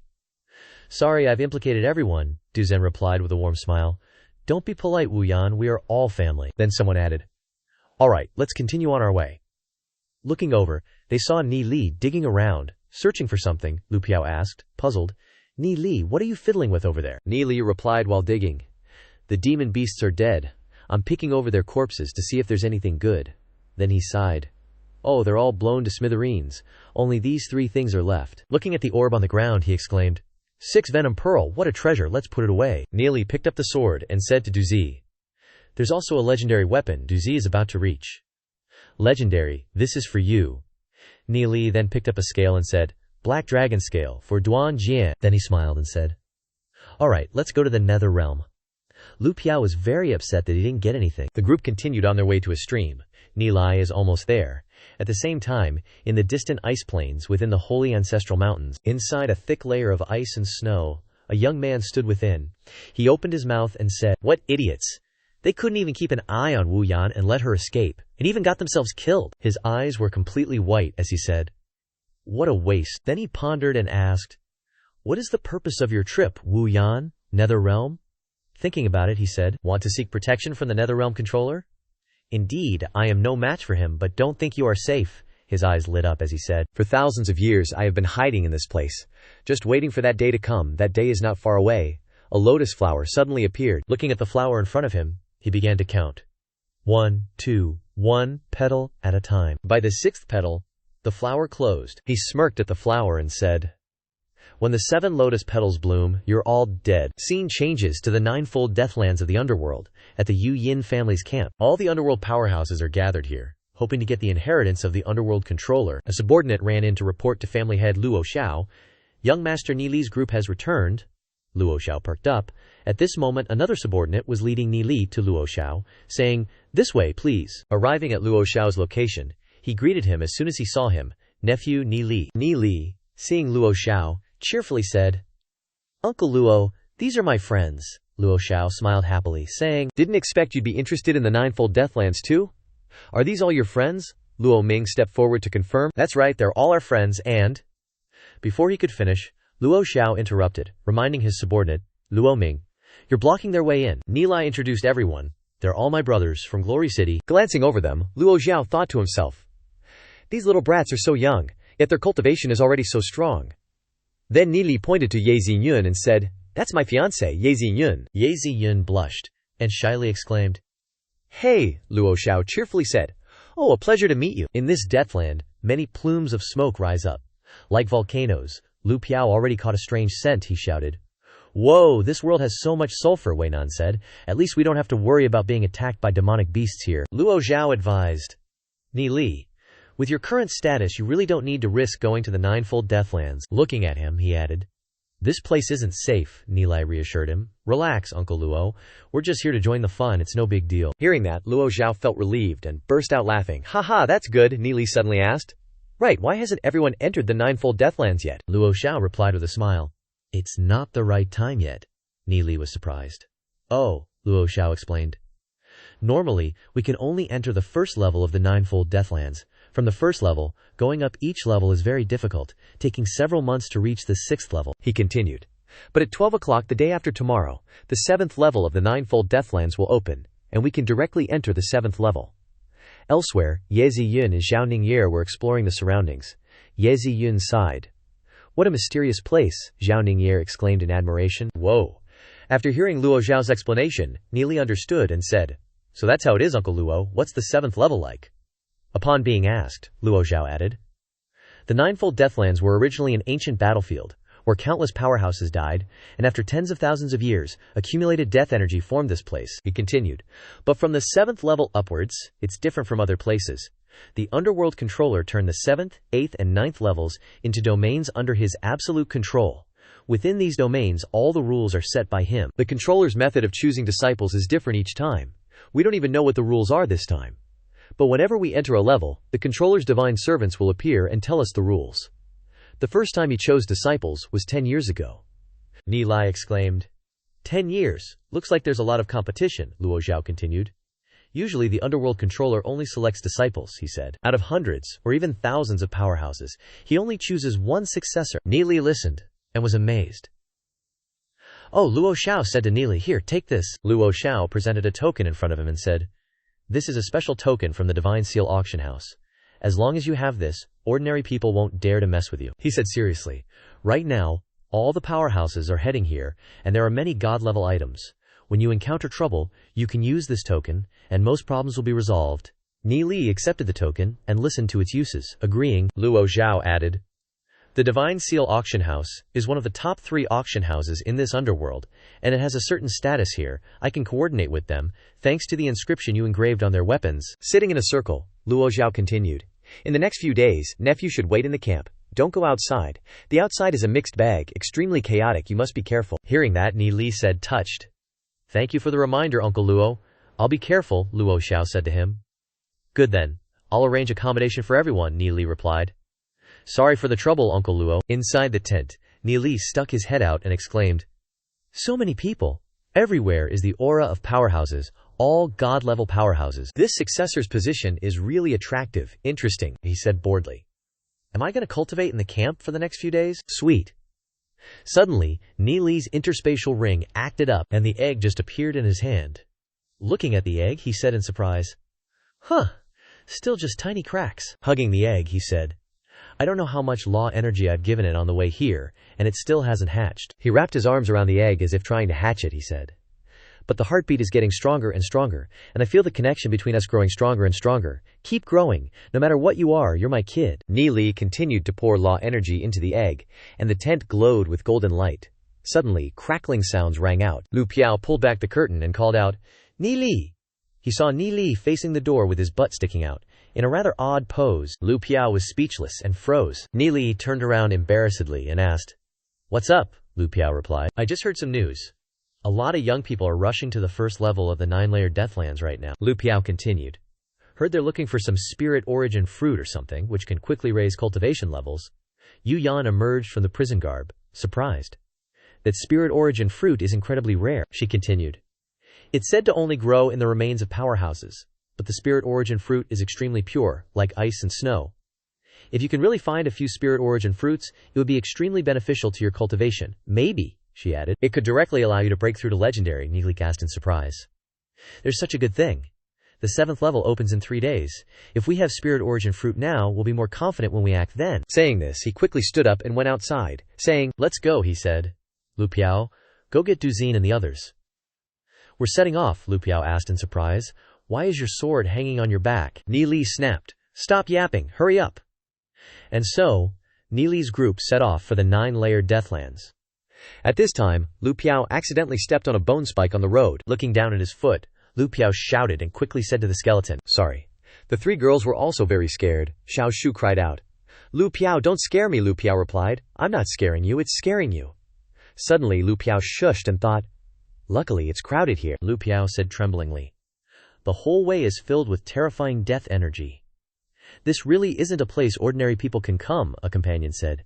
"Don't you feel the fog is getting thicker?" Lu Piao was startled. "Huh," Nilai reminded everyone. "Stay alert, we've probably entered the 9-layered Deathlands." Reminded, Lu Piao also became more alert.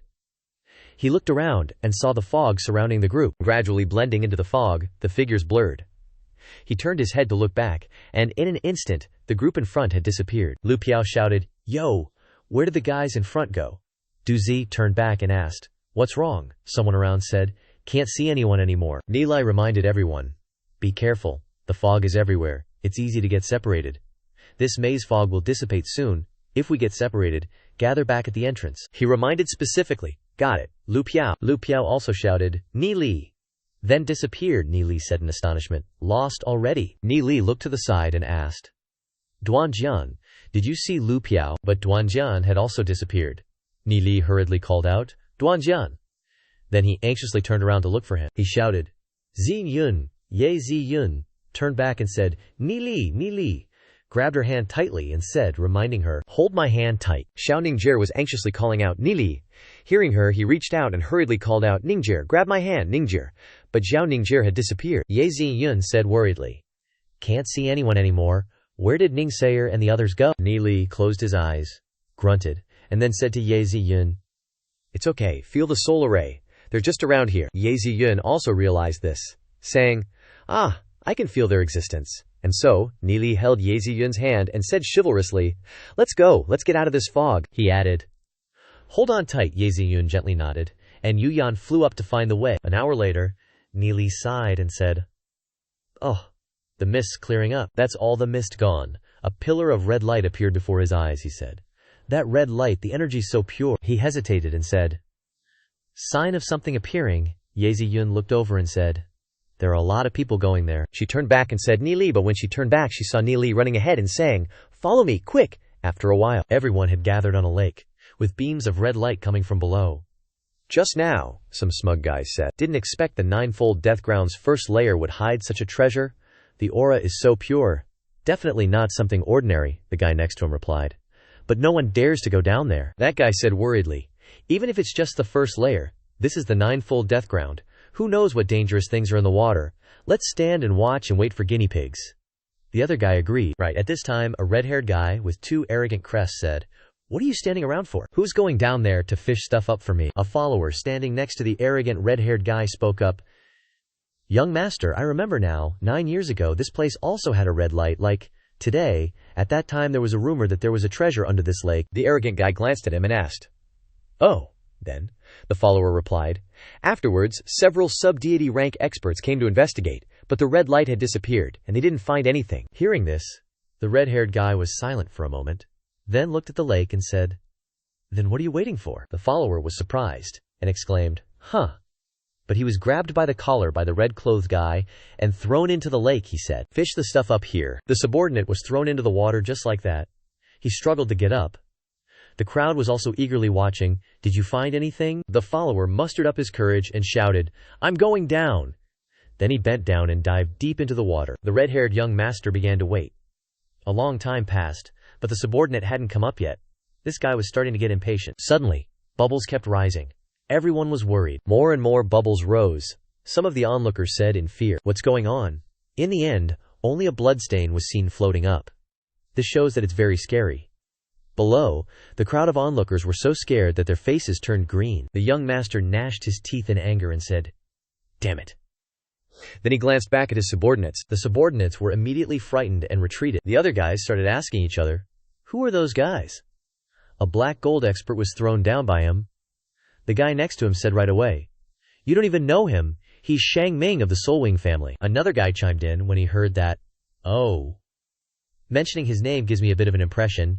He's known as the #1 genius in the Netherrealm, Shang Ming of the Bloodwing clan." Hearing that, the crowd began to marvel, and then ran away together. making Shangming not understand what was happening. At this time, far behind, Ni was looking up. He said, "It's been so long, why hasn't anyone gone down yet?" Ye Ziyun unhappily said, "These people really disregard human life. Even the sacred family wouldn't kill their clansmen like that," Ni explained. "He's not human, his ears are long and pointed." Ye Ziyun embarrassedly screamed. Ni Shangming was silent and thoughtful at this time. Suddenly someone spoke up. "Brother Shangming, there's no point in doing this. Why don't we go down together to find the treasure?" A white-haired young master said imposingly. "As for who the treasure belongs to, we'll split it later." Shangming looked at him, sneered. "HMPH, Mu Ye." Then Shangming said, "Even you dare, so what do I not dare?" Mu Ye said. "Oh, only to see Shangming take off his cloak. He somersaulted into the lake," Mu Ye said in admiration. "Soulwing family's jade armor." Then Mu Ye struck a beautiful pose and jumped down, saying as he jumped, "Very good, Shangming." Ni sidled up to a cat with a grumpy face and asked, "Old bro, who are you?" The cat turned to look at Ni, then scornfully meowed, "TCH." He turned away without answering. Seeing this, Ni disappeared and reappeared as a panda, continuing to ask, "Hey bro, who's that guy?" The dude was still pouting, turned around and saw that panda face. This time he actually answered, "Mu Ye, from the Spirit Cultivation Clan, also a super genius, but he's always in seclusion, rarely shows his face since he was a kid, nobody knows what level his cultivation has reached." Ni acted impressed. "Oh." Suddenly someone ahead shouted, "Damn, someone else jumped down." The crowd scrambled to jump. They yelled, "Don't waste your energy, the treasure is mine." Another shouted back, "HMPH, don't underestimate me." Yet another chimed in, "Show me what you got." Then the whole group dove underwater. The guys left on the shore yelled, "Ah, they're really bold, who knows what kind of scary creature is hiding in there." The calm water surface suddenly started to boil. The people on the shore retreated in fear. The waves crashed high onto the bank. Then the waves kept rising higher and higher. Finally a loud crash echoed. A huge demonic beast appeared from underwater. The crowd screamed, "It's a corpse serpent, run." Then they all hauled ass. Ni looked at the demonic beast and said in fright, "Holy crap." The crowd zoomed past the two of them. Ye Ziyun blankly asked, "What's a corpse serpent?" Ni explained. A corpse serpent is a demonic snake beast, born inside tens of thousands of corpses, devouring the essence of the corpses, finally taking form, a kind of creature with sentience. Corpse serpents usually reach the legend rank upon maturity. He continued, "Corpse serpents have a power surge every 10,000 years. If it reaches 10,000 years, even a spiritual god might not be a match. But they don't need to be so afraid. The longer a corpse serpent lives, the smaller its body. This one probably hasn't reached 10,000 years. But that red pearl is unusual. That's the reason for those red lights." At this time, the corpse serpent roared and lifted itself high, causing water to splash everywhere. The corpse serpent started to slither on the water surface to rush towards the shore. The crowd was ready to fight it. "The treasure is on its head. We still have a chance to snatch it." Ye Ziyun asked blankly, "The power emitting from that red bead, what is it?" Ni pondered. "I don't know either," Ye Ziyun said worriedly. Even you don't know the origin and use of the bead," Ni sighed. "I didn't even know this place existed." Suddenly, the corpse serpent roared wildly, its voice so loud that Ni had to hold Ziyun tightly to protect her. He looked up and saw a ball in the corpse serpent's mouth, its attack aimed at the crowd. The corpse serpent flew out of the water and unleashed its palm strike towards the crowd. The crowd screamed in fear, "Owa!" Dragging each other, they got hit by the water and fell sprawling on the ground. The corpse serpent continued to spew water at the people. Seeing more and more water, Ni asked in surprise, "Who is it hitting?" At this moment, someone got hit by the water, smoke rose from his body, and sizzling sounds rang out. Seeing this, Ni was a little scared and said in surprise, "Oh." Then he saw a huge ball of water rushing towards him. He shouted, "Not good." Then he quickly hugged Ye Ziyun and said, "Careful!" Ni yelled, "Protect!" Divine stone. A protective circle appeared, shielding him and Ziyun. The water slammed into them, sending them tumbling across the ground. The protective sphere rolled for a bit before stopping in a newly formed pit. Ni was like, "Whoa, lucky we didn't take a direct hit, or even the shield would have been corroded." Ye Ziyun finally opened her eyes, and she yelled, "Ni!" Her face flushed red as she continued, "Ni, get up now." Turns out Ni's hand was resting on Ye Ziyun's chest. Ni jumped back, looked at her blushing face, and sheepishly scratched his head with a laugh. Heh, total accident. He quickly stifled his laughter, honestly saying, "My bad," Ye Ziyun bashfully responded. Suddenly, there was a violent tremor. Ni warned, "Careful. That Shi Jiao's water orbs are super corrosive." He helped her up and added, "Let's get some distance." Ni's barrier also dissipated, and Ye Ziyun anxiously agreed. The ground was now riddled with corrosive marks, with smoke billowing everywhere. The survivors were cautiously getting back on their feet. Shangming's face darkened, and he coldly scoffed. The guy waved his hand, then launched an orb towards the Shi Jiao. The Shi Jiao, hit by the attack, roared and lashed out with its tail. One subordinate was caught off guard and sent flying with a mouthful of blood. Seeing this, Xiang Ming angrily thought, "Worthless trash. But hey, one less person to compete for the treasure." Xiang Ming's group cheered and yelled. Mu Ye also commanded his subordinates to charge forward. Everyone was attacking the Shi Jiao together. Ni Li was hiding behind a large rock, observing, and commented, "Surrounded by a bunch of peak legendary ranks, the Shi Jiao's not gonna last." He continued, "Oh, so we're just gonna sit here and watch the gem fall into their hands." Meanwhile, the Shi Jiao was roaring furiously, its eyes glowing gold. Next, the gem on its head also started to glow, and the scales running along its body turned a fiery red. It roared and dove into the water, conveniently sweeping away several enemies with its tail. Xiang Ming, seeing this, exclaimed in shock, "Huh." Then, both Xiang Ming and Mu Ye landed on the ground together. Mu Ye frowned. "Looks like the treasure won't be easy to get." Xiang Ming scoffed with resentment. Ni Li, still intently observing, said, "That gem has that kind of effect." Suddenly, Ni Li froze, sensing something, and said, "This aura." Taking a closer look, Ni Li looked annoyed, and Ye Ziyun was equally uncomfortable, saying, "Ye Han." Ye Han also sensed someone watching him, so he turned his head and thought, "Running into you guys here, talk about bad luck." His face darkened as he cruelly said, "If you've come here courting death, then don't blame me." Then Ye Han turned and left. Ni Li unhappily said, "This guy's always acting all menacing. I wonder what he's planning." Ye Han whispered to the Gyugi family. "They're from," he said, "Young Master Wu Yu. Those two are from Glory City." Wu Yu tilted his head upon hearing this. Glory City. Then he looked at the two and was like, "Oh." Ye Ziyun. Feeling worried, Wu Yu licked his lips greedily and said, "The women of the human race are not bad at all." Then they started sniffing. Wu Yu asked Ye Han, "How strong are those two?" Ye Han replied, "Don't underestimate them just because they look like kids." "From what I know, they've already reached golden rank." Wu Yu laughed loudly, then angrily said, "No way, how could golden rank dares to come to a place like this?" Ye Han, sweating and stammering, said, "Wait, did these guys rank up to black gold? No way, I was only gone for a bit. They must be rolling with some other strong dude."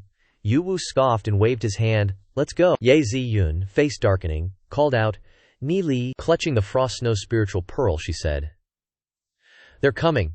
Ni Li snorted, furrowing his brows. "I'm not afraid of Ye Han starting trouble.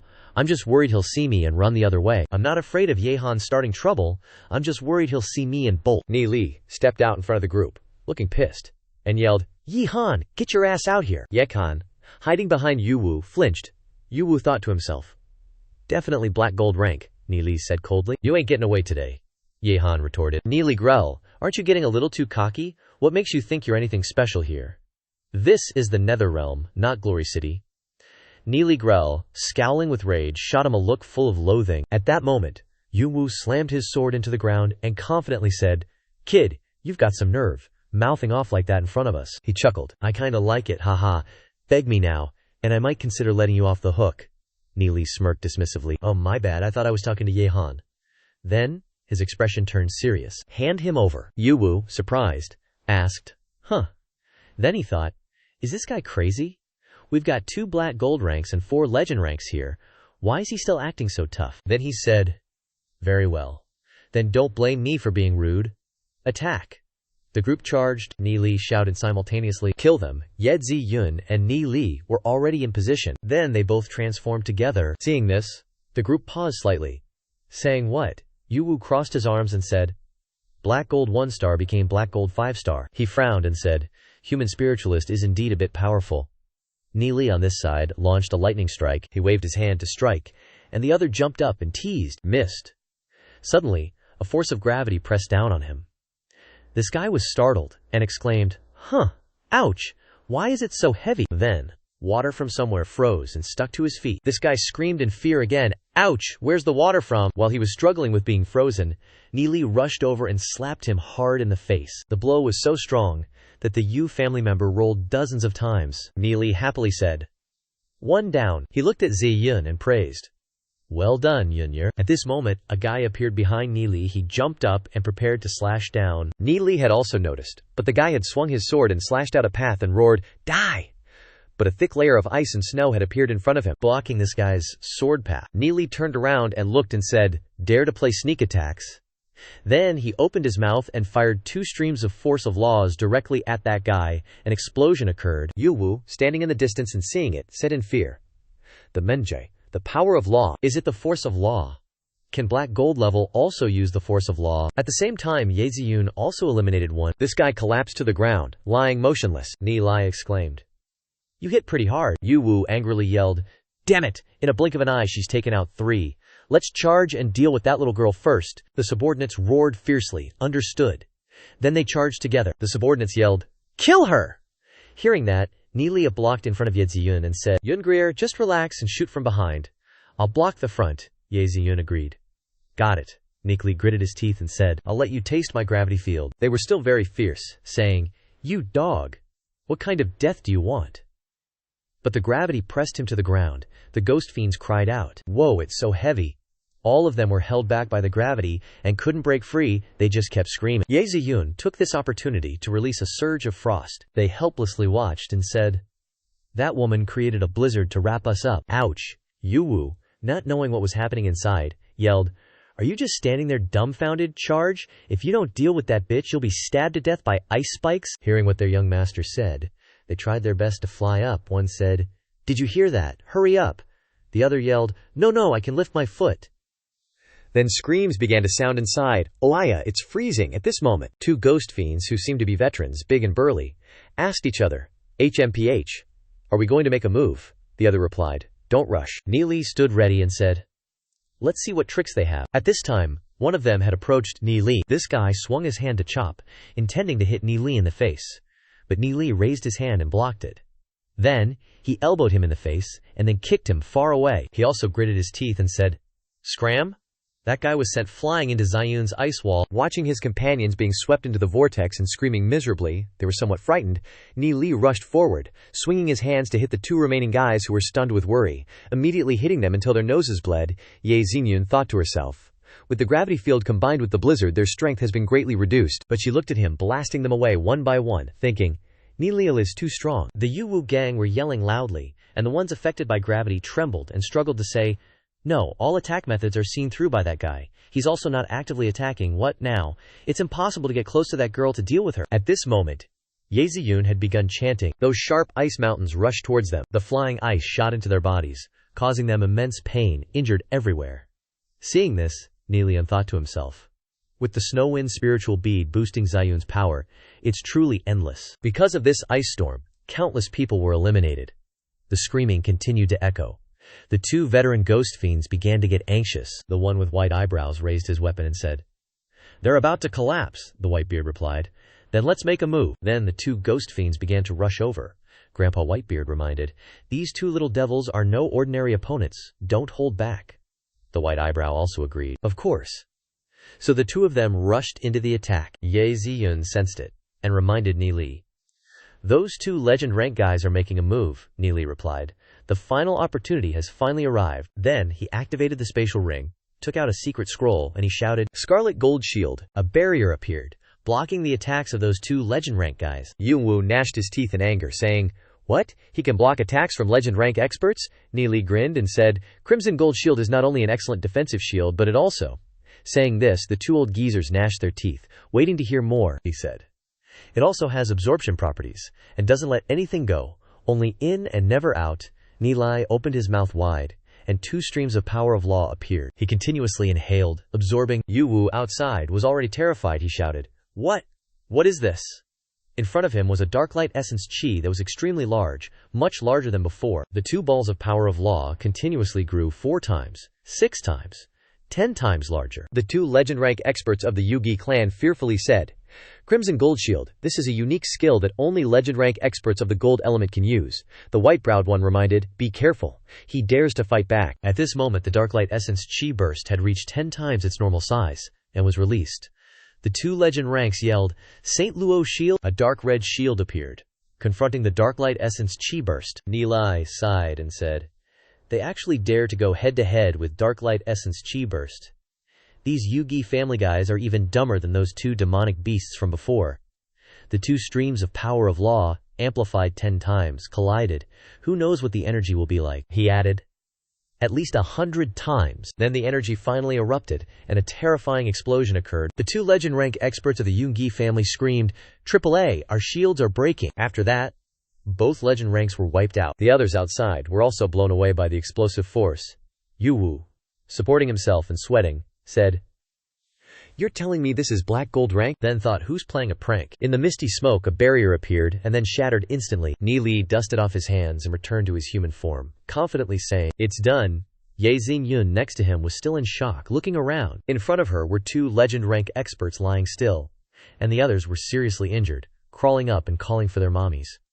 Standing in front of the large pit were only Yu-woo and Ye-han. Yu-woo said in a daze, "More than 2 of my subordinates were neatly killed by him." At this moment, Li ran towards Yu-woo and Ye-han, startling them. Time seemed to stop.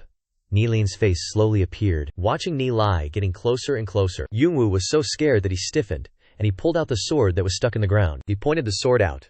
While swallowing his saliva, Ye-han also slowly stood up and said, "Li, how could you?" Then Ye-han looked around, then stared at Ye Ziyun, shouting loudly, "Ye Ziyun, everything I did was for my sister, do you understand?" Ye Ziyun, surprised and annoyed, said, "Huh." Li, hearing this, turned his head in surprise and said, "It's for Ziyun. Watch your mouth. Ziyun already has an owner." But Ye-han had already scurried away, leaving only a wisp of smoke. Seeing this, Li and Yungwoo were both stunned.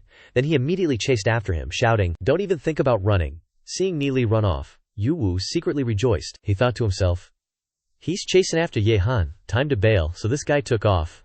But a cold gust of wind rose up. Ziyun shouted loudly, "Where do you think you're going, you worm?" Then Ye Ziyun chased after him with ice and snow. Yu-woo shouted as he ran, "Holy crap!"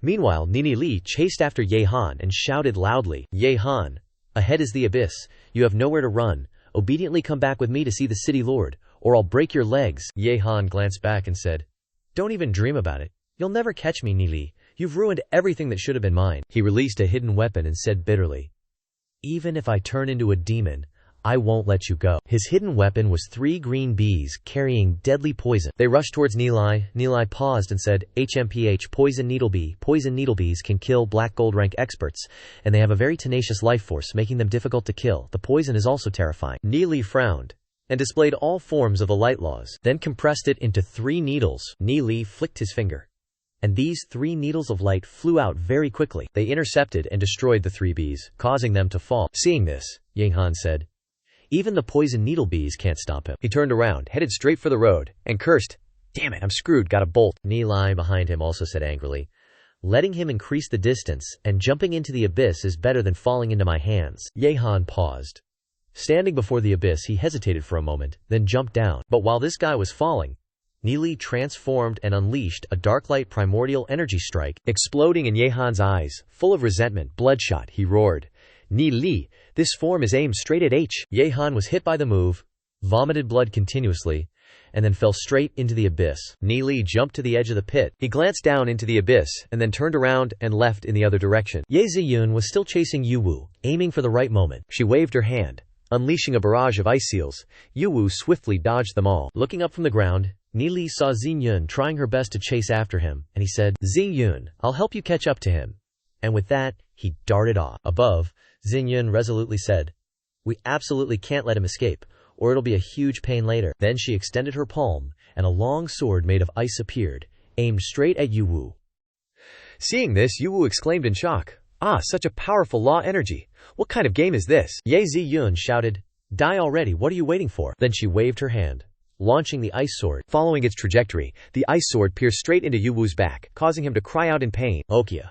But the guy was surprised when he didn't see the ice sword shatter. He rubbed his stomach, but he wasn't hurt. He looked all over his body and said, "I'm not dead."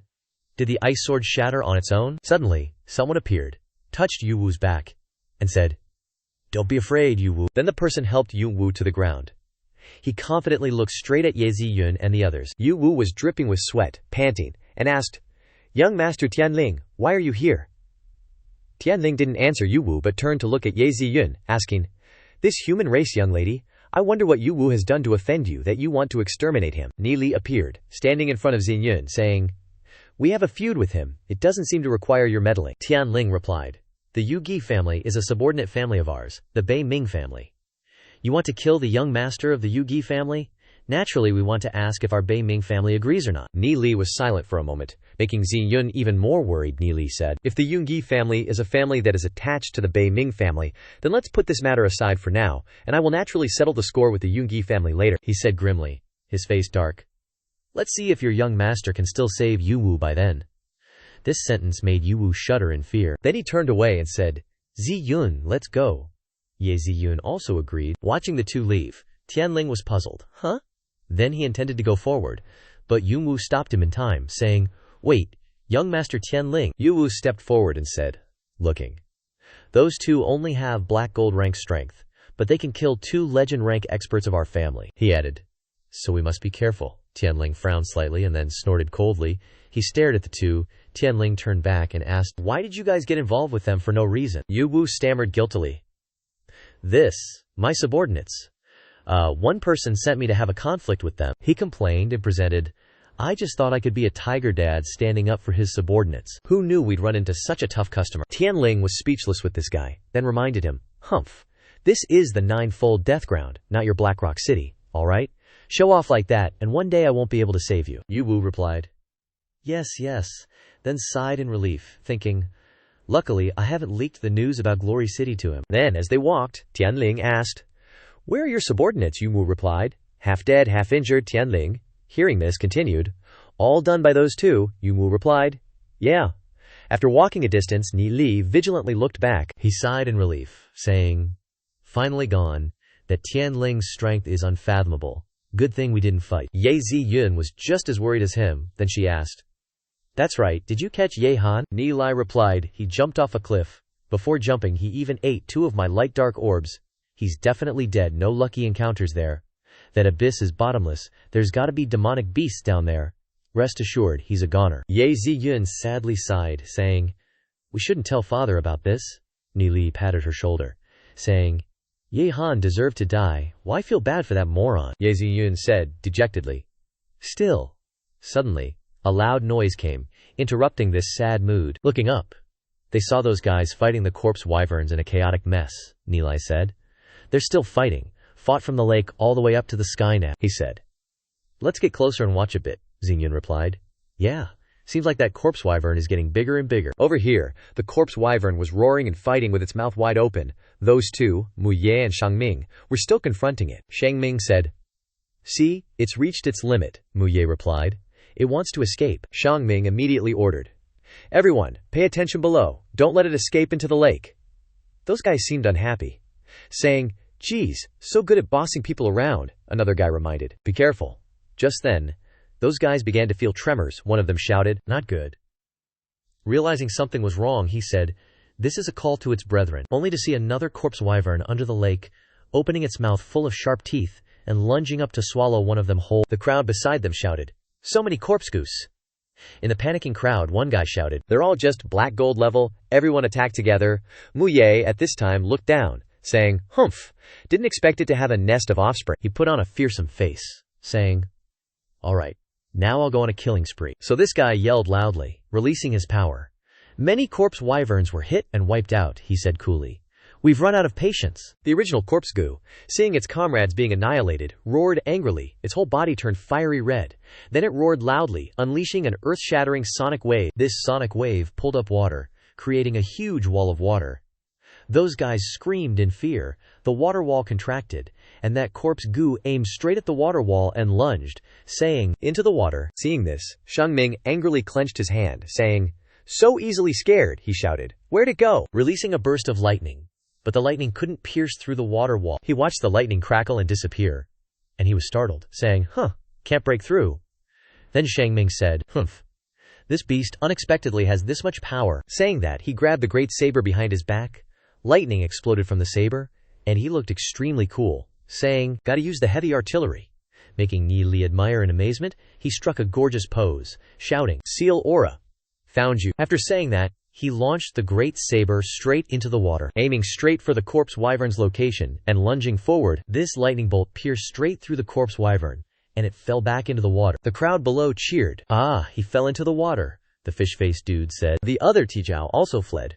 Mu Ye stood proudly and said, Still couldn't kill it. The guys in the water yelled, He's saved!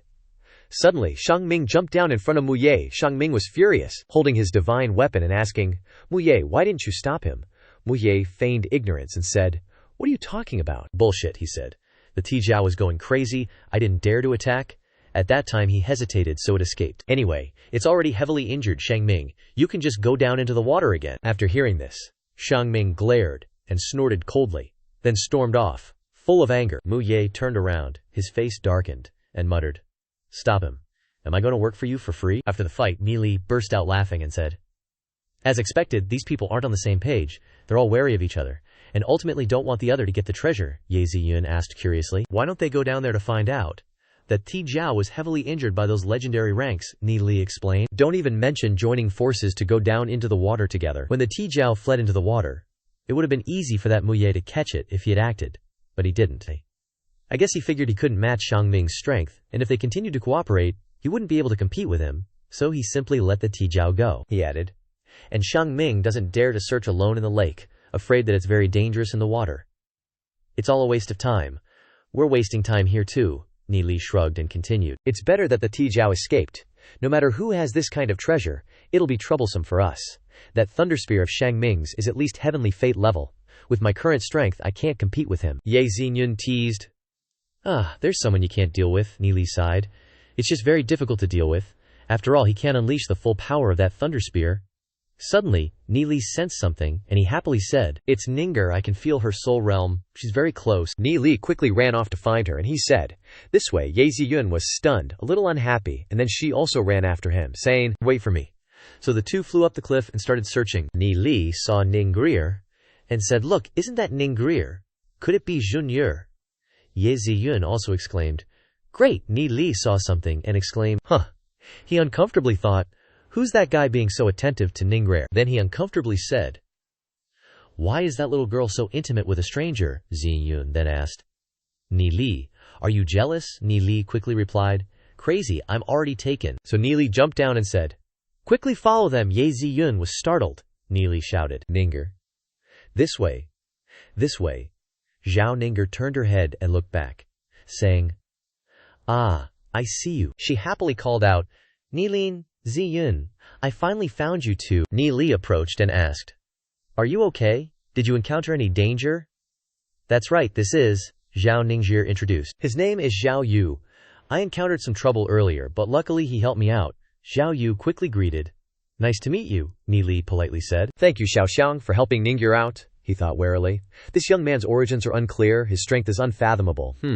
Very much like the Xiang Ming and Mu Ye types, Xiao Yu smiled gently and said, You're too kind, Ni Li Xiangdi. The two were surprised. Ni Li then asked, You know my name, Xiao Yu replied. Ningxie mentioned you constantly along the way, how can I not know? At this time, the atmosphere became awkward. Ni Li didn't understand anything. Xingyun smiled, and Ningxie blushed shyly. The silence made Xiao Yu also puzzled. Then they left together, just like that. Ni Li turned his head and asked, Xiao Yu Xiang. Xiao Yu didn't wait for him to ask, and replied, I actually want to join you all. Xiao Yu continued. Along the way, I chatted very agreeably with Ningxie Meimei. And it just so happens that traveling alone is a bit boring. Why not stay with you guys? How about it? This made Ningxi feel confused and uncomfortable at the same time, Ningxi reminded. Gongzi Zhao Yu, this is the 9-layered Deathlands. Did you come here to make friends or something? Xiao Ningxi quickly stopped him, saying, Don't say that, Ni Li. Xiang Xiao Yu is a good person. Ni Li didn't say anything, just looked at him, thinking to himself, A good person, my ass. Flawless face, perfect manners. Something's off already. Who knows what his intentions are? His strength is unfathomable. I don't trust him at all. What does he want? Ni Li said unhappily. Ningxie, we have important things to do. We can't be with an outsider. Then, Xiao Yu said, It seems brother Ni Li has a bit of a prejudice against me. Ni Li narrowed his eyes, thinking, Prejudice? Of course. It hasn't been long and you're already trying to weasel your way into our group? He changed his expression and said with a smile, Brother Xiao Yu misunderstood. We just met. And you even helped Ningxie. How could I be prejudiced against you? Xiao Yu said with a smile. That's good then. Then there's no need to chase me away. If brother Ni Li wants to do something, I can avoid getting involved. Ni Li sighed inwardly. What thick skin, helpless, he said. If brother Xiao Yu wants to stay, that's fine. But next, if we encounter some situations, brother Xiao Yu will have to take care of himself. Xiao Yu happily replied. Brother Ni Li, Don't worry. In the Netherrealm world, no one can touch me. Hearing this, Ni Li was speechless. Xiao Ningxier glanced at the two of them, thinking, Ni Li doesn't seem to trust Xiao Yu. But Xiao Yu isn't a bad person, Sing. Then the group continued forward. Suddenly, there was a tree ahead. With a glowing fruit on it, Ni Li sat down and said, That's a spirit origin fruit. I didn't expect it to be here. Then he looked up at Xiao Yu and asked, Brother Xiao, are you interested in this spirit origin fruit? Xiao Yu replied, My physique is special. The spirit origin fruit doesn't work for me. You guys take it, Ni Li asked casually. You're not human, Xiao Yu explained. Oh, I am human. Ni Li put on a puzzled face, thinking, he doesn't want the spirit origin fruit, so what's he doing in the first layer of the 9-layered Deathlands? Then he said, Take the fruit, and added, Let's take it first. Refining it takes time, and one fruit isn't enough, Xiao Yu added. Brother Ni Li, you say the world dies for wealth, birds die for food. What's the point of fighting and snatching, ending up dead or injured? Ni Li glanced up at him, thinking, Not bad, for someone so young he's already preaching Dodi, Daoli, reason, truth. Then Ni Li lightly replied, People live with emotions and desires, full of Yi-Yu, Fan Nao, worries, troubles. According to you, wouldn't it be better to die? Ni Li added. But dead people are like extinguished lamps, there's nothing left, ending up at the bottom of the grave. Wouldn't it be better to fight and snatch? At least it's lively, he said with a smile. Xiao Yu burst out laughing. Ha ha! I thought Brother Ni Li was just another greedy one. Xiao Yu added. Now it seems I was wrong. You're very interesting, Ni Li retorted. You talk a lot of nonsense too, thanks. Xiao Yu leaned closer to him and whispered, Ni Li, I'm a little curious about you. Then he glanced at the two women in the distance, and continued with a smirk. I'm curious how someone so young can be so proficient in inscriptions. Hearing this, Ni Li was shocked. Xiao Yu still smiled and said, An advanced inscription master is truly unbelievable. Ni Li clenched his fist and said sternly, I don't know your background, and I don't know why you know this information. He threatened. If you try to get close to us and cause harm to anyone, I'll make you regret it. Xiao Yu stepped back and waved his hands, saying, Brother Ni Li is joking. I'm merely a little curious about you. I have no intention of harming anyone. Ni Li, who had been glaring, softened and said, That's good then, Xiao Yu asked with a smile. You still haven't answered my question. Ni Li replied, Inscriptions are actually just a kind of familiar rules. In his heart he said the truthful answer. Because I was reborn, Ni Li said to the guy. Just a kind of familiar rules. If you know the rules, you'll know their meaning. Xiao Yu frowned and asked, Are rules the same as laws? Did Brother Ni Li comprehend the profound meaning of the power of laws and understand it this way? Ni Li was dumbfounded for a moment, then turned his face away. He said, That I can't answer. If you tell me your background, maybe I can tell you. Xiao Yu said with a wry smile. Actually, I knew it even without you telling me, Ni Li. Not only have you comprehended the profound meaning of the power of law, but you've also comprehended the laws of light and darkness. The fact that these two laws can exist in the same person is truly eye-opening. Ni Li was rendered speechless by being found out. He scratched his head and muttered, Who the heck is this guy? He even knows about this. So he said, You already know everything, so why bother asking me? Xiao Yu smiled and said, I just wanted to see if you'd be willing to tell the truth. Ni Li was truly speechless as he looked at Xiao Yu. Xiao Yu continued, Besides that, I'm also a little interested in Ningxier, so that's why I approached you, Ni Li threatened. If you have any bad intentions towards Ningxier, don't blame me for being impolite, Xiao Yu replied. Bad intentions? You wound me, Ningxili. Why would I have any bad intentions towards Ningxier? Ningxier is so innocent and kind. I wouldn't want to harm her, Xiao Yu even said coyly. A virtuous lady is a gentleman's desire. Surely you don't love Ningxier, but also won't allow others to pursue her. With that, the guy left, leaving Ni Li truly speechless. Over on this side, just as Zhao Ningxier and the others were chatting and laughing happily, bubbles suddenly appeared on the surface of the water. Ye Xinyun was stunned, turned her head to look, and then a pillar of water erupted from beneath the surface. Shang Ming was already standing on the corpse flood dragon's head, wielding his thunder spear, continuing to attack the corpse flood dragon. Ye Ziyun was shocked and exclaimed, He's found the corpse flood dragon. Ni Li hurriedly rushed over and shouted, Be careful! But Xiao Yu just snorted and frowned, saying, Fighting here is really ruining the mood. Then he took out a hairpin and threw it straight at Shang Ming. Shang Ming was knocked flying, along with his thunder spear, by the hairpin. Shang Ming was startled, and his eyes widened as he said, What skill! His hand was injured at this moment. Trembling non-stop, he sighed. To easily knock away my weapon with just a jade hairpin. Looking at the corpse flood dragon, he gritted his teeth and said, Forget it. Then, as he said Gao Zi, he immediately disappeared after running away. Shang Ming reached out and grabbed his thunder spear, then thought to himself, Gotta run. Seeing this whole scene, Ni Li was stunned as he watched, then thought, Is he really that strong? Then he turned to look at Xiao Yu and thought, I underestimated him.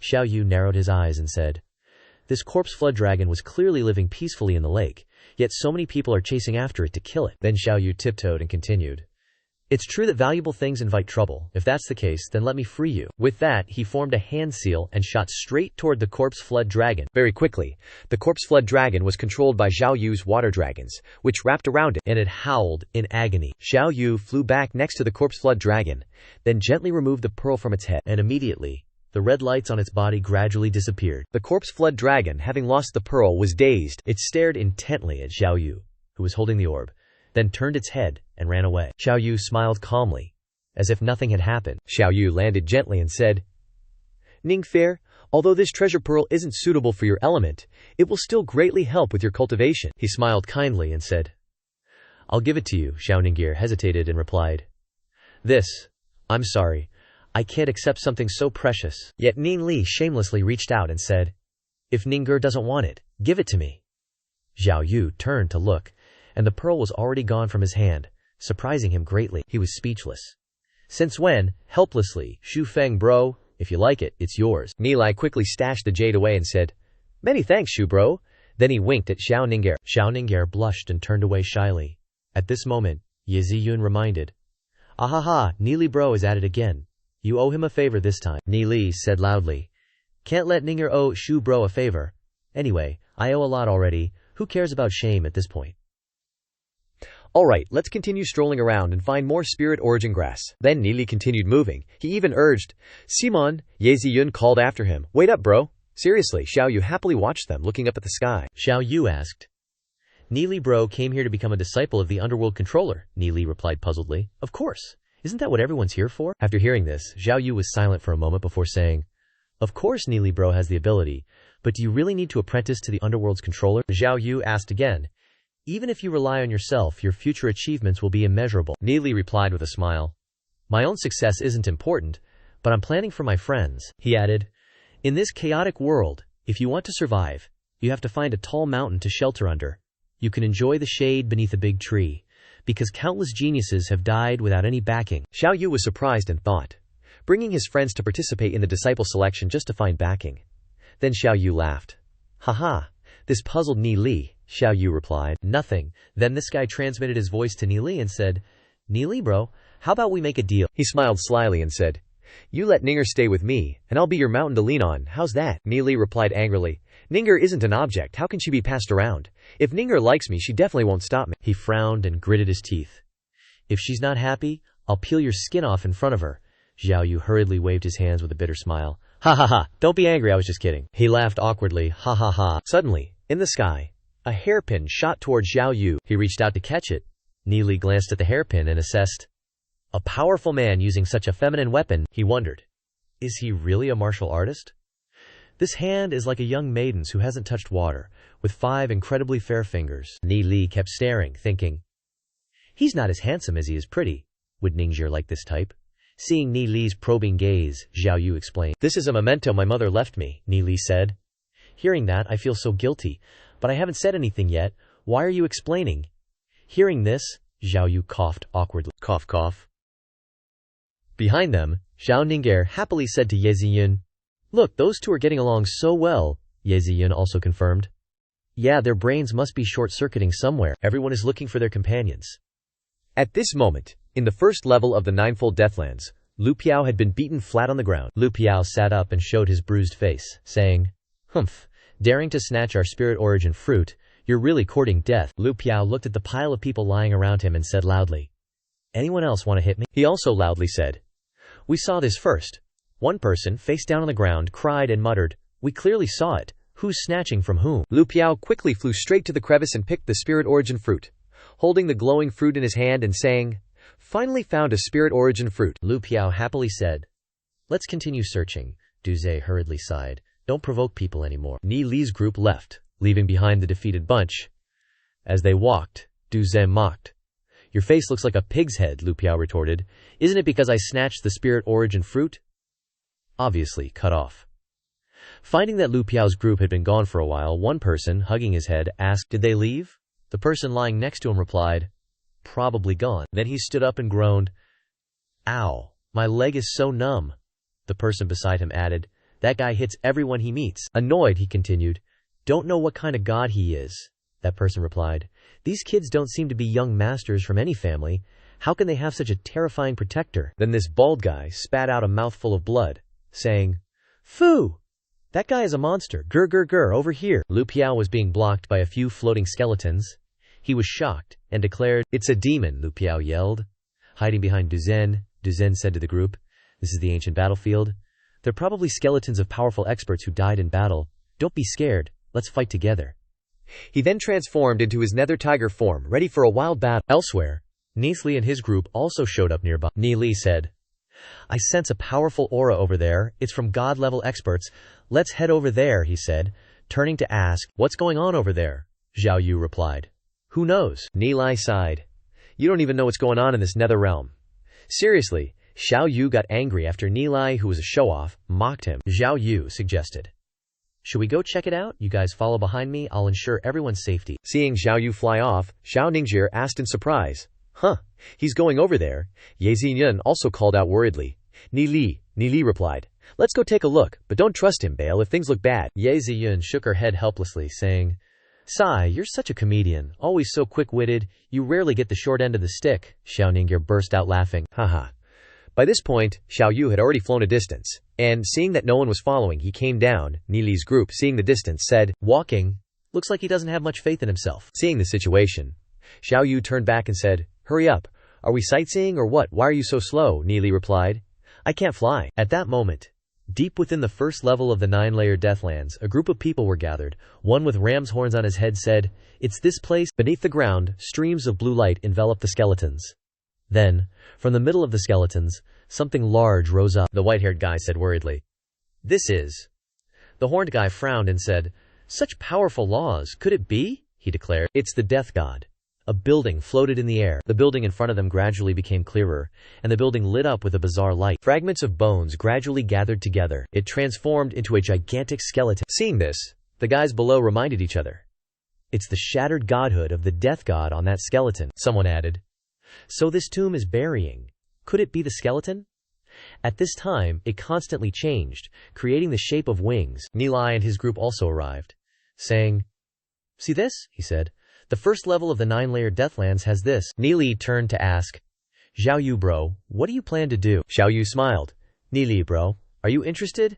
How about we raid this ancient tomb together? Nili said confidently. Of course, Nili looked back and said, but I'm worried about leaving these two wives outside. It'll be dangerous. Ye Xiyun stepped forward, worriedly asking, Nili, you want to go inside this ancient tomb? Xiao Ningxie suggested. I think it's too dangerous. Let's just give up. The two girls strongly protested, making it difficult for Nili. Seeing this scene, Zhao Yu didn't know what to say. He was silent for a moment, then said, Nili bro, you have so many people who care about you. I'm so jealous. Nili was a little embarrassed, smiled awkwardly, and thought to himself, so, is he single? Xiao Ningxie explained. Being good to everyone means everyone will love you. Nili is good to so many people. That's why we admire him so much, Zhao Yu asked.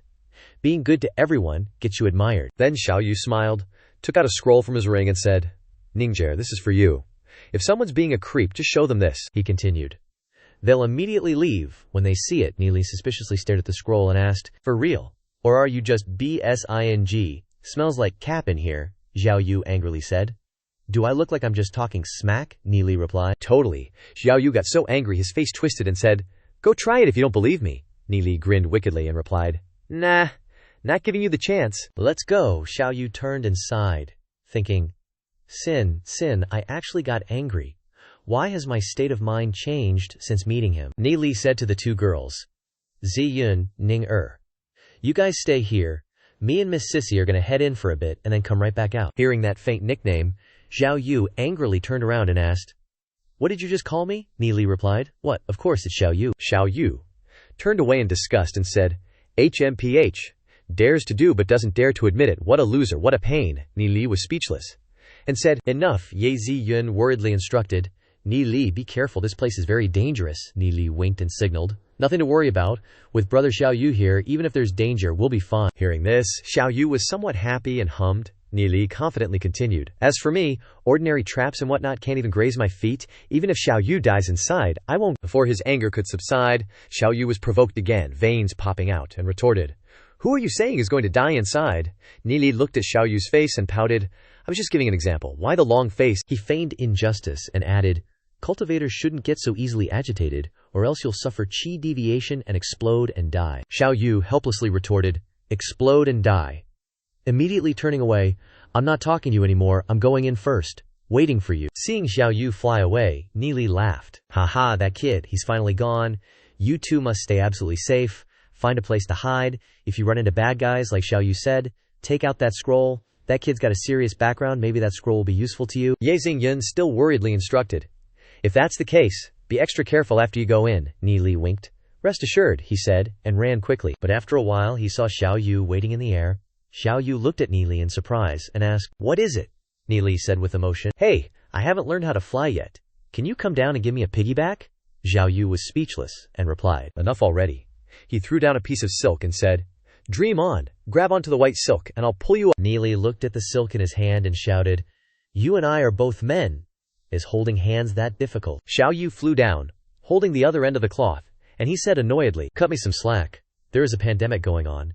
It's better to avoid hand contact," Ni replied with a twisted face. "Oh yeah, almost forgot," Xiao Yu added. "I'm a clean freak. I don't like getting my hands dirty," Ni replied. "That's great, me too." And so, the two flew up together, to the astonishment of others. Ni looked up at the silk curiously and wondered, "Looks like there's embroidery." So he pulled the silk out to take a look, Ni said in surprise. "Flowers, DMN, he really is a Miss Sissy." Then he thought, "However, I should ask Uncle Luo about the Jia Hussey family's signature embroidery." After a while, Xiao Yu and Ni landed together under the building. Ni said with emotion, "Getting up here was already so difficult, it seems it won't be easy to get in. That huge skeleton is still standing in front of the door, blocking the entrance." Xiao Yu smiled confidently and said, "Don't rush. Let's first see how strong it is." Behind them, someone shouted loudly, "Charge! Kill!" A group of experts rushed over, all unleashing their attacks at the skeleton. At this moment, the skeleton extended its hand, and a huge axe appeared. It glared with its fiery red eyes and swung around, using the axe blade to slash out a powerful line of death energy. The death energy rushed straight into the incoming torrent of law powers. The two forces collided, creating a terrifying explosion. Ni was forced to dodge the aftershock of the explosion, and he said, all kinds of law powers colliding like this, it's very dangerous." Suddenly, some law powers shot towards Ni, and he shouted, "Some law powers are coming towards us." He panicked and stepped forward, saying, "Careful." Xiao Yu smirked. HMPH. He then swung his palm, and all the incoming laws of power vanished completely. Watching the dispersing laws, Ni clicked his tongue, internally freaking out. Whoa, one palm. This Xiao Yu's power is seriously terrifying. He just shattered the power of laws wielded by sub-deity rank experts with a single palm. Seeing Xiao Yu's continued nonchalance, he sweated and thought, his strength is at least sub-deity rank. This is dangerous. Only by teaming up with Goddess Yu Yan might I be able to deal with him. The skeleton unleashed more waves of death force with its axe, but this time, the skeleton slashed out even more attacks. The crowd, unable to dodge in time, screamed in chaos, "Whoa, the laws of death are so strong!" They were blown away by the death force. One person gritted their teeth and shouted, "It's impossible to get close, damn it, how can I lose here? I will obtain the godhead of the death god." The fierce battle continued. Watching the scene, Ni sighed. So many god rank experts, and they still can't deal with that skeleton, and it's not even chasing us out. I'm afraid we can't get in. Should we just head back? Xiao Yu looked at him and said, "We've come all the way here. We haven't even entered the ancient tomb yet. Are you scared already?" So weak, Ni quickly shook his head and retorted, "Then what do you say we should do now? Unless you go up there and destroy that skeleton." Xiao Yu's face darkened and he sweated. "Are you stupid? Even all those god ranks can't do anything to it. How am I supposed to deal with it?" Hearing this, Ni suggested, "Then the only way is to wait for those god ranks to kill the skeleton. Then we kill those god ranks and snatch the godheads." Xiao Yu fell silent. The battle raged on, with neither side willing to give in. Xiao Yu sighed deeply and said seriously, "This precious opportunity must not be missed. I have to use that." He then took out a thin scarf. Looking at it in his hand, Xiao Yu hesitated, saying, "Should I really use this?" Looking at the scarf, Ni exclaimed in surprise, "That's a phantom inscription." Xiao Yu was equally surprised, thinking, he even knows about phantom inscriptions. His understanding of inscriptions is astonishing. Then Xiao Yu confidently waved the scarf and said, HMPH, that's right. As long as I activate the inscription, we can conceal our tracks. There's no time to delay. Let's go in. Neely was still in a daze when the scarf was thrown over his head. And then the figures of the two gradually disappeared. Above, the battle continued, while the two of them ran upwards, entering the ancient tomb. Standing in front of the entrance of the ancient tomb, the two looked up at the massive stone door, observed it for a moment, and then asked each other, "This indentation is probably for a key, right? Without the key, how are we supposed to open this stone door?" Neely anxiously said, "If we can't open it, where are we going to find a key?"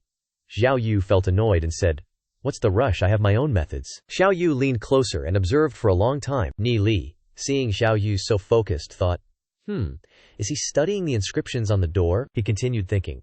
To open the door, he has to decipher the inscriptions. If he's so confident, then let him try. Neely turned back to look at the skeleton above his head, thinking, this is a good time for me to rest a bit. He paid close attention to the battle above. The skeleton just unleashed an attack, and the explosion sent a whole row of sub-deity experts flying. Neely stroked his chin and thought, a sub-deity level battle? It's truly apocalyptic. Afterwards, he circulated his energy, and the power of darkness appeared on his palm as he thought to himself, I wonder when my laws of power will reach such power. He pondered. Although I have grasped 2 types of laws, my cultivation is only black gold 3-star after all. The laws of power I can mobilize are still limited. So many laws of power clashing is a good opportunity to sense them. 8. How much longer? I'm getting antsy over here. Xiao Yu puffs out his cheeks. Duh. You think it's that easy? This stone door has over 300 inscriptions. You think I can crack that in like 10 minutes? Neely shrugs. All right, keep at it, Xiao Yu huffs, and continues, clearly annoyed. Suddenly, Neely reaches out and covers something. Startling Xiao Yu. Neely says, yo, chill, keep it down before you flash everyone. Xiao Yu's face turns red. Neely quickly retracts his hand. What's the big deal? Why are you so embarrassed? Neely grumbles. Honestly, if your chest wasn't so flat, I'd think you were a girl, Xiao Yu, still red-faced, retorts. Pervert. Xiao Yu turns away. So uncivilized and shameless. Spits Neelian's equally annoyed. Hey, you're the one rubbing against me. Xiao Yu glares back. You started it. You were the one crowding me. Neely throws his hands up. Okay, Dad, I'm crowding you. This place is tiny. Want me to stand 3 meters away? Xiao Yu, face flushed, grits his teeth and turns back, about to snap back. But seeing Neely's serious face while breaking the inscription, he doesn't say anything. Then he turns to look at the battle in the sky and thinks to himself, let me see how long you can solve the inscriptions. Xiao Yu says to himself. Neely is a high-level inscription master. His attainments in the creation of inscriptions can be equal to mine. You dare to say that I am slow to break the puzzle? Let me open my eyes and see how many mixed inscriptions you can break. As soon as he finished thinking, Neely said calmly, it has been solved. Xiao Yu turned around in surprise and asked, what? Neely continued, but we don't have the key, so we can't get in. Yet. Xiao Yu is stunned. You already solved it. Neely points at the keyhole. Yup. Look at the inscriptions you were deciphering. The inscriptions on the stone door don't need to be broken step by step at all.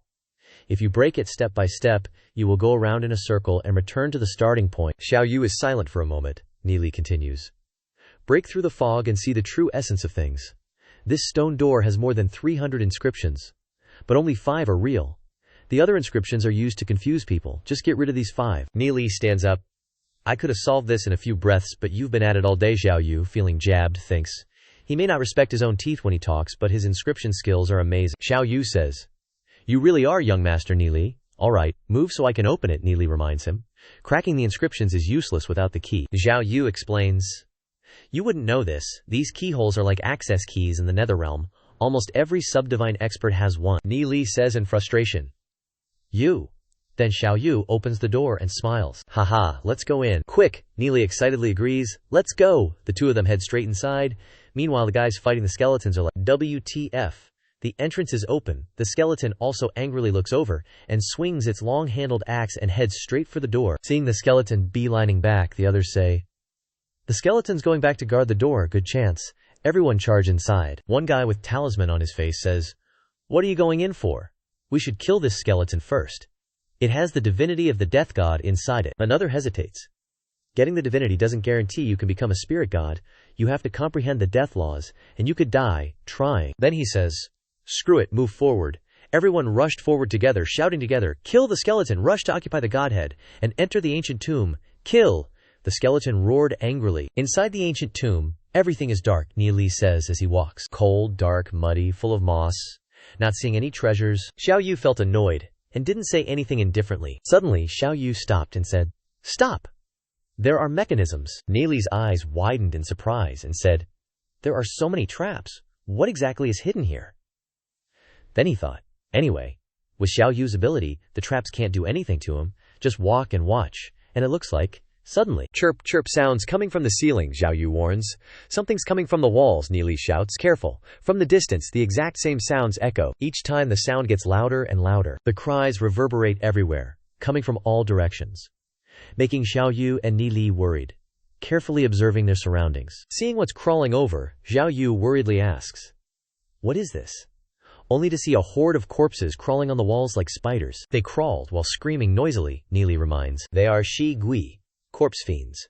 Don't underestimate them. Be careful of the poison on them, Xiao Yu responds.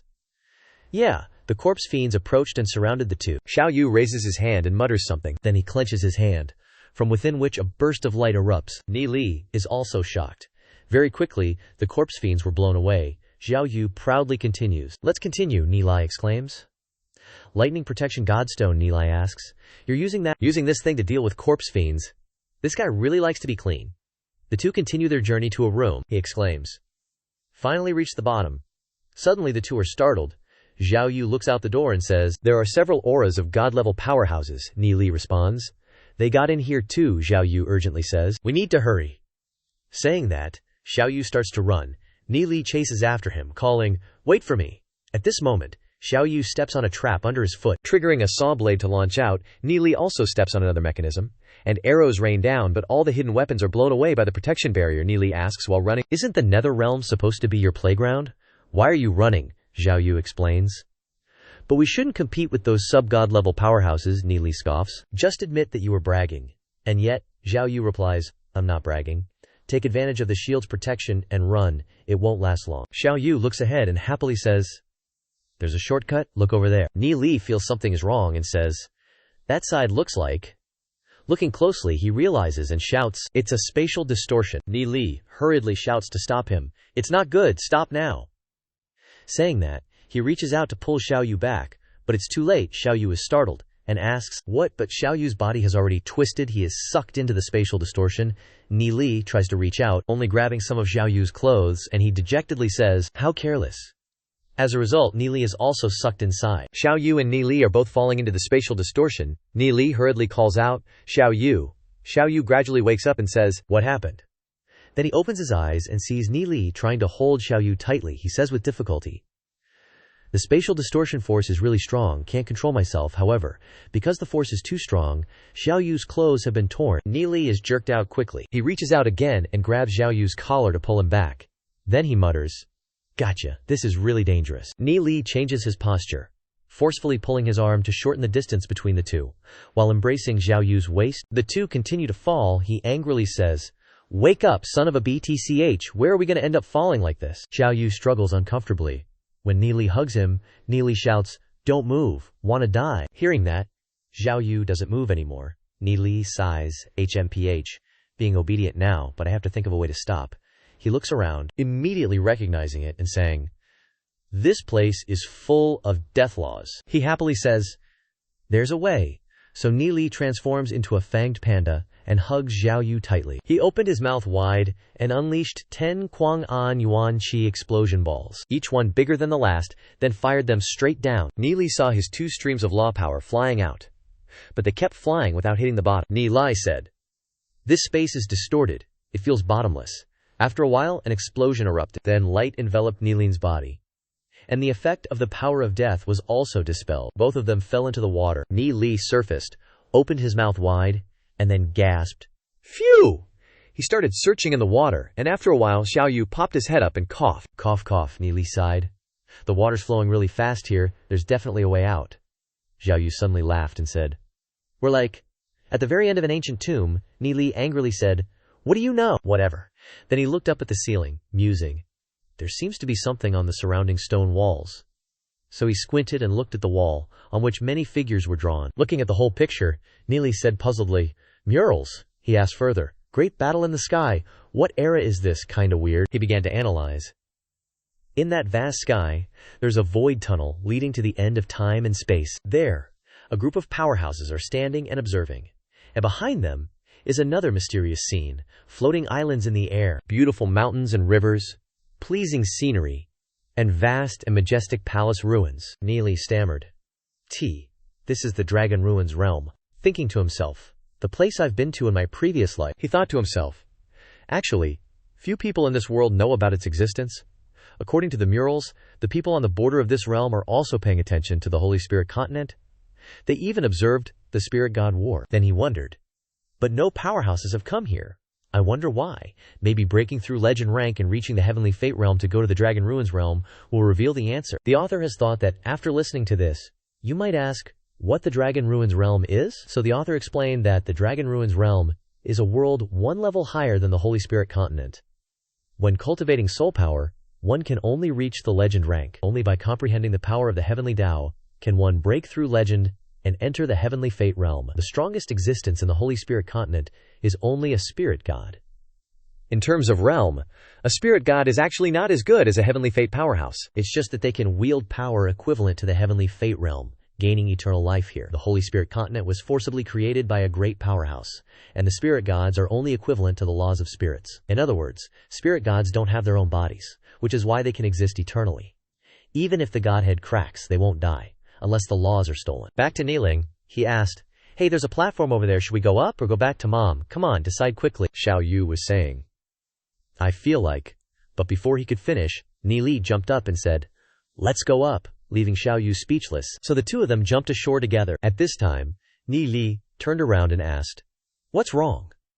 Meanwhile, Xiao Yu was still annoyed, fixing his clothes. Ni saw the torn shirt lying on the ground.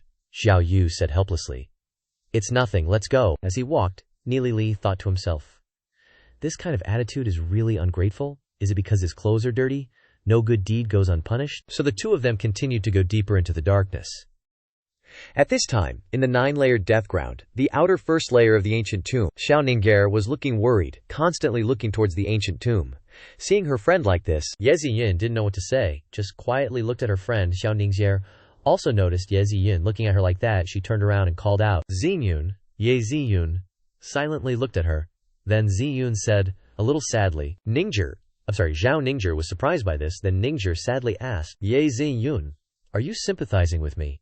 Ziyun said confusedly, I didn't mean that. In the end, you knew Nilai first. But I, Ning'er, sighed. Then said, Nilai liking you is his choice. Me liking Nilai is also my choice. No one is to blame. She continued, although you and Nili are engaged, you're not married yet, just like me and Shenfei are engaged, Ye Ziyun. I'm still going to compete with you. This made Ye Ziyun speechless. Suddenly someone came and said, aha, beautiful ladies, we meet again. Ye Ziyun turned around and looked surprised, saying, Yu Wu. Ning'er, of course, didn't understand what was going on. She just saw Yu Wu smiling smugly. He said, didn't expect us to meet so soon. Who is this long-legged babe? He looked at Ning'er greedily and said, she's kinda stacked. Then he looked around, searching, and asked, where's that brat? Why isn't he with you? Ye Ziyun stood in front of Xiao Ning'er and said, what do you want? She gritted her teeth and said, hurry up and get lost, otherwise don't blame us for being impolite. Hearing this, Yu Wu burst out laughing, then said dismissively, Tianling, did young master hear that? He added, these two girls even said they're going to be impolite. Tianling thought, she already sees you as trash. Then this Tianling unleashed his aura and said, ladies, if you're willing to follow us, we definitely won't make things difficult. Otherwise, Ye Ziyun's hair flew everywhere due to the aura, so righteous, so powerful. Xiao Ning'er said, Ye Ziyun, we still have something Xiao Yu gave us. If it doesn't work, I'll hold them back while you run. Ye Ziyun objected and turned around to say, Ning'er, let's go together. If we can get through this crisis, then definitely, she said firmly. We'll always be good sisters. Just like when we were little, Xiao Ning'er said emotionally. Ziyun, Yu Wu, said dismissively. Done discussing. Our patience is limited. Then he snorted coldly, and his underlings were also staring at the two girls. Tianling also narrowed his eyes, looking very impatient. Xiao Ning'er was silent for a moment, then took out a scroll and raised it. She said, stop. Do you know what this is? Yu Mu said in surprise. A scroll. Then burst out laughing. He said arrogantly, I thought it was something amazing that could deal with us. Who knew it was just a magic scroll? Xiao Ning'er, after hearing it, said anxiously, this is bad. Yu Wu was laughing happily when Tianling slapped him across the face. Yu Wu stared blankly, holding his face, and asked, What?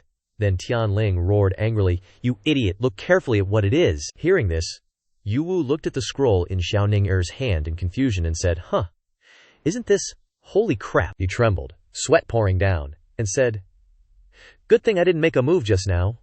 Why did that Yi Han get involved with this kind of person?" Tianling changed to a respectful tone and said, "Noble young ladies, if you had taken out the token earlier, we wouldn't have dared to offend you.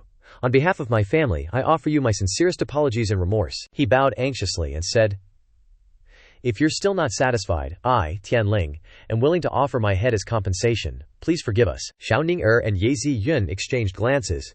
Yu Wu on this side was crying and wailing, saying, "I know my mistake." Xiaoning Er raised the scroll high again and said, "Hurry up, get lost, don't let us see you again." After hearing this, the group bowed down and said, "Yes," Yu Wu exclaimed. "Thank God they're not going to pursue it," Tianling thought. "Don't talk nonsense, act obedient." Then Tianling turned around and ran, saying to his subordinates, "Let's go." Then the group all scurried away. After a while, not knowing how far they had gone, they came to a lush green forest. Yu Wu then spoke up and asked, "Tianling, young master, I feel like this is a bit strange. Could those two have used a fake to deceive us?" Tianling said unhappily. "Don't you want to go back?" Yu Wu laughed and retorted. "I wouldn't dare," Tianling thought. "Is he trying to provoke me into going back?" Then Tianling said with a dark face, 3 years ago, someone tried to impersonate the Jinxi scroll to deceive people. "Do you know what the end was?" Yu Wu said in horror. "Extermination of the clan." Tianling frowned and reminded, "Even if the golden scroll in their hands is fake, I shouldn't get involved. We should be glad we haven't offended them. Otherwise we'd bring disaster to the whole family.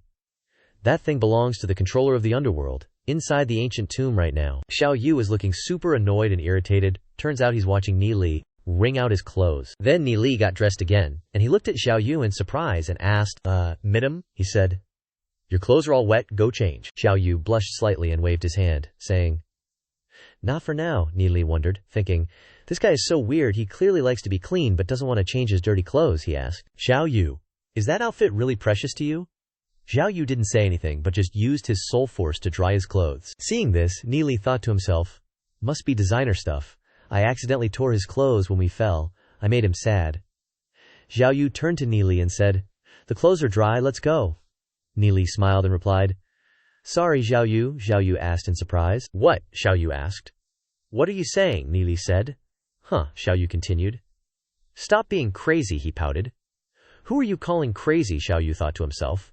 Ni Li can decipher inscriptions so quickly, his skill in inscriptions far exceeds my imagination. Probably on par with Sister Yao Yao, Ni Li on this side didn't know anything and exclaimed, "Oh, and this fancy outfit too." Xiao Ying turned away. "I heard the controller of the underworld is recruiting disciples.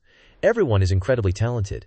If their talent is especially outstanding, they might even be brought to a place called the Wu Shen Zong for training. I wonder if Brother Ni Li is interested." Ni Li was surprised, and followed up asking, "Wu Shen Zong? In the world of the continent, legendary and god-ranked are considered very powerful figures. But in that place, the levels of power are divided into Tianming, Tianxing, Tianzhuan, Longdao, and Wuzong, 5 realms. Each major realm is further divided into smaller realms. What we call Lingxian powerhouses here are only Yiming, Erming, or at most Sanming within the Tianming realm. In the Longshu realm, the Wu Shenzong is considered a powerful grand sect." Ni Li involuntarily said, "Wu Shenzong," then frowned, thinking, so the world that no one knows about has indeed advanced to the Longshu realm, and contact has been established with the other side. Xiao Yu turned his head and asked, "Brother Ni Lai knows the Wu Shenzong?" Ni Lai pretended to say, "I don't know, what kind of place is the Wu Shenzong?" Xiao Yu looked at him and thought, "That's right, this is a different world. It would be strange if Ni Li knew." Then Xiao Yu said, "That place is incredibly unfathomable. Even Lingshen level powerhouses are just very ordinary existences in that huge sect." Ni Li asked eagerly. "Oh, even Lingshen is nothing special. I want to go too," Xiao Yu continued. "The universe is divided into worlds, and many subdimensional worlds. Actually, what that person calls our place is the little Linglong world, which can't be compared to the Wu Shenzong," Xiao Yu added. "The Wu Shenzong has countless smaller sects, and the super powerhouses there, as well as cultivation resources, far surpass the little Linglong world." After hearing this, Ni Li suddenly thought, "Oh, it seems Xiao Yu has been to the Longshu realm. Indeed, compared to a huge place like the Longshu realm, our world is too small. I wonder what position the controller of the underworld holds in the Wu Shenzong.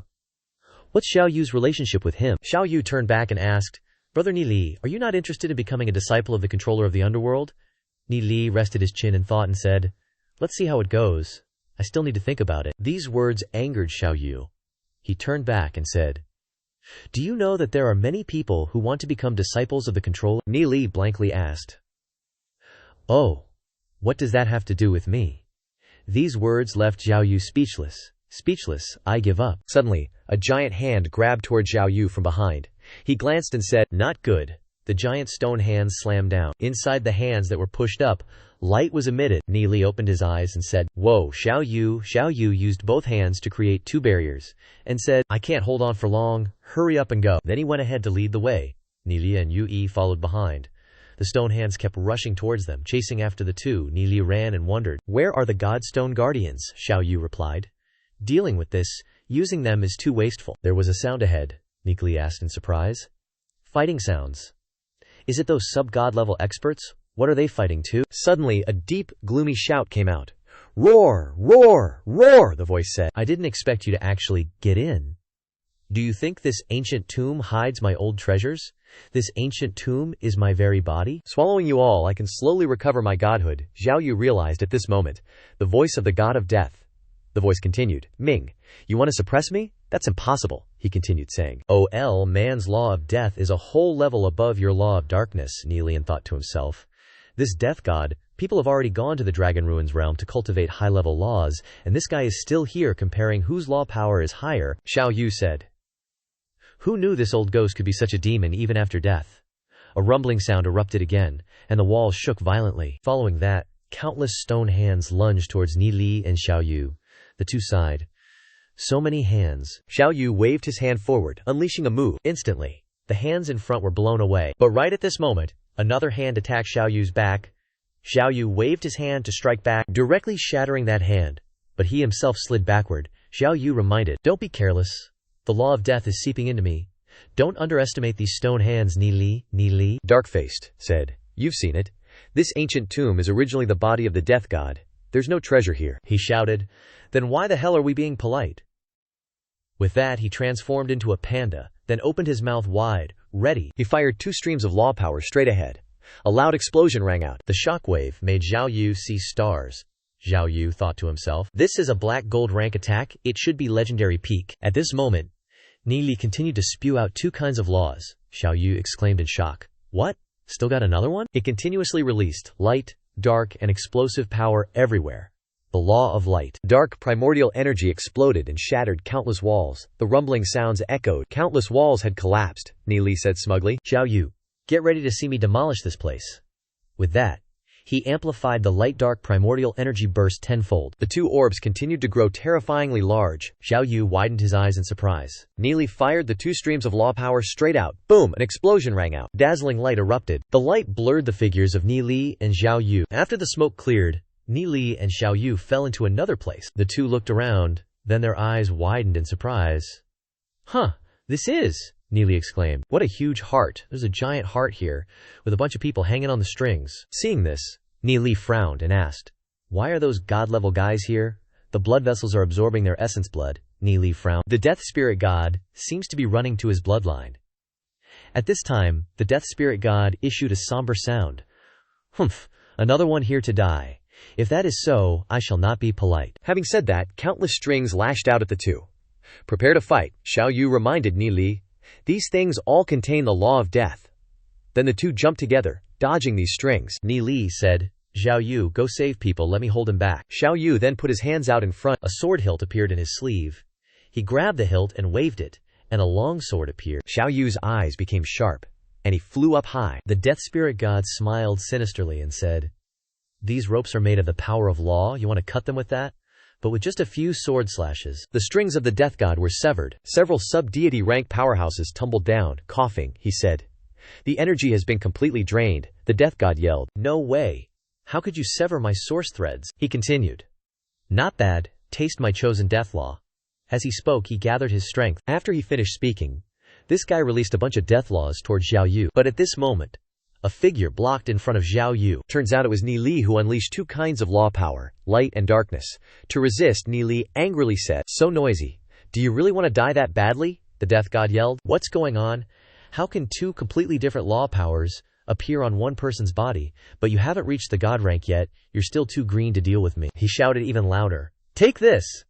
So he unleashed a bunch of law power at Ni Li. Ni Li, while resisting, said, "You won't lay a finger on Xiao Yu." The death god said in a somber voice, "I want to see why you can control both types of law power at the same time." Ni Li thought to himself, "Damn, he can urge death laws with such terrifying power, 10 times stronger than me." At this time, Ni Li was also panicked, and he saw the dark red gas entering Ni Li's body. Worriedly said, "Death laws are eroding." Then he screamed, "It hurts."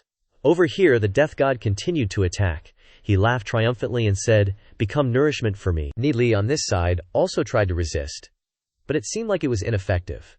The power of death had enveloped Ni Li. Ni Li sighed. "This is bad. Even the soul realm has been invaded. Must push the death law out." The death law at this time had surrounded Ni Li's soul realm. He tried his best to shout loudly. Then the streams of law power erupted. Ni Li gritted his teeth and yelled, "Can't take it anymore."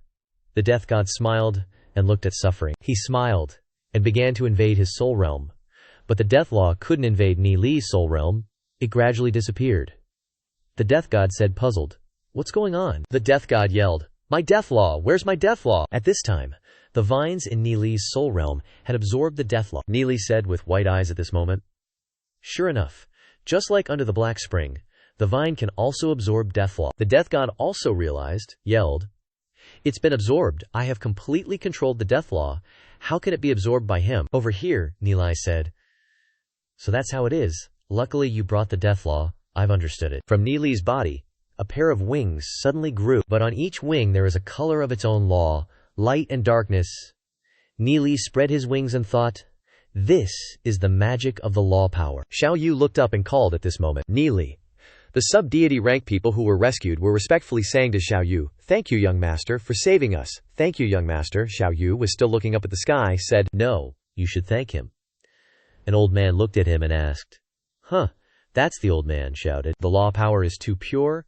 How can two types of laws appear on the same person? What world does this young master come from?" Ni Li at this time wondered. "Two types of laws. Seems like there's a death law in my soul realm too." The death spirit god is still yelling, echoing through the heavens and earth. He said, "You dare to act so arrogant before my death spirit god? You want to die?" Then he released countless crows. Ni Li raises his hand and says, "A death spirit god is just a law spirit." He pulls out the death law in his hand, saying, "For example, what if I break this law? What will happen to you?" A surge of death law appears in Ni Li's hand. The death spirit god cries out in panic. "What are you planning to do?" "What is this?" Ni Li replies. "This is fear." The death spirit god roars. "You want to touch my original law? Damn you! You dare to be so arrogant in my territory, I'll turn you to ashes." Then the death spirit god sends out a red hand to attack Ni Li. The sub-god level experts cry out, "Whoa, the pressure is too strong. Not good. In the ancient tomb, everyone else's laws will be suppressed by the death spirit god. Can this young master withstand it?" Two huge red hands are closing in on Ni Li, but he still stands still. Xiao Yu says worriedly, "Ni Li, why aren't you dodging? Is there something wrong with his mind?" Xiao Yu shouts, "Ni Li, be careful, run." But Ni Li still stands still. There's no expression in his eyes, like he's soulless. Then Ni Li smiles slightly and says, "So that's how it is." At this moment, the two hands have pressed tightly together. The sound of the two hands hitting each other creates a resounding noise. The two hands slam into each other, crushing Ni Li. Seeing this scene, everyone's heart sinks. Xiao Yu frowns and says, "He didn't dodge at all." Then he stands in silence and sighs, his hand gripping the sword hilt, trembling with anger. Then Xiao Yu jumps high, aiming for the heart, and slashing down, he shouts, "Damn it!" The people below try to persuade him, "Forget it. That young master is dead. Our laws are suppressed. We can't escape at all." The death spirit god sees Xiao Yu cutting his chains and grins sinisterly.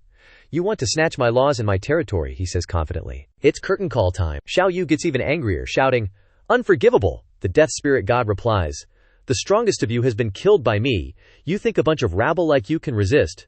Xiao Yu's sword energy is blocked by 3 surges of death law. A earth-shattering explosion erupts, frightening everyone. The death spirit god creates bone balls. He laughs sinisterly. The death spirit god creates bone cages, trapping vines, jaws, all the way. Seeing this, Xiao Yu is shocked. He turns back and frowns. Xiao Yu's eyes turn cold. He swings his sword, cutting all the bones in front of him into pieces. The death spirit god unexpectedly blurts out, "Huh," he says, "You can actually cut my bones. That weapon is..." He stares intently and shouts, "Ling Chang sword." He says, "Impossible. This is the underworld overlord's thing." "How is it in your hands?" he adds. He wouldn't give this treasure to outsiders. He asks, "Who are you?" "As far as I know, Ming doesn't have a son." Suddenly he laughs and says, "So that's how it is." He let out a creepy laugh, continuing, "He's the reason I ended up like this, and now you're just handing yourself to me on a silver platter?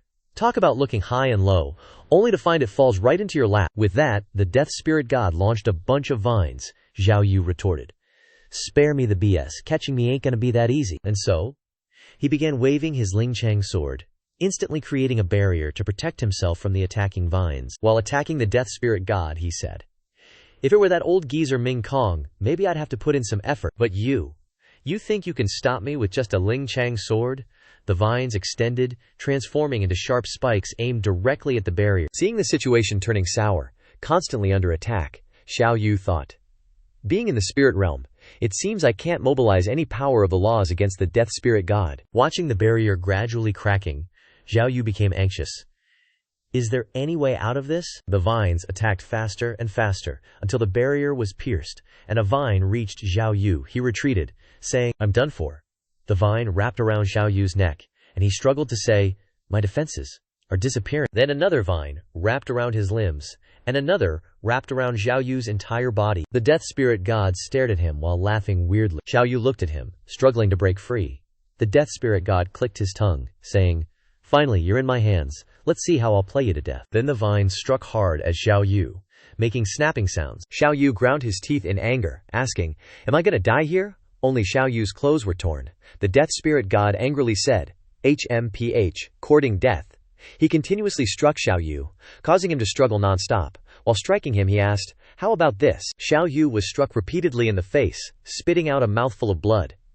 The death spirit god excitedly said, "If you beg me for forgiveness and admit you were raised by dogs, maybe I'll let you go." Xiao Yu spat out blood and retorted, "You're the dog." Hearing that, the death spirit god flew into a rage, shouting, "Since you want the hard stuff, don't blame me." Then the guy launched countless vines, and they stabbed straight into Xiao Yu. Xiao Yu spat out a mouthful of fresh blood.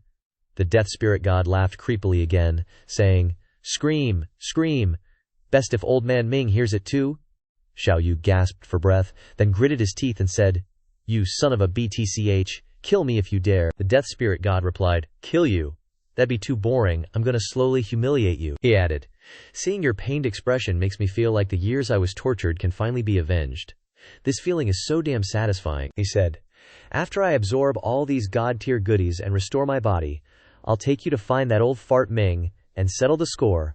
I'll make sure you can never be reincarnated." As he was laughing gleefully, the two giant red hands squeezing Ni Li were gradually pushed away by a burst of light. The death spirit god looked at the pillar of light erupting, panicking and wondering, "What's going on?" Seeing Ni Li's figure gradually appearing, he shouted, "Impossible, I clearly checked. You're trapped in the death laws, you should be dead already." He shouted and asked, "How did you?" Ni Li said leisurely, "You're right in sensing this death laws." "Bro, he continued, "it's just that I happen to own it." "The death laws? No way, that's impossible."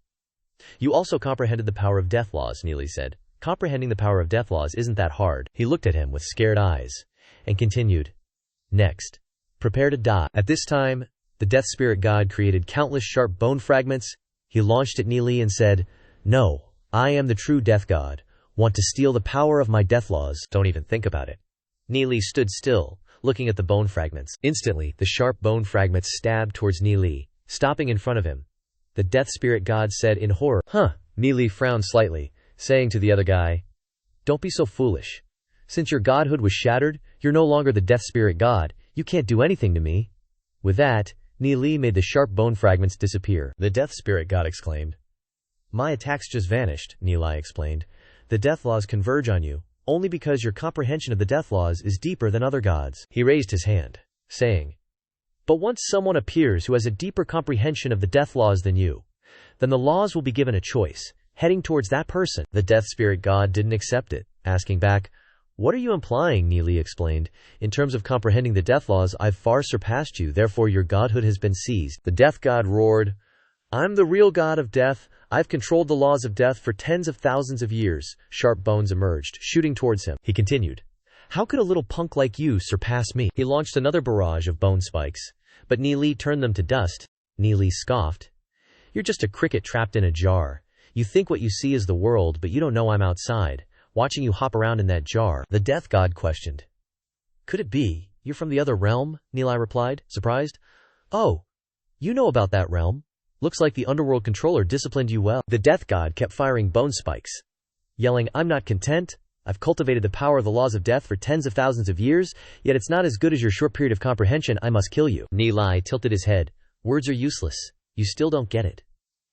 Again he turned the bone spikes into dust. The death god screamed, my power, my control over the laws is fading. Meanwhile, Xiao Yu had broken free from the vines. He jumped down, startling the dizzy sub-deity level experts. Xiao Yu bowed slightly, and immediately changed into fresh clothes, leaving the others dumbfounded. Xiao Yu looked up, exclaiming, I can't believe Ni Li forced the god of death to this extent. Although his cultivation is only gold rank, he's surpassed me in some aspects of cultivation. He continued thinking, I once heard my father say that the power of each law in the tiny world contains a different method of cultivation, and Ni Li has already comprehended 3. One more step and he can become a spirit god. If he can get to the Wu Shen sect, his future cultivation will be unimaginable. At that moment, Ni Li walked in the air, also staring blankly into his soul sea, thinking, just like before, the demon spirits in my soul sea are absorbing the new power of the laws. The panda had now absorbed the laws of death as well. The same was true for his demons. A surge of the laws of death erupted on the body of the god of death. Ni Li raised his hand and said, It's over. Instantly, a burst of the laws of light erupted. The death god shouted, Impossible! How can this be? I'm not content. Then, his body gradually vanished, and so did the ancient tomb. Nilai looked at his hand, musing. These spirit gods have fought for millions of years, yet they're just pawns in the tiny world. The truly powerful one is the one who created the tiny world. Xiao Yu flew up and called out, Nili, Nili, happily turned to look at him, asking, Are you okay? Xiao Yu shook his head, replying, I'm fine. I used a pill. Thanks for your help this time. Nili responded, No, saving you is also saving myself. Then, he glanced at Xiao Yu, asking, Before you changed clothes, why didn't you take off the dirty ones? It's a bit rude, but I'm genuinely curious. Xiao Yu turned away, annoyed, saying, Personal matter? None of your business. Why bother? Nili said. All right, he thought to himself, what a dramatic young man. Nili turned back to see that the sub-deity level experts from the Kuzong family had gathered around him, calling out, Young master. One bowed, expressing gratitude. Thank you for your help. The Yinlong family will remember this in our hearts. If you need anything, we'll do our best. Another, red as fire floating around, said, We, the Hualing clan, are the same. We're willing to devote our strength to you. Xiao Yu reminded him, These are all sub-deity level powerhouses from the families in the underworld. You've earned a favor with them, Nili happily responded. You're too kind. How can I ignore someone in distress? Another asked, Nilai, Is there anything you need our help with? We're willing to contribute our strength, Nilai replied. It doesn't seem like it. Then he startled. That's right, I remembered something. He said, Before, in Blackrock City I had some conflicts with the Wu Gi family and the Dark Guild. They have numbers and influence. I'm no match for them. The one from the Hualing clan frowned, asking, The Wu Gi family. Small matter, no need to worry. Another chimed in. That's right, leave it to us. Nili grinned, saying, Then I'll trouble you all, thank you. Hearing this, the swarthy one replied, You're too polite. And Xiao Yu said from the side, Fake. Then he thought, with so many sub-deities, the Wu Gui family and the Dark Guild are in for it. With so many major families involved, they'll lose their homes. The battle outside was still continuing. The giant skeleton also shattered, turning into a glowing blue cube, and someone shouted, Godhood. They're all after the Godhood. Charge in and fight for it. One person grabbed the Godhood and yelled, I got it, I am the new death god. But this piece of Godhood had already melted. Seeing this, that person looked dumbfounded and said, What the heck? Then he turned to look at the ancient tomb in front. They watched the ancient tomb disappear and said, Damn it, I was tricked, what a scam. Over here, the demigods were also saying, Goodbye, young master Nilai. If you have time, welcome to visit my family. I'll take my leave here, farewell, Nilai replied. You're too kind. Only Xiao Yu and Nili were left. He was silent for a moment, looking at it. Then he said, Brother Nili will also say goodbye here. Nili was a little surprised, but quickly cupped his hands in greeting. Then may Brother Xiao Yu have a safe journey? Xiao Yu looked displeased, thinking, We've been through life and death together, yet he has such an attitude. Then he said, That's right, Brother Nili will surely participate in the selection of the underworld controller. Right? Nili confirmed. That's right, Xiao Yu happily replied. I think we'll still have a chance to meet then. He also said meaningfully, You'll definitely make it to the competition rounds. I'll be waiting for your good news. Xiao Yu flew away and said back, Give my regards to Ning Ye and Ye Ziyun. See you on the other side. Then he shot into the sky. Ni Li thought to himself, haha, this kid was beaten black and blue by the death god. He must have lost some face, so he hurried away. He sighed and said, "This person is very strong, and his background is unclear. It's dangerous to keep him around. Even though I saved him a few times, I can't rule out the possibility of him repaying kindness with revenge." Ni Li landed on the ground and said, "Even though it's not very nice, it would be embarrassing if I got tricked after living 2 lives." At this time, Ni Li also retracted his wings, took out the egg, and said, "That's right, this time you absorbed a lot of the power of law. Do you want to come out yet?" Outside, a hazy smoke rose, and the ancient tomb had disappeared. Ye Xiun said in surprise, "Why did the ancient tomb disappear?" Zhao Ningver also asked worriedly, "Where's Ni Li? Are they in danger?" Ni Li was now slowly walking over. "This egg can hatch at any time, but it needs too much of the power of law." His figure gradually appeared, and he was still pondering, "I don't dare pour in too much of the power of law, because it's very likely that he'll be drained dry." Ning Sher and Ye Xinyun saw him, and exclaimed in unison, Ni Li, looked up in surprise and replied, "Yeah." The 2 girls ran quickly towards him and said, "You came back and just say, yeah?"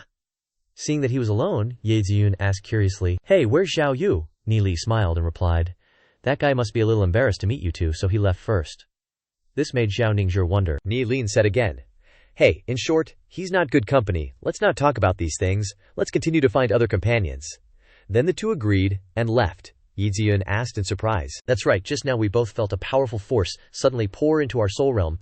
Did you level up?" Ni Lai happily said, "Haha, it's not that, it's because I just comprehended a type of power of law," Ni Lai said confidently. "Those legendary ranks are nothing, I can totally beat them up." At this moment, outside the 9-layered Deathlands, a battle was taking place. The encampment of the Wugi family was attacked, and screams of misery rang out. The people of the Wugi family were being beaten black and blue. A person stood in the air, a demigod, and asked, "You are the Wugi family, right?" In the sky were the demigods that Ni Li had just saved.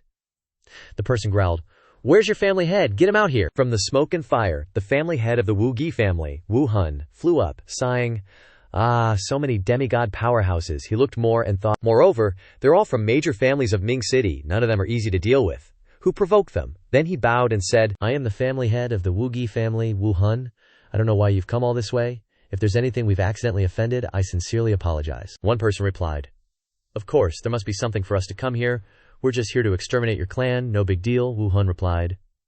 "We are affiliated with the Beaming family of Ming City. Please show some mercy," one person, Oed, and asked, "The Beaming family?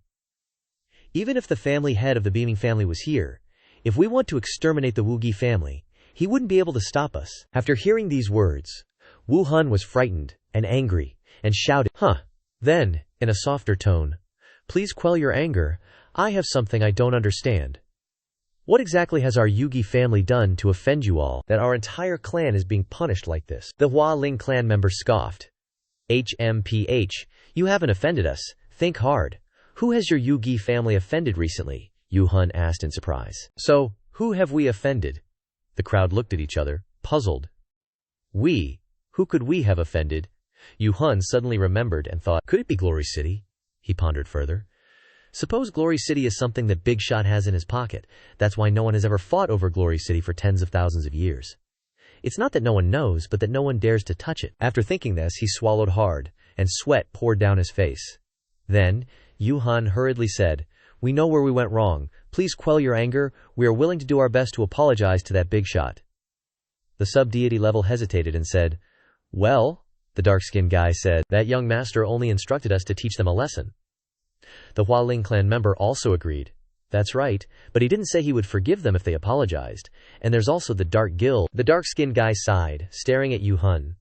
The other sub-deity levels asked, "So what do we do with them?" The dark-skinned guy said, "These guys know their mistake. Just arrest them and wait for that young master to deal with them." The crowd agreed. "Okay, Yun Yan," upon hearing this, exclaimed in shock, "I'm alive." At this moment Yun Yan returned. She called out to Ni Li and jumped onto Ni Li's shoulder. Xiao Ning'er exclaimed in surprise, "Goddess Yu Yan." Ni Li also turned to ask, puzzled, "Where did Sister Yu Yan go?" Yu Yan replied, "This 9-fold Deathlands was the site of a great war between the demon clan and the human clan. There are quite a few bones of the evil race." She added, "I used my aura to find them, and then carefully buried their remains." Hearing this, the atmosphere dropped, and everyone felt somewhat sad. Seeing this, Yu Yan said again, "But I suddenly picked up this." She waved her hand, and a mirror flew over. Seeing it, Nishili sighed. "It's this again," Ye Ziyun asked curiously. "What is this?" Yunyan replied. "Looks like you know too, this is a soul mirror," she explained. "It can absorb human souls, preserving them for several years without dissipating." The group of people just left while chatting. Yunyan said cheerfully, "Hey, it's useless to me, take it." Nilai happily accepted it, and he thought, Actually, it has many uses. But only after reaching the heavenly fate level. Suddenly, Nili remembered something and exclaimed, "That's right. He took out the red gem from the head of the corpse flood dragon earlier and gave it to Ningware." He said, "Here, Ningshar." Ningshar was moved to blush and said, "Thank you, Nili." Nili scratched his head and happily replied, "You're welcome." Ye Ziyun was speechless at this shamelessness, thinking, "This is Xiao Yu's gift to Xiao Ningshar." At this time she happily said, "Nili's gift to me, I must cherish it." Nili suggested, "Let's go find Duze and the others." So the group agreed. Switching to another scene, Longsha asked, "Demon Lord, what should we do now? Those guys in Min City are all super families. We can't deal with them at all," the Demon Lord replied. "I didn't expect them to be able to do this. Using the power from Min City, even the Yu-Gi family has been suppressed." Longsha then asked, "You mean it's caused by Glory City?" the Demon Lord confirmed. "Yes, he's the one who set up the myriad demonic spiritual array. I'm really interested in this guy. We'll meet soon."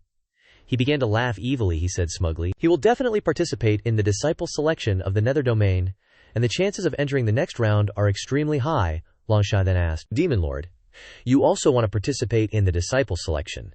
That Demon Lord confirmed, "Of course I'm participating. This disciple selection can advance to the martial god sect." He touched his chest and said, "Previous bodies were too poor, but I actually encountered a supreme body that is hard to find in 1,000 years.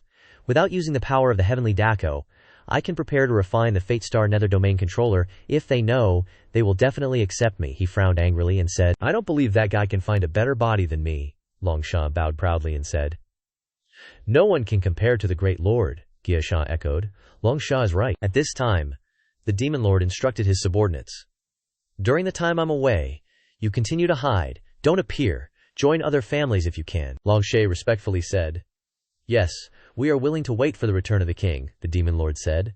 "This life is finally qualified to enter the martial god sect. I wonder what kind of person that mysterious young man is." He laughed eerily and walked into the fire. He said, "There's another opponent." He also said, "This road is no longer lonely." His figure gradually disappeared into the lava, and the remaining subordinates were still kneeling down to pay their respects. He said, "We are willing to serve with our lives, waiting for the day of the king's return." From then on, the Dark Guild disappeared in the Nether Domain. 2 days later, the group returned to the campsite, and the two Luo Xiao father and son ran out to greet them, saying, "Young Master Nilai, you're back." Nili chuckled. "Sorry for making you worry, Uncle Luo," Luo Xiao asked anxiously. "You didn't run into any danger, did you?" Nili scratched his head and replied, "Nope. Just wandering around a bit." Luo Xiao sighed in relief. "That puts my mind at ease. The 9-layered Deathlands are a chaotic mix of dragons and snakes, very dangerous," he recounted. 2 days ago, the entire Yungi family's encampment at the Darkstone was destroyed. Even their family head was captured. Nili exclaimed in surprise. "Whoa, really? Well, maybe we should just stick to cultivating in the camp then. Good, that sets my mind at ease." Afterwards, they all returned to the tent. Inside, Nili declared, "We got a total of 11 spirit origin fruits this time. Sharing one each is going to make us rich. The 7th layer of the 9-layered Deathlands is about to open. Gotta level up ASAP." Nili finished eating the spirit origin fruit and began cultivating, absorbing soul force while thinking, "The efficacy of the spirit origin fruit is pure indeed. If I use the heavenly Tao divine technique to circulate it." As a result, Nili's cultivation rose to black gold 4-star, then continued to 5-star. Then Nili froze, his eyes widening. He exhaled and said, "The Soul Sea stopped expanding. Originally, I wanted to rely on the explosion of the Soul Sea and the power of 3 types of laws to directly break through to legendary." He said, "Looks like I can only consolidate for today. When someone else enters the legendary realm, maybe I'll still have a chance. I can sense everyone from within my Soul Sea. I'm not far from the legendary realm anymore." Nili felt a bit strange, so he peeked his head outside and saw Xiao Ning'er. Nili thought to himself, "She's not far from me," so he opened his mouth and asked, "Ning'er, what are you doing there?" Xiao Ning'er jumped in fright, spilling the hot soup on herself, and waved her hands wildly. Nili quickly ran over, grabbed the bowl of soup, and asked, "Are you okay? Your face is all red." Ning'er turned away, blushing, and replied, "No, I'm fine," Nili said with a bit of worry. "Your clothes are all soaked with soup. Hurry back and change." At this moment, Xiao Ning'er blushed and shouted, covering her chest with the tray. She hurriedly dashed out the door and said, "Then I'll head back first, Nili." not understanding what was going on, stared blankly, then picked up the bowl of soup and drank it all. Meanwhile, Xiao Ningrer had already changed her clothes. Sitting and worrying, she thought, I was only wearing a thin set of clothes. Won't Nili think I'm a loose girl? It's all Xiao Shui's fault for suggesting this mischievous idea, Aya, she sobbed, covering her face. A day passed by quickly, and the sky had also changed. Nili and his companions looked up in amazement. Nili said, a gate has appeared. It's a gathering place of the power of laws. It's the great gate to enter the 7th layer. Duzine turned to Nili and asked, should we rush in first? Nili replied. Of course not, although I don't know the criteria for choosing disciples of the underworld controller, he continued. It definitely isn't based on who enters first. Besides, there are already tens of thousands of people flying in the air. He added, I think it's best if we just hurry in before the entrance closes. There's no need to push and shove, Luo Xiao at the side said. Looks like you've decided to participate in the selection, Nili confirmed. Yep, Luo Xiao sighed and said, if that's the case, Nili nephew, you must be careful. You must protect yourself well. We might not be able to look after you in the 9-layered Deathlands. Nili chuckled. Don't worry, Uncle Luo. We know our limits. A strong gust of wind blew out, and everyone was filled with anticipation. At this moment, the gate on the tower opened, and the crowd cheered excitedly. The great gate is open, and so, tens of thousands of people rushed into the great gate together. Seeing this scene, Luo Xiao said to Nili, you guys better stay behind me, and the strong members of our clan, he said. We'll take our leave first, Zhu Feng cheerfully replied. Wishing you smooth sailing, uncle. The Luo clan soared into the sky, and after about 2 Shichen hours, tens of thousands of people could enter the 7th level of the 9-fold Deathlands. The moment has arrived. Zhu Feng immediately said to his companions, let's go, follow them. Du Zi and Lu Piao cheered together. Let's bounce, Yu Yan, hiding in his sleeve. Then reminded Zhu Feng, remember to be careful when entering. We still don't know if the underworld controller is friend or foe. She also said, don't reveal too much. Just enough will do. Now that you've comprehended 3 types of law energy, once you control them, you'll become the strongest spirit god ever. I don't think many gods will allow your existence, Zhu Feng confidently replied. Relax. I have my ways, Zhu Feng thought to himself. If the underworld controller has been to the Dragon Ruins realm, then 3 types of law energy are nothing to him. The group passed through the great gate. Looking from above, Zhu Feng exclaimed in amazement, whoa, we've flown past 6 levels. He also said, this ancient battlefield is full of bones. I didn't expect the great war between humans and demon beasts back then to be so terrifying. Powerhouses of the 2 races usually wouldn't fight to the death like this. Perhaps, like the painting depicts, this battle is related to the Dragon Ruins realm. After flying for a while, Zhu Feng said, almost there. Then he flew out of the space. Zhu Feng felt dizzy, and then plunged downwards, but his feet hadn't touched the ground before he was stopped by a barrier. Lu Piao and the others were also wondering, Basically, everyone was dumbfounded. At this moment, a group of black armored people stood in the sky. Seeing them, Zhu Feng widened his eyes and thought, are those the underworld controller's attendants? He said expectantly. So what's the underworld controller like? At this time, someone announced, the master has personally issued an order. He announced, this time, there will be some special tests, so no one will die in the 7th and 8th levels, he said. Get hyped. Be grateful for the controller's mercy. The others happily said upon hearing this, God created the earthquake and your head is the highlight. In a certain location, that demon lord sat and thought and faintly smiled, saying, since when has the controller been so merciful? I and some others here began to wonder. No one has to die. What kind of test will there be? A red-haired woman spoke up. No matter what the test is, the result will be the same, she said confidently. I will definitely become a disciple of the underworld controller. The others were annoyed when they heard this, saying, who is this woman who dares to be so arrogant? Another person said, who is she that you don't even know? That person continued, this is the direct daughter of the Firebird clan, named Hua Huo. She's an outstanding junior of her clan. Although she's young, her strength is astonishing. That person also said, I heard that last time, a lesser god messed with her, and as a result, she crushed him to death between her legs. Everyone was surprised and frightened after hearing that. At this moment, light emitted from the great gate, shining straight into the sky. The messenger announced, the time has come. Begin the test. From this guy's hand, a beam of light shot out, spreading to all the participants. Each person received a ball.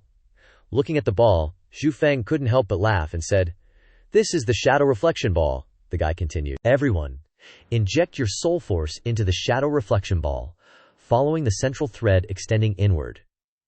If you stray too far from the thread, the water ball will explode, Zhu Feng thought to himself. They want to test our control over energy.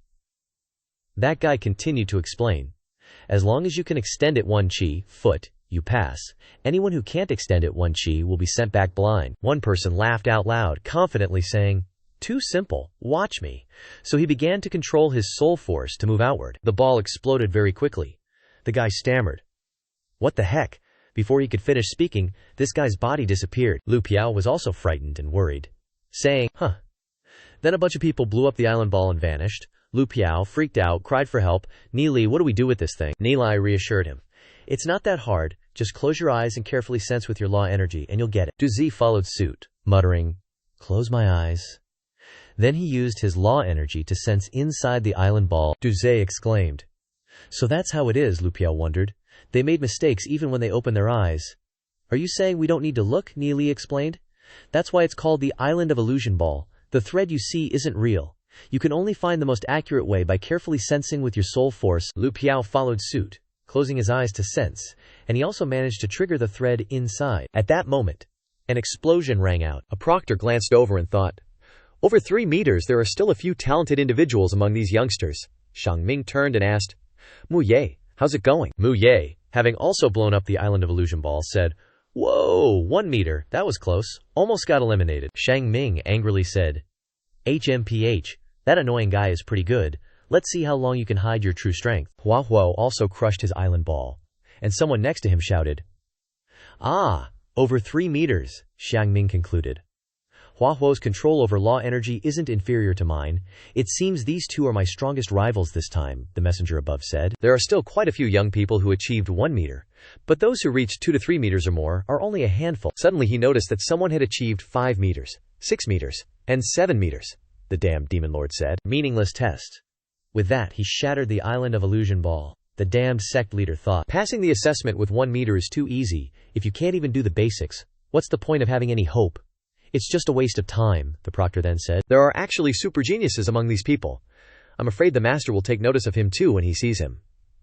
Suddenly, Lu Piao, who was grinning, proudly said, "My law energy can extend more than 2 meters, far exceeding the requirements. As expected, I'm also a genius." Over here, the group of Wei Nan were talking amongst themselves. "I can extend more than 3 meters. What about you?" Xiao Shui replied, "More than 3 meters. Zhu Xiangjun answered, "Me too. More than 3 meters, Zhang Ming replied. "Same here," Ni Li continued to ask. "Ning Shi, Ziyun, what about you guys?" Ye Ziyun replied. "I achieved more than 5 meters. Zhao Ningye, upon hearing this, looked at Ziyun and then replied, "Me too, more than 5 meters. Ni Li Lai thought to himself, "Holy crap, these two girls are evenly matched in talent." Duanjian spoke up. "I only got more than 4 meters, Dunzi exclaimed. "I also got more than 5 meters. What about you, Nili?" Nili thought to himself, "Duze actually got 5 meters. Seems like he's a good seed too." Then Nili replied, "I only got more than 2 meters, hee hee." Lu Piao, seeing he had a buddy, burst out laughing, "Ha ha." The proctor was stunned. He looked towards Nili's group. He thought, a genius is only found in 1 out of 10,000. Yet there are so many geniuses here, and they're even hanging out together. He said, although they're a little inferior compared to that 7-meter guy, they already have such comprehension at a young age. Their future is very bright. The achievements of the others are also pretty good, all from long-established families. He also said, however, there are only a handful of 7-meter individuals. This is just the first round. The results aren't bad. Over 2 million people are now down to just a few thousand. With that, this guy announced, "Very good, you have passed the first round." He further announced, "Next, I will lead you to the 8th layer of the 9-layer Deathlands. That is where the second round of the test will take place." Lu Piao sighed, and then his body disappeared. Shang Ming, Yao Zhu, and Nilai also disappeared along with him. In a flash, the whole group was transferred. The proctor muttered to himself, "Master, can we find a suitable person this time?" Over here, the whole group had appeared in the next layer. Nilai spoke up. "This is the 8th layer of the 9-layer Deathlands." Then he looked up at the sky, and there was a golden deity servant. Lu Piao exclaimed, "This deity servant is friggin' huge." The deity servant spoke up. "Congratulations on passing the first round. This place will be where the second round of the assessment takes place." He said, "Although this selection won't result in death, if you're not careful in this second stage, you'll become cripples." Upon hearing this, everyone felt worried and tense. Only Ni Li confidently said, "Who are you trying to scare?" Lu Piao worriedly said. "Not death, but becoming a cripple," Zhao Shui replied.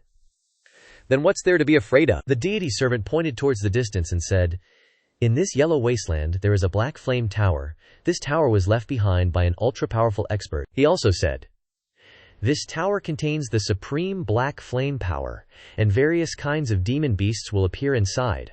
Although these demon beasts are bound by shackles, they can still unleash enormous power, and you must cultivate in this situation for 10 days. Wei Nan watched and asked, "Where's the tower?" Zhu Changjun replied.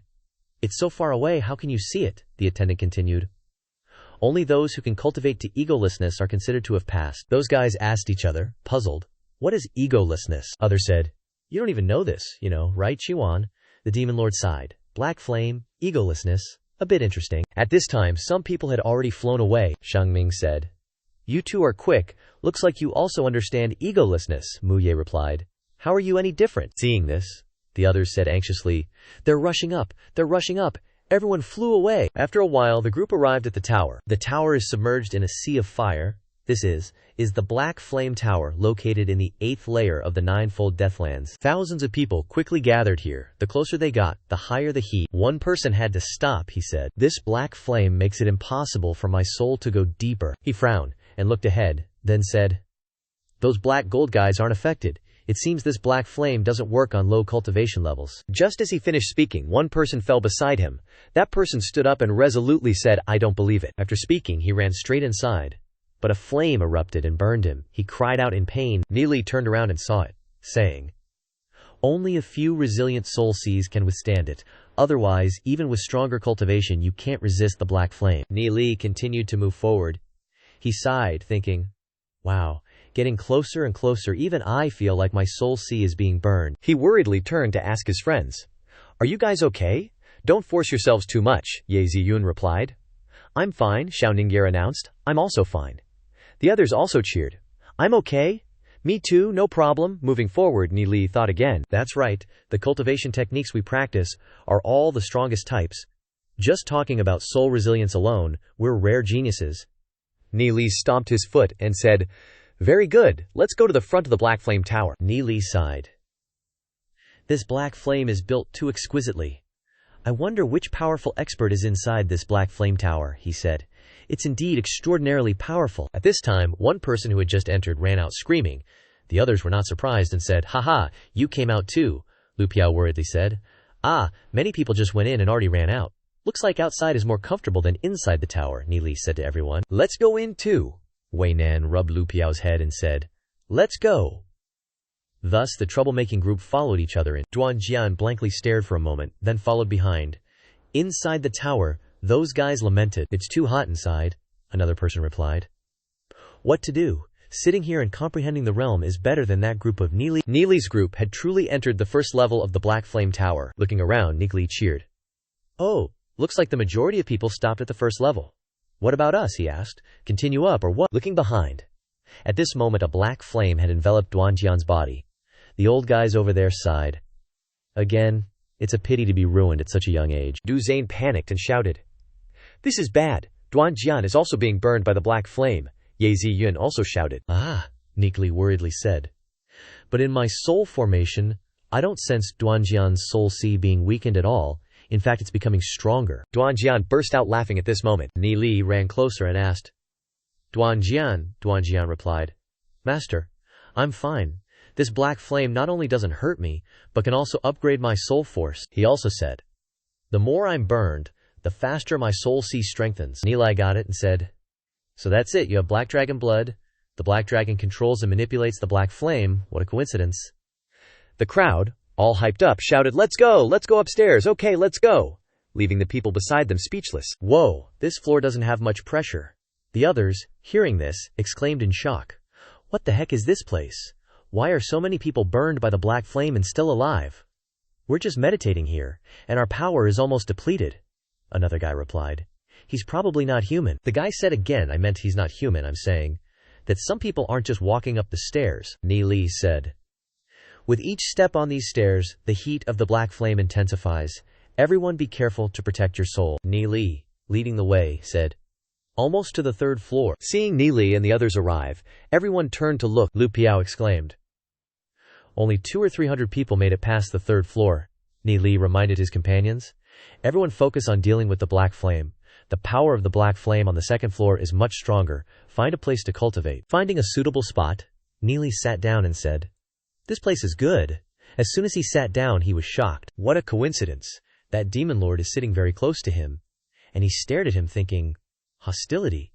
The demon lord saw him and frowned, startling him. Then the demon lord turned away and continued cultivating. Nili frowned, thinking to himself, he has a terrifying power, far beyond all of us. At this moment, Duanjian said to Nili, Master, I don't need to cultivate here to increase my cultivation level. You all can cultivate in peace. I will guard you. Nili then said, Thank you, Duanjian. Then he thought, I don't think anyone wants to fight in this black flame tower. Then he closed his eyes and began to cultivate, saying, Screw it, I'll use the stimulation of the black flame to consolidate my cultivation, and then break through to legend rank.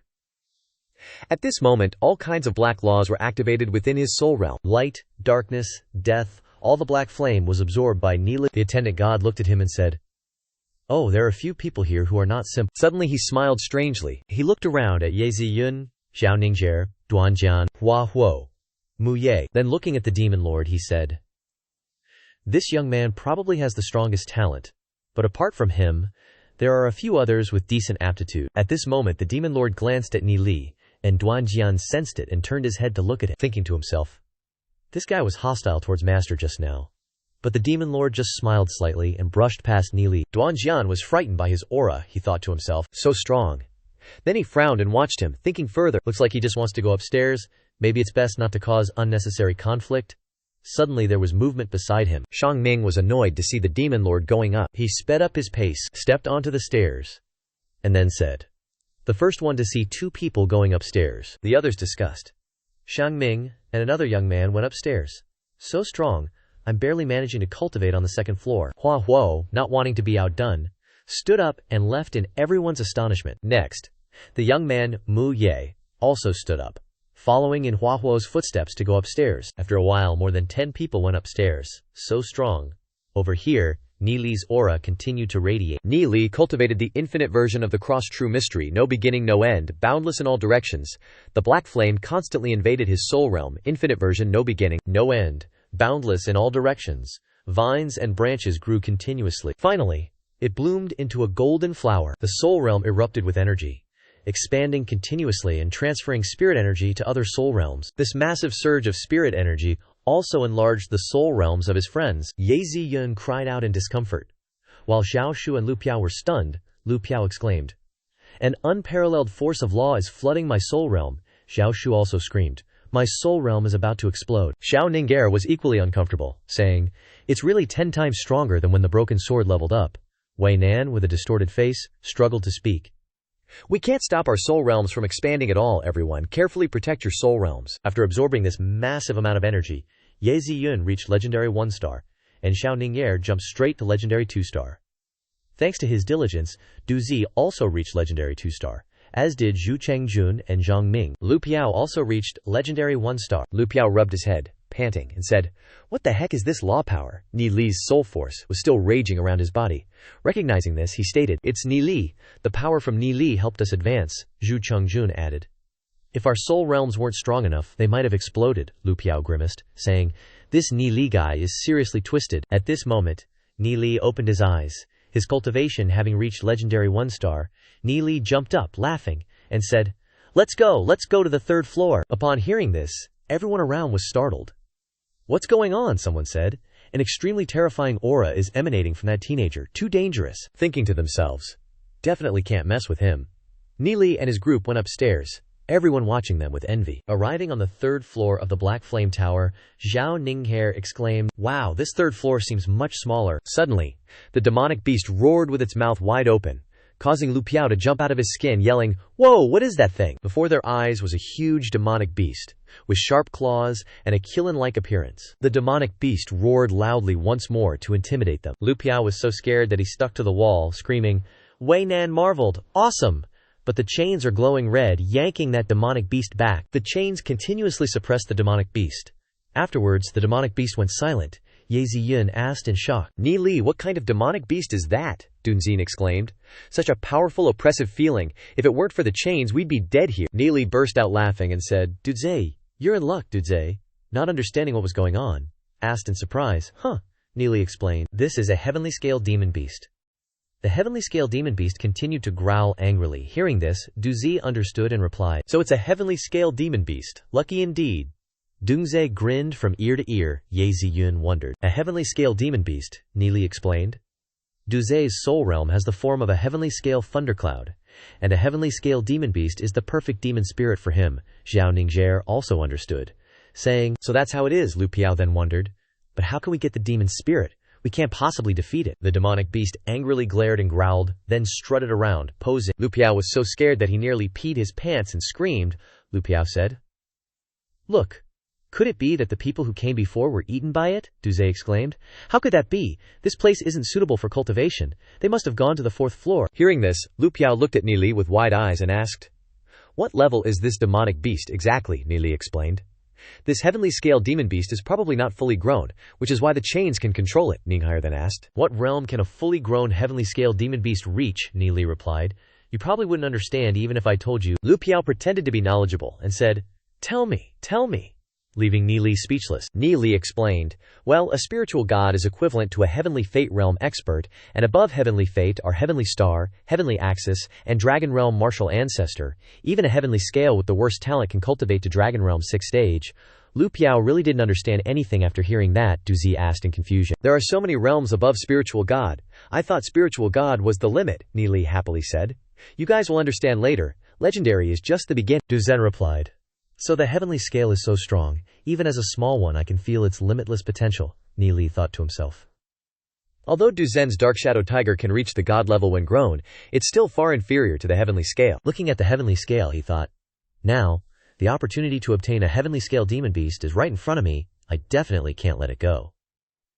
Yu Yan flew up and sat on Nili's shoulder, asking, "Nili, are you really planning to deal with this heavenly scale demon beast?" Nili confidently smiled faintly, then said to the heavenly scale demon beast, "Old-timer, after listening for so long, shouldn't you express your opinion?" Everyone looked over. Confused, Lu Piao asked. Dumbfounded, "Nili, who are you talking to?" At that moment, the heavenly scaled beast replied, "Little brat, you want to kill me and snatch my demon spirit? Dream on." Lu Piao panicked and said, It can talk." Nili walked closer and said, "Tell me, being trapped here by the Black Flame Infernal inscription probably isn't very comfortable, is it?" The heavenly scaled beast retorted, "What's it to you?" Nili continued. "I heard that heavenly scaled beasts are a special race. Each one likes to leave the pack, doesn't need companions, and their inner core is a treasure that all demon beasts dream of having." The demon beast stared at him. He continued, "You're not fully grown, so your inner core hasn't formed yet.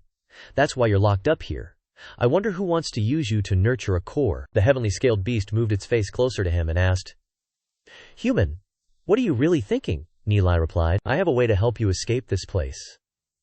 You wouldn't willingly be imprisoned here like livestock, waiting to be killed for your inner core, would you?" Hearing that, the heavenly scaled beast angrily roared, "Who are you calling livestock?" Nili pouted. "What's the difference between you now and livestock waiting to be slaughtered?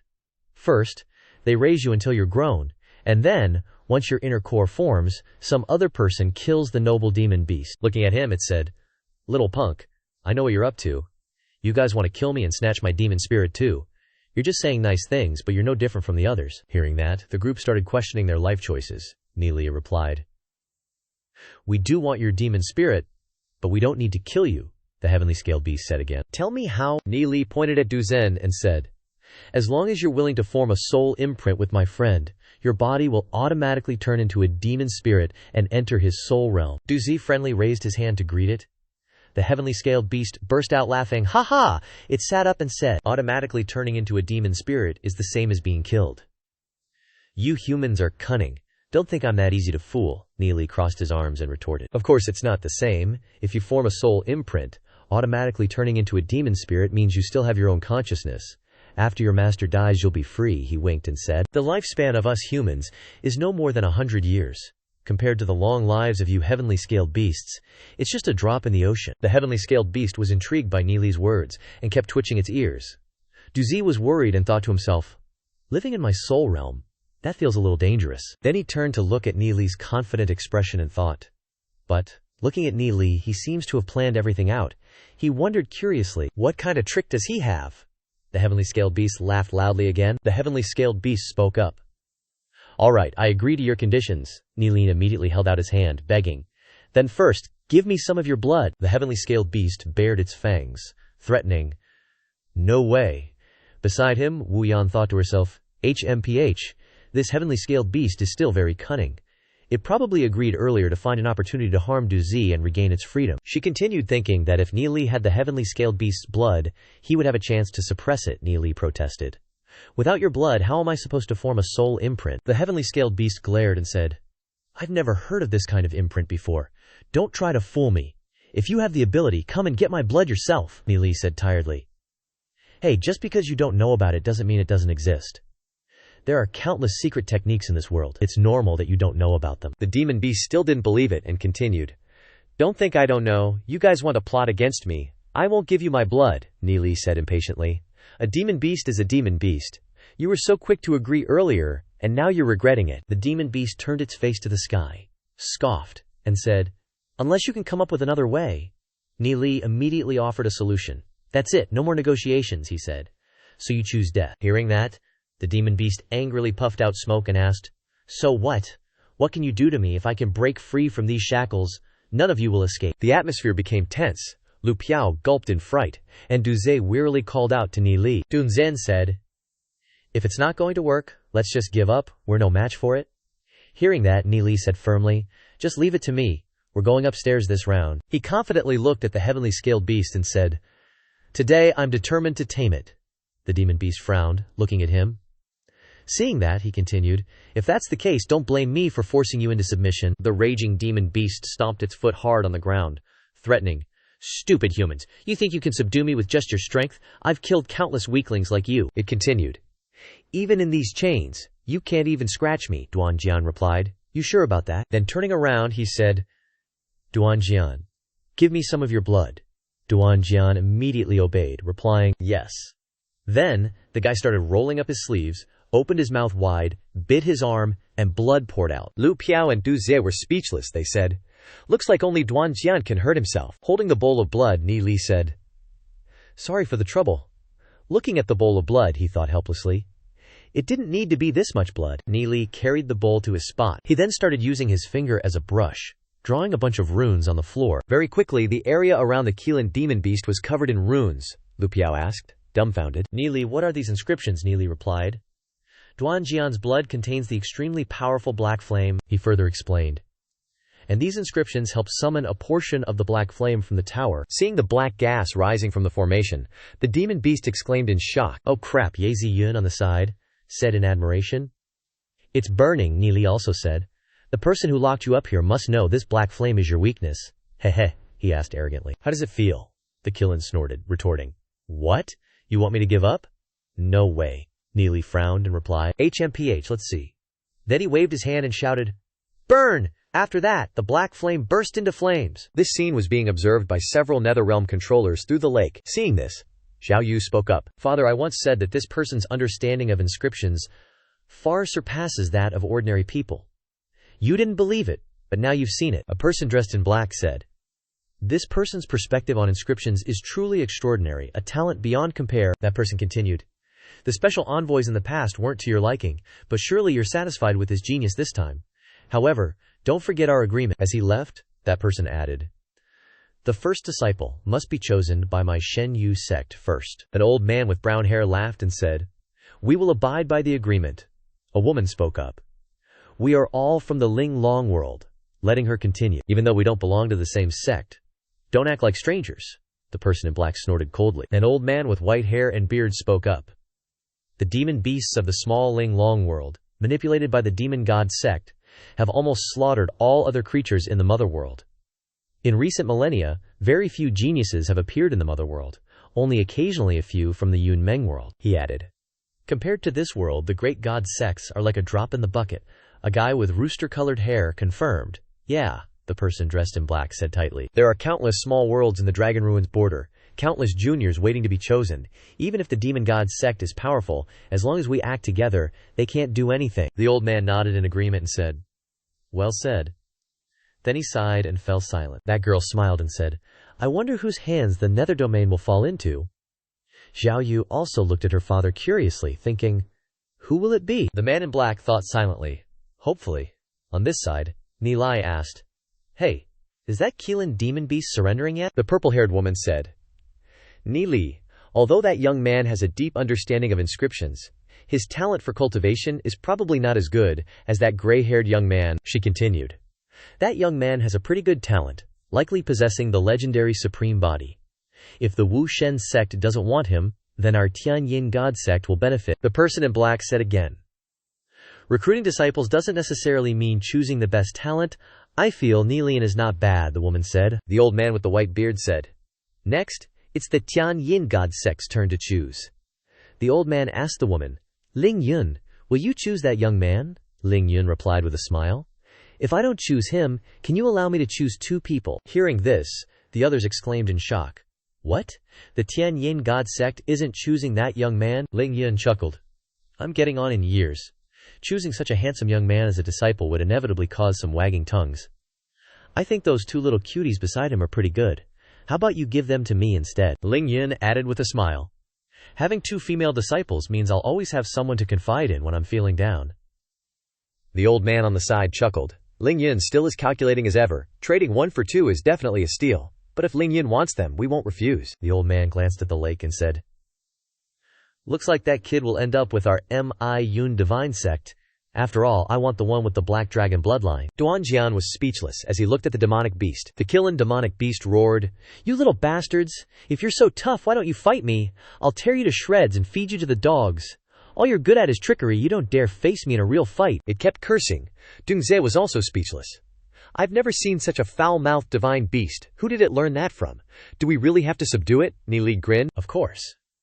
So the demonic beast cursed for a long time, for about half an hour, until its jaw was numb and it was panting heavily, Nili said wearily. Finally shut its mouth. He turned back and said, Let's continue cultivating, we can roast it later. Hearing this, the Keelan demonic beast was startled and cried out, Huh, kid, how about we renegotiate the terms? Nili grinned slyly, Sure. How about you give me some of your demonic blood first? The demonic beast snorted and glared at it. Not a chance. I'd never give you my demonic blood? No way. If I really get burned to death by the black flames, then don't even dream about getting my demon spirit, because I'll self-destruct with it. Ni Li shrugged in response. Suit yourself. If we can't get the demon spirit, then so be it. You've killed so many of my people, so killing you today is like acting on behalf of heaven. He laughed wickedly. It's a shame we can't get the demon spirit. But I heard that the Keelan demonic beast is a treasure trove, he listed. Demonic scales, demonic staff, demonic marrow, he continued. And what's more, the Keelan demonic beast's demon essence is said to be a great tonic. Ye Ziyun blushed after hearing this and said, Really? So shameless, Lu Piao asked excitedly. Dude, is that demon essence really a tonic? How do you eat it? Braised in soy sauce. The demonic beast roared. You despicable little people, you're gonna be the death of me. Even if I die, I won't let you get what you want, Lu Piao grinned. You can self-destruct your demon essence and demon spirit at the same time if you want. The crowd burst into laughter. The Keelan demonic beast swallowed hard, thinking to itself, Damn it, I was so close. If only I could have killed 100 million experts. I could have used the killing intent to temper my inner core and advance to the heavenly fate realm in one step. But I got beaten up by a crazy old man and locked in this black flame tower, forever burned by the black flames. It looked at the hateful faces of Ni Li and Lu Piao and thought, Now even these little brats are riding on my head. A tiger fallen into the plains. After thinking about it, it sighed and reluctantly said, I surrender, it said weakly. Let's renegotiate the terms, Lu Piao shouted. No negotiating. Hand over the demon blood first, or forget it. The Keelan demonic beast breathed heavily and said, I'll give it to you, but you have to take back this formation. Hearing this, Nilian began to dispel the formation and said, Isn't it better to surrender early? Instantly, the formation was dispelled, and the flames gradually disappeared. The demonic beast breathed a sigh of relief. The demonic beast's eyes shifted, and it asked, What are you going to use to hold my blood? Nili suddenly remembered. Oh. Then he threw a basin to the Keelan demonic beast and said, Here. The Keelan demonic beast snorted and lifted its leg. It imitated Duanjian, biting into its leg deeply. Then, a stream of blood poured into the basin. It said to Nili, The blood is here. What are you going to do with it? Nili replied, I'm going to use this blood to place a soul imprint on you. The Keelan demonic beast looked surprised and said, Oh, come on then, Nili suddenly said. Wait, kick the basin of blood over here first. The Keelan demonic beast looked displeased and confused.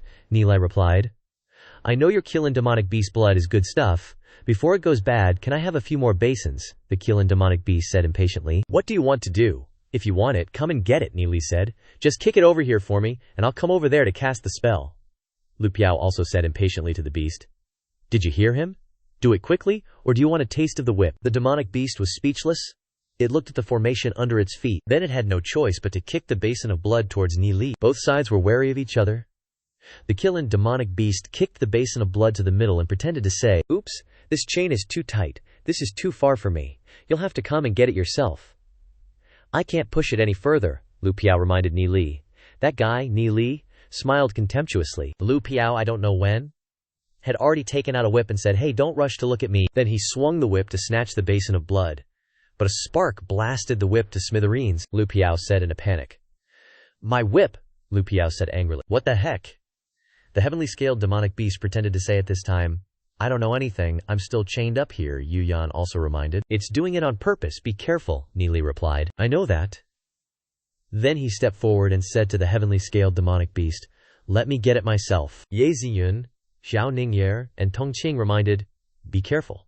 But Du Zhe reassured, Don't worry, Neely has thought it all out, he'll be fine. Seeing Neely approaching, the heavenly scaled demonic beast widened its eyes excitedly and thought, Excellent, he's coming. This thing is concentrating its demon power.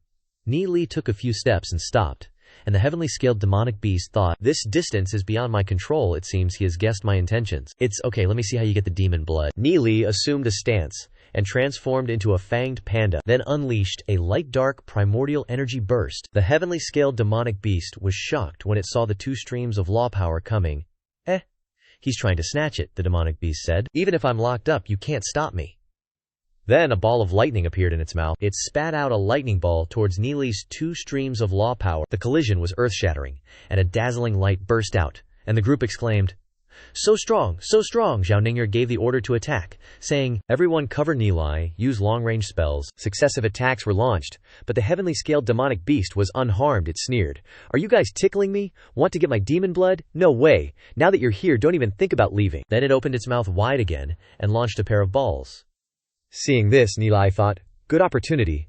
Neely immediately transformed back into human form, then took out a dragon burst grenade. Without hesitation, he threw the grenade straight into the heavenly scaled demonic beast's mouth. The heavenly scaled demonic beast's mouth was blown crooked by the dragon burst grenade. Neely seized the opportunity. He used Shadow Devil to rush over and approach the basin of blood. Seeing him grab the basin of blood, Du Zhe shouted, Got it! He threw the basin of blood towards his teammates. The heavenly scaled demonic beast looked at the basin of blood flying in the air at this time. Neely was full of confidence, while Ye Ziyun and Zhao Ningxier looked worried. Lu Piao and Du Zhe were also tense. The heavenly scaled demonic beast was extremely angry. It unleashed countless lightning strikes towards Neely. When the basin was thrown in front of Du Zhe, it was also the moment Neely was enveloped in lightning. Du Zhe exclaimed, Not good, Neely got hit. The heavenly scaled demonic beast smiled triumphantly and said, Let's see how you get it, you'll have to stay here too. It braced its front legs and pounced on him, but the heavenly scaled demonic beast didn't feel anything under its feet. It looked at the empty ground and was completely dumbfounded. It rubbed around searching, asking, How is this possible? He saw Zhu Feng appear in the distance, and asked in a daze, How did you escape? Zhu Feng used Shadow Demon to hide his body, then he appeared next to the blood basin and said, You don't need to know. Lu Piao carefully carried the heavenly scaled beast's blood basin, and asked Zhu Feng, What should we do with this demon blood? Zhu Feng beckoned and said, Just give it to me. Zhu Feng continued to draw magic seals on the ground. Seeing this, the heavenly scaled beast asked in panic, Why are you drawing magic seals? Are you going back on your word? Zhu Feng finished drawing and replied, Do you even have any shame? Or do you want to be burned to death by black flames, using your demon blood to set up runes to prevent you from ambushing us again? The demon beast sighed, a bit annoyed.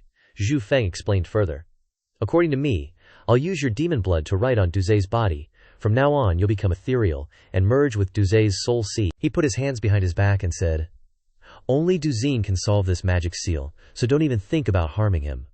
The heavenly scaled beast asked again, What if he dies accidentally? Zhu Feng replied, I don't know what will happen after that. You better not let that happen, the heavenly scaled beast replied. HMPH, fine, I'll try to protect him. Okay, he opened his mouth wide and said, But if he happens to die, you have to release me. Du Zhen declared heroically, I, Du Zhen, have always kept my word. As long as you follow me for 50 years, I'll release you no matter what. The heavenly scaled beast said happily. Good. Zhu Feng breathed a sigh of relief and thought. Finally done. With the heavenly scaled beast merging with Duzin successfully, he'll definitely have amazing achievements in the future. Now I want to support my teammates as much as possible. It's really hard to help them when we get to the Dragon Ruins realm, then face the Holy Emperor again. For sure this time I won't be alone. At this moment, the magic seal began to activate, and huge chains tightly wrapped around the heavenly scaled beast. This beast cried out. Why are there chains? It said with a dark face. I can't move, Zhu Feng said. Of course you don't need to move, I just need to move. So he picked up the bucket of blood and started drawing on the heavenly scaled beast. The runes on its body lit up after he finished drawing. Zhu Feng went in front of Du Zi. He dipped 2 fingers into the blood basin again and said to Du Zi, come on, get over here. Then he touched his finger to Du Zi's forehead. Du Zhen and the heavenly scaled beast were stunned. The heavenly scaled beast's body gradually became ethereal. Then it turned into a stream of light and went straight into Du Zhen's forehead. Du Zhen's whole body was engulfed in flames, stunning him. Zhu Feng cheered happily. Completed? With the heavenly scaled beast collected, you'll definitely increase your strength significantly. Du Zi replied happily. Thanks, what's next? Zhu Feng said. Let's try the next floor. So they all agreed. On the other side, several experts were monitoring his every move, and they also praised him. Ling Yun said, the runes he uses seem to be a kind of mysterious soul magic seal. Maybe it comes from the Dragon Ruins realm. Even people with cultivation like us find it difficult to approach. I don't know how he learned it. The Mingyu realm controller has extraordinary vision, the realm controller said. Congratulations, Tianhun brother. That young man who just merged with the heavenly scaled beast will definitely change his bloodline and become an unparalleled genius. The realm controller continued. In the future he will definitely make a splash, and Tianhun brother will also stand out among the elders. Jia Tianhun smiled broadly and said, it's all thanks to you. The realm controller said again, I wonder what other surprises this Zhu Feng can bring me. Scene changes to inside the Black Flame Tower 4th floor. Xiang Ming is trying to climb up, but his face is wrinkled. He struggled to take a few steps before falling down, he said. Damn it! Xiang Ming looked at the cult leader walking in front and gnashed his teeth. Failed again. This man, Xiang Ming, breathed heavily. After that, Zhu Feng's group arrived on the 4th floor, he said. The black flames on the 4th floor are getting hotter and hotter. Seeing Zhu Feng's group come up, Xiang Ming was dumbfounded, wondering, why is it them? Annoyed, he thought. Where did they come from? Why haven't I ever seen them before? He frowned and thought further. Although I can't climb to the 5th floor anymore, they climbed to the 4th floor with a dozen people, and there are even many people with talents like me. Damn it! I am the first genius of Mingyu realm. Nili glanced around, counted the people there, then thought, one less person, so he already made it up there. Then, Nili turned to everyone and asked, how do you guys feel about this 4th level, or should we keep climbing? Lu Piao sighed. No can do. I've reached my limit, Ye Ziyun spoke up. I still have some strength left, but I'm afraid I can't climb to the 5th level either. Nili crossed his arms and calculated, saying, looks like only me, Duan Jian, and Sister Yu Yan are relatively okay. You guys practice here for now. I and Sister Yu Yan will continue to climb up and see. Duan Jian, you stay here and protect everyone. Duan Jian, of course, listened obediently, replying, yes. Nili looked towards the stairs, saying, I wonder what surprises await us on the higher levels. He approached the stairs. Ye Ziyun and Zhao Ning'er worriedly reminded him along with their companions. Nili, be careful, Nili confidently replied. Don't worry, Xiang Ming saw this and said disdainfully, what are you talking about? The 5th level of the Black Flame Tower isn't something you can just climb if you want to. Even I could only climb up to the 6th step. He continued, I bet this little brat will fall after just 1 step. The others also started saying, he wants to climb up, he's too young to be showing off. Muye spoke up, saying, aside from that monster, none of us can surpass Xiang Ming. I wonder how many steps he can climb. At this moment, Ni Li had just stepped onto a step when he saw black flames erupting and engulfing his body. Looking at the raging flames, Ni Li thought to himself, these black flames are too strong. So he took another step, he thought. Just one more step, and the black flames are several times stronger. Ni Li panted as he climbed, saying, it feels like my soul realm could be burned away at any moment. How did that guy make it all the way up there? Is his soul's resilience that strong? So Ni Li stomped upwards and said, if he can make it, so can I. Seeing Ni Li climb up, the Mu Yi crowd were all dumbfounded and gaping. Xiang Ming's face also went blank, saying, what? He's already climbed to the 6th step? And he hasn't stopped, he's still moving forward. Hua Huo also widened his eyes in surprise, asking, strange, I've never met this young man or the person who just went up. Where did they come from? Ni Li sighed as he walked. The black flames, burning of the soul realm is getting stronger and stronger, but I can also draw more and more power from it. He added, Sister Goddesses, I think you've absorbed a lot of the laws of fire, right? Yu Yan replied. That's right, these black flames can help me recover. Neely smiled and said. As expected, I'm asking, do you know the history of this tower? Yu Yan began to explain. The history of this black flame tower may be even older than the Deathland. Once upon a time, in ancient times, there were two powerhouses who comprehended the laws to the limitless mystery. According to legend, they caused a great war because they were fighting over some things. She continued. Their cultivation was extraordinary, surpassing even the spirit god level, and they didn't dare to intervene. She continued. Their battle, the two powerhouses, appeared naturally, and then disappeared naturally. This black flame tower is the place where the treasures they left behind are kept. This pagoda has made this place a clear place, she said. It is said that one of the two powerhouses died, and the other was injured. But after that, no one met them again. Neely also understood, saying, so that's how it is. I thought this tower was arranged by the underworld controller. Yu Yan reminded him, saying, no one can move this tower, and there is no new owner of this tower. The spirit gods used this tower and turned it into a place for trials. As for the heavenly scaled demon beast, no one knows who locked it here. Neely nodded thoughtfully. Then he thought, limitless mystery. Could it be that those two powerhouses were both disciples of Emperor Kongming and fought for that inheritance? Neely continued to climb higher. He thought to himself, if that's true, then they have the power to make all the spirit gods respect them. The successors of Emperor Kongming are indeed extraordinary. I read on the ancient stelae that the successors of Emperor Kongming, including me, are 5 people. He continued to think, in that battle, someone died and someone was injured, so there are still 4 people. This is really good news. Although there is one less competitor, it also means that another person has become stronger. The old madman in the black prison world is probably one of the 5 heirs. He has appeared in front of me many times. Reading that mantra, he must know my identity, so why didn't he kill me? He worriedly thought. With my current strength, it would be too easy for him to kill me and take my limitless mystery for just one reason: I'm too weak. The level of comprehension of the limitless mystery is still too low. It's simply not worth taking. The more he thought, the angrier he became, saying, HMPH, like that heavenly scaled demon beast, fattened up and then eat. He confidently thought, it's a pity, you'll regret it later. Neely finally reached the 5th floor of the Black Flame Tower. There is only that cult leader here. Seeing Neely appear, he turned his head and looked. Then the two sides paused. 4 eyes met, and sparks flew. The Demon Lord didn't say anything, and immediately rushed towards Neely. Seeing this, Neely quickly prepared himself. The Demon Lord attacked first. He continuously fired black chains. Neely backflipped away to dodge, then transformed into a fanged panda. He unleashed a light dark energy blast, and the two exchanged dozens of moves. The Demon Lord said, "Didn't expect to run into you here," Neely replied, attacking without a word. How rude. The Demon Lord widened his eyes in surprise and asked, "You know my true identity." Thereupon he clasped his hands to form a magic seal. Then his body transformed into a multi-armed, crimson-red monster. Neely dodged to the side and said, "If I couldn't guess that, wouldn't I be too stupid?" He thought to himself. Never thought his demon spirit would be an 8-armed dark hell fiend. This demon spirit only appears in the dark hell world. Even I don't know much about it. The Demon Lord charged over. At this moment he thought, I can sense he's close to the peak of the dark hell law power, just a step away from spiritual God. The Demon Lord continuously threw punches at Neely. Neely was disoriented by the dark hell law, but the streams of law power all slid off him. Neely opened his eyes and said, "All done." But the Demon Lord just gave a faint smile. The streams of dark hell power changed direction and struck Neely's back, causing him pain. Then Neely was sent tumbling through the air, stopping against the wall. He grunted loudly. Neely grumbled, "All right." The Demon Lord was stunned to hear that. At this moment, Neely opened his mouth wide, unleashing a light dark energy blast 10 times stronger. 2 massive balls of energy shot out. The Demon Lord was dumbfounded for a moment. Then he was engulfed in the flames of the 2 orbs. Neely, still stuck to the wall, asked, "Is he dead?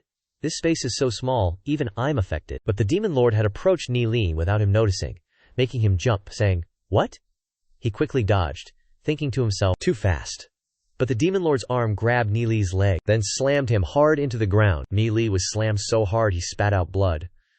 The Demon Lord was smug, not stopping there, slamming him back and forth repeatedly. Neely thought to himself at this moment, saying, "No good, the Fang Panda isn't a match." So he shrunk down to his human form, while also jumping out of the Demon Lord's hand. The Demon Lord looked at his empty hand and said, "Interesting." He looked at Neely spreading his light dark wings on his back and said, "Can't deny, your talent is truly astonishing. to actually master 3 types of law power, he continued. But compared to my supreme body, you're far too lacking. The demon lord then radiated countless dark hell laws. Then he gathered them into his fist, charging fiercely towards Nili. Nili saw this guy's momentum and thought to himself, he's got that much power. Then, he slammed his hand on the ground, unleashing a bone wall. A wall made of bones appeared, blocking the demon lord's attack. The demon lord swung his fist straight into the bone wall. Booming sounds erupted. The demon lord smiled faintly, saying, "Death law, huh?" Startling Nili inside the wall, he continuously punched the wall, saying, "Useless." Nili was annoyed. He said, "Damn it, can't see his weak point at all." Looking at the wall, he said. After entering the 5th level, his strength became even more powerful, and his control over power became even more perfect. "He blew away your wall?" He unconsciously said, "I am no match now." The demon lord looked at Nili and said, "The one who helps you has finally shown himself," only to see raging flames burning around Nili. Then the flames turned into countless fire snakes, rushing towards him. But the demon lord waved his hand, easily controlling the fire snakes with each hand. Yu Yan was silent, gritting her teeth without saying anything. Nili wiped the blood from the corner of his mouth and said, "Don't worry, I still have ways to protect myself, but I can't win," he said. "His strength is enough to crush me, and I feel he is still hiding his true power." He also said, "If he activates his full power, I'll be in for a rough ride." Yu Yan worriedly said, "I will try my best, you just need to protect yourself." But at this moment, the demon lord had shrunk back down. He laughed and said, "Enough." He put his clothes back on, pointed at Shi, and said, "Fighting you, at least I have confirmed that you are not a reincarnation of a Ling Su expert." He frowned and said, "I am very curious. How did you get the cultivation and knowledge you have now? I won't kill you today, to see what level you will reach in the future." Nili said contemptuously, "Hey, whether you can kill me or not is still a question," the demon lord exclaimed. "You are too confident." Then this guy glanced at Yu Yan, and Yu Yan didn't say anything. The demon lord added, "Let's talk about it. In the Dragon Ruins realm he continues to cultivate." Nili stared blankly, then sat down with his back to the demon lord. Outside the garden, several old men were discussing. Tianhun exclaimed, "Those 2 guys have extraordinary talent, and their demon spirit fusion is also very strong." He continued, "It seems difficult to determine the winner," Ling Yin said. "I think the gray-haired guy is stronger, but the other guy is not bad either." Xiao Yu, standing behind, was also sweating, and thought to himself, "This guy is really not simple." Xiao Yu rubbed his chin and said, "Very interesting. This is the first time I've noticed someone in the tiny Linglong realm." Ling Yun said at this time, "I didn't expect Yu Yan to appear too." Tian Hun replied, "Yu Yan is just the lowest Ling Shen, probably doesn't even know about the Dragon Ruins realm." The chief controller said, "Although Yu Yan is the lowest Ling Shen, even so many experts in the Ling Shen war could not shatter her soul. They could only suppress her under the Black Spring. She is one of the Ling Shen that the demon beast race is most uneasy about." He continued, "I'm thinking of letting her go to the martial god sect." The others heard this and said, "This is too beneficial for you." The chief controller burst out laughing. "Ha ha, you're so stingy." Suddenly he said, "The underworld realm, we have guests." He said, "I will go take a look." After speaking, he transformed into a ray of blue light and flew away. Xiao Yu asked in surprise, "Guests?" Then he fell into silence.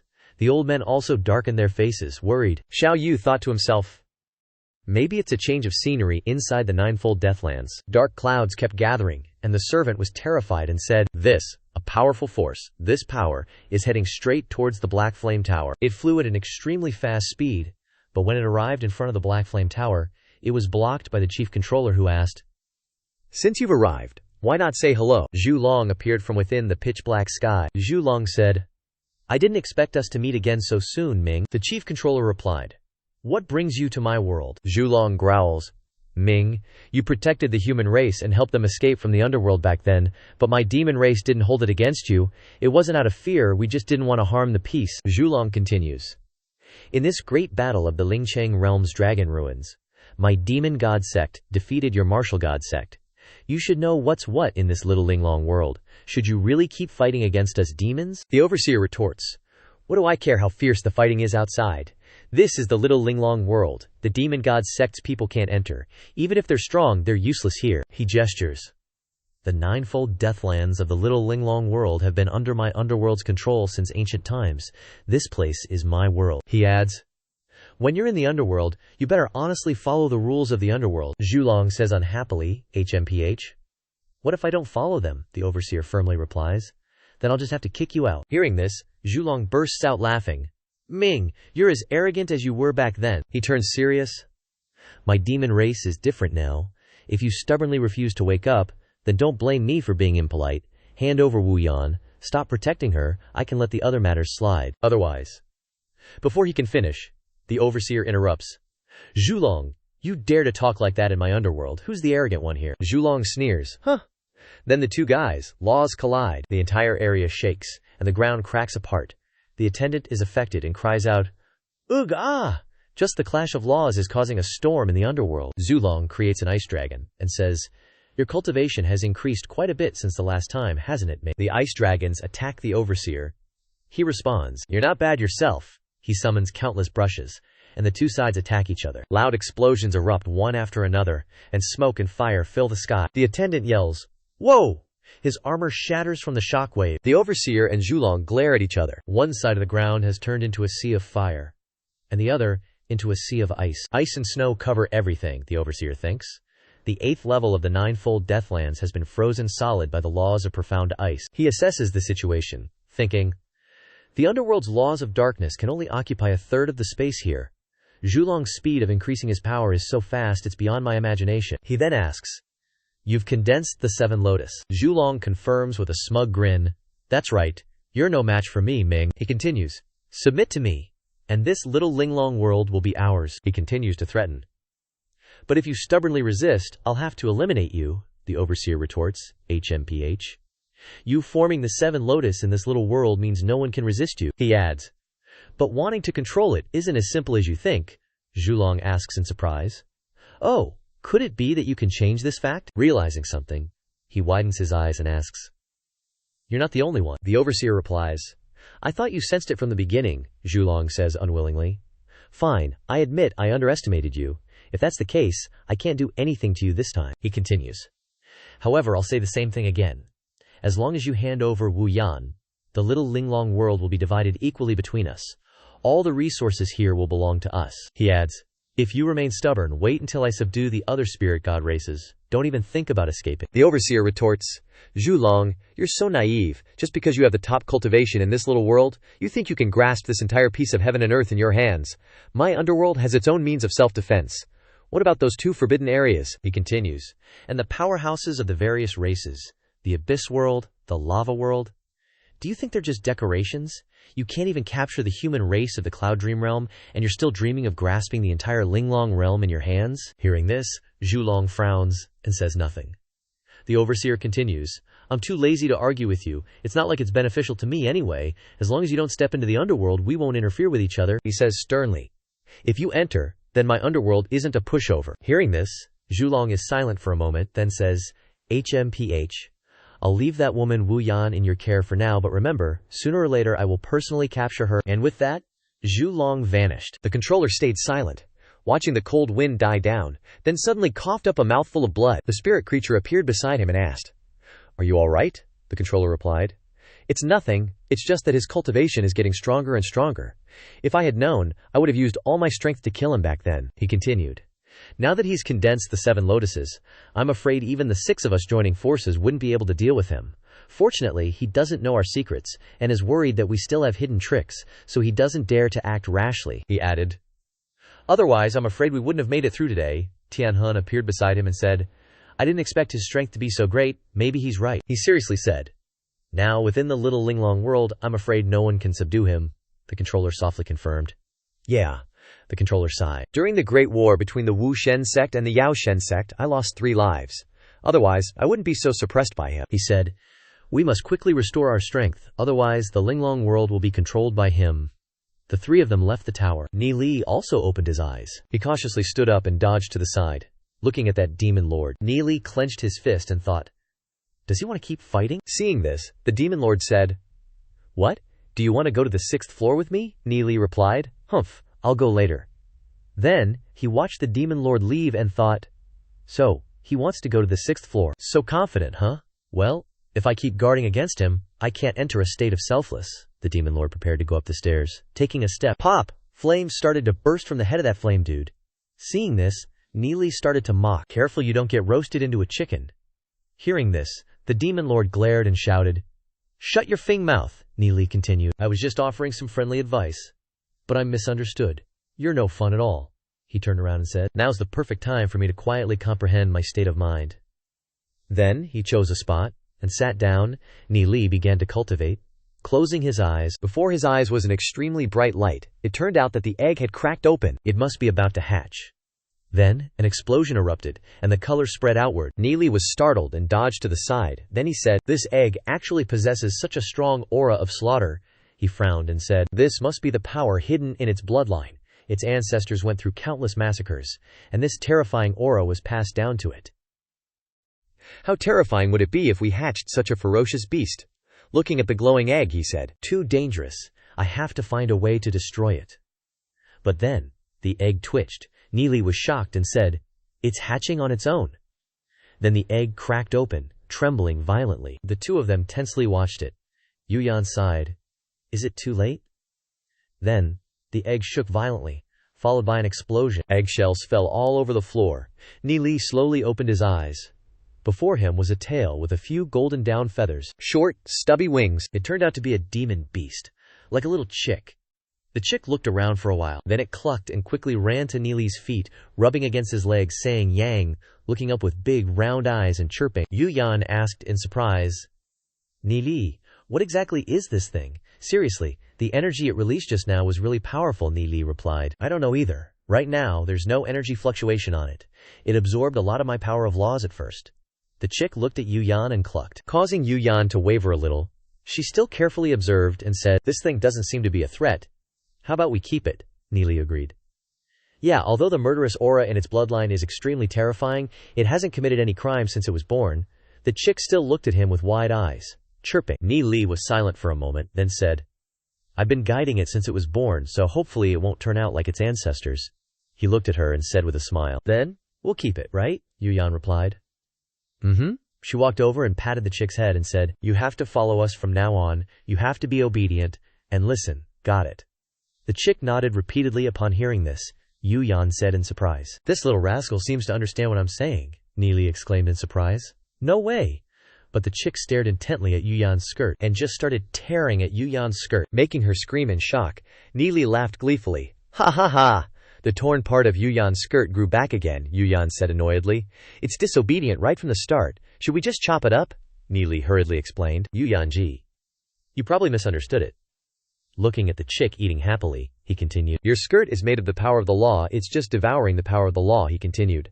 "Since it was born, it's been constantly devouring energy. It seems like it lives by devouring energy." Yu Yan sighed helplessly after hearing this. Ni Lin sat down and said to the chick with a smile, "Little buddy, don't just tear people's skirts like that."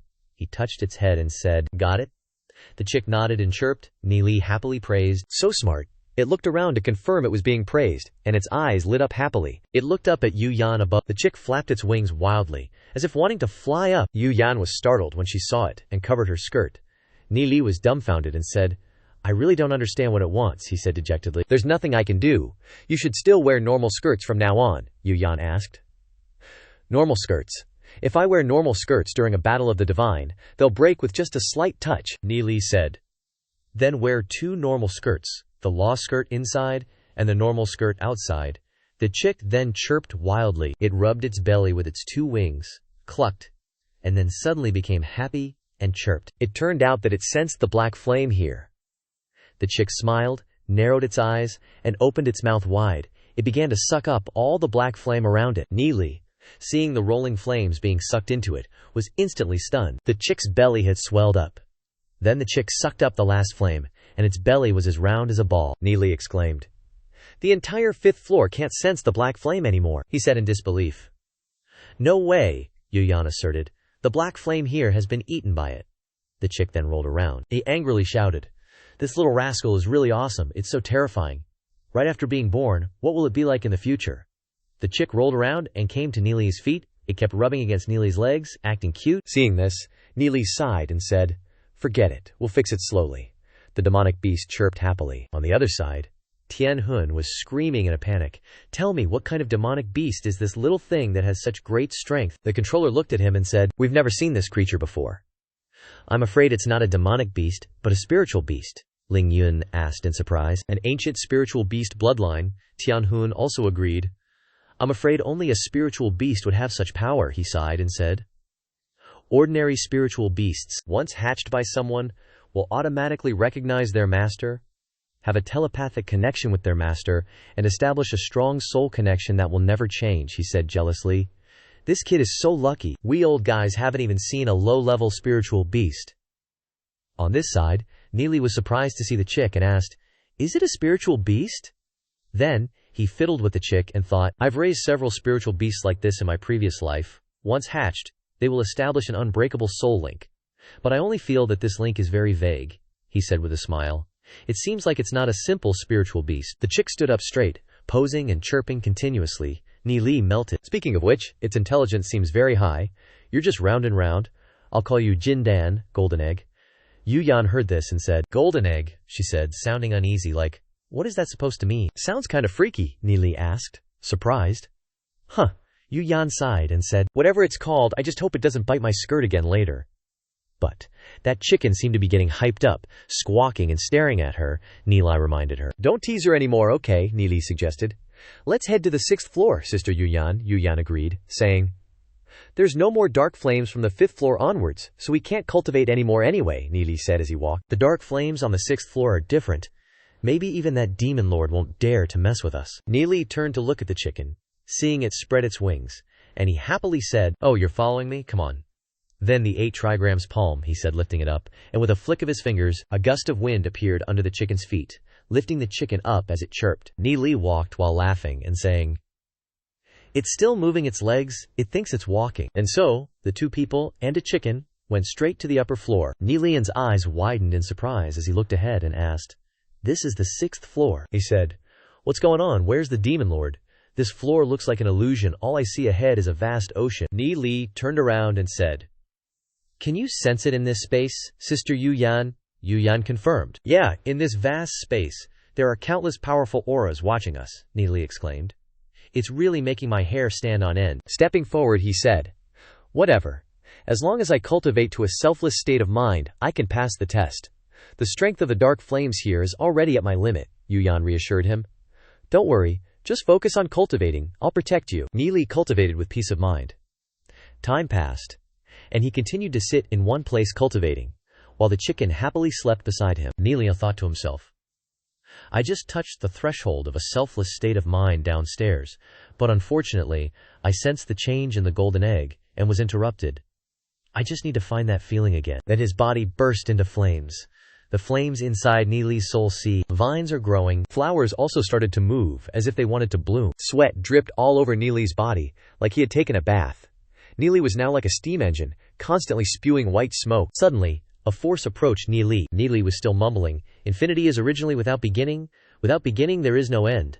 The approaching force laughed, "Ha ha ha," and then plunged straight into Neely. Neely had already noticed, thinking to himself, "This guy's soul is trying to invade my soul sea. This soul is full of killing intent." This soul laughed loudly. "Ha ha." Neely sighed. "Finally met another inheritor in this weird place, stuck here for who knows how many years. Finally have a chance to see the light of day again." Then that guy swung his palm out. Neely sighed, thinking, "Another inheritor of the Kongming Emperor. He's frantically attacking my soul sea, wanting to steal my body. You must be underestimating me too much." At this moment, Neely's soul reacted. The guy exclaimed in surprise, "Huh, light soul sea, 3 strands of law are protecting it." The force struck straight at the invader. The guy coldly snorted and put his hand up to resist the flames, saying, "HMPH," he said confidently. "So you know how to close your soul sea, and even use the laws to resist. Young, but you have some ability, but you're still too inexperienced. You want to resist me? You're not old enough." "But," the light law pushed his mouth crooked, he shouted. Then, this guy disintegrated into small rays of soul. Neely was also quite surprised, thinking, "He divided his soul into many parts to avoid my law attacks.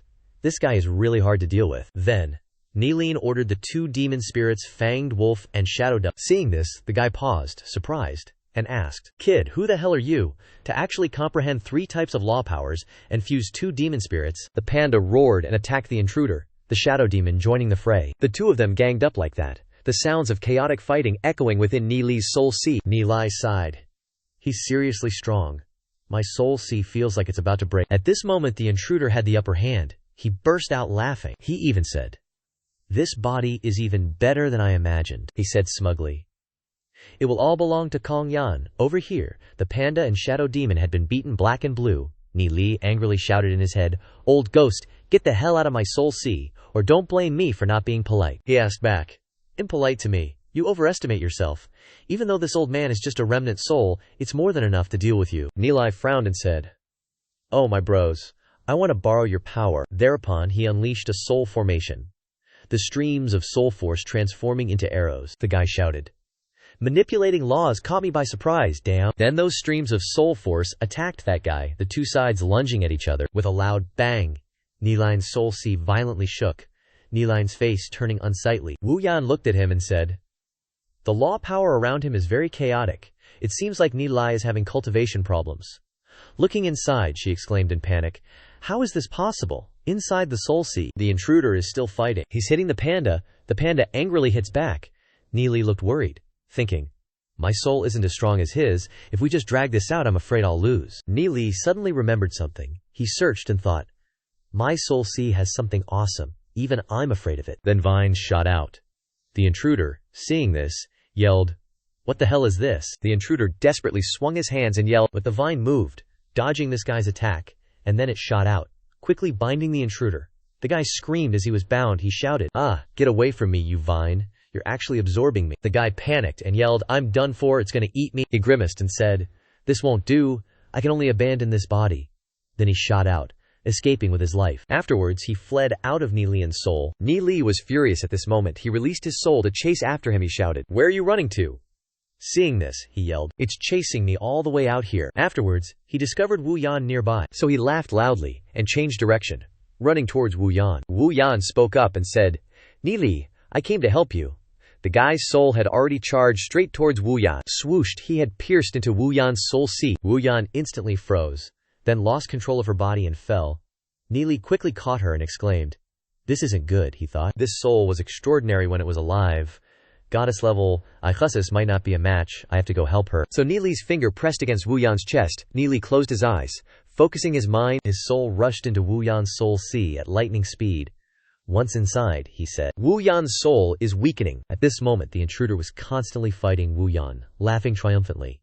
He said angrily, I never thought this old man would fall into this swamp, actually stooping to steal a woman's body. Then he said, I'm so badly injured, I have no choice. My soul suffered such damage.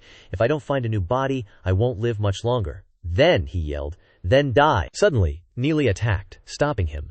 The intruder turned around, saw Ni Li rushing over, and roared, Goddess, let's join forces and deal with him. Then he kept attacking the intruder. The intruder snorted coldly and said, You little bastard, you're hindering this old man. When I revive, I'll tear you to pieces, Ni Li angrily retorted. Don't even dream about it.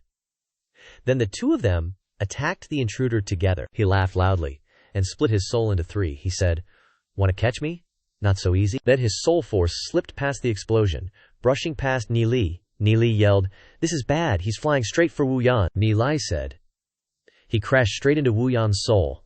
I can't interfere in this fight anymore. Ni Li escaped and continued.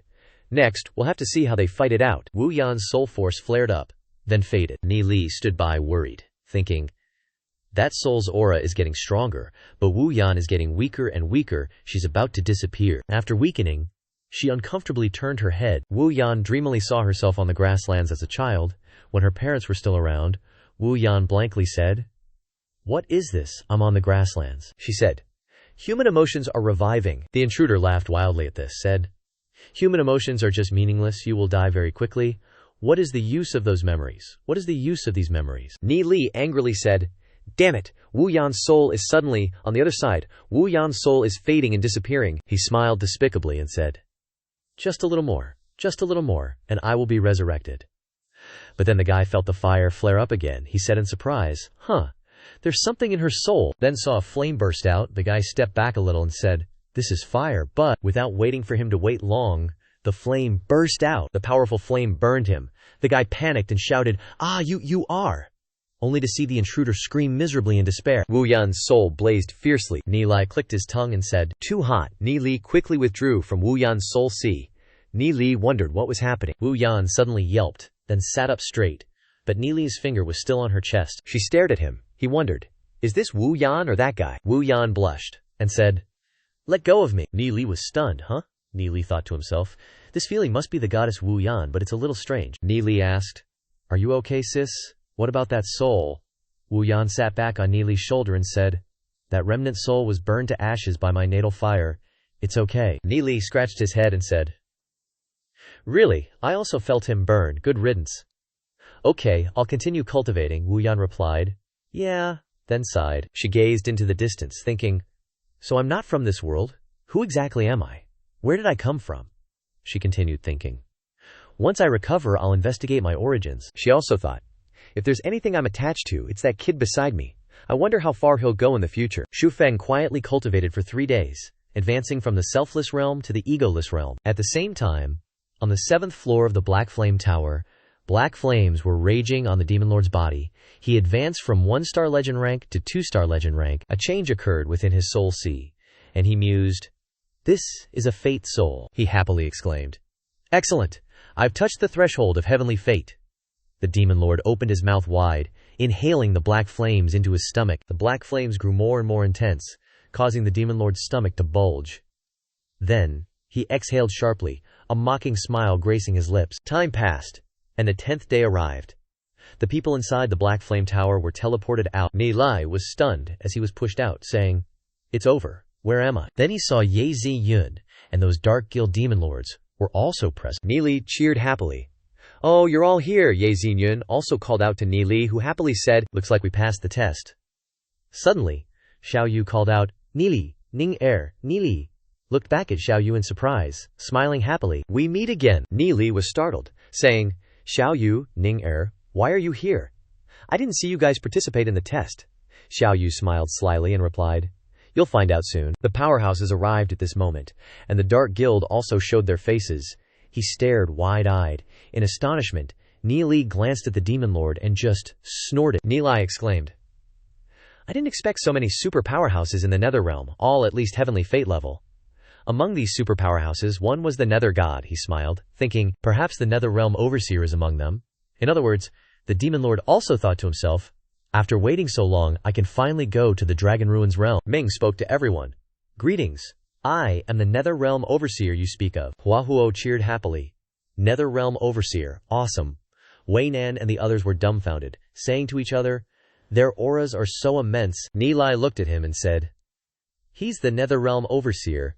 Yu Yan hid in his sleeve and said, "I didn't expect that apart from the Nether Realm Overseer, there are so many powerhouses in this Nether Realm. The rest have all reached Spirit God level." Nili confirmed. "That's right." Zhao Ning looked at Xiao Yu and asked, "Xiao Yu, you and the Nether Realm Overseer?" Xiao Yu happily introduced, "The Nether Realm Overseer is my adoptive father. He treats me like his own son." Nili yelled, "No wonder you dared say such things. So you're the son of the Nether Realm Overseer." Ming laughed and said, "Everyone here are the most outstanding geniuses we've chosen. From now on, you will experience a new world," he said loudly. "Welcome to the Ninefold Deathlands. Our 9th layer here is called the Exquisite Small World," he continued. "Originally just a small part of the Dragon Ruins realm, the legend rank you speak of is just the beginning." They were all dumbfounded after hearing that. Ming continued. "Above that there's Heavenly Fate, Heavenly Star, Heavenly Axis, Dragon Realm, Martial Ancestor and other realms," he continued. "Within the Dragon Ruins realm, there are many god sects that have existed for a very, very long time. Any one of them could easily destroy all the powerhouses in the Exquisite Small World. The reason why the Exquisite Small World can maintain its current state is because the Exquisite Small World was created by a great master." He also said, "Outsiders cannot casually enter. The passage between the Exquisite Small World and the outside world opens once every 5 years. Only those of us within the Exquisite Small World can freely enter and exit," Mu Ye happily said. "The Dragon Ruins realm is really interesting," Nili thought to himself. "It opens once every 5 years. In my previous life I also passed through the passage to enter the Dragon Ruins realm." Ming continued. "The 6 around me here are all like me, powerhouses of past generations of the Exquisite Small World," he said.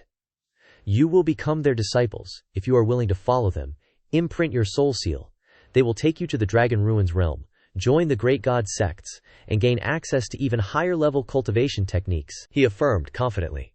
"To become a future peerless powerhouse." Ming cheered with excitement. Nili said to Duanjian, "Looks like we're not being recruited by the Overseer, but by the god sects." Du Zhen turned to ask Nili, "We're going to the Dragon Ruins realm?" Nili confirmed. "Of course we have to go." Then he turned to look at that bastard demon lord over there, and then turned back to Du Zhen with a serious look. "If we don't go, We won't be strong enough to protect Glory City in a few years. The Demon Lord is here with us too. Du Zhe glanced at the Demon Lord. Nilai continued. If we don't go, and he leaves and comes back to destroy Glory City, it'll be a piece of cake for him. Lu Piao worriedly said. Are we really gone for 5 years this time? But I haven't said goodbye to my parents, Nili reassured him. Maybe Lord Ming will give us time. At this moment, Ming said. Before going to the Dragon Ruins realm, I will give you 3 months to return and reunite with your families. Moreover, if you have any wishes that have not been fulfilled, we will do our best to help you complete them. Shang Ming asked. Respected sir, I don't know who we will worship as our teacher. Do we have the right to choose? Ming replied. No. We will be the ones who choose. Your teachers have already been determined. If you are not satisfied, you can leave now. Hearing this, Shang Ming immediately shut up, not daring to object anymore. Du Zhe said. It's already been assigned. Then, will we have to say goodbye? At this moment, Xiao Ningxie and Ye Ziyun both looked at Ni Li, who was petrified on the spot. Ming continued. After you apprentice, your teachers will explain the situation of the Dragon Ruins realm to you in detail, but I'll remind you in advance, he said. No matter which divine sect you are in, you are all people of the tiny world of Linglong. You must not forget your roots, he growled. Otherwise, we will use all our power to destroy you. Hearing this, everyone was frightened and nodded instinctively. Ling Yun spoke up and said, Don't put pressure on the kids, let's begin. So she reached out and pointed at Xiao Ningye, Ye Ziyun, and Xiao Shui, saying, Come here. Seeing that Ling Yun had chosen the girls from their group, Ni Li thought with relief, Oh, this lady seems much friendlier than those old geezers, so I can rest assured. Then he looked at the others and thought, They have started the soul imprint bonding. Ni Li looked around and wondered, Who will be my master? The soul imprint has a certain binding effect on the disciple, and the same goes for the teacher.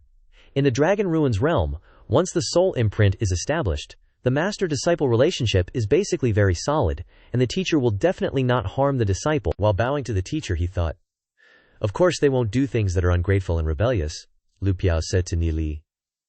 We are fellow disciples, Ming continued. You will have 3 months to say goodbye to your families. Once the passage to the Dragon Ruins realm opens, you will go to the great divine sects. Ming glanced at the sleeves of Ni Li. Ni Li thought to himself. He saw Yu Yan. Suddenly, Ming laughed loudly and said, In the future, you 3 will have to call me Grandmaster. The 3 happily replied, Yes. In his heart, Ni Li thought, looks like there's no problem. Ni Li respectfully said, Grandmaster, before going to the Dragon Ruins realm, I have a request, Ming asked. What request? Ni Li honestly said. I come from a place outside the underworld called Glory City. If I leave the Linglong world, I hope Grandmaster can protect Glory City as completely as possible for me. Ming understood and said, So that's it, Glory City. There are hardly any human world masters left. How can Glory City still exist until now, without being destroyed by the beast tide? Ni Li was stunned, Ming continued. Do you think that just relying on the powerhouses in Glory City can make Glory City stand firm until now? He continued. Don't worry. An old friend once asked me for a favor. As long as I'm here, no one will destroy Glory City, Ni Li respectfully said. Thank you, Grandmaster, Lu Piao also wondered. There's such a thing, Ni Li thought to himself. So for so many years, someone has been secretly protecting Glory City. Who exactly is the friend that the controller mentioned? Looking at his back, Ni Li thought again. Why was Glory City destroyed a few years later? Could it be that the karmic god of destruction was done with his work? Xiao Yu ran to Ni Li and said, Ni Li, have you all completed the soul imprint with your masters? He continued.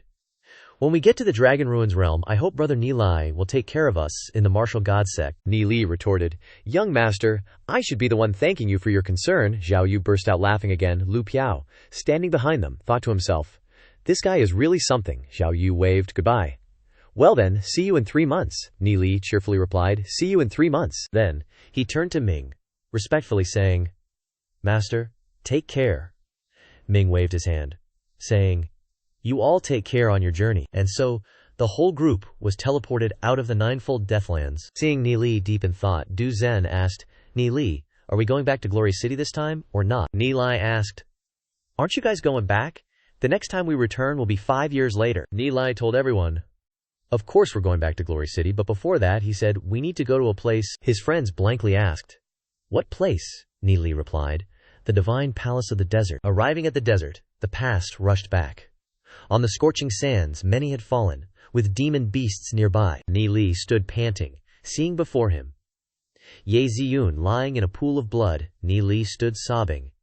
Returning to reality, tears streamed down Ni Li's cheeks. Seeing this, Zhao Ninggair asked, Ni Li, what's wrong? Ni Li wiped away his tears, then silently looked towards Ye Ziyun, standing in the distance, and said, Ningxie, in life there will always be some things, some people who, even if they only appear briefly, leave memories that we can't erase and will carry with us for life, Ningxie Li continued. This memory, ultimately, no one can replace. Once you have seen the sea, other water is hard to recognize. Except for Wushan Cloud, others are not worth a glance. This means that this memory cannot be replaced. Even if rivers run dry and stones crumble. These are 2 lines of poetry to commemorate the deceased wife. The feelings in the heart can never be forgotten. Xiao Ning'er looked at him sadly, thinking to herself, and in my life, you are the memory that cannot be erased. She coughed lightly, regained her composure, and said with a smile, Ni Li, why are you saying such irrelevant things? She walked faster, saying, You said the divine palace of the desert is still far away. Let's go quickly. Then Xiao Ning'er sped up and walked ahead. Ni Li watched her go, then sighed sadly, while Ye Ziyun gazed thoughtfully into the distance. Seeing this, Ni Li asked, Ziyun, what's wrong? Why are you spacing out like that? Ye Ziyun shook her head slightly, then turned back and said, I have a strange feeling. Ever since I stepped into this desert, I've felt a faint ache in my heart. Ni Li was startled, and asked, Huh? Ye Ziyun replied, It's as if a memory has entered my mind. She continued, This memory has joy and sorrow, and I don't know what's happening to me. These words stunned Ni Li Yun. Ni Li hurriedly grabbed Ye Ziyun's shoulders, anxiously asking, Really? What exactly have you remembered? Ye Ziyun stared blankly and replied, The memory is very hazy, and I don't know whose memory has been transmitted into my head. She also said, The snippets of this memory are about about its owner being chased by a group of demon beasts right in this desert, but I've never been to this desert before. Ni Li was extremely bewildered, thinking, What's going on? Why does Ziyun have the memories of her past life? Could she have also been reborn? That's not right, only I have the temporal demon spirit book. He thought again. There must be something wrong. Then he asked, Can you remember anything else? Ye Ziyun closed her eyes and thought, saying, A scene is appearing. The Ye Ziyun at that time shyly took off her clothes. She and Ni Li started playing insertion games. Ye Ziyun on the other side blushed with shyness. The next scene made Ye Ziyun even more shy. Then, she suddenly opened her eyes and saw him. She raised her hand and slapped Ni Li hard, scolding loudly, Pervert. She ran into the distance yelling, not paying attention to him anymore, and ran away, leaving countless questions for everyone. Ni Li was slapped so hard that he fell face first into the ground, holding his face and wailing, What did I even do? He thought to himself. On the contrary, it was Ziyun who took off her clothes and climbed into my bed before. Who's the pervert here? Lu Piao, pouting, asked, Ni Li, what did you do to Ziyun goddess? Lu Piao continued, Even though you two are engaged, is there really such a rush? Ni Li hastily explained, I didn't. Just then, Ziyun stopped, panting, hugging her face and thinking, Why are so many images appearing in my head, and even my body feels strange? Recalling it, she thought again, Could this be an inner yearning? In Ye Ziyun's head, she recalled Ni Li's body from that night, then embarrassedly said, Why would this be possible? Ni Li still stared blankly at Ye Ziyun, thinking, Judging by that look, is she recalling that? But that happened before, so this is illogical. He suddenly realized, thinking, If Ziyun really is recalling some memories from her past life, then she might understand some of my feelings. Xiao Ning'er approached and asked, Ni Li, what's wrong with Ziyun? Ni Li was silent for a moment, then replied, Ningxie, do you believe in past lives? Ni Li turned and asked again, Ningxie, do you believe there's a past life? Ni Li looked at Xiao Ningxie with an extremely serious expression. She lowered her head slightly, then opened her eyes, saying, I believe it. Ni Li's eyes widened in surprise, somewhat worried. Xiao Ning'er continued, For a long time I've had suspicions. At this moment his face darkened, then she continued, Sometimes, standing under a tree or sitting by a window, I get illusions. She also said, It's as if things I've already experienced are being repeated countless times in an endless cycle. She said, Before I met you, I was always trapped in endless nightmares. Everything was like a cycle. I dreamed that I was being forced by my family to marry Shen Fei. She continued, Knowing this, I angrily left, entering a dark and gloomy forest, and fell into endless darkness. She said, I also dreamed that in that endless dark forest, I was like a wandering ghost, suffering countless tortures and pain, until one day a young man came and pulled me out of that endless nightmare, and at that moment my black world gained light. She sadly said, From that moment on, I decided that I would use everything in my life to repay his kindness. Ni Li was now completely worried, he thought to himself. She's talking about the Black Demon Forest. He remembered, thinking. In her past life she entered the Black Demon Forest and disappeared without a trace. Ningxer also has vague memories of her past life. Ni Li asked, "Do you dream of anything else?" Then he thought, according to her, someone saved Ningxer from the Black Demon Forest in her past life. Xiao Ningxer replied, "After that, it's very vague. I can't remember anything else," she said. "It seems there's still one thing, but the memory isn't strong." Ni Li said, "Is that so? Maybe that's just a fragment of your past life memories?" In his heart he thought. "What exactly happened?" Lu Piao chimed in. "Don't listen to Ni Li's nonsense. If you really had past life memories, why would there still be Shen Fei?" Hearing this, Xiao Ningxer then said, "Maybe it's because I think about it too much during the day, so I dream about it at night." But at this moment, Xiao Shu smacked Lu Piao on the back, causing him to spit out water. She scolded, "No one told you to speak, so shut up." Ni Li stroked his chin, thinking, Xing Yun has discovered some fragments of past life memories after coming here, and in Ningxer's dreams, there are images of entering the Black Demon Forest in her past life. This is definitely not a coincidence. He fell into contemplation. My rebirth is definitely not as simple as it seems. Which great being arranged this situation? Looking up at the sky, he thought, perhaps my meeting with Ningxer isn't a coincidence either. Ziyun and Ningxer, our fates are bound together. He immediately thought, no matter what, I will find the answers with you. First, I must find the temporal demon spirit book. Time passed. The sun and moon competed for space. A few days later, the group had traveled far across the desert. Lu Piao sighed.